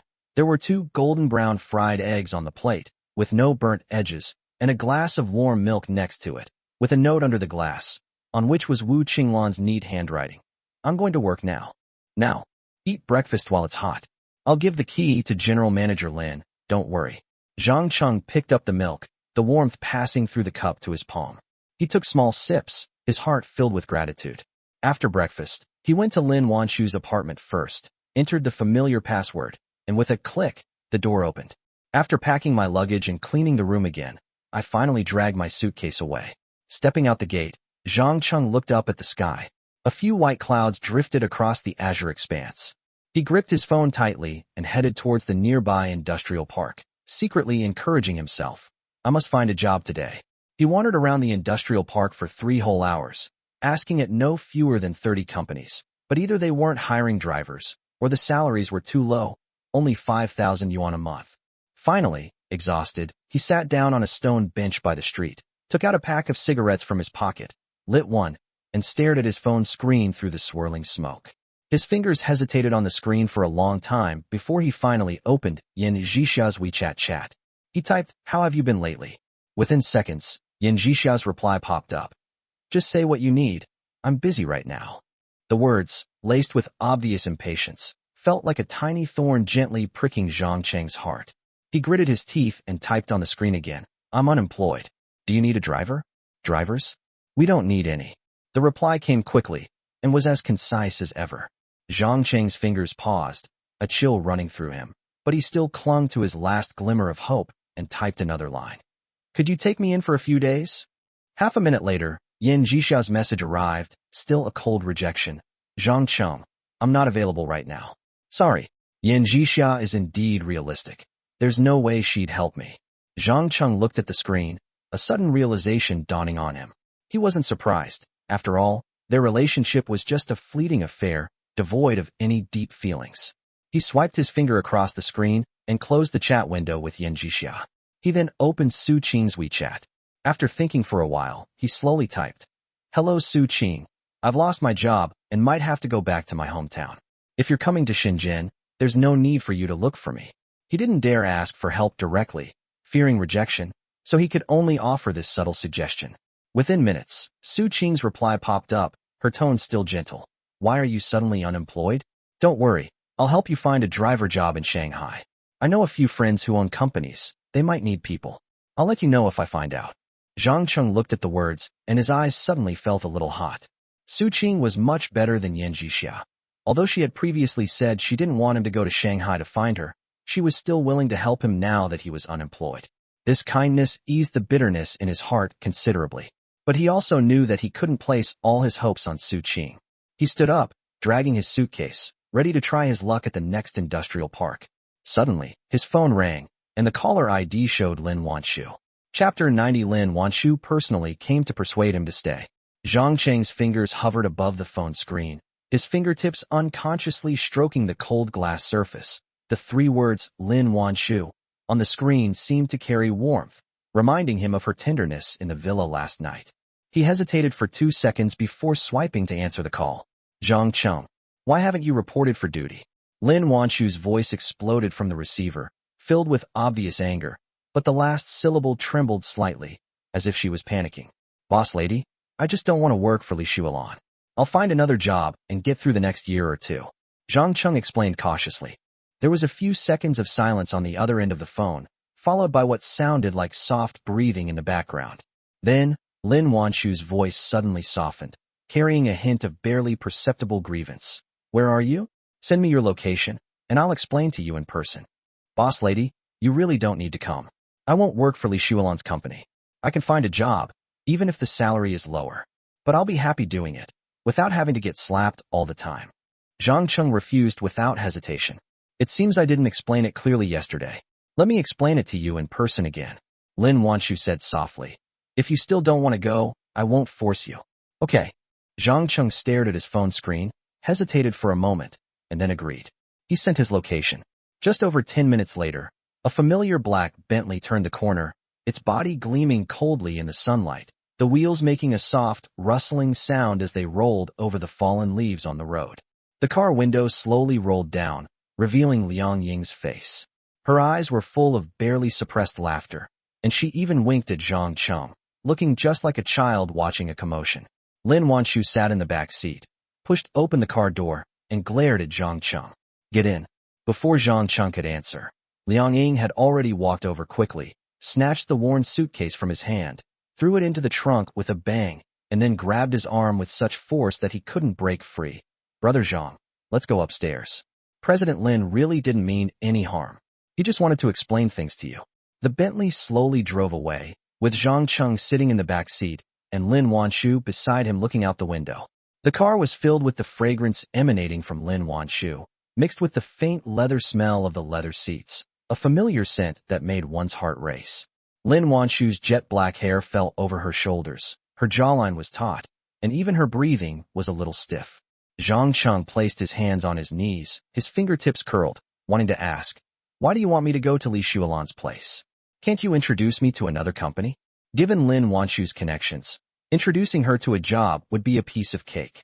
But he was too embarrassed to ask, because Lin Wanshu really doesn't owe him anything, and has no obligation to give him a perfect job. Lin Wanshu only turned around slowly after Liang Ying parked the car in a secluded spot by the river, turned off the engine, grabbed her cigarette pack, and walked into the shade of the trees, her figure quickly blending into the dappled shadows. She said coquettishly, do you think I'd be willing to let you be temporarily transferred? If I don't, the two of us won't be able to stay together. We'll be sleeping together very soon, and we won't be able to stop. What will people say? Her husband has only been dead for a little over 10 days, and she's already getting involved with the driver. Her character is terrible. We'll be a laughing stock, you know? You know? If I let you work for Li Shuolan for a year or two, there won't be any gossip like that. When you come back then, we won't have to worry about anything anymore. Your concerns are indeed valid, but I don't believe you'll still be flirting with me a year or two from now. Zhang Cheng didn't speak, but he refuted it in his heart. He simply couldn't believe that a billionaire like Lin Wanshu would fall for a lowly driver like him. She simply admired his exceptional talent in that area. A year or two later, she should have a boyfriend. Given her personality, she probably wouldn't cheat on her boyfriend. Therefore, he doesn't expect those things. I just hope to gain her favor and get a raise. Lin Wanshu, unaware of his inner turmoil, assumed he was listening and continued. Are you still angry? If not, I'll take you to report for duty. She really needs a reliable driver. I'm not angry, Zhang Cheng said, touching his forehead. It's just that I don't want to work at Li Shuolan's company. There's not a single man in her company. I don't believe she would want to hire a male driver. Although she dislikes men, safety is very important. Her driver quit, and she needs a male driver who can drive steadily. Male drivers are generally better than female drivers. Lin Wanshu patiently explained, swiping her finger across the phone screen to play the video of Zhou Yuan's accident. The image on the screen was so shaky it made one's eyes dizzy. Zhou Yuan is a cautionary tale. You've seen the video of his accident. If you were driving, wouldn't you be fine? If I were driving, I could just step on the gas and overtake them. There wouldn't even be a scratch. How could anything happen? Zhang Cheng said confidently, straightening his back. With 10 years of driving experience, he had driven on winding mountain roads in torrential rain and had also taken the drunk Zhou Yuan home in the early hours of the morning. He had never had an accident, not even a scratch. This confidence in driving is the only thing he can be proud of. When I drive, I can anticipate road conditions 100 meters in advance, and I will never let that kind of situation happen. Isn't that it? That's why she agreed to let you be her driver. and I told her she wouldn't slap you or make things difficult for you. Besides, she has other reasons for needing you, which I can't explain now. You'll find out in the future. Consider it a favor, okay? Lin Wanshu's voice became exceptionally gentle, and her eyes were full of pleading. Boss lady, I had a conflict with her at the private club last time. I really don't want to drive for a woman like her. With her wealth, she could easily hire experienced drivers just as good as me. Liang Ying, Song Wu, Xia Wei, and Qin Jun would all be perfectly capable.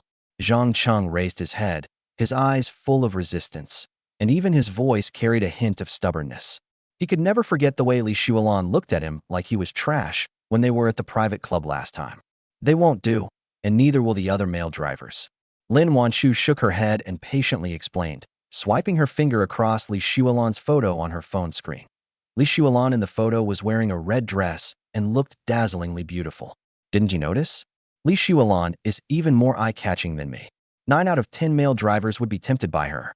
If they were to talk to her or even touch her, they would at least get slapped and at worst be dragged out by security. Only you are different. You practice the white bone contemplation, which allows you to resist her allure and prevents any trouble. Chapter 91. Passionate Kiss with Lin Wanshu in the car. What about your driver? Zhang Cheng asked with concern.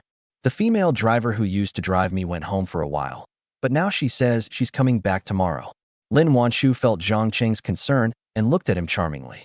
Zhang Cheng hesitated a bit, his resistance still lingering, but Lin Wanshu's words left him with no reason to refute them. Just then, his phone rang, and the caller ID showed Su Qing. He tried to hang up, but Lin Wanshu reacted quickly, snatched the phone, and put it on speakerphone. Su Qing's voice came from the other end of the line, as gentle as cotton. Zhang Cheng, a friend's company is hiring drivers, with a monthly salary of 6,000. If you're willing to do it, come over as soon as possible. He doesn't need it, thank you, Su Qing. Lin Wanshu hung up the phone as soon as she finished speaking, so quickly that Zhang Cheng didn't have time to react. Then she glared angrily at Zhang Cheng. Didn't I tell you not to contact Su Qing and Yanji Xia? Her chest heaved slightly, her eyes filled with rage. I'm not trying to rekindle our old flames. I just wanted to ask if any of them had friends who were hiring drivers. Zhang Cheng was frustrated and aggrieved. Lin Wanshu was too domineering, even taking away his chance to find a job, which was clearly forcing him to work for Li Shuolan. Isn't the job I introduced you appealing? A monthly salary of 10,000, and the company is full of beautiful women. It's like a kingdom of women. Every man dreams of it. And you're still complaining? Lin Wanshu finally got angry. Her voice rose a few decibels. Her breathing became rapid, and her eyes were full of incomprehension and anger. I don't like women like Li Shuolan. I can't stand them. Zhang Cheng also got angry. His voice was a little stubborn. He didn't want to compromise himself for a high salary. All right. Don't be angry anymore, and don't be stubborn with me. Seeing that he was really angry, Lin Wanshu's anger subsided by more than half. She suddenly wrapped her arms around Zhang Cheng's neck, leaned close to him, and breathed softly into his ear. Her warm breath brushed against his earlobe, and then she glanced furtively outside. Finding no one around, she kissed him passionately. In an instant, Zhang Cheng's mind went blank. The familiar fragrance mixed with the sweet scent on her lips overwhelmed him like a tide, and all his previous grievances, anger, and resistance vanished without a trace. He couldn't help but hug her tightly and respond with fiery passion. Okay, stop, Lin Wanshu said shyly as she pushed Zhang Cheng away, seeing that he was going on and on with the kiss. We're outside. It wouldn't be good if someone saw us. I'm sorry, I got lost just now and forgot I was on the bus. Zhang Cheng also snapped out of his daze and quickly apologized in a flustered manner. You can't be so bold with Li Shuolan when you go to her company. She's not me. She might really lose her temper, Lin Wanshu said coquettishly, her eyes carrying a hint of warning. Of course not. When I see her, I feel a chill in my heart. How could I have any lustful thoughts? Even with you, I wouldn't dare to be casual. You were the one who took the initiative just now, Zhang Cheng retorted earnestly. He wasn't lying. If Lin Wanshu hadn't taken the initiative, he wouldn't have dared to touch her, let alone kiss her. I believe you are an honest man and wouldn't be chasing girls around. Lin Wanshu nodded with a smile, having great faith in Zhang Cheng's character. She was also a little smug, thinking that one kiss from her had dispelled all of Zhang Cheng's sullenness. He immediately agreed to go to Li Shuolan's company. So she opened the car door, waved to Liang Ying, and said, "Let's go." Liang Ying quickly stubbed out her cigarette, strode over, restarted the car, and the Bentley slowly drove away from the riverbank. 20 minutes later, they arrived at Xuelan Perfume Company. Lin Wanshu led Zhang Cheng inside. As a shareholder of the company, she had naturally been there many times. The female employee at the front desk greeted her respectfully as soon as she saw her. Sure enough, the company had no male employees, only women. Even the security guards were all women, wearing uniform black uniforms and standing ramrod straight. Zhang Cheng felt as if he had entered a land of women, surrounded by their laughter and the faint scent of perfume. Upon seeing such a handsome driver arrive, the company employees were all excited, secretly glancing at him and whispering among themselves, "My God, it's a man. He's quite handsome. Is he a friend of President Lin? Finally, a man. I'm surrounded by women every day. I've almost forgotten what a man looks like." First, I went to Li Xuelan's office. Li Xuelan wore a white dress, her black hair flowing like clouds, like black silk, draped over her shoulders. Her appearance and her cool demeanor were so stunning that they were breathtaking. Even sitting there, she looked like a delicate oil painting. Despite knowing she hated men, Zhang Cheng was still a little confused. He glanced at her a few more times and muttered to himself. Driving for her should also quickly eliminate the negative effects of the White Bone Temple. Her beauty is in no way inferior to Lin Wanshu's. She seemed to have changed. She didn't dislike Zhang Cheng as much anymore. She immediately had her secretary take Zhang Cheng to complete the onboarding procedures for his temporary transfer, her tone flat and devoid of emotion. Li Xuelan and Lin Wanshu were chatting in the room. "Wanshu, congratulations on gaining your freedom. You must be feeling very relaxed and happy now, right?" Li Xuelan picked up the white tea on the table, took a small sip, and said with a hint of teasing in her tone, "I am truly happy and joyful now, and I no longer have to be angry about Zhou Yuan's infidelity." Lin Wanshu smiled slightly, her face full of happiness, as if a heavy burden had been lifted off her shoulders. "Don't get married so easily in the future, lest you run into another scumbag. If you get lonely, find a male model." Li Xuelan put down her teacup, her eyes brimming with a hint of teasing. "Do you come here often?" Lin Wanshu asked with a mischievous smile, her tone full of curiosity. "You know I hate men, so why would I date a male model? You're different. You can't live without a man's touch." Li Xuelan rolled her eyes at Lin Wanshu, her tone tinged with helplessness. "I won't get married easily this time. I need to sort out my feelings carefully. Is it wealth, appearance, loyalty, or something else that I care about?" Lin Wanshu's eyes were full of determination. "Actually, being alone is the happiest thing," Li Xuelan muttered, her voice low, as if talking to herself. "Xuelan, Zhang Cheng is entrusted to you. He is very loyal and honest, but also very sensitive. You can't slap him for no reason, otherwise he won't be able to stand it for a day." Lin Wanshu said seriously, her tone tinged with worry, as if she were entrusting something precious to him. "Don't worry, I'll definitely teach him a lesson," Li Xuelan muttered to herself, but said aloud, "Don't worry, I'll respect him, or rather, I'll respect his driving skills." Chapter 92. Li Xuelan's true colors are revealed. After completing the onboarding procedures, Zhang Cheng returned to the president's office. Lin Wanshu also took the opportunity to say goodbye, as she still had company matters to attend to. Zhang Cheng reluctantly saw her off downstairs, watching her walk to the Bentley and open the car door. "Call me if anything happens. You're not allowed to quit without saying a word," Lin Wanshu said seriously, her eyes full of earnestness. "If she bullies you, tell me." "Okay." Zhang Cheng nodded, watching the Bentley slowly drive away until it was no longer visible, a sense of bewilderment rising in his heart. "Will I still have a chance with Lin Wanshu in the future?" "Of course not. You're just a poor loser, a poor driver. How could she possibly fall in love with you? Since she won't fall in love with him, she naturally won't hire him back as her driver. Wouldn't that be putting trouble on her future boyfriend's mind? Besides, her original female driver is coming back, so of course she won't resign easily. So, we really are not meant to be." Back in Li Xuelan's office, Li Xuelan's true colors were revealed. Her face was full of excitement and pride, like a cat that had caught a mouse, and she beckoned to Zhang Cheng. "Come here." Zhang Cheng was a little helpless, so he could only move a little closer, but of course he wouldn't step within a meter. He hadn't forgotten her dislike of men getting close. A wonderful aroma of white tea wafted gently around my nose. It smelled so good that I couldn't help but want to take a few more breaths. "Weren't you so arrogant at that private club? You ignored me completely. What do you say now?" Li Shuolan's legs were propped up on the table, crossed over each other. Her snow-white calves gleamed under the light. Truly beautiful, sexy, snow-white, slender, and straight. Zhang Cheng's gaze became somewhat dazed, and he almost forgot to look away. But remembering her words, he was so angry he almost vomited blood, and his anger surged up instantly. He probed, "President Lin said you needed an honest and reliable driver, and that I was the most suitable one, which is why I came here. Isn't that right? I know everything about Lin Wanshu. You acted with her to provoke Zhou Mingyuan, and it backfired, and you died." Li Shuolan said with a mocking smile. "She had to fire you and lay low for a while, and she was worried about what to do with you. As for me, I swore at that private club that I would recruit you to the company. So I took the opportunity to say that I needed a reliable and experienced driver, and she couldn't wait to recommend you to me. Now, do you still dare to disobey my orders? Damn it. Is this woman really that vengeful? This is a huge problem." Zhang Cheng cursed inwardly, wishing he could turn around and leave on the spot.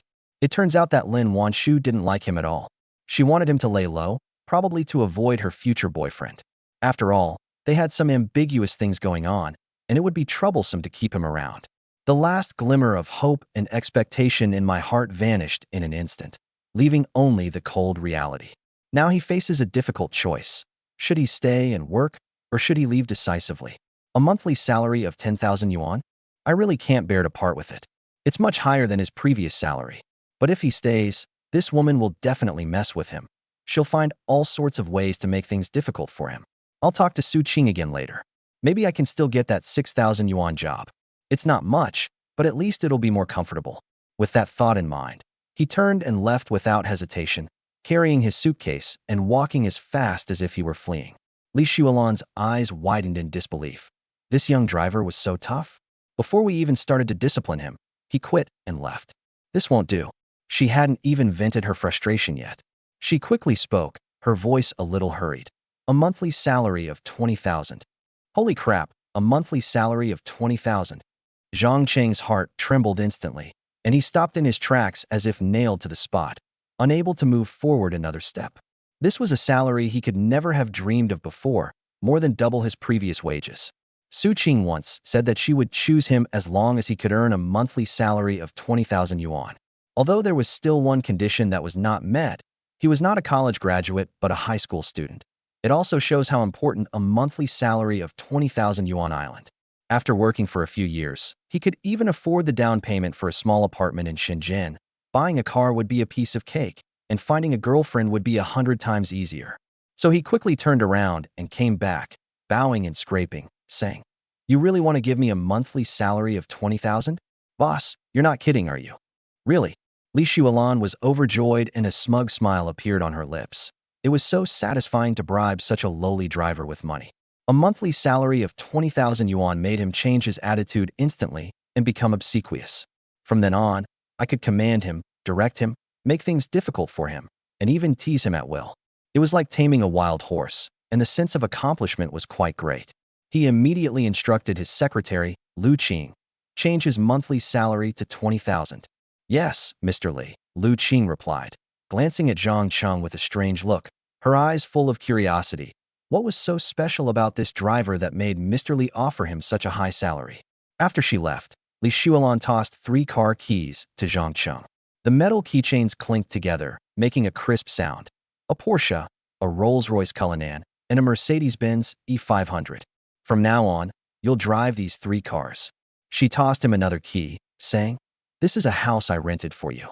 The rent is 1,000, which will be deducted from your salary. It's near the company, so it'll be convenient for you to get to work."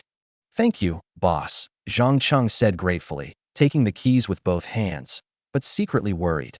This woman was definitely not that kind. Who knows what kind of torment she would cause him in the future. But thinking of his 20,000 yuan monthly salary, he didn't care anymore. He figured he could handle whatever came his way and get through it eventually. He had just stepped out of the office building, preparing to settle his luggage, when his phone rang. It was Li Shuolan. When the call connected, her calm voice came through. "Go buy me a pack of sanitary napkins and a box of small umbrellas. I've transferred the money to you." "Holy crap, you want me to buy sanitary napkins?" Zhang Cheng's eyes widened, speechless. It was outrageous to ask a man to buy sanitary napkins.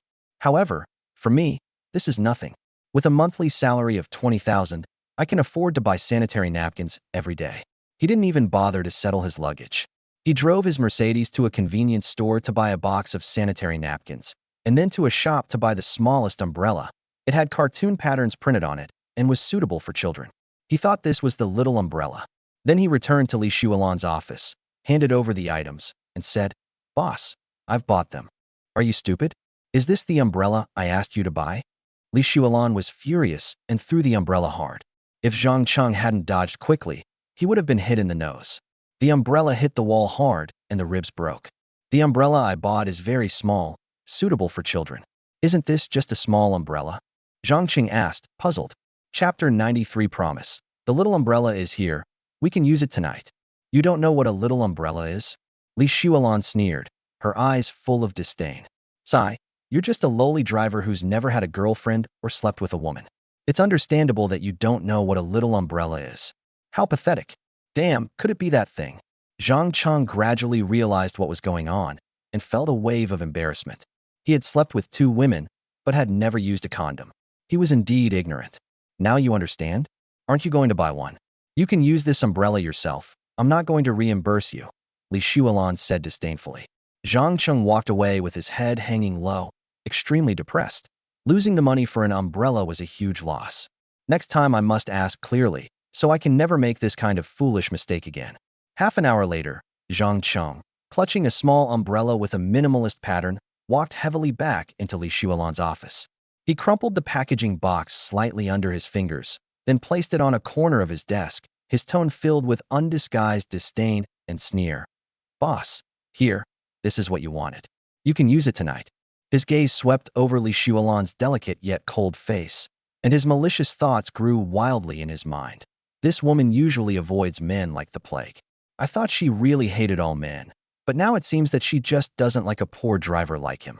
She must have a man who loves her deeply by her side, and they probably party every night.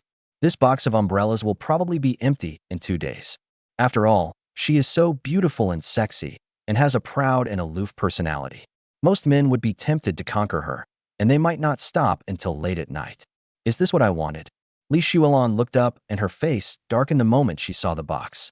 As if she had seen something dirty, she abruptly pushed the mouse in that direction. With a sharp smack, the small umbrella was knocked away, and the packaging box crashed onto the floor, cracking open. A few pieces of the contents rolled out, standing out starkly against the gray-blue floor tiles. "You clearly asked me to buy it. So how come it's not what you wanted?" Zhang Cheng's anger flared up instantly. His fingertips clenched until they turned white. He could tell at a glance that this woman was deliberately picking a fight and making fun of him. If it weren't for the incredibly tempting monthly salary of 20,000, he would have slammed the door and left on the spot, never to serve this crazy woman again. "I told you to buy it, so it's for me to use." Li Shuolan sneered, her eyes almost overflowing with contempt. "It's for you to use. Pick it up, stuff it in your own pocket, and you'll have to carry it with you every day from now on. I know that a lowly driver like you likes to go to hair salons and is most likely to catch all sorts of weird diseases. You have to use this, understand?" Her tone was like scolding an ignorant child or humiliating an ant that couldn't even be considered worthy of respect. "You?" Zhang Cheng was so angry that his throat tightened, and his chest felt like it was blocked by a ball of fire, burning his whole body. This is not a lesson, it's a blatant insult. Just because he didn't follow her orders at the private club, she held a grudge to this extent and went to great lengths to humiliate him? He took a deep breath, forcing himself to suppress his anger, his voice trembling slightly. "Mr. Li, don't underestimate me. I've never been to a place like that. Who knows?"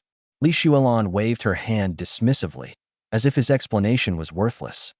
"I'm doing this for your own good, so you don't get sick one day and cause trouble for the company. Anyway, you have to carry it in your pocket from now on. I'll check it every day, and if you don't carry it, I'll deduct 100 yuan from your salary." "You?" Zhang Cheng was speechless again, feeling a sense of powerlessness welling up in his heart. In all his years, he had never seen such an unreasonable person, stipulating that employees should bring small umbrellas to work and deducting their pay if they didn't. This was simply unheard of. But when you're under someone's roof, you have to bow your head. If you take someone's high salary, you have to be subject to their control.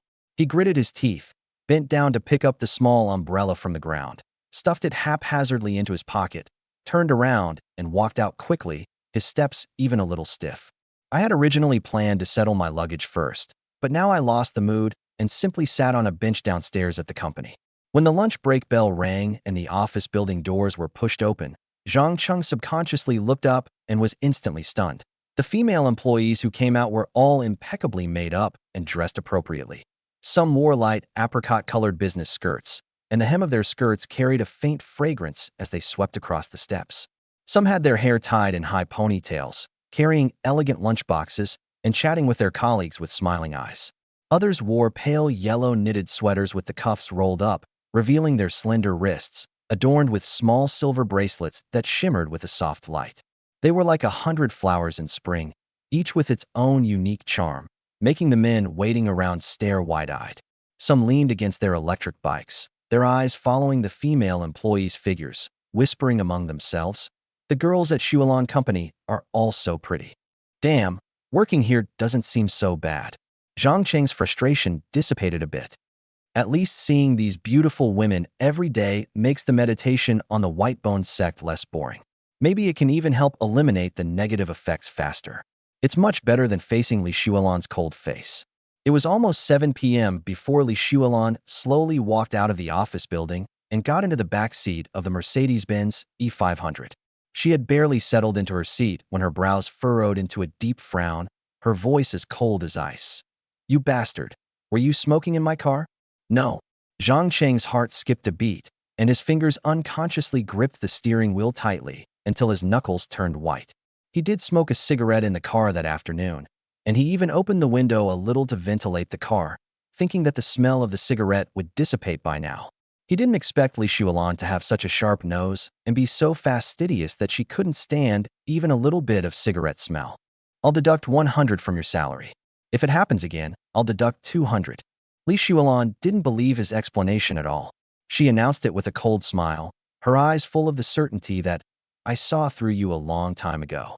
"You?" Cheng was so angry he almost dropped the steering wheel, cursing inwardly. This woman is simply obsessed with money. All she does is deduct wages all day long.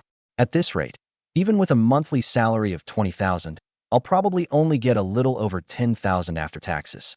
It's like I've wasted my time working here. The more he thought about it, the more frustrated he became. He secretly made up his mind.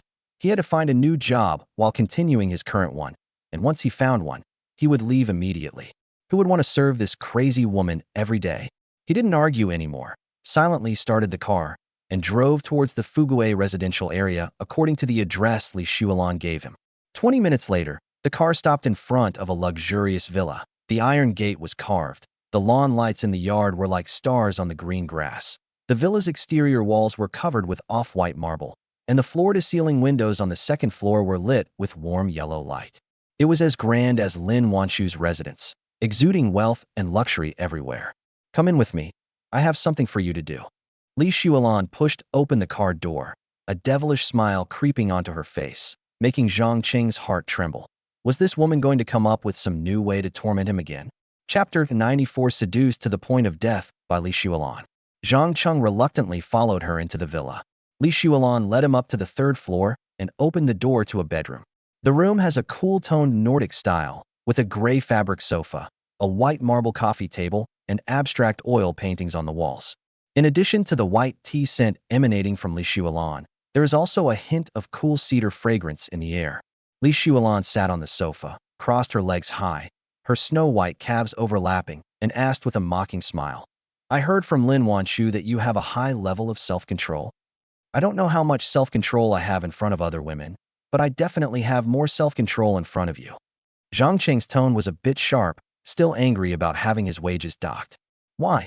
Li Shuolan frowned slightly, her face darkening, clearly disliking the answer. "He's just not interested in you," Cheng said casually, without even glancing at her. "You?" Li Shuolan was so angry, she almost vomited blood. This was the first time in her life that a man had said he wasn't interested in her. In the past, when other men saw her, they were all like bees to flowers, circling around her and wishing they could rip out their hearts. But this young driver in front of her not only dared to talk back to her, but also dared to say that he wasn't interested in her. "Let's add another rule for now.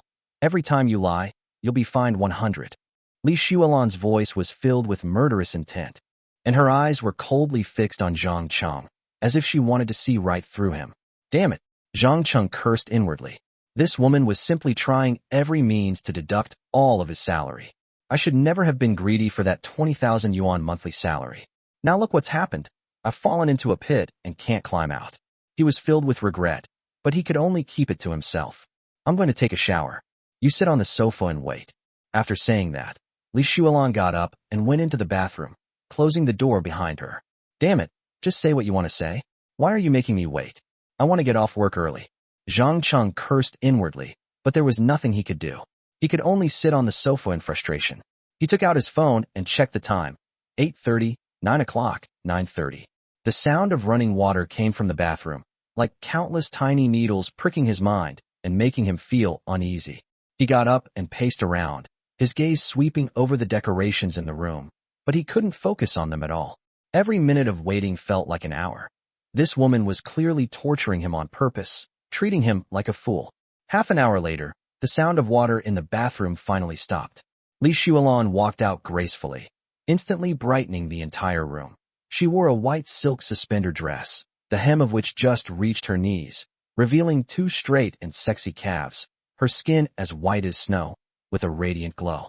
Her eyes were alluring, yet her demeanor remained aloof. She seemed like an empress, like a princess. Holy crap, this is so beautiful. Zhang Cheng's heart skipped a beat, his eyes widened for a moment, and he even missed a beat of breathing. But he quickly realized what was happening, and alarm bells went off in his head. This woman was dressed so beautifully, she was clearly trying to make him lose his mind. If he showed even the slightest sign of attraction, she would accuse him of lying and deduct another 100 yuan from his salary. This woman was really going to great lengths to deduct his salary. If Li Shuolan heard his true feelings, she would be furious. Actually, she was just furious that a mere driver dared to say he wasn't interested in her. Am I not beautiful? Not sexy? Adding to her anger was the memory of that time at the private club when he completely ignored her instructions. Of course, she wanted to prove her beauty and charm. This will also prove he was lying, so deduct 100 yuan from his salary to make him feel bad.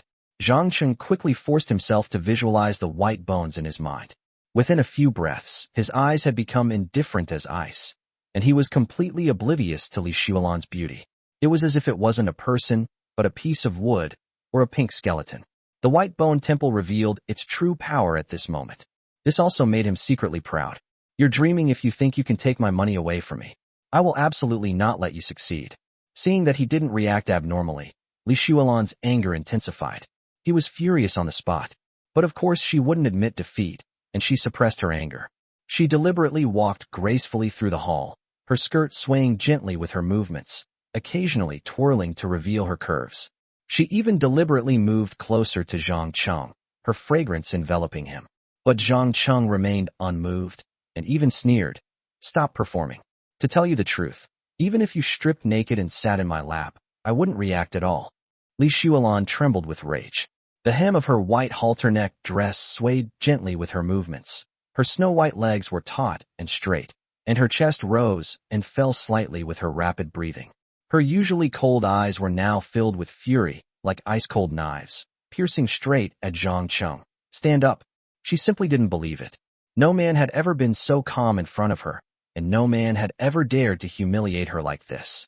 Business tycoons would unconsciously stare at her when they saw her. Young male models would even stutter when they were around her. Even Lin Wanshu's picky ex-husband, Zhou Yuan, was once infatuated with her and even secretly confessed his feelings. How could a mere driver resist her charm? Men are creatures driven by their lower instincts. So-called self-control is nothing more than an excuse for not being aroused.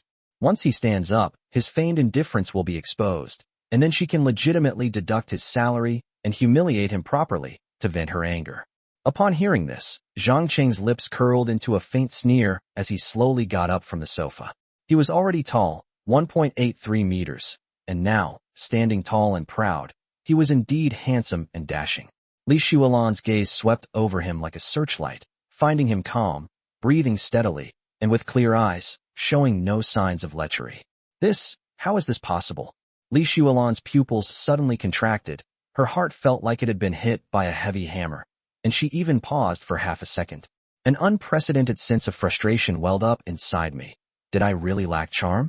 Was I not pretty enough? Was I not sexy enough? He completely ignored it. Impossible. I've been a stunning beauty since I was a child. Any man who sees her will be captivated and will try every means to please and pursue her. She doesn't know how many men she has rejected or slapped, and she has caused a lot of trouble. Therefore, it's definitely not because I'm not beautiful enough. Rather, it's because the man in front of her has a natural defect. Yes, it must be. Thinking of this, Li Shuolan's face showed a hint of understanding, and she sneered. So, you're a eunuch. You don't even have the most basic male reaction, so you're not a man at all. Chapter 95. From now on, you are my sister. You. Zhang was so angry that his chest felt tight, and his nails almost dug into his palms. He really wanted to remove the white bone contemplation on the spot and let this woman see if he was really erected, but then he thought that if he showed even the slightest reaction, he would be lying and would have another 100 yuan deducted from his salary. That spark of anger was instantly extinguished by reality, leaving him only able to grit his teeth and remain silent. Even his breathing felt stifling. Seeing that he didn't refute her, Li Shuolan assumed she had hit his sore spot, a barely perceptible smug smile playing on her lips. She nodded as if suddenly understanding. No wonder Lin Wanshu said you have great self-control, so that's why.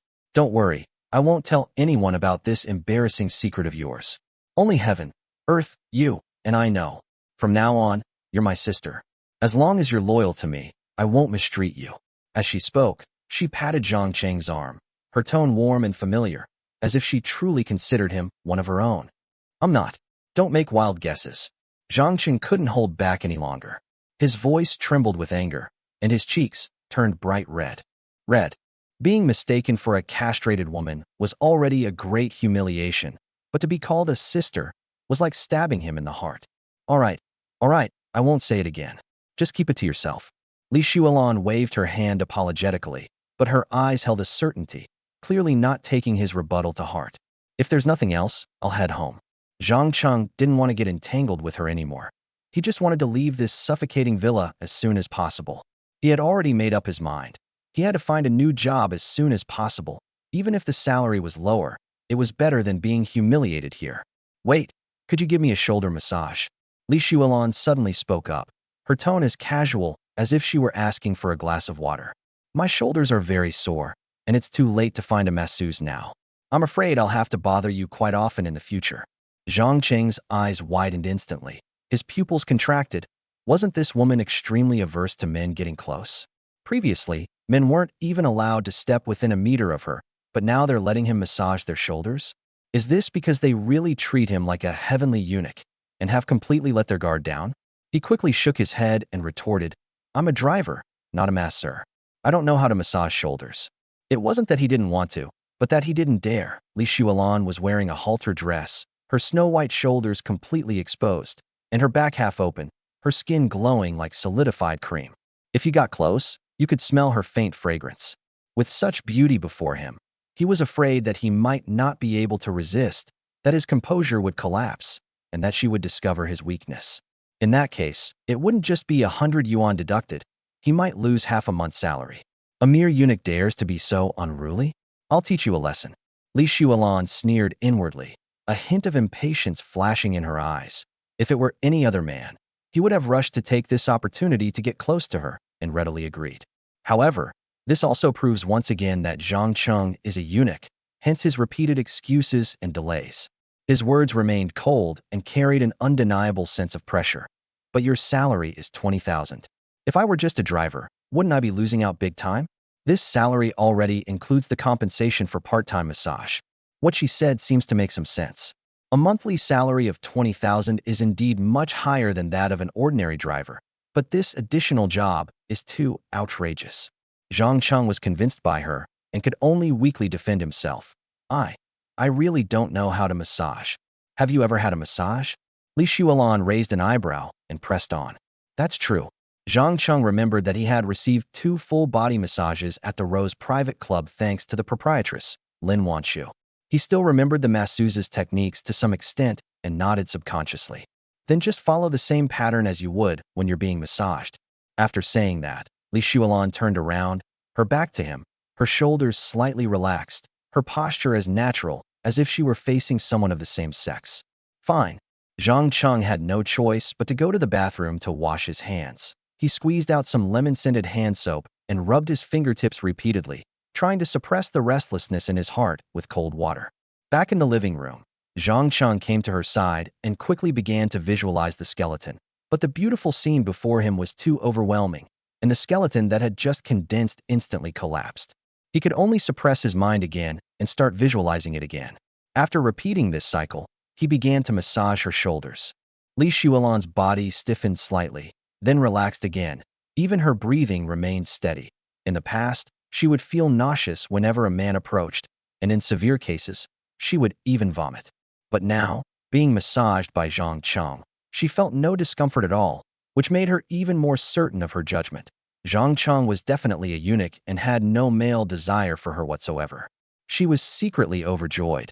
She had found such a perfect driver, tall and handsome. He drove so smoothly that there was barely any vibration, ensuring safety. And he was also a natural eunuch, so she didn't have to worry about him leering at her or secretly profaning her. Now it seems that being able to work part-time as a massage therapist and earn 20,000 yuan a month is a huge bonus.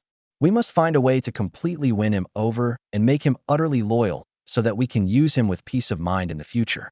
Okay, thank you for your hard work. After pressing for about 10 minutes, Li Shuolan spoke softly, her tone unusually polite. Go back and rest early. Come pick me up at 7:30 tomorrow morning to go to the company. Yes, boss. Cheng quickly withdrew his hand, hurriedly left the villa, and got into the driver's seat.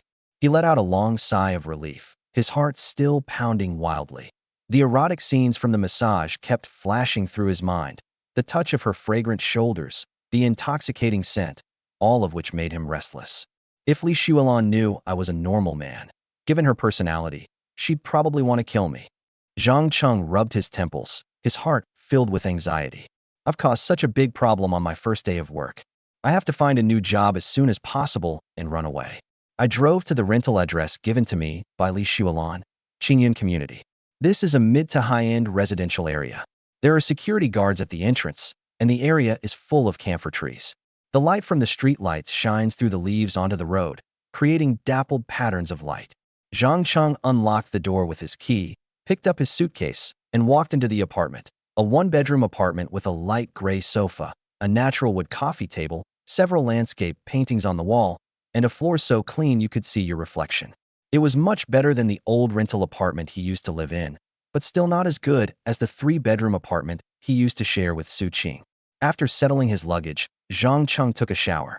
The hot water on his body calmed his restlessness. He lit a cigarette, leaned against the balcony railing, and looked at the bustling traffic below, his brow furrowed. I've been on a real run lately, moving to 3 different places in just over a month. It looks like I won't be able to stay here for much longer. He took a deep drag on his cigarette, and through the swirling smoke, his eyes gradually hardened. Just being a driver will never make me rich. I have to do something with my spare time. He thought of his visualization technique, his only advantage, but he didn't want to use his visualizations to scam money. Not only is it immoral, but it can also land you in jail. What items are sold, and then quickly discarded by the buyer. Chapter 96. He massaged Li Shuolan's shoulders again. It was too tempting. After racking his brains for a while, an idea flashed into Cheng's mind. Flowers. Anyone who receives flowers will throw them away after a few days. Roses are the best-selling flowers. He picked up his phone and searched on Baidu, quickly discovering that imported roses are more beautiful and valuable than domestic roses. The British David Austin rose is known as the most romantic rose in the world, with the highest import price, and the higher the grade, the more valuable it is. He excitedly put down his phone, sat on the sofa, and began to close his eyes and visualize. He recalled the image of David Austin's rose on Baidu. Petals layered upon each other, like crumpled silk, a pale pink color, and a full flower head like a small fist. Recently, his visualization of the skeleton has made great progress. The skeleton he visualizes is now covered with muscles, but its face is still a bit blurry. In just a few breaths, he felt a cool touch on his fingertips. He opened his eyes and found himself holding a David Austin rose in his hand. Its petals were delicate and luscious, and it carried a faint fragrance, even more beautiful than in the pictures. He was overjoyed and continued his visualization, conjuring up 18 roses in one breath. He also visualized matching silver wrapping paper and light pink ribbons, tying the roses into a bunch and holding them in his hands, as if he had just bought them from a florist. I dared not continue visualizing because I was already very tired. To his surprise, he had a vague feeling that as long as he didn't order the collapse, the bouquet of roses would continue to exist even if it left his side. He just didn't know how long it would last. That night, Cheng continued to meditate on the skeleton. When he woke up the next morning, the first thing he did was go to see the bouquet of roses. The roses are still there, but the edges of the petals have turned a faint brown, and the color has dimmed, as if they have naturally decayed. It can also decay naturally? Cheng was overjoyed. At 7:30 a.m. sharp, Cheng went to pick up Li Xuelan. He stepped forward, opened the car door, and bent down to invite her in. Unexpectedly, Li Xuelan suddenly raised her hand, and a slap swept over with the wind. Fortunately, Cheng reacted quickly and dodged to the side. The slap grazed his cheek, leaving a cold fragrance. "I'm sorry, I forgot you're not a normal man." Li Xuelan withdrew her hand, her tone carrying a perfunctory apology. Just now, when Cheng approached, she reflexively flinched, forgetting that she already considered him a sister. Cheng gritted his teeth in anger, but could only lower his head and remain silent. The thought of changing jobs grew stronger in his mind. If visualizing roses can be successfully converted into cash, I will quit my job immediately. As she dropped him off at the company building, Li Xuelan coldly asked, "Where's the small umbrella? Show it to me." Cheng's scalp tingled instantly. He thought that Li Xuelan would no longer check this once she had decided he was naturally castrated. So he hadn't brought it with him at all. "You didn't bring it, huh?" Li Xuelan's eyes grew even colder, her tone stern and unquestionable. "Remember, I mean what I say, and my orders must be carried out without question. You'll lose another 100 from your salary." Her goal was to completely subdue Cheng and turn him into an obedient subordinate through this method. "I've only been working for 2 days, and I've already had 200 deducted." Cheng felt aggrieved, but he could only nod in agreement. As long as his monthly salary could be kept at 8,000 yuan, he could still endure it. When he went to the restroom to smoke at noon, Li Xuelan somehow found out and deducted 100 yuan from his salary, citing that smoking in the company's public area affects the company's image. Cheng was numb. He didn't even have the strength to refute. That evening, after taking Li Xuelan back to the villa, she asked Cheng to massage her shoulders. This time, Cheng readily agreed and once again enjoyed the view through the collar. White, big, beautiful. She is absolutely no less than Lin Wanshu. So tempting. When Cheng returned to his apartment in Qingyan community, it was already 10 p.m. The first thing he did was go to check on the bouquet of roses. It hadn't collapsed yet, but it was decaying even more. He even visualized another bundle. In other words, I can visualize one bundle every day, but I feel a bit tired, so I've reached my limit. On the morning of the 5th day, Cheng discovered that the first bouquet of roses was in a terrible state, with most of the petals fallen off. As I was leaving, a thought struck me. I looked back and saw the roses silently crumble and disappear without a trace. 5 days is more than enough. He clenched his fist excitedly. Even if the buyer doesn't throw it away, they won't care if it's gone. After all, it's already dilapidated. They'll just assume they or someone else threw it away.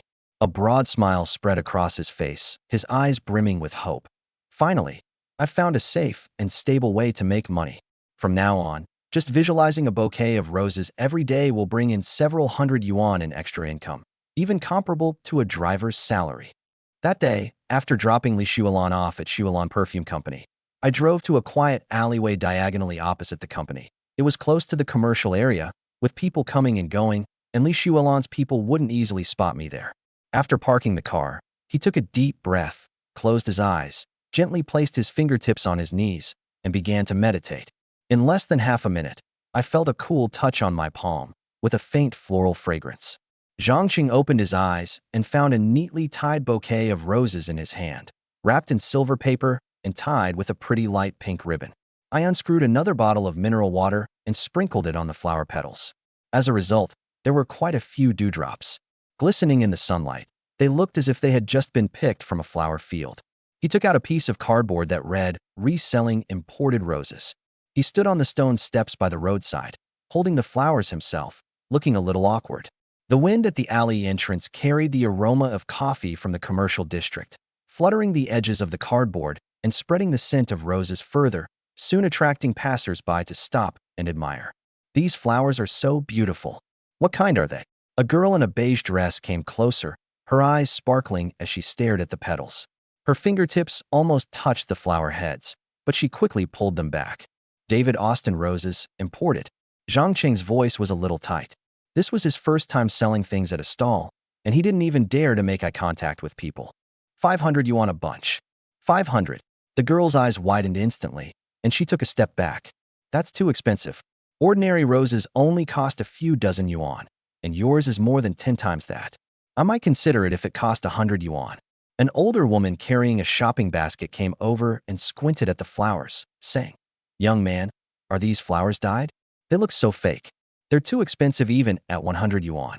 I'll buy them for 80 yuan to make my daughter-in-law happy." Zhang Cheng tightened his grip on the flower stem. Feeling a little flustered, he knew the value of this flower. A David Austin rose would cost at least 600 in a florist, and his asking price of 500 was already a low price, but passers-by simply didn't recognize its worth. He was naturally unwilling to sell and continued to wait. Not long after, a man in a gray suit approached. He wore gold-rimmed glasses and carried a briefcase. His eyes lit up when his gaze fell on the roses. Is this David Austin's Juliet? The number of petals and the size of the flower head. It looks authentic. How much? Finally, someone who recognizes its value. Zhang Cheng felt relieved and quickly nodded. Yes, it's freshly delivered. 600. Chapter 97. Sharing a bed with Li Xuelan. 600 yuan is indeed a bit expensive. The man squatted down, gently touched the petals with his fingertips, felt the delicate texture, and smelled the fragrance. I bought some from a flower shop before, but the quality wasn't as good as yours, and it only cost 550. Your flowers are good, but they're sold on the street after all. I'll take them for 300 yuan. No way. Zhang Cheng quickly shook his head. The cost of this is not low. At least 500. I won't sell it for a penny less. He recalled the mental exertion he had just expended during his meditation and suddenly felt confident. The flower was worth the price, and there was no need to compromise himself. The man raised an eyebrow, stopped haggling, and simply took out his phone. Fine, 500 it is. He paid quickly and decisively, and when he took the flowers, he couldn't help but take a second look. These flowers are really nice. Could you leave your contact information next time you have more? I often need to send flowers to my clients. Just as Zhang Cheng was about to say no, he heard a deep engine sound. A black Rolls-Royce Phantom slowly pulled up to the side of the road. The window rolled down, revealing a composed face.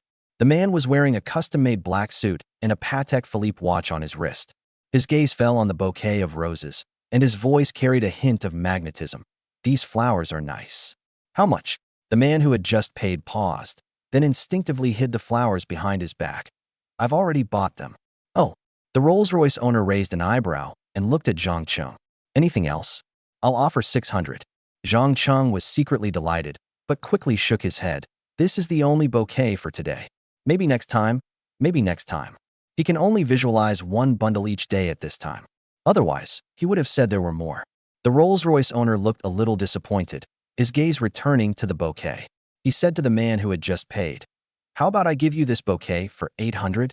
It's my daughter's birthday today, and she wants these kinds of roses." The man who had just paid hesitated for a moment, looked at the flowers in his hand, then at the Rolls-Royce emblem, and finally shook his head. "I'm sorry. I'm giving this to a client. I can't give it to them."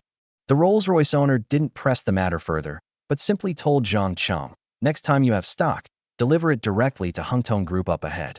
Find Secretary Wang and just say it's an order I placed. The price is negotiable." Okay. Zhang Cheng agreed and watched the Rolls-Royce Phantom drive away. Then he looked at his phone, where the received 500 yuan notification was still lit up. His fingertips were a little numb. This was the first time he had earned money without driving or relying on anyone else, but through his own visualization ability. A smile involuntarily crept up my lips. 500 yuan, though not much, is a start. If you visualize a bundle of flowers every day, you'll earn 15,000 a month. Add the driver's salary, and you can earn 30,000 a month. After taking Li Xuelan back to the villa and massaging her shoulders, Zhang Cheng was about to go home. But suddenly there was lightning and thunder, and large raindrops began to fall, pattering against the ground and instantly forming a dense, impenetrable curtain of rain. Even the street lights in the distance were blurred into a halo. This heavy rain is likely to continue until late at night, so don't go back. The guest room hasn't been cleaned in a long time and is covered in dust. You can sleep with me tonight, Li Shualan said calmly. Zhang Cheng has been working for her for a week, and she has found that he is really not interested in her at all. He is definitely a hopeless romantic. She had long considered him as a sister. She didn't mind sleeping with her sisters. Holy crap! Zhang Cheng's mind went blank, as if struck by lightning, and he stared at her in disbelief. He was torn between two conflicting thoughts. If he agreed, what if he couldn't control himself and lost control, and she discovered the truth? The consequences would be unimaginable. Refusing is pointless. I can't just say I'm a normal man. Wouldn't that mean my entire salary would be docked? Moreover, this was a chance to share a bed with a top-tier beauty. Her beauty and sexiness were in no way inferior to Lin Wanshu's. Just thinking about the scene of sharing a bed with her made his heart flutter. Finally, he swallowed hard and nodded slightly. Okay. Li Shualan led Zhang Cheng into her boudoir. It's spacious, luxurious, and the furniture and appliances are all top of the line. The air was filled with her unique fragrance. Li Shualan took out a set of light, gray silk pajamas and handed them to him. These are mine, loose-fitting. You can make do with them for the night. The pajamas still carried a faint scent of cold plum blossoms, and the fabric was as smooth as flowing water. When Zhang Cheng took them, his fingertips accidentally touched her palm, and he felt an electric shock. Li Shualan told Zhang Cheng to go to the bathroom to shower first, and then she went into the bathroom herself. Zhang Cheng sat on the sofa in the room, listening to the sound of running water coming from the bathroom. His heart was pounding like a rabbit's. Not long after, Li Shualan came out of the bathroom, her hair wet and draped over her shoulders, water droplets dripping from the ends of her hair onto her nightgown, spreading out in a small dark patch. She changed into a beige cotton nightgown with a round neck and sleeves that reached her wrists. It looked conservative, but it made her skin look even whiter, like a freshly peeled lychee. The hairdryer is in the dressing table drawer. Dry my hair for me. She sat on the chair in front of the dressing table, her back to Zhang Cheng, her long, black hair cascading down her back like a waterfall, glistening with moisture. Zhang Cheng picked up the hairdryer, and the hot air gently blew through his hair. When his fingertips ran through his hair, he could feel its silky smoothness and the faint fragrance of shampoo. Li Shualan's body relaxed slightly. Her head rested gently against the back of the chair. Her breathing became even, and she would occasionally tuck her neck in because the hot air was too hot, like a docile cat. Zhang Cheng's heart was pounding faster and faster. The buzzing of the hairdryer couldn't drown out his heartbeat. He could even feel the warmth from the back of Li Shualan's neck. His fingertips trembled slightly as he quickly mobilized his mental energy to solidify his view of the white bones. But this time, the outline of the white bones was somewhat blurry, as if shrouded in moisture. After drying her hair, Li Shualan got up and walked to the bedroom. She opened the door and saw the warm yellow bedside lamp shining on the soft bed. She lifted the covers, lay down on her side, and said to Zhang Cheng, "You can sleep on the other side. The bed is big enough." Zhang Cheng walked over and carefully lay down. The bedding was made of silk and had a faint scent of cold plum blossoms. There was a fist's distance between them. He could clearly hear Li Shualan's breathing, see her long hair hanging on the pillow, and even feel the warmth emanating from her body. "Give me a leg massage," Li Shualan suddenly said, her voice carrying a hint of languor from just having taken a shower. She gently placed her legs on Zhang Cheng's legs. Those legs were long, straight, and snow-white, as delicate as warm jade, and so sexy that words could not describe them. The moment Zhang Cheng's fingertips touched her calf, he recoiled as if burned, then forced himself to press down again, his fingertips gently kneading her muscles. His mind went blank, leaving only the soft sensation on her leg. Chapter 98: Bewilderment and Passion. "A little harder," Li Shualan said softly, her leg twitching slightly as it brushed against Zhang Cheng's hand. Zhang Cheng's throat tightened, as if it were stuffed with cotton. He could feel his breathing becoming more and more rapid, and his holistic view of life crumbled little by little. The woman in front of him was too beautiful, her breath was too close, and her touch was too real. All his reason was defeated by his desire. He slowly raised his head and looked at Li Shualan's face. The light from the bedside lamp fell on her face. Her eyelashes were long, and her lips were a light pink, like a ripe cherry, so tempting that he couldn't help but want to take a bite. Desire, like vines, entwined his heart, suffocating him. He slowly approached, his nose almost touching hers, able to smell the sweet fragrance of her breath and see his own reflection in her eyes. You. Li Shuolan seemed to sense something, opened her eyes, her gaze filled with doubt. Before she could finish speaking, Zhang Cheng suddenly lowered his head and kissed her lips. The white bone contemplation completely failed. All restraint, fear, and rationality vanished at this moment, leaving only the most primal desire to hold the person in front of her tightly in his arms. My sister wants to kiss me. What should I do? Li Shuolan's eyelashes trembled slightly, and a strange ripple rose in her heart. A strong woman like her is extremely confident in her judgment. Therefore, she remained convinced that Zhang Cheng was a castrated man and had long considered him a sister. Since they were sisters, it seemed harmless to be closer. For a fleeting moment, she even felt a faint sense of anticipation. After all, she had never opened her heart to anyone for a long time, and Zhang Cheng's safety had made her lower her guard considerably. She didn't try to avoid it. She just lay there quietly, even softening her breathing. Just as Zhang Cheng's lips were getting closer and closer, his warm breath brushing against her lips, suddenly, a rapid cell phone ringtone shattered the ambiguous atmosphere in the bedroom like a thunderclap. Zhang Cheng was jolted awake, as if doused with ice water, instantly jolted from the quagmire of desire. He abruptly stopped, a layer of cold sweat beading on his forehead. The previously blurry outline of the white bones in his mind suddenly became clear, and reason returned like a tide. He hurriedly got up, picked up his phone from the bedside table, and the three words Lin Wanshu flashing on the screen made him feel lingering fear. If it weren't for this call, he was afraid he would have made an irreparable mistake. I need to take this call. Zhang Cheng's voice trembled slightly. Without waiting for Li Shuolan's response, he quickly walked out of the bedroom and closed the door behind him. Pressing the answer button, Lin Wanshu's gentle voice came through the receiver, carrying a touch of the languor unique to nightclubs. It's not raining anymore. I'm at the Rose Club. Do you have time to come over? Zhang Cheng subconsciously looked out the window. Sure enough, the rain had stopped, and a few scattered stars appeared in the dark night sky. The glow of the streetlights was much clearer. He breathed a sigh of relief and quickly replied, I'll be right there. After hanging up the phone, he leaned against the wall in the corridor, his heart still pounding wildly. That moment of loss of control almost made him expose the truth.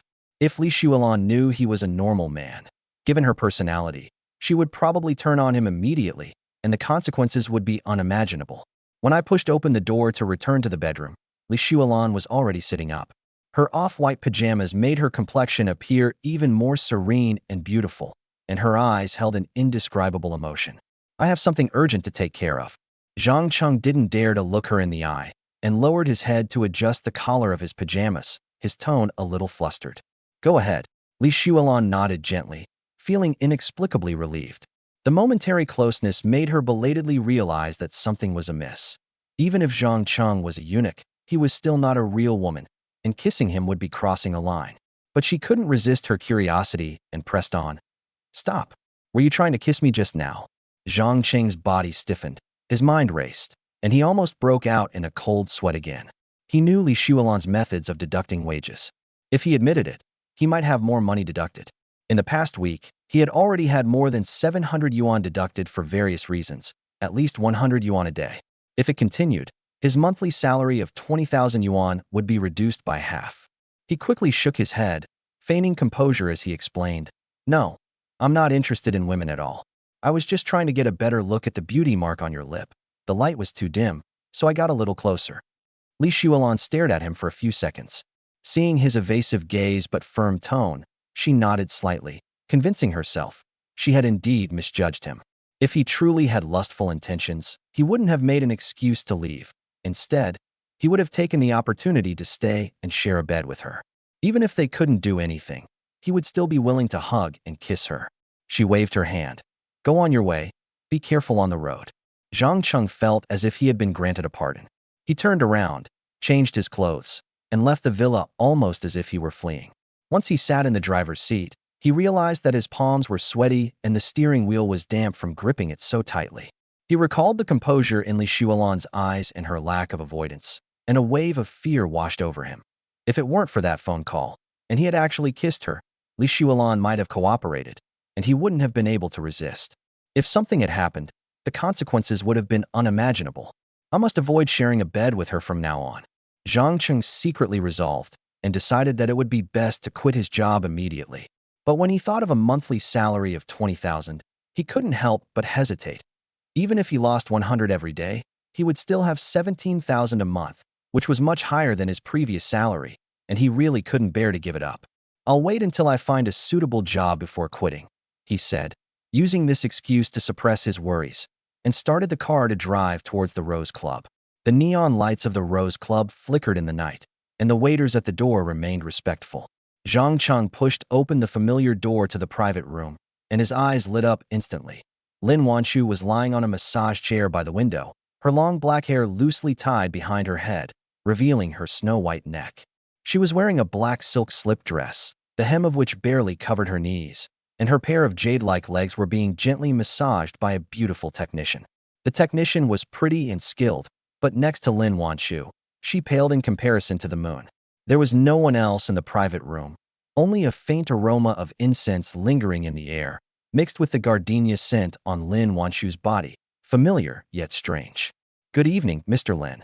Cheng walked over, his expression extremely complicated. He had once staged 2 dates here to help Lin Wanshu provoke Zhou Yuan. The warmth of her leaning on his shoulder, the touch of her fingertips tracing the wine glass, and those ambiguous whispers were all clearly surfacing in his mind at this moment. After Zhou Yuan's death, he was temporarily transferred, and now Lin Wanshu suddenly asked to meet him, leaving him puzzled. Chapter 99: Lin Wanshu's Hint.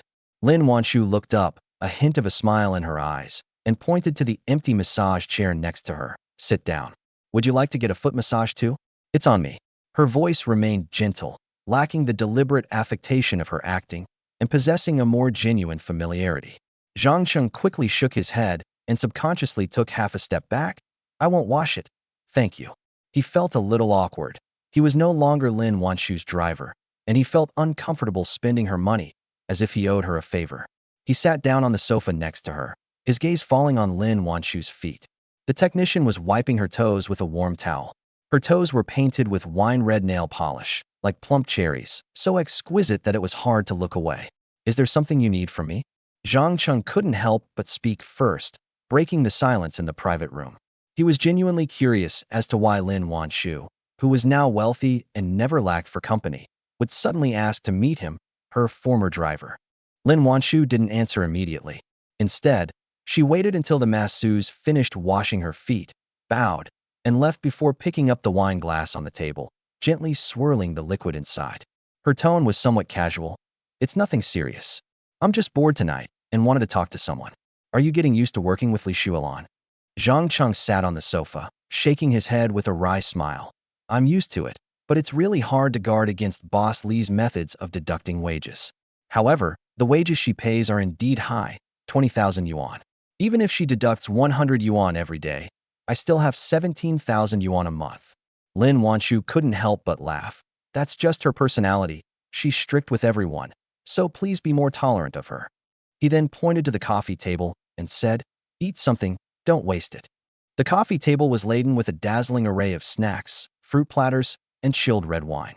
Cheng didn't stand on ceremony, poured himself a glass of red wine, and slowly savored it. "It would be a waste not to eat it. I want to eat an orange, peel it for me."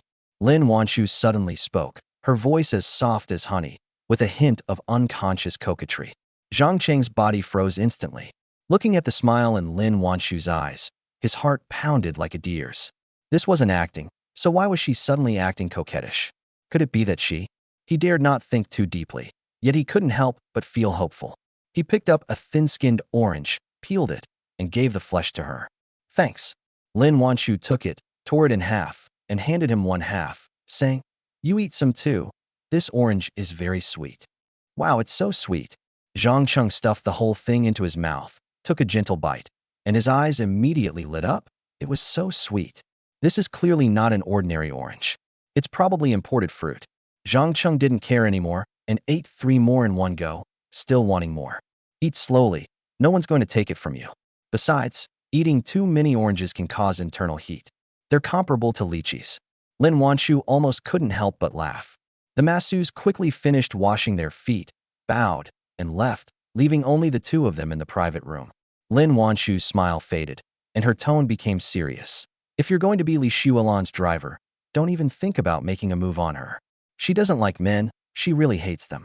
Many men have pursued her in the past, but she rejected them all without any politeness or tact, which made them feel incredibly miserable and pained. Some have even committed suicide because of her. Zhang Cheng's face flushed instantly, his heart filled with guilt. He had more than just harbored designs. They had just been sharing a bed, and if it weren't for Lin Wanchu's phone call, the consequences would have been unimaginable. He quickly nodded, changing the subject. Does she have a mental illness? Why does she hate men so much? She experienced some bad things in her childhood. Lin Wanchu picked up a glass of red wine, swirled it gently, and left a faint red mark on the glass. Her tone was tinged with regret. As her best friend, I respect her choice. There's nothing wrong with being single forever, as long as you're happy. Oh. Zhang Cheng nodded repeatedly, but I was actually incredibly surprised. Since Li Shuolan had such a serious mental illness, why didn't she hate him? Don't you care about physical contact with him? Could it be that she doesn't dislike him because she sees him as a castrated woman, someone equivalent to a sister? If she knew I wasn't born a eunuch, would she vomit? Would she feel uncomfortable? At the same time, I secretly felt sorry for the man. Such a stunning beauty had a mental illness. It was such a waste. Now that you're with her every day, and she's so beautiful and sexy, aren't you tempted? Lin Wanchu suddenly asked, her beautiful eyes fixed on Zhang Cheng. She hates men so much, her sex appeal is terrible, and she has absolutely no feminine gentleness. Compared to you, she's so different. How could I possibly be attracted to her? Zhang Cheng denied it without hesitation. Lin Wanchu was immediately very satisfied, a faint blush rising on her cheeks, like rouge on her lips. Her voice was extremely low, like the fluttering of a mosquito's wings. But you face a peerless beauty like Li Shuolan every day, and you don't have a girlfriend. Don't you want to find a girlfriend as beautiful as Li Shuolan? Of course I'd like to, but I don't know if I'll have the luck. Zhang Cheng's heart skipped a beat. Oh my god, could it be that Lin Wanchu is about to confess her feelings to him? Or is she trying to get him to confess his feelings? Yes, I estimate it's the latter. Thinking about this, he even wanted to confess his feelings right away. But the words stuck in his throat. What if I misunderstand? She was just asking casually, showing concern for him. Wouldn't confessing your feelings be incredibly awkward? It would also make us a laughing stock. A young driver confesses his love to a beautiful female CO worth billions. That's absurd. You're 28 years old. It's really time for you to settle down and start a family. Lin Wanchu smiled again and asked, tell me, is there a woman you like? This? Zhang Cheng stammered, while Ban was drenched in sweat. I just don't dare to say I like you. Let's dance. Lin Wanchu stood up, reached out, and took Zhang Cheng's hand. Her palm was warm and slightly sweaty. She walked to the speakers, pressed play, and soothing jazz music flowed out, like water washing over the entire private room. Zhang Cheng was pulled along by her, his steps a little flustered. He looked at Lin Wanchu's back. The black silk slip dress outlined her slender waist. Her long hair swayed gently with her steps, carrying a faint fragrance mixed with the mellow aroma of red wine, making him somewhat intoxicated. Lin Wanchu turned around, placed her hands on his shoulders, and gently leaned closer. The distance between them instantly closed, and he could clearly smell the sweet fragrance in her breath and see the shimmering light in her peach blossom eyes. Zhang Cheng's heart was beating faster and faster, and he gently pulled Lin Wanchu into his arms. The jazz music continued to play. The lights in the private room were warm and soft, and the world seemed to stand still at that moment, leaving only our accelerating heartbeats and warm breaths. Chapter 100. After the tender moments, Lin Wanchu's advice and misunderstanding. After finishing this dance, Zhang Cheng didn't dare to confess his feelings, and Lin Wanchu seemed to have forgotten about that question and didn't ask it again. Lin Wanchu took his hand and walked into the lounge inside the private room. The large bed inside was covered with silk sheets, and a warm yellow bedside lamp was lit, creating a cozy and ambiguous atmosphere. He once again experienced Lin Wanchu's tenderness. It moved him deeply and made him incredibly happy. Zhang Cheng didn't think about why Lin Wanchu was willing to help him or why she wouldn't let him break through the final hurdle. He was just a small driver, and to receive such treatment was already incredibly lucky. To be greedy would be too presumptuous. He closed his eyes, a smile still on his lips, his mind replaying the tenderness from just moments before. He felt light as a feather, as if he were walking on clouds. The steam from the bathroom hadn't completely dissipated, carrying a faint fragrance into the lounge. Lin Wanshu gently wiped the water droplets from her fingertips with a beige towel. The hem of her cotton nightgown was slightly damp, clinging to her calves and feeling cool. She sat down again on the edge of the bed, leaving shallow marks on the soft carpet. Her pretty face was still flushed from the tenderness, like peach blossoms just blooming on a branch in early spring. Her watery peach blossom eyes were like lakes soaked with morning dew. When she looked at Zhang, the expectation in her eyes almost overflowed. Have you thought about doing something else? Zhang was still basking in the lingering warmth of the previous encounter, the heat still lingering on his ears. Hearing this felt like someone had gently poked his hazy thoughts with a fingertip. He didn't react for a moment. He could only ask blankly, "What do you mean?" Lin Wanshu tucked a stray strand of hair behind her ear, her fingertips brushing against her reddened earlobe. Her voice softened, as if afraid of disturbing the lingering ambiguity in the air. "You can't keep being a driver, can you?" She paused, her gaze falling on Cheng's face with a meaningful look. "Doing a small business is better than being a driver, so the woman who likes you won't lose face if she marries you." As she said this, the corners of her eyes curved slightly, as if she were already imagining what he would look like when he opened a shop and was called boss. "Well, no woman is interested in me right now, so I still want to be a driver. As for starting a small business, I do have some ideas, but I'm not quite ready yet." Cheng stammered, also deeply shocked. He understood the unspoken meaning behind Lin Wanshu's words. She liked him, but he's not presentable right now, so she hopes he can achieve something so that he can grow up smoothly. And he did indeed have an immature idea to open a flower shop. He'll keep his job as a driver, earning a stable monthly salary of 20,000 yuan.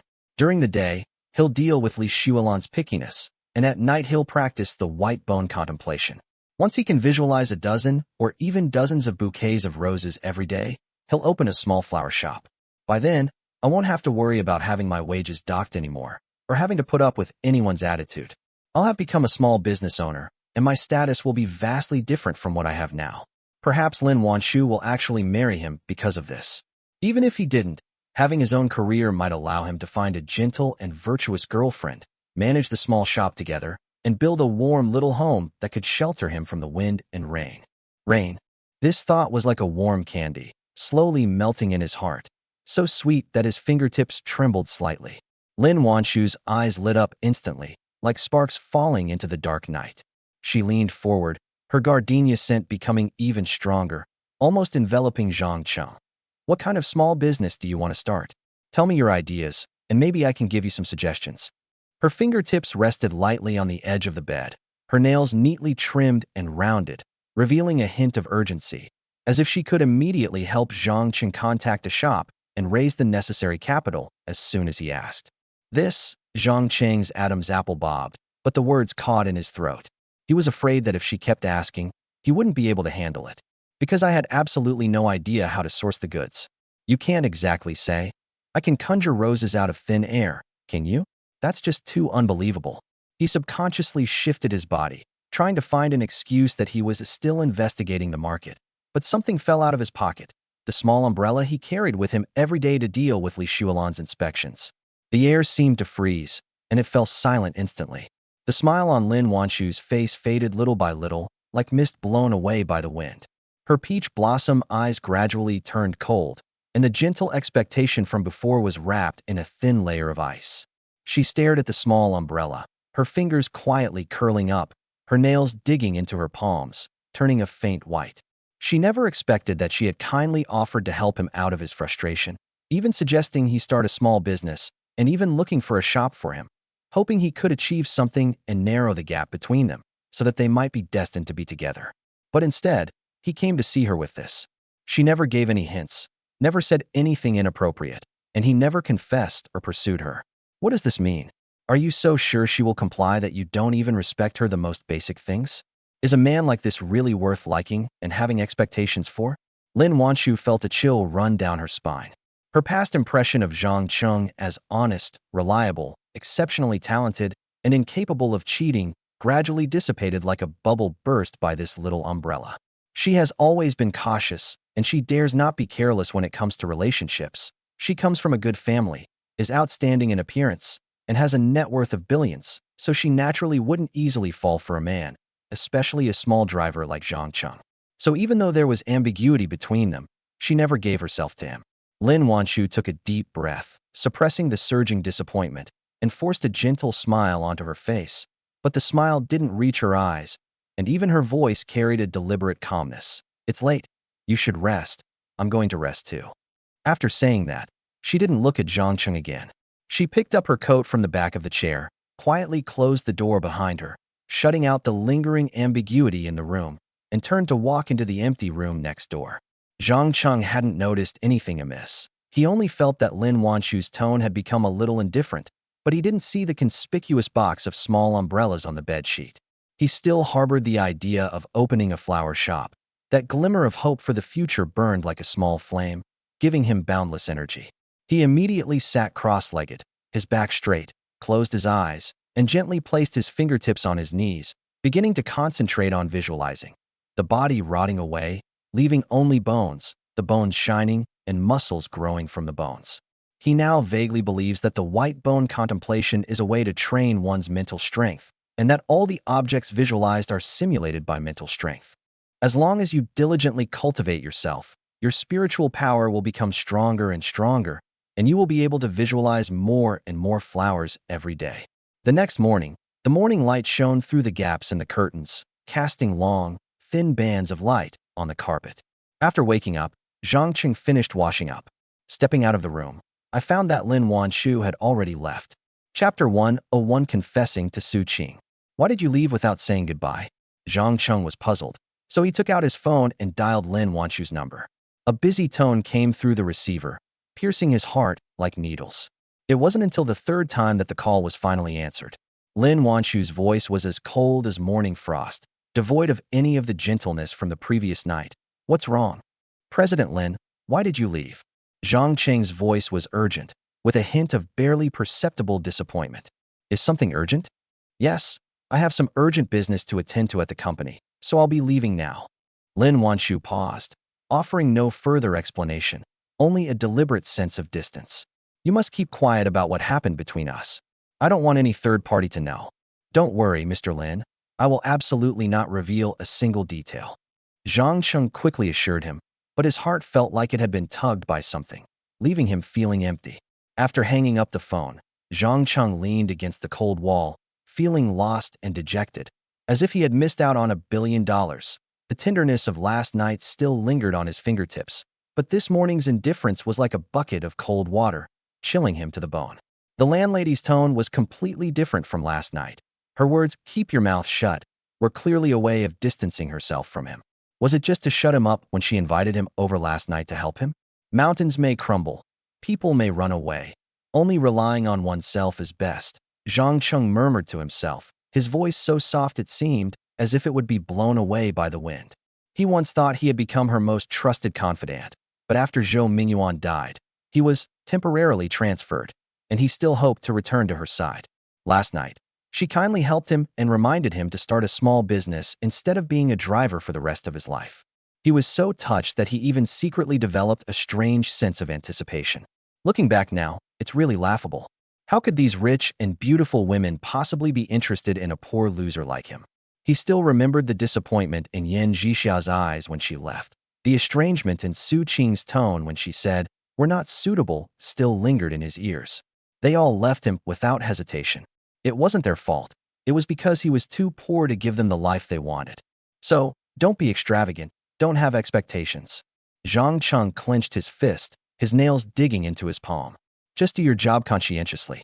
Once I open a flower shop, I'll have made something of myself. Only then will I have the confidence to pursue the woman I like and build the cozy little home I desire. He composed himself, drove away from the Rose Club, and stopped his car as he passed a quiet alley. He quietly meditated for a few minutes, and soon felt a familiar coolness on his fingertips. A bouquet of David Austin roses appeared in his palm, neatly wrapped in silver paper, with a light pink ribbon bow gleaming softly. He then unscrewed a mineral water bottle and sprinkled some water on the petals. The glistening dewdrops sparkled in the sunlight, as if they had just been picked from a flower field. Afterwards, Cheng drove to Hungtong Group. From a distance, the glass curtain wall of the group's building gleamed coldly in the sunlight, and the security guards at the entrance wore crisp uniforms and stood upright. He said he was looking for Secretary Wang, and after the security guard made a phone call to confirm, he was told to wait at the door. 20 minutes passed as they waited. The air was filled with the aroma of coffee from a roadside cafe and the smell of car exhaust. Zhang tightened his grip on the bouquet, afraid that the petals would wilt in the wind. Finally, a woman in a red dress walked out of the building. The dress clung to her body, outlining her beautiful curves. Her dark, curly hair cascaded over her shoulders, the ends still bearing a natural wave. She wore high heels, her footsteps clicking softly. Her eyes and brows exuded a captivating allure, her beauty rivaling that of Yan Jixia. She spotted the bouquet in Zhang Cheng's hand immediately, her eyes lighting up instantly. She quickly walked over, gently touching the petals with her fingertips, her voice full of surprise. Such beautiful David Austin roses. Mr. He instructed that if it's 500, one bouquet can be delivered every day. He said it was 600 that day. He thought that with an extra 100 yuan, he could earn an extra 3,000 yuan a month. That's no small amount. Secretary Wang looked up at Zhang Cheng, her eyes slightly upturned, with a charming smile. Handsome, 600 is fine too, but how will you thank me? As she spoke, she glanced at Zhang Cheng's Mercedes-Benz E500 parked on the side of the road. Someone who can drive this kind of car and sell such top-quality roses is definitely not a poor loser. It's always good to make connections with people like that. My God, such a beautiful woman actually wants to get to know me. Zhang Cheng was both surprised and delighted, his heart pounding like a rabbit's. It seems that doing a small business really does change one's status. His face flushed slightly, but he still said sincerely, "Let me treat you to dinner tonight."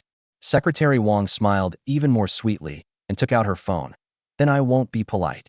The two exchanged phone numbers and WeChat contacts, and she took out 600 yuan in cash from her bag and handed it to Zhang Cheng. Then, she took out a notepad and a pen from her bag and had Zhang Cheng write a receipt. Back in his rented room, Zhang Cheng sat on a stool, a broad smile on his face. He had earned 1,100 yuan in 2 days. I expect to earn 18,000 yuan a month selling flowers, and I can also earn about the same as a driver, around 35,000 yuan a month. You can earn more than 400,000 yuan a year. So he mustered up his courage and made a video call to Su Qing. The call was answered quickly. Su Qing appeared in the frame.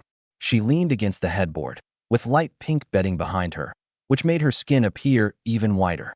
The neckline of the green silk pajamas slipped down slightly, revealing a delicate collarbone, with a small cinnabar mole faintly visible below it. Her long hair was loosely draped over her shoulders, with the ends still slightly curled from just waking up. "Su Qing, how are you?" Zhang Cheng asked softly. "That's great. It's Saturday, my day off, and I'm still sleeping." Her voice had a languid nasal tone, with the last syllable rising slightly, carrying a touch of coquettishness. It instantly stirred up Zhang Cheng's memories of his once beautiful and wonderful life. He had taken Su Qing's virginity, and Su Qing had taken his virginity as well. After living together for more than a month, he could never forget Su Qing. Su Qing is beautiful, sexy, gentle, kind, and outstanding. He loved her deeply.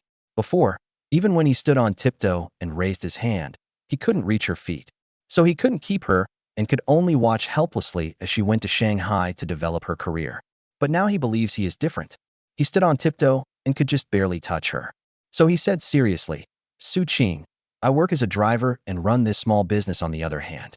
I can earn more than 30,000 yuan a month. This small business is very stable, and I can earn more in the future. 50,000 or even 100,000 yuan is possible." After he finished speaking, he stared intently at the screen, his eyes full of anticipation. He believed that Su Qing would understand what he meant. Chapter 102 First Date with a Beautiful Woman. Su Qing laughed, a beautiful smile curving her lips, a hint of teasing in her eyes, and a light tone. "I thought you and Lin Wanshu had gotten together and that she was going to marry you." As she spoke, she paused deliberately, her fingertips lightly brushing aside the stray hairs by her ear. "The jealousy she felt when she snatched the phone from you that day could be smelled all over Shanghai." Zhang Cheng's heart tightened, as if someone had grabbed his arm. He quickly shook his head and explained, his tone urgent, afraid that Su Qing would misunderstand. "You misheard. If she really liked me, how could she let me leave?" He paused, then said, "She introduced me to a job as a driver, with decent pay, but the boss was a terrible person, and I didn't want to go. In the end, I had no choice but to go, and I'll quit after working there for a while." At this point, he quickly steered the conversation back on track, his tone carrying a hint of confidence. I'm not like I used to be. My little business is really profitable now. He stared longingly at Su Qing on the screen, his eyes filled with even greater anticipation. Seeing his anxious expression, Su Qing sighed softly, her tone tinged with helplessness, and finally followed his lead, asking, "What kind of small business do you run?" Zhang Cheng's Adam's apple bobbed, and his eyes flickered slightly.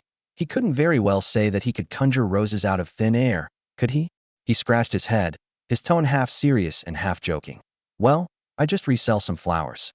A friend sends them to me from abroad, and I can make a good profit reselling them. In the future, I will open a flower shop that specializes in selling imported roses." "That's good. Then keep up the good work." Su Qing's tone softened, and her eyes held a hint of encouragement. "If I'm not married yet, I'll consider you when you have a net worth of over 100 million. A net worth of over 100 million? Zhang Cheng's smile froze instantly, and he felt as if he had been doused with a bucket of ice water, chilled to the bone. He earns over 30,000 yuan a month now. Even if he doesn't eat or drink, he would only earn 360,000 yuan a year. It would take him over 200 years to earn 100 million yuan.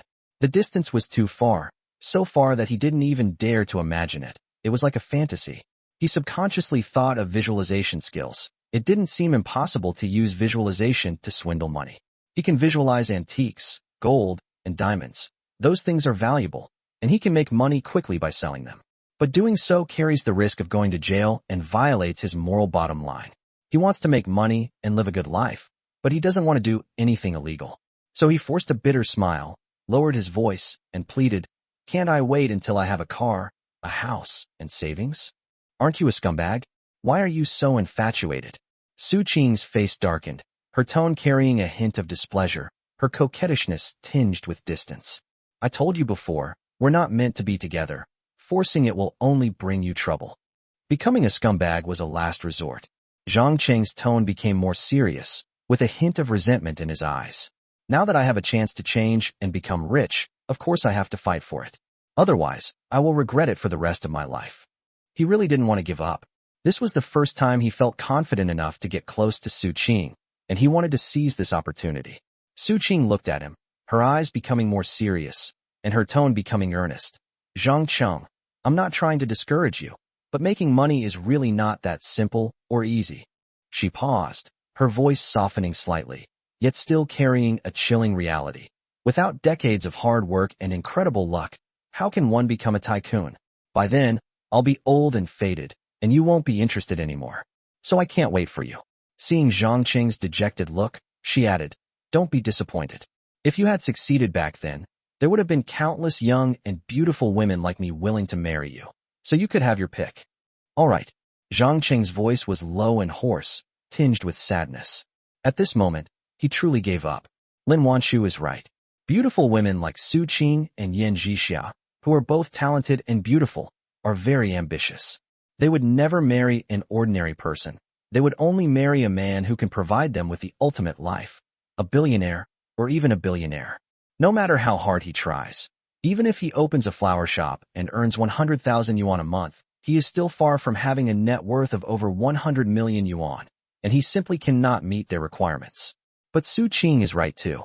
As long as I can really make money, and in the future I have a house and a car, and enough confidence, finding a young, beautiful, gentle, and kind woman like Su Qing shouldn't be too difficult. Thinking about it this way, his disappointment lessened a bit. After all, he had already asked and been rejected, so he had no regrets and would not regret it anymore. As dusk settled over the city skyline, warm yellow streetlights illuminated the floor-to-ceiling windows of the Shiguangli Western restaurant. Fine mist condensed on the glass, blurring the bustling traffic outside into a hazy, flowing light. Zhang Cheng arrived 10 minutes early and chose a booth by the window. Not long after, Wang Qian walked in, wearing high heels. She changed into a champagne-colored halter dress, the hem swaying gently with her steps, revealing a delicate pearl necklace adorning her exposed shoulders and neck, making her appear more alluring than when she was at the entrance of Hengtong Group during the day. "Excuse me, Mr. Zhang, there was a bit of traffic on the way." She sat down opposite me, and the light scent of her perfume wafted over, a faint fragrance of lily of the valley. The waiter handed over the menu, and Wang Qian traced the gold embossed names of the dishes with her fingertips, her eyes casually glancing at Zhang Cheng. I didn't expect Mr. Zhang to be so young to have a way to get David Austin roses. I asked at the florist before, and it's not easy to find a source for imported roses of this caliber. Her tone was casual, as if she were just chatting, but there was a hint of inquiry in her eyes. Her fingertips tapped lightly on the edge of the menu, waiting for his reply. Zhang Cheng tightened his grip on the menu, already prepared for this. He looked down at the reflection at the bottom of the glass, his voice calm. I have relatives abroad who know I want to start a small business, so they help me send flowers from there. They are all reliable sources, so the quality of the flowers is guaranteed, and I can earn more when I resell them. He deliberately avoided mentioning his identity as a driver. He was afraid that if he did, Wang Qian would think that a driver was not worthy of selling such high-end roses, and he was even more afraid that if she pressed him for details, he would reveal the flaws in his visualization. The inquiry in Wang Qian's eyes faded, and a smile curved her lips. I see. That's so lucky. Hungtong Group often needs flowers to decorate its conference rooms, and President, he also likes to send flowers to clients. From now on, I'll definitely order your flowers from you. As she spoke, she ordered a filet mignon, and Zhang Cheng also ordered one. The conversation naturally veered off to the dishes, and Zhang Cheng's anxiety gradually subsided. Wang Qian didn't pry into his family background, but occasionally chatted about interesting things about Hungtong Group, or asked him what kind of flowers he liked. Her tone as relaxed as that of a longtime friend. As Zhang Cheng gradually relaxed, his eyes lit up when he talked about opening a flower shop and importing more roses in the future. It was the future he truly looked forward to, and even his tone was filled with excitement. Just as Wang Qian was about to say something more, her gaze suddenly went past Zhang Cheng's shoulder, paused, and a hint of surprise appeared in her eyes. Zhang Cheng turned around following her gaze, and his heart skipped a beat. Li Xuelan was standing right there at the restaurant entrance. Chapter 103 Li Xuelan's Suspicion. Li Xuelan wasn't wearing her usual business attire today. Instead, she wore a short black trench coat over a white knit sweater and high-waisted jeans, which made her legs look even longer. She was carrying a beige bag, her hair loosely tied back, revealing her smooth forehead, and she looked more down-to-earth than usual. Today is Saturday, Zhang Cheng's day off, so she didn't bother him and drove her Porsche over herself. Li Xuelan's gaze also fell on the booth, first sweeping over Wang Qian and then settling on Zhang Cheng. Her brows furrowed almost imperceptibly, her eyes filled with doubt. Zhang Cheng? Why would he be eating here with a strange woman? Woman? Judging from the atmosphere, it looks like a date. But wasn't he born a eunuch? Why would he suddenly go out to eat with another woman? And she's so beautiful and sexy. Could it be that he wasn't a congenital eunuch at all, but a normal man? The moment this thought crossed Li Xuelan's mind, her face flushed instantly, and her heart was in turmoil. If it were true, wouldn't her having him massage her shoulders and legs, and even sharing a bed with him become a joke? What face would she have left if word got out? No, I have to find out. She took a deep breath, suppressed her panic, and walked straight towards the booth. The crisp sound of high heels clicking on the marble floor drew the attention of several tables of guests, even making the soothing jazz music in the restaurant seem a little weaker. Li Xuelan's gaze fixed on Zhang Cheng, her tone scrutinizing, as if chilled to the bone. Zhang Cheng, what are you doing? Wang Qian knew Li Xuelan, the owner of Xuelan Perfume Company, a well-known businesswoman in the business world. Hearing this, her heart skipped a beat, and she instantly misunderstood the relationship between Zhang Cheng and Li Xuelan. She quickly stood up, put on a polite smile, and said in a slightly flustered tone, President Li, you're here for dinner too? I'm Wang Qian from Hungtong Group, and I'm secretary to President He. Today, I invited Mr. Zhang to dinner because the roses he supplied to our group were of particularly good quality, to thank him for his excellent supply. You have relatives overseas sending you flowers? Li Xuelan frowned even more, her eyes filled with doubt. She recalled Wang Qian's mention of high-quality goods and Zhang Cheng's honest and even somewhat timid demeanor at the company during the day. Her doubts deepened. He was clearly just a driver, earning a salary from her. So how could he have relatives abroad sending him imported roses? This explanation is too far-fetched. It sounds like a make-up excuse. I have many relatives. Some are in the United States, some in the Netherlands, some in England, and some in France. He had long memorized these rose-producing countries, not only to cover up today's lie, but also to pave the way for his future visualization abilities to be stronger enabling him to visualize more varieties of roses. Li Xuelan was stunned. Looking at Zhang Cheng's calm demeanor, he didn't seem to be lying. But her doubts still lingered. With so many relatives abroad, why would she need to come and be a driver? She frowned, her fingertips unconsciously stroking the bag strap, her heart pounding like a cat's claws. If he really had such good resources, being a driver was indeed a waste of his talent. But was he really a eunuch? She wouldn't be able to sleep tonight until she figured this out. Wang Qian noticed the subtle tension between the two and quickly smoothed things over, speaking with a warm tone.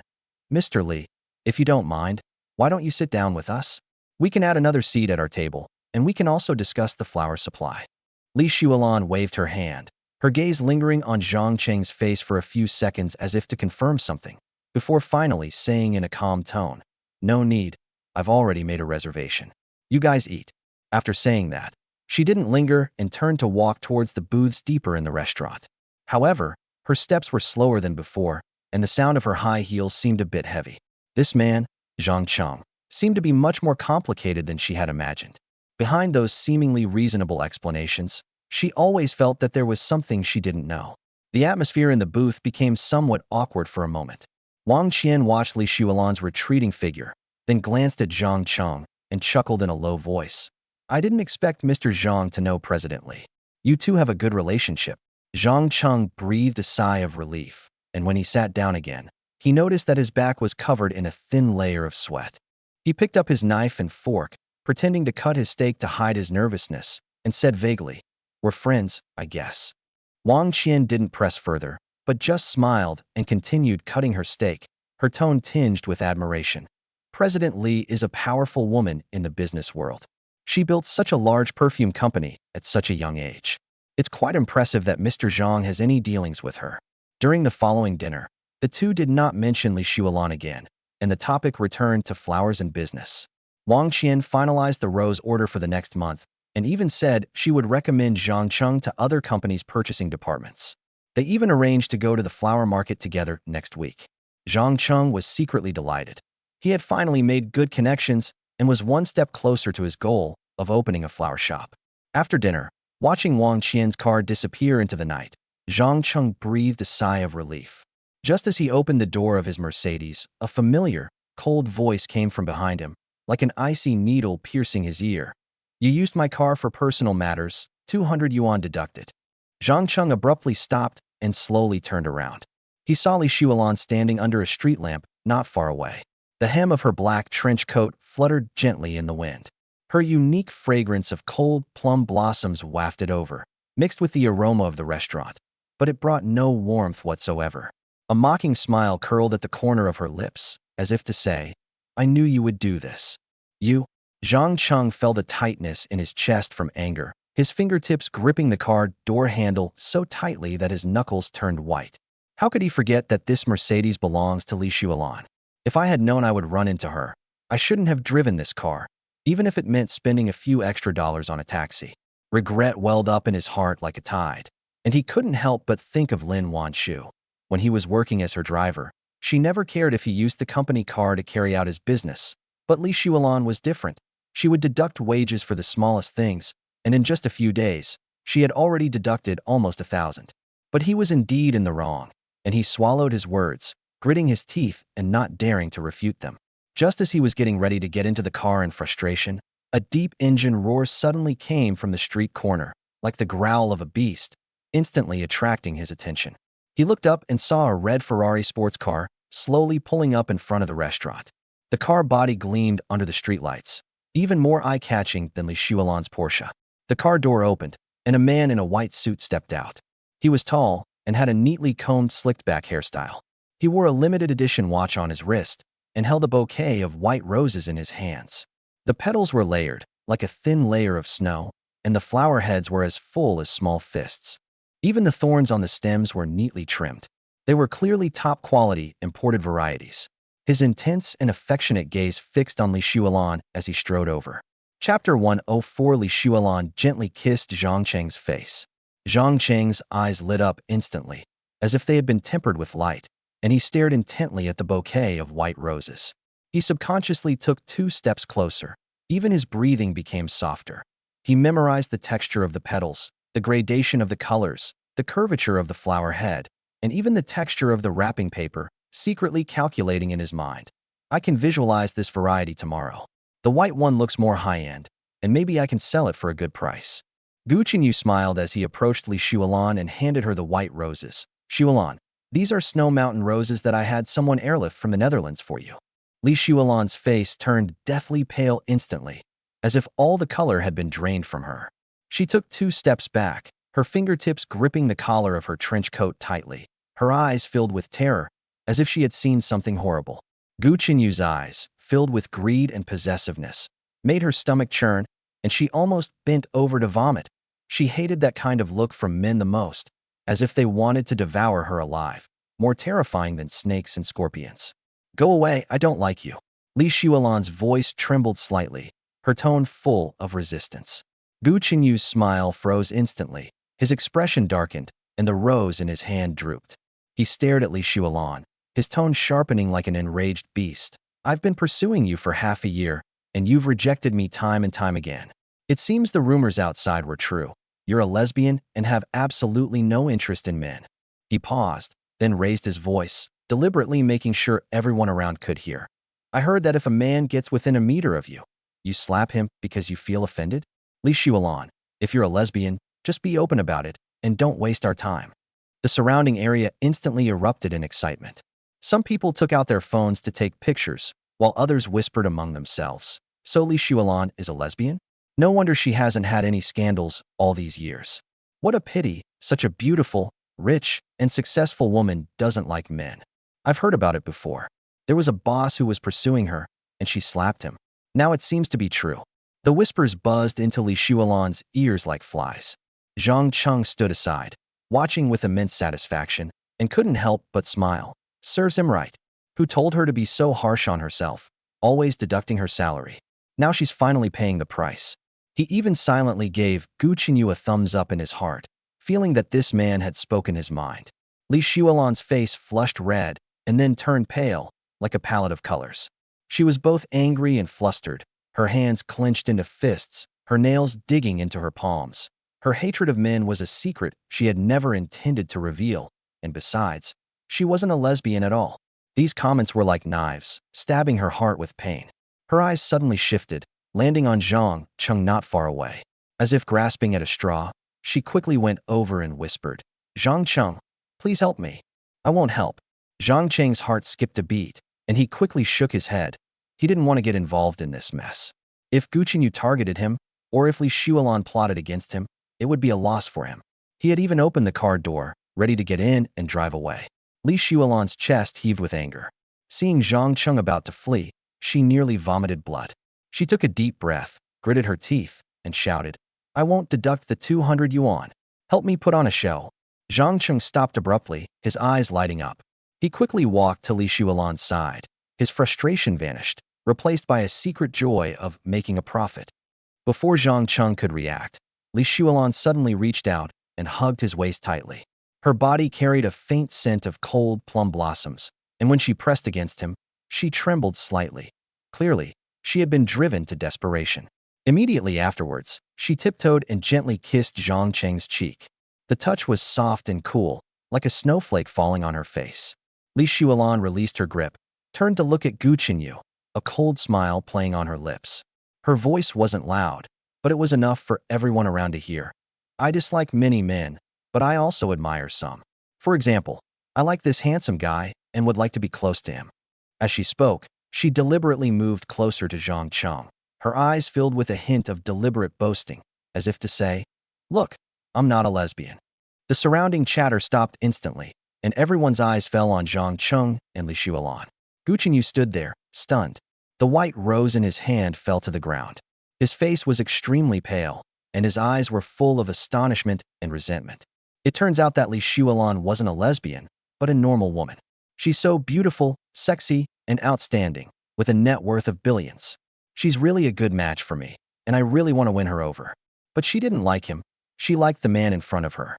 Cheng froze, the warmth of Li Shuolan still lingering on his cheek, his mind blank. He never imagined that Li Shuolan would kiss him to prove herself. Gu Qinyu stared at the two embracing, his knuckles turning white from the force. The anger in his chest almost burst out of his throat. He clenched his fists tightly, his voice a roar of shattered pride. Li Shulan, in what way am I inferior to the man you like? My father is the owner of Dingxing Group, worth billions. I graduated with a PhD from Harvard. I'm highly educated, and everyone in my circle praises my composure. I never indulge in debauchery, and my reputation is 100 times better than those playboys. His words came down like hailstones, each one exuding an innate sense of superiority, his eyes filled with resentment. He had pursued Li Shulan for half a year, given her jewelry, booked restaurants, and even sent her 3 times a shipment of white snow mountain roses from the Netherlands. How could he be no match for a seemingly ordinary man? Li Shulan's fingertips curled up quietly, a hint of panic flashing through her mind. She couldn't very well say that she chose Zhang because he didn't have the greedy desires of other men, or because she saw him as a castrated man who wouldn't disgust her when she was near him. Could she? If you were to say that out loud, wouldn't you be exposing your own shortcomings? She took a deep breath, and when she looked up, the panic in her eyes had disappeared, leaving only a hint of indifference. I, Li Shulan, never discriminate based on wealth or poverty. I don't care how illustrious the other person's background is, nor how outstanding their talent is. When it comes to feelings, it's all about fate. So, if I don't like you, I simply don't like you. If I like him, I simply like him. There's no reason why, and you don't need to get to the bottom of it. Since you're so outstanding, you could easily find a beautiful and wealthy woman just as good as me. Why waste your time on me? Her voice wasn't loud, but it was like a gentle knife, softly cutting through Gu Chenyu's pride. The surrounding chatter resumed, with some agreeing. President Li is right. Feelings can't be judged by conditions. Young Master Gu has good conditions, but forced relationships are never sweet. Chapter 105. I quit my job. Gu Chenyu was speechless after Li Shulan's words. He opened his mouth but couldn't find a reason to refute her. Seeing the gentle and affectionate look in Li Shulan's eyes when she looked at Zhang, and seeing the people around her pointing and whispering, his anger finally erupted. He abruptly threw the bouquet of white roses, worth nearly 1,000 yuan, onto the ground, stomping on it with his leather shoes. The petals were crushed to pieces, and the juice seeped into the cement cracks along the sole of his shoe, like a pile of broken snow. Fine, so it's all about fate. He gritted his teeth, his eyes sweeping over Zhang with venomous resentment, his gaze like a poisoned needle, as if trying to pierce him. Li Shulan, you'll regret this. After saying that, he turned and got into the Ferrari. The engine roared furiously, and the sound of the tires screeching against the ground was extremely grating. The car disappeared into the night in the blink of an eye, like a red lightning bolt. The smile on Zhang Cheng's face vanished instantly, and his heart skipped a beat. He could clearly see the venom in those eyes. Did I suddenly make an enemy? He muttered to himself. Won't I get ambushed? Gu Chenyu's father is a very wealthy man, so dealing with a mere driver like him would be a piece of cake. The more he thought about it, the more depressed he became, and even the joy he had felt earlier about not having to pay 200 yuan was mostly gone. Upon arriving at Li Shulan's villa, as soon as the car came to a stop, Zhang Cheng strode up to Li Shulan, his tone tinged with grievance and dissatisfaction. Boss, I really put on a big show for you today, becoming your shield.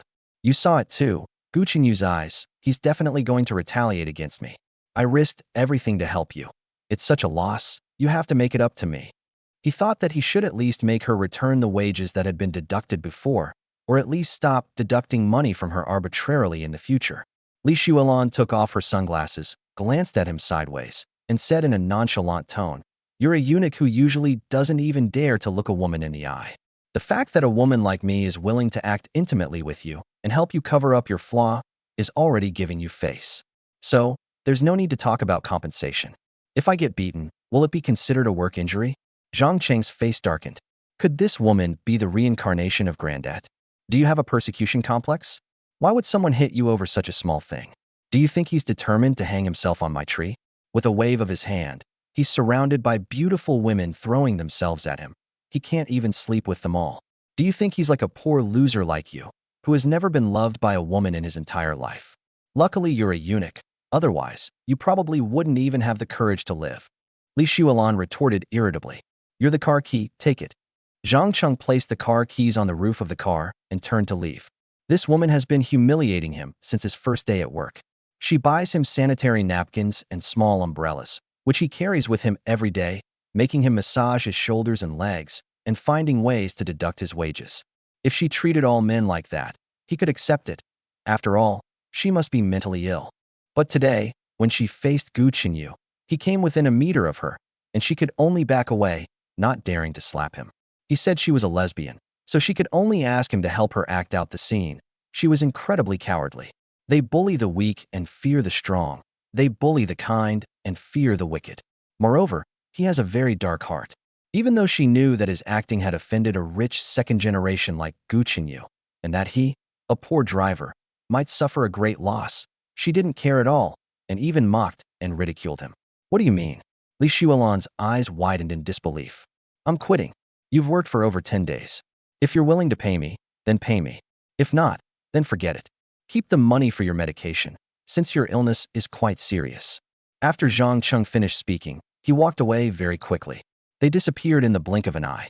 Now that his visualization can materialize, earning him 600 a day, he will never starve to death.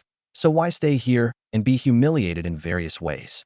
At that moment, he even hated Lin Wanshu.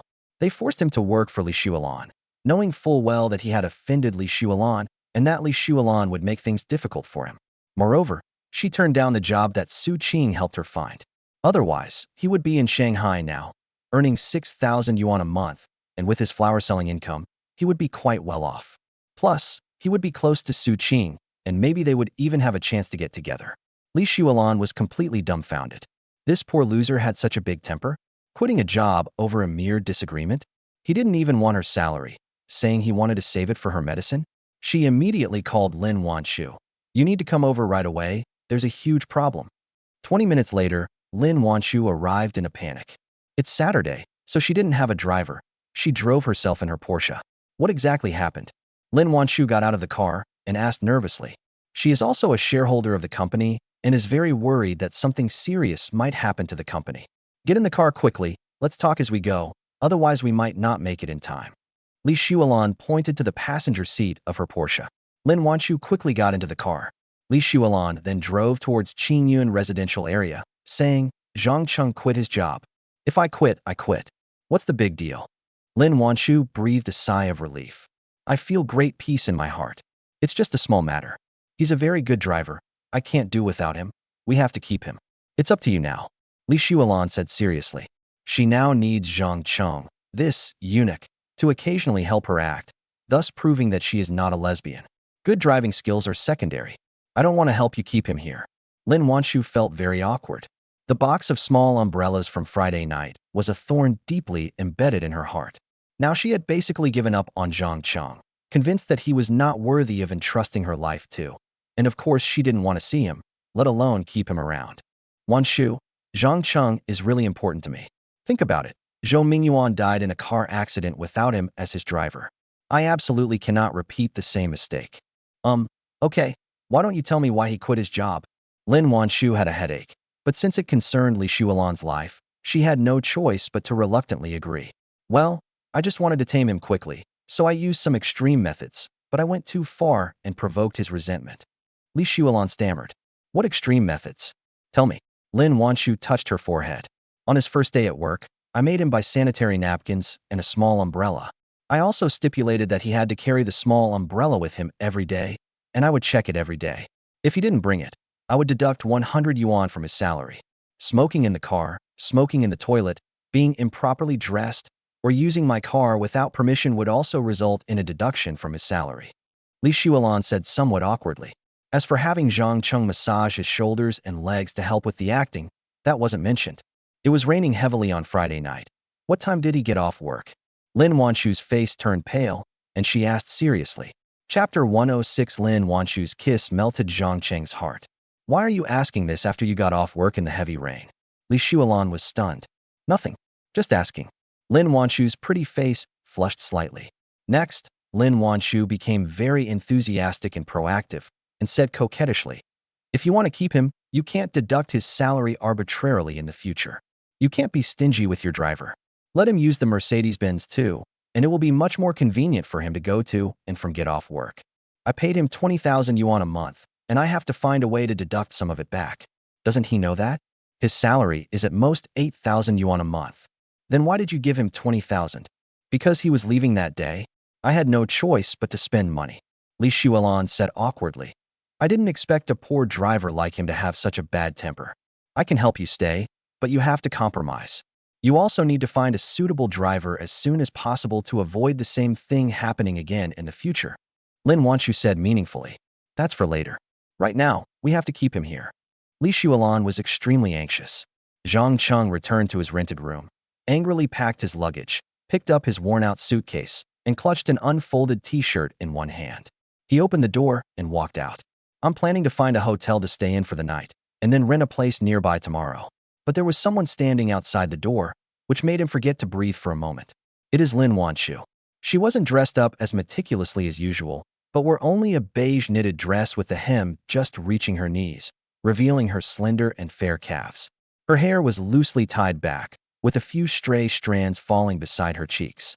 Even in its simplicity, it is as beautiful as a painting. Zhang Cheng's eyes were filled with astonishment. President Lin? What brings you here? He recalled Lin Wanshu's coldness when he called her that morning and his previous resentment towards her. But why is she suddenly here? Lin Wanshu looked at the suitcase in his hand, a fleeting hint of panic flashing in her eyes, which was quickly replaced by gentleness. She took a half step forward, the scent of gardenias intensified, and her voice became soft and gentle, like cotton soaked in warm water. Zhang Cheng, I ran into some trouble yesterday and was in a bad mood, but now that it's resolved, I came to see you. Her tone was filled with genuine apology, which instantly dissipated most of the resentment that Zhang Cheng still harbored. Before Zhang Cheng could respond, Lin Wanshu suddenly wrapped her arms around his neck. Her palms were slightly cool, and her fingertips brushed against his collar, creating a delicate sensation. Then, she tiptoed and gently pressed her soft lips against his, without the slightest hesitation, with a touch of eager passion, like vines that have been parched for a long time and now receive rain, tightly entwining herself around him. Zhang Cheng was completely dumbfounded. The suitcase slipped from his hands and landed on the ground with a thud, revealing a corner of the t-shirt inside. But he was completely unaware. His brain seemed to have been paused. All the anger, frustration, and resentment he felt towards Lin Wanshu vanished instantly in the face of that sudden kiss.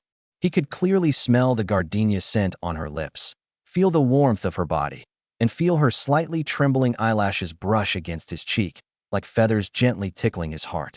He instinctively reached out and hugged her waist tightly. His fingertips touched the smoothness of the knitted dress, and a certain corner of his body seemed to be ignited, spreading from his heart to every part of his body. He lowered his head slightly, responding to the kiss with a passionate yet tender tone, as if he wanted to melt all the grievances of the past few days into the kiss, and as if he wanted to hold the person in front of him tightly in his arms and never let go again.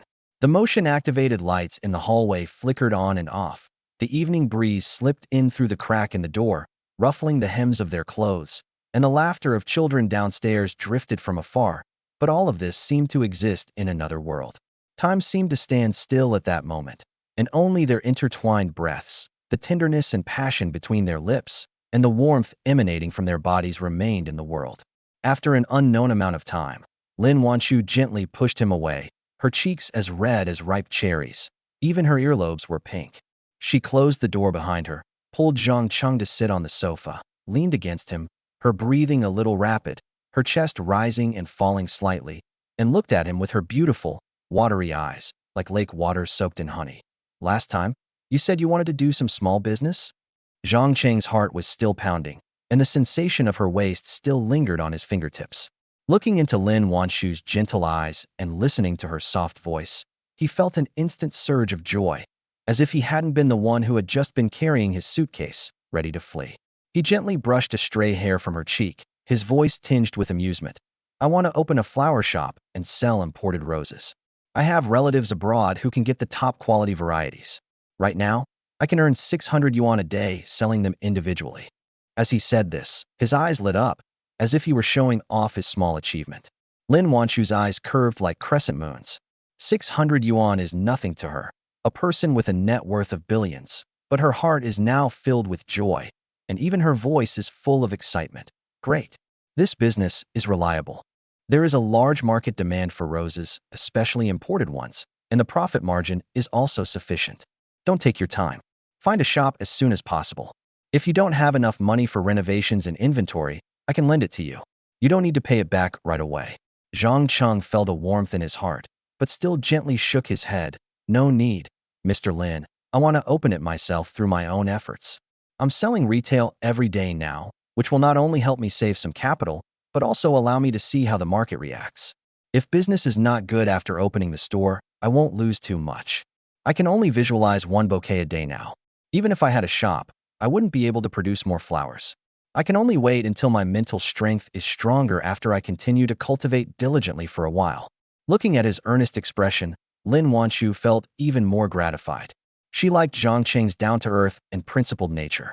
He didn't covet her money and worked hard on his own. Even if he only became a small business owner in the future, it wouldn't be shameful for her to marry him.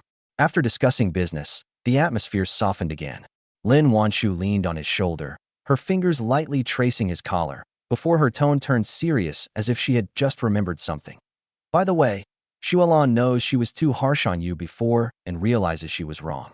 She won't humiliate you anymore, and she won't deduct your salary arbitrarily. Your monthly salary will still be 20,000, not a penny less. However, you might need to work overtime occasionally. For example, if she has a social engagement in the evening and needs you to take her home. You're not going to humiliate me anymore? You're not going to deduct my salary. Zhang Cheng's eyes lit up instantly, like a light that had been suddenly turned on. The main reason he quit his job was Li Xuelan's meanness and deductions from his pay. Now that both problems have been solved, he has a monthly salary of 20,000 yuan, plus 600 yuan a day from selling flowers, which brings him to nearly 40,000 yuan a month. Such an income is quite considerable. Chapter 107. Li Xuelan made another absurd request. Zhang Cheng looked down at Lin Wanshu in his arms and couldn't help but smile. Working overtime is fine. Taking her to her social event is no problem either. I'll stay and go to work tomorrow. Seeing his overjoyed expression, Lin Wanshu couldn't help but smile. She gently pinched his cheek, her tone full of affection. Look how happy you are. But don't overwork yourself. If Xuelan goes too far, just let me know and I'll back you up. Zhang Cheng nodded, his heart filled with gratitude. He reached out and hugged Lin Wanshu tightly, burying his face in the crook of her neck, feeling the warmth of her body and her faint fragrance. He silently thought to himself, I must improve my visualization ability as soon as possible and open the flower shop soon, so as not to disappoint Lin Wanshu's expectations. I have to go now. Remember to go to work on time tomorrow. Lin Wanshu gently straightened the hem of her off-white knitted dress, her voice soft as if soaked in morning dew, with a hint of lingering affection. Zhang Cheng was still basking in the warmth of their recent embrace, the heat still lingering on the tips of his ears. I'll take you, he said. No need, Lin Wanshu said with a smile, pressing his hand down. As she spoke, she tiptoed and gently touched his cheek, like a light snowflake falling. When she turned and pushed open the door, she turned back and waved to him, her long hair sweeping over her shoulders, carrying a faint scent of gardenias. After going downstairs, Lin Wanshu opened the car door and got in. Li Xuelan immediately asked anxiously, How is it? Okay, it's all taken care of, don't worry. Thank goodness you're here. Li Xuelan let out a long sigh of relief. She could actually keep Zhang Cheng by herself, but she was too ashamed to do it, so she asked Lin Wanshu for help. The Sunday morning sunlight, like sifted gold dust, streamed through the window of the rented room and fell on Zhang Cheng's lap as he sat cross-legged. He closed his eyes, gently placed his fingertips on his legs, and began to visualize, quickly conjuring a bunch of white snow mountain roses. There are a total of 18 branches. The petals are layered, like a thin layer of snow, and the flower head is as full as a small fist. It is neatly wrapped in silver wrapping paper and tied with a light pink ribbon in a delicate bow. He felt he still had some energy left, so he tried to visualize another branch. My mental strength has really increased, Zhang Cheng exclaimed with delight. This is all thanks to my own hard work in cultivating the white bone contemplation. He carefully placed the extra rose into a mineral water bottle before carrying the large bouquet of roses out the door, his steps lighter than usual. Although I agreed to place an order with Secretary Wang for a month, it did not include Sundays. So he went to the street and set up a sign that read, Reselling Imported Roses. Soon a young man in casual clothes walked over. His eyes lit up when he saw the roses. Is this the Dutch snow mountain? The goods just arrived, very fresh. Zhang Cheng was delighted, having found someone who knew their stuff, saving him a lot of trouble. How much? The young man reached out and gently touched the petals, his tone urgent. It was his girlfriend's birthday today, and he was worried about not finding flowers that suited her. 600.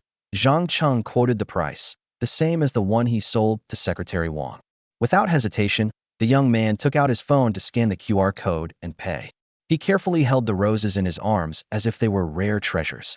She walked away with light steps. Zhang Cheng looked at the notification on his phone that he had received 600 yuan and couldn't help but smile. Making money feels really good. On Monday morning, Zhang Cheng arrived at Li Shuolan's villa on time. Li Shuolan was dressed in a well-tailored black business suit, her hair neatly tied up in a bun. When she saw him arrive, she nodded and sat down in the back seat. Throughout the journey, the carriage was so quiet that only the soft sound of the engine could be heard. Li Shuolan looked out the window and didn't say another word. Zhang Cheng also tactfully kept quiet and focused on driving. When they arrived at the Shuolan Perfume Company building, Li Shuolan suddenly said, "Come to my office." Zhang Cheng's heart skipped a beat, and the anxiety he had just felt was raised again. Was this woman trying to find another excuse to humiliate him? When he parked his car and walked into Li Shuolan's office, she was sitting behind her large desk reading documents. "Sit down." Li Shuolan pointed to the chair in front of the desk, her tone so flat that it revealed no emotion. After Zhang Cheng sat down somewhat awkwardly, Li Shuolan looked up at him and said bluntly, "Your job is worth at most 8,000, 10,000 at most. Do you understand?" Zhang Cheng's cheeks flushed instantly. He lowered his head awkwardly and nodded slightly. "I know, but I'll give you 20,000. Li Shuolan's tone changed abruptly, her body leaning forward slightly, her eyes becoming serious. "So, you need to do an extra job, not a shoulder massage, but to pretend to be my boyfriend and come home with me to meet my parents." Zhang Cheng looked up abruptly, his eyes wide, his mind blank. Pretending to be a boyfriend? Meeting the parents? This was even more outrageous than asking him to massage his shoulders and legs. "No, I won't do it." He refused without hesitation. Pretending to be a boyfriend will definitely lead to a lot of trouble. It will also affect his ability to find a girlfriend. He earns a lot of money every day now, so finding a gentle and virtuous girlfriend shouldn't be difficult. But if people find out he has a girlfriend, wouldn't that ruin his own future? Even now, he still can't believe that Lin Wanshu would take a liking to him and be willing to marry him. Because that's too absurd, a billionaire heiress. He merely suspected that Lin Wanshu was attracted to his exceptional talent in that area and wanted to maintain a secret, intimate relationship with him. He was certainly willing and looking forward to it. "You have a defect in that area, so you can't get married anyway.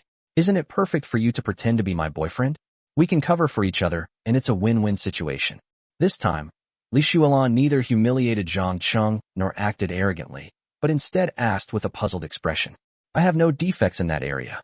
Zhang Cheng's face darkened instantly, and he couldn't help but retort. Being repeatedly called certainly emasculated would be unbearable for anyone, especially when he felt his future was getting better and better. "Stop hiding it, it's pointless." Li Shuolan rolled her eyes at him, then softened her tone and offered a tempting offer. "How about this? If you're willing to help me, I'll give you 200,000 yuan a year, and I can pay you in advance." 200,000? Advance payment? Zhang Cheng's scalp tingled instantly. His fingertips gripped the edge of the table tightly. His knuckles turned white, and he even missed a beat of breathing. 200,000 per year.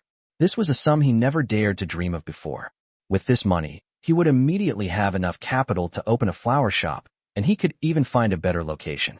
But he still didn't agree, instead stalling, saying, "I need to think about it. Can I give you an answer before I leave work?" "Okay." Li Shuolan nodded.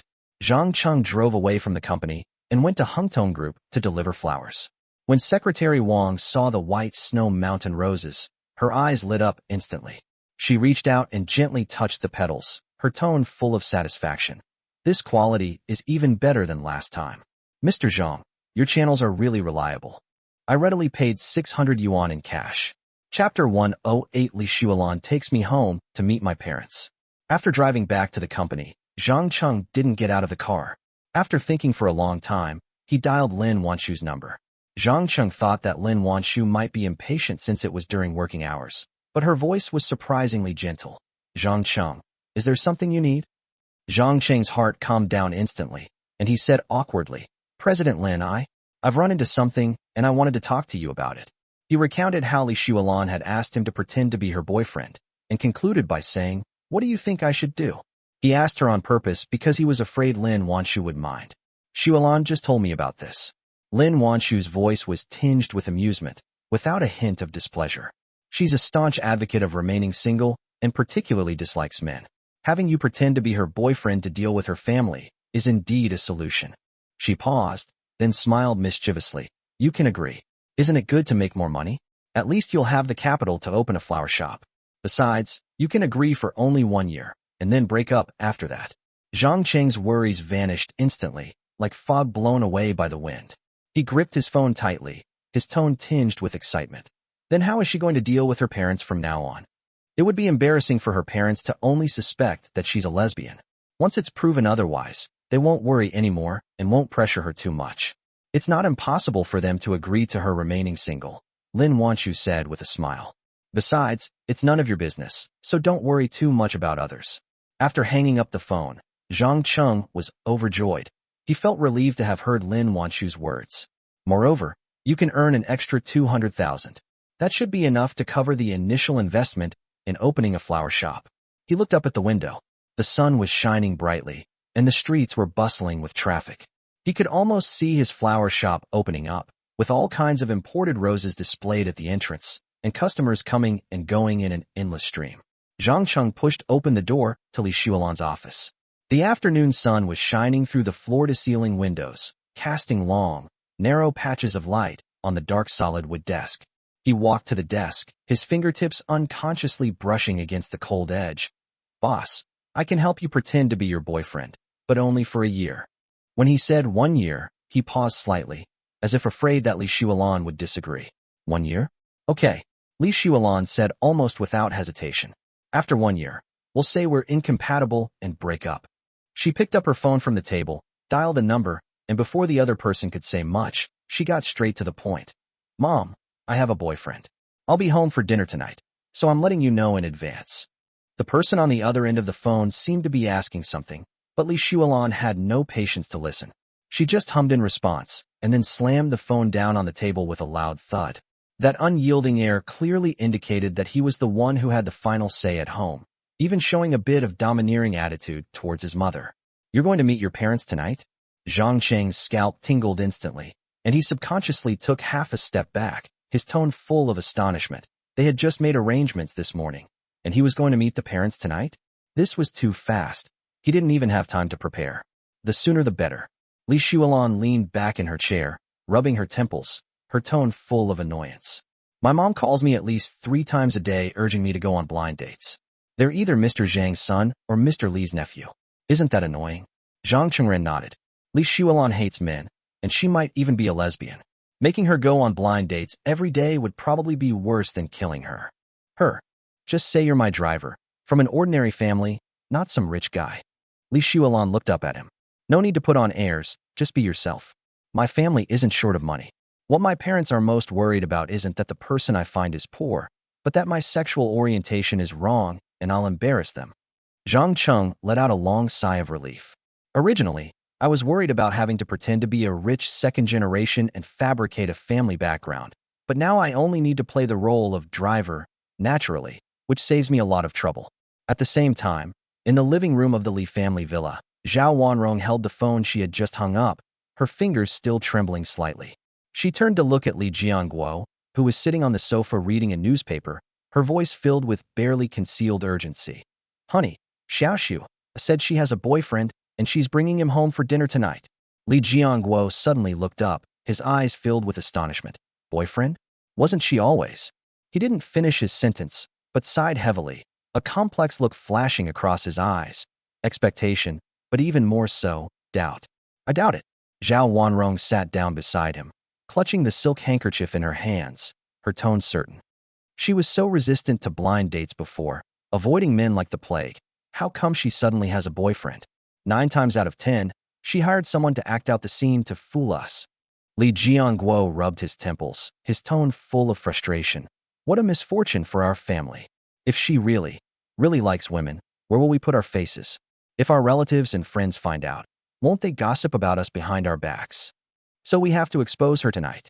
Zhao Wanrong's eyes hardened as she leaned closer to her husband and whispered, when they get here, ask that guy a few questions. Where did you meet him?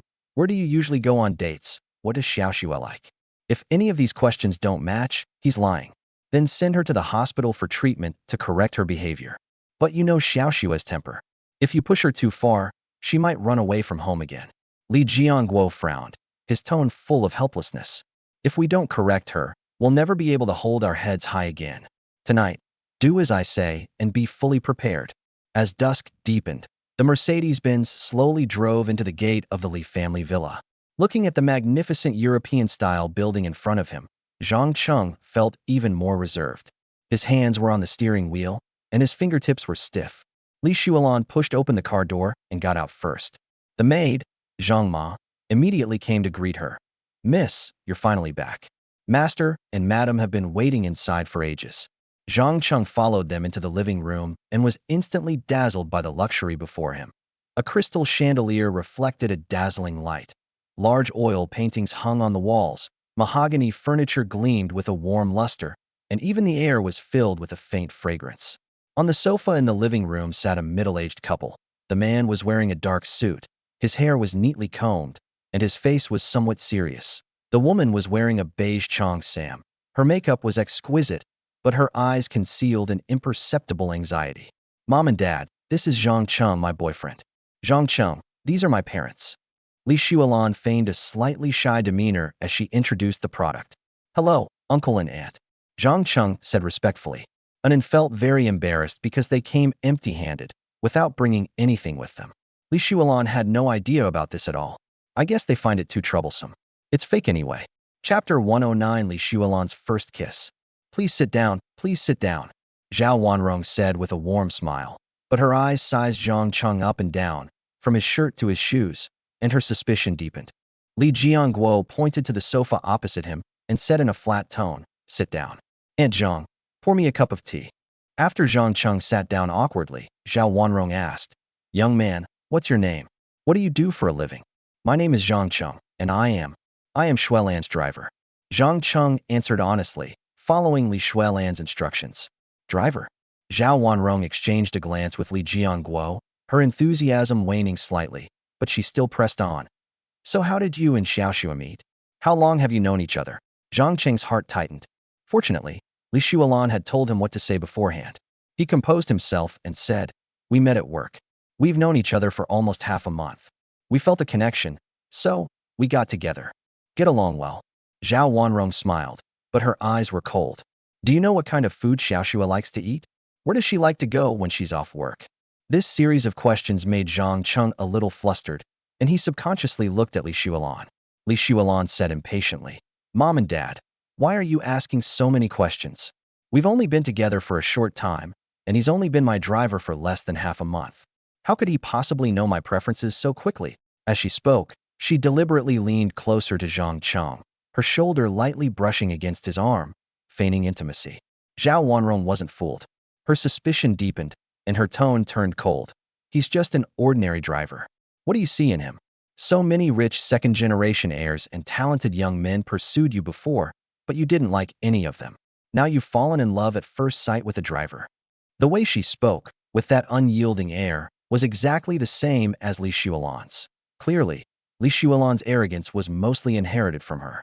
Those rich kids are unreliable. They get arrogant when they have money, and cheating is commonplace for them. I don't care about them at all.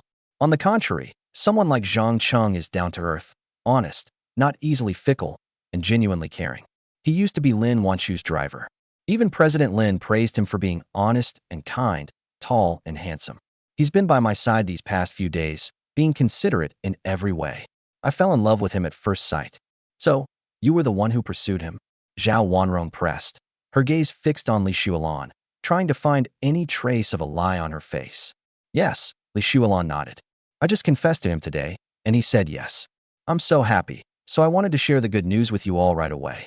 Li Jiangguo, standing to the side, fixed his gaze on Zhang Cheng with undisguised contempt and said in a cold tone, Zhang Cheng, is it? Do you think an ordinary driver like you is good enough for my daughter?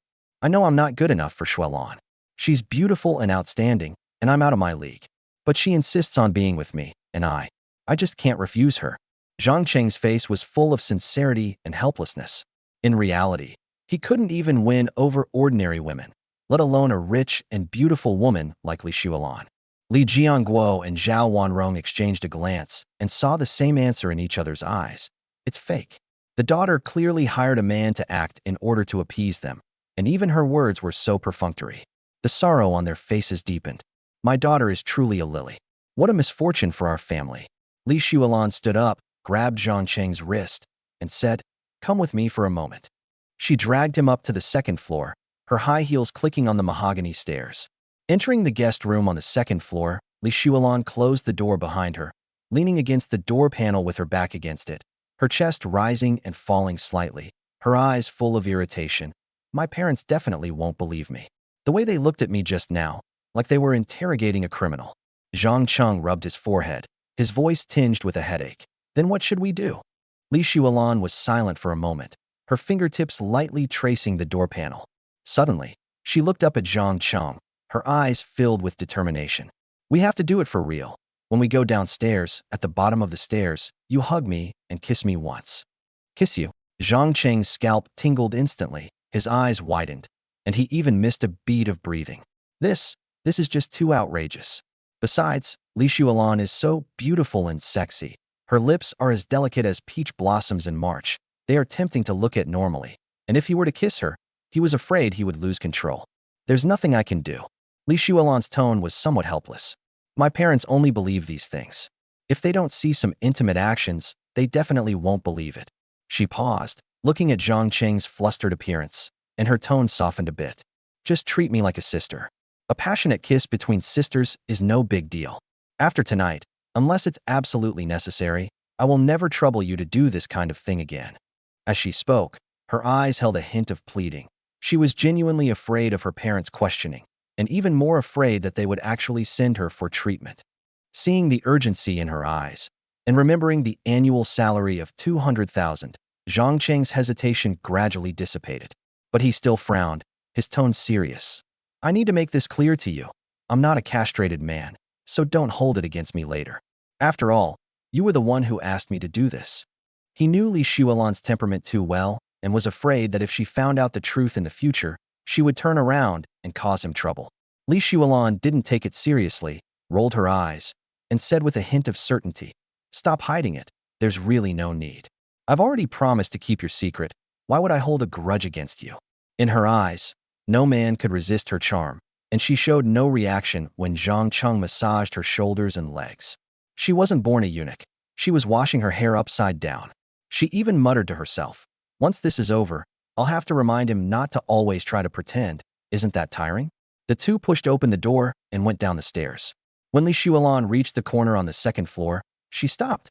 This spot was within sight of the living room, where Li Jianguo and Zhao Wanrong, sitting on the sofa, could see them just by looking up. Li Xuelan took a deep breath and leaned into Zhang Cheng's arms, gently wrapping her arms around his neck. A faint blush rose to her cheeks, and her originally aloof eyes were now softened with tenderness. Her beautiful eyes seemed to be filled with spring light, making her even more stunning. Zhang Cheng's body froze instantly, his fingertips trembling slightly. He slowly reached out and embraced her waist. Her waist was so slender it seemed as if it would break at the slightest touch. The fragrance of cold plum blossoms mixed with a faint scent of incense wafted into his nostrils, refreshing and invigorating. His gaze involuntarily fell on Li Xuelan's lips. Those lips were pink and tender, like newly blooming peach blossoms, with an alluring sheen. The last time he massaged her legs, he couldn't help but feel a surge of attraction and wanted to lean down and kiss her, but fortunately Lin Wanchu's phone call brought him back to his senses. Now that such an opportunity was right in front of him, he felt his heart pounding so fast it felt like it was going to jump out of his chest, and even his breathing became rapid. "Hurry up." Li Xuelan stood on tiptoe, tilted her head back, pouted slightly, and lowered her voice, urging him on. She was still thinking about the sisters acting, but looking at Zhang Cheng's handsome face and deep eyes up close, and feeling his warm breath, her heart inexplicably beat a little faster.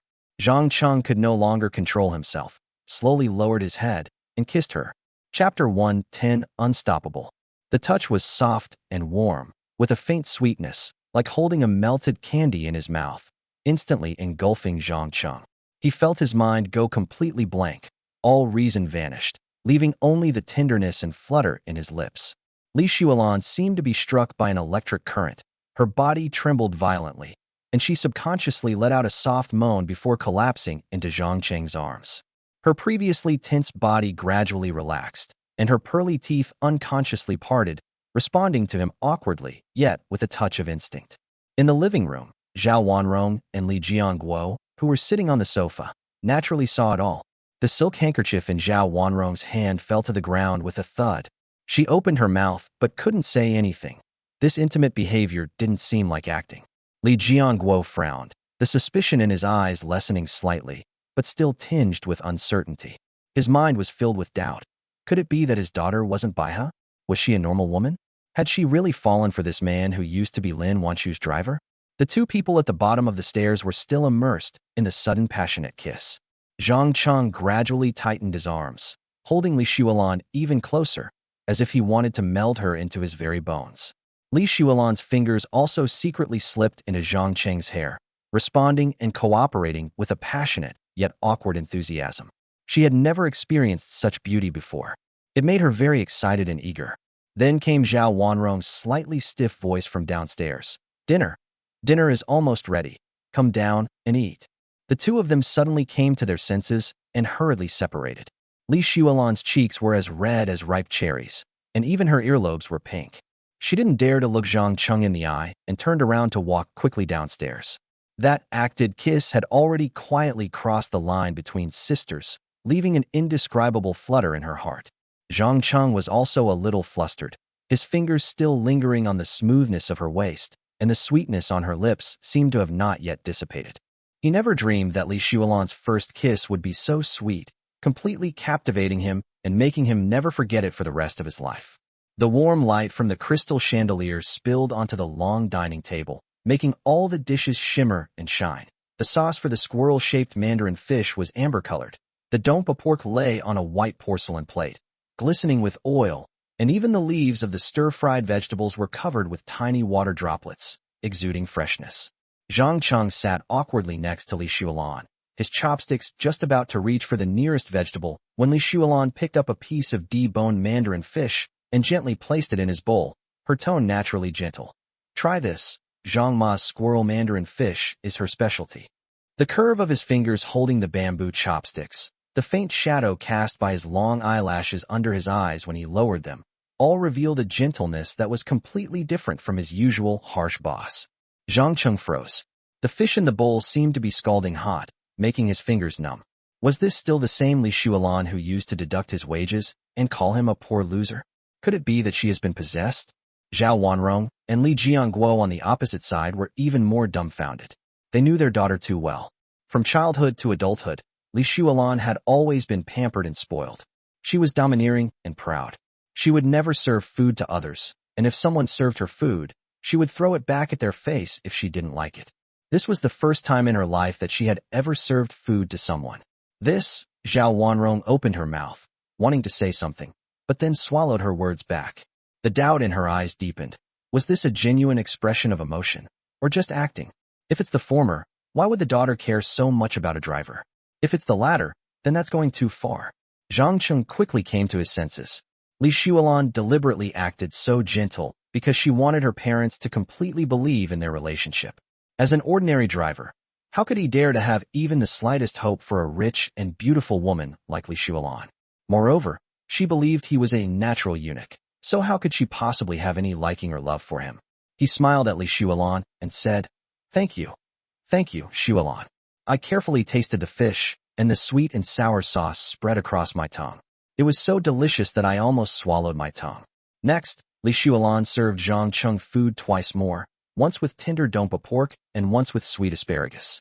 Each time, she did so with natural intimacy, as if the two were truly a couple deeply in love. After dinner, Li Xuelan took Zhang Cheng to the third floor and pushed open the door to her boudoir. A light pink gauze curtain hangs in front of the French windows, swaying gently in the wind like crushed clouds. A huge white plush bear sat on the bedside table. There were several books on the desk with exquisite covers, and next to them was a transparent glass vase with a few fresh white roses in it. The floor was covered with a soft carpet, making no sound when you stepped on it. The room was exquisite and cozy, a stark contrast to Li Shuolan's usual aloof and domineering personality. How is it? My room is pretty good, isn't it? Li Shuolan walked to the window, pulled back the curtain a little, looked at the courtyard outside, and said with a hint of pride, "When we were eating just now, I could tell from my parents' expressions that they believed me about 70 or 80%. For the next year, you'll have to come home with me often and occasionally have a meal with them. So they're completely convinced that I'm a normal woman and that my relationship with you is serious, so they won't drag me to the hospital or pressure me to go on blind dates every day." "Okay, no problem," Cheng readily agreed. "It's good to come often. I can get free food and drinks, witness the lives of the rich, and there's a reward of 200,000. In the living room downstairs, Zhao Wanrong clutched a silk handkerchief, her brows furrowed tightly. "Honey, do you think they're real or just acting? I just don't get it. Why are they kissing where we can see them? And why would Xiaoxua serve food to a driver?" Li Jiangguo leaned back on the sofa, his fingers tapping lightly on the armrest, his tone hesitant. "That kiss at the stairwell just now didn't seem like acting. They were both quite engrossed. If I hadn't asked you to call them, they might have kissed for even longer. Besides, given Xiaoxua's personality, if she were acting, she might not have been able to act so naturally. But he's just a driver." Zhao Wanrong raised her voice, then quickly lowered it again. "What kind of person is our Xiaoxua? How could she really like a driver? I think it's just an act. Then let's double-check." Li Jiangguo sighed, his voice tinged with exhaustion. "Let them stay at home tonight and sleep in one room." Zhao Wanrong's eyes lit up. "How can we keep it?" Li Jiangguo whispered a few words in her ear. After listening, Zhao Wanrong smiled and said, "You always have a way. Let's do it this way." "What?"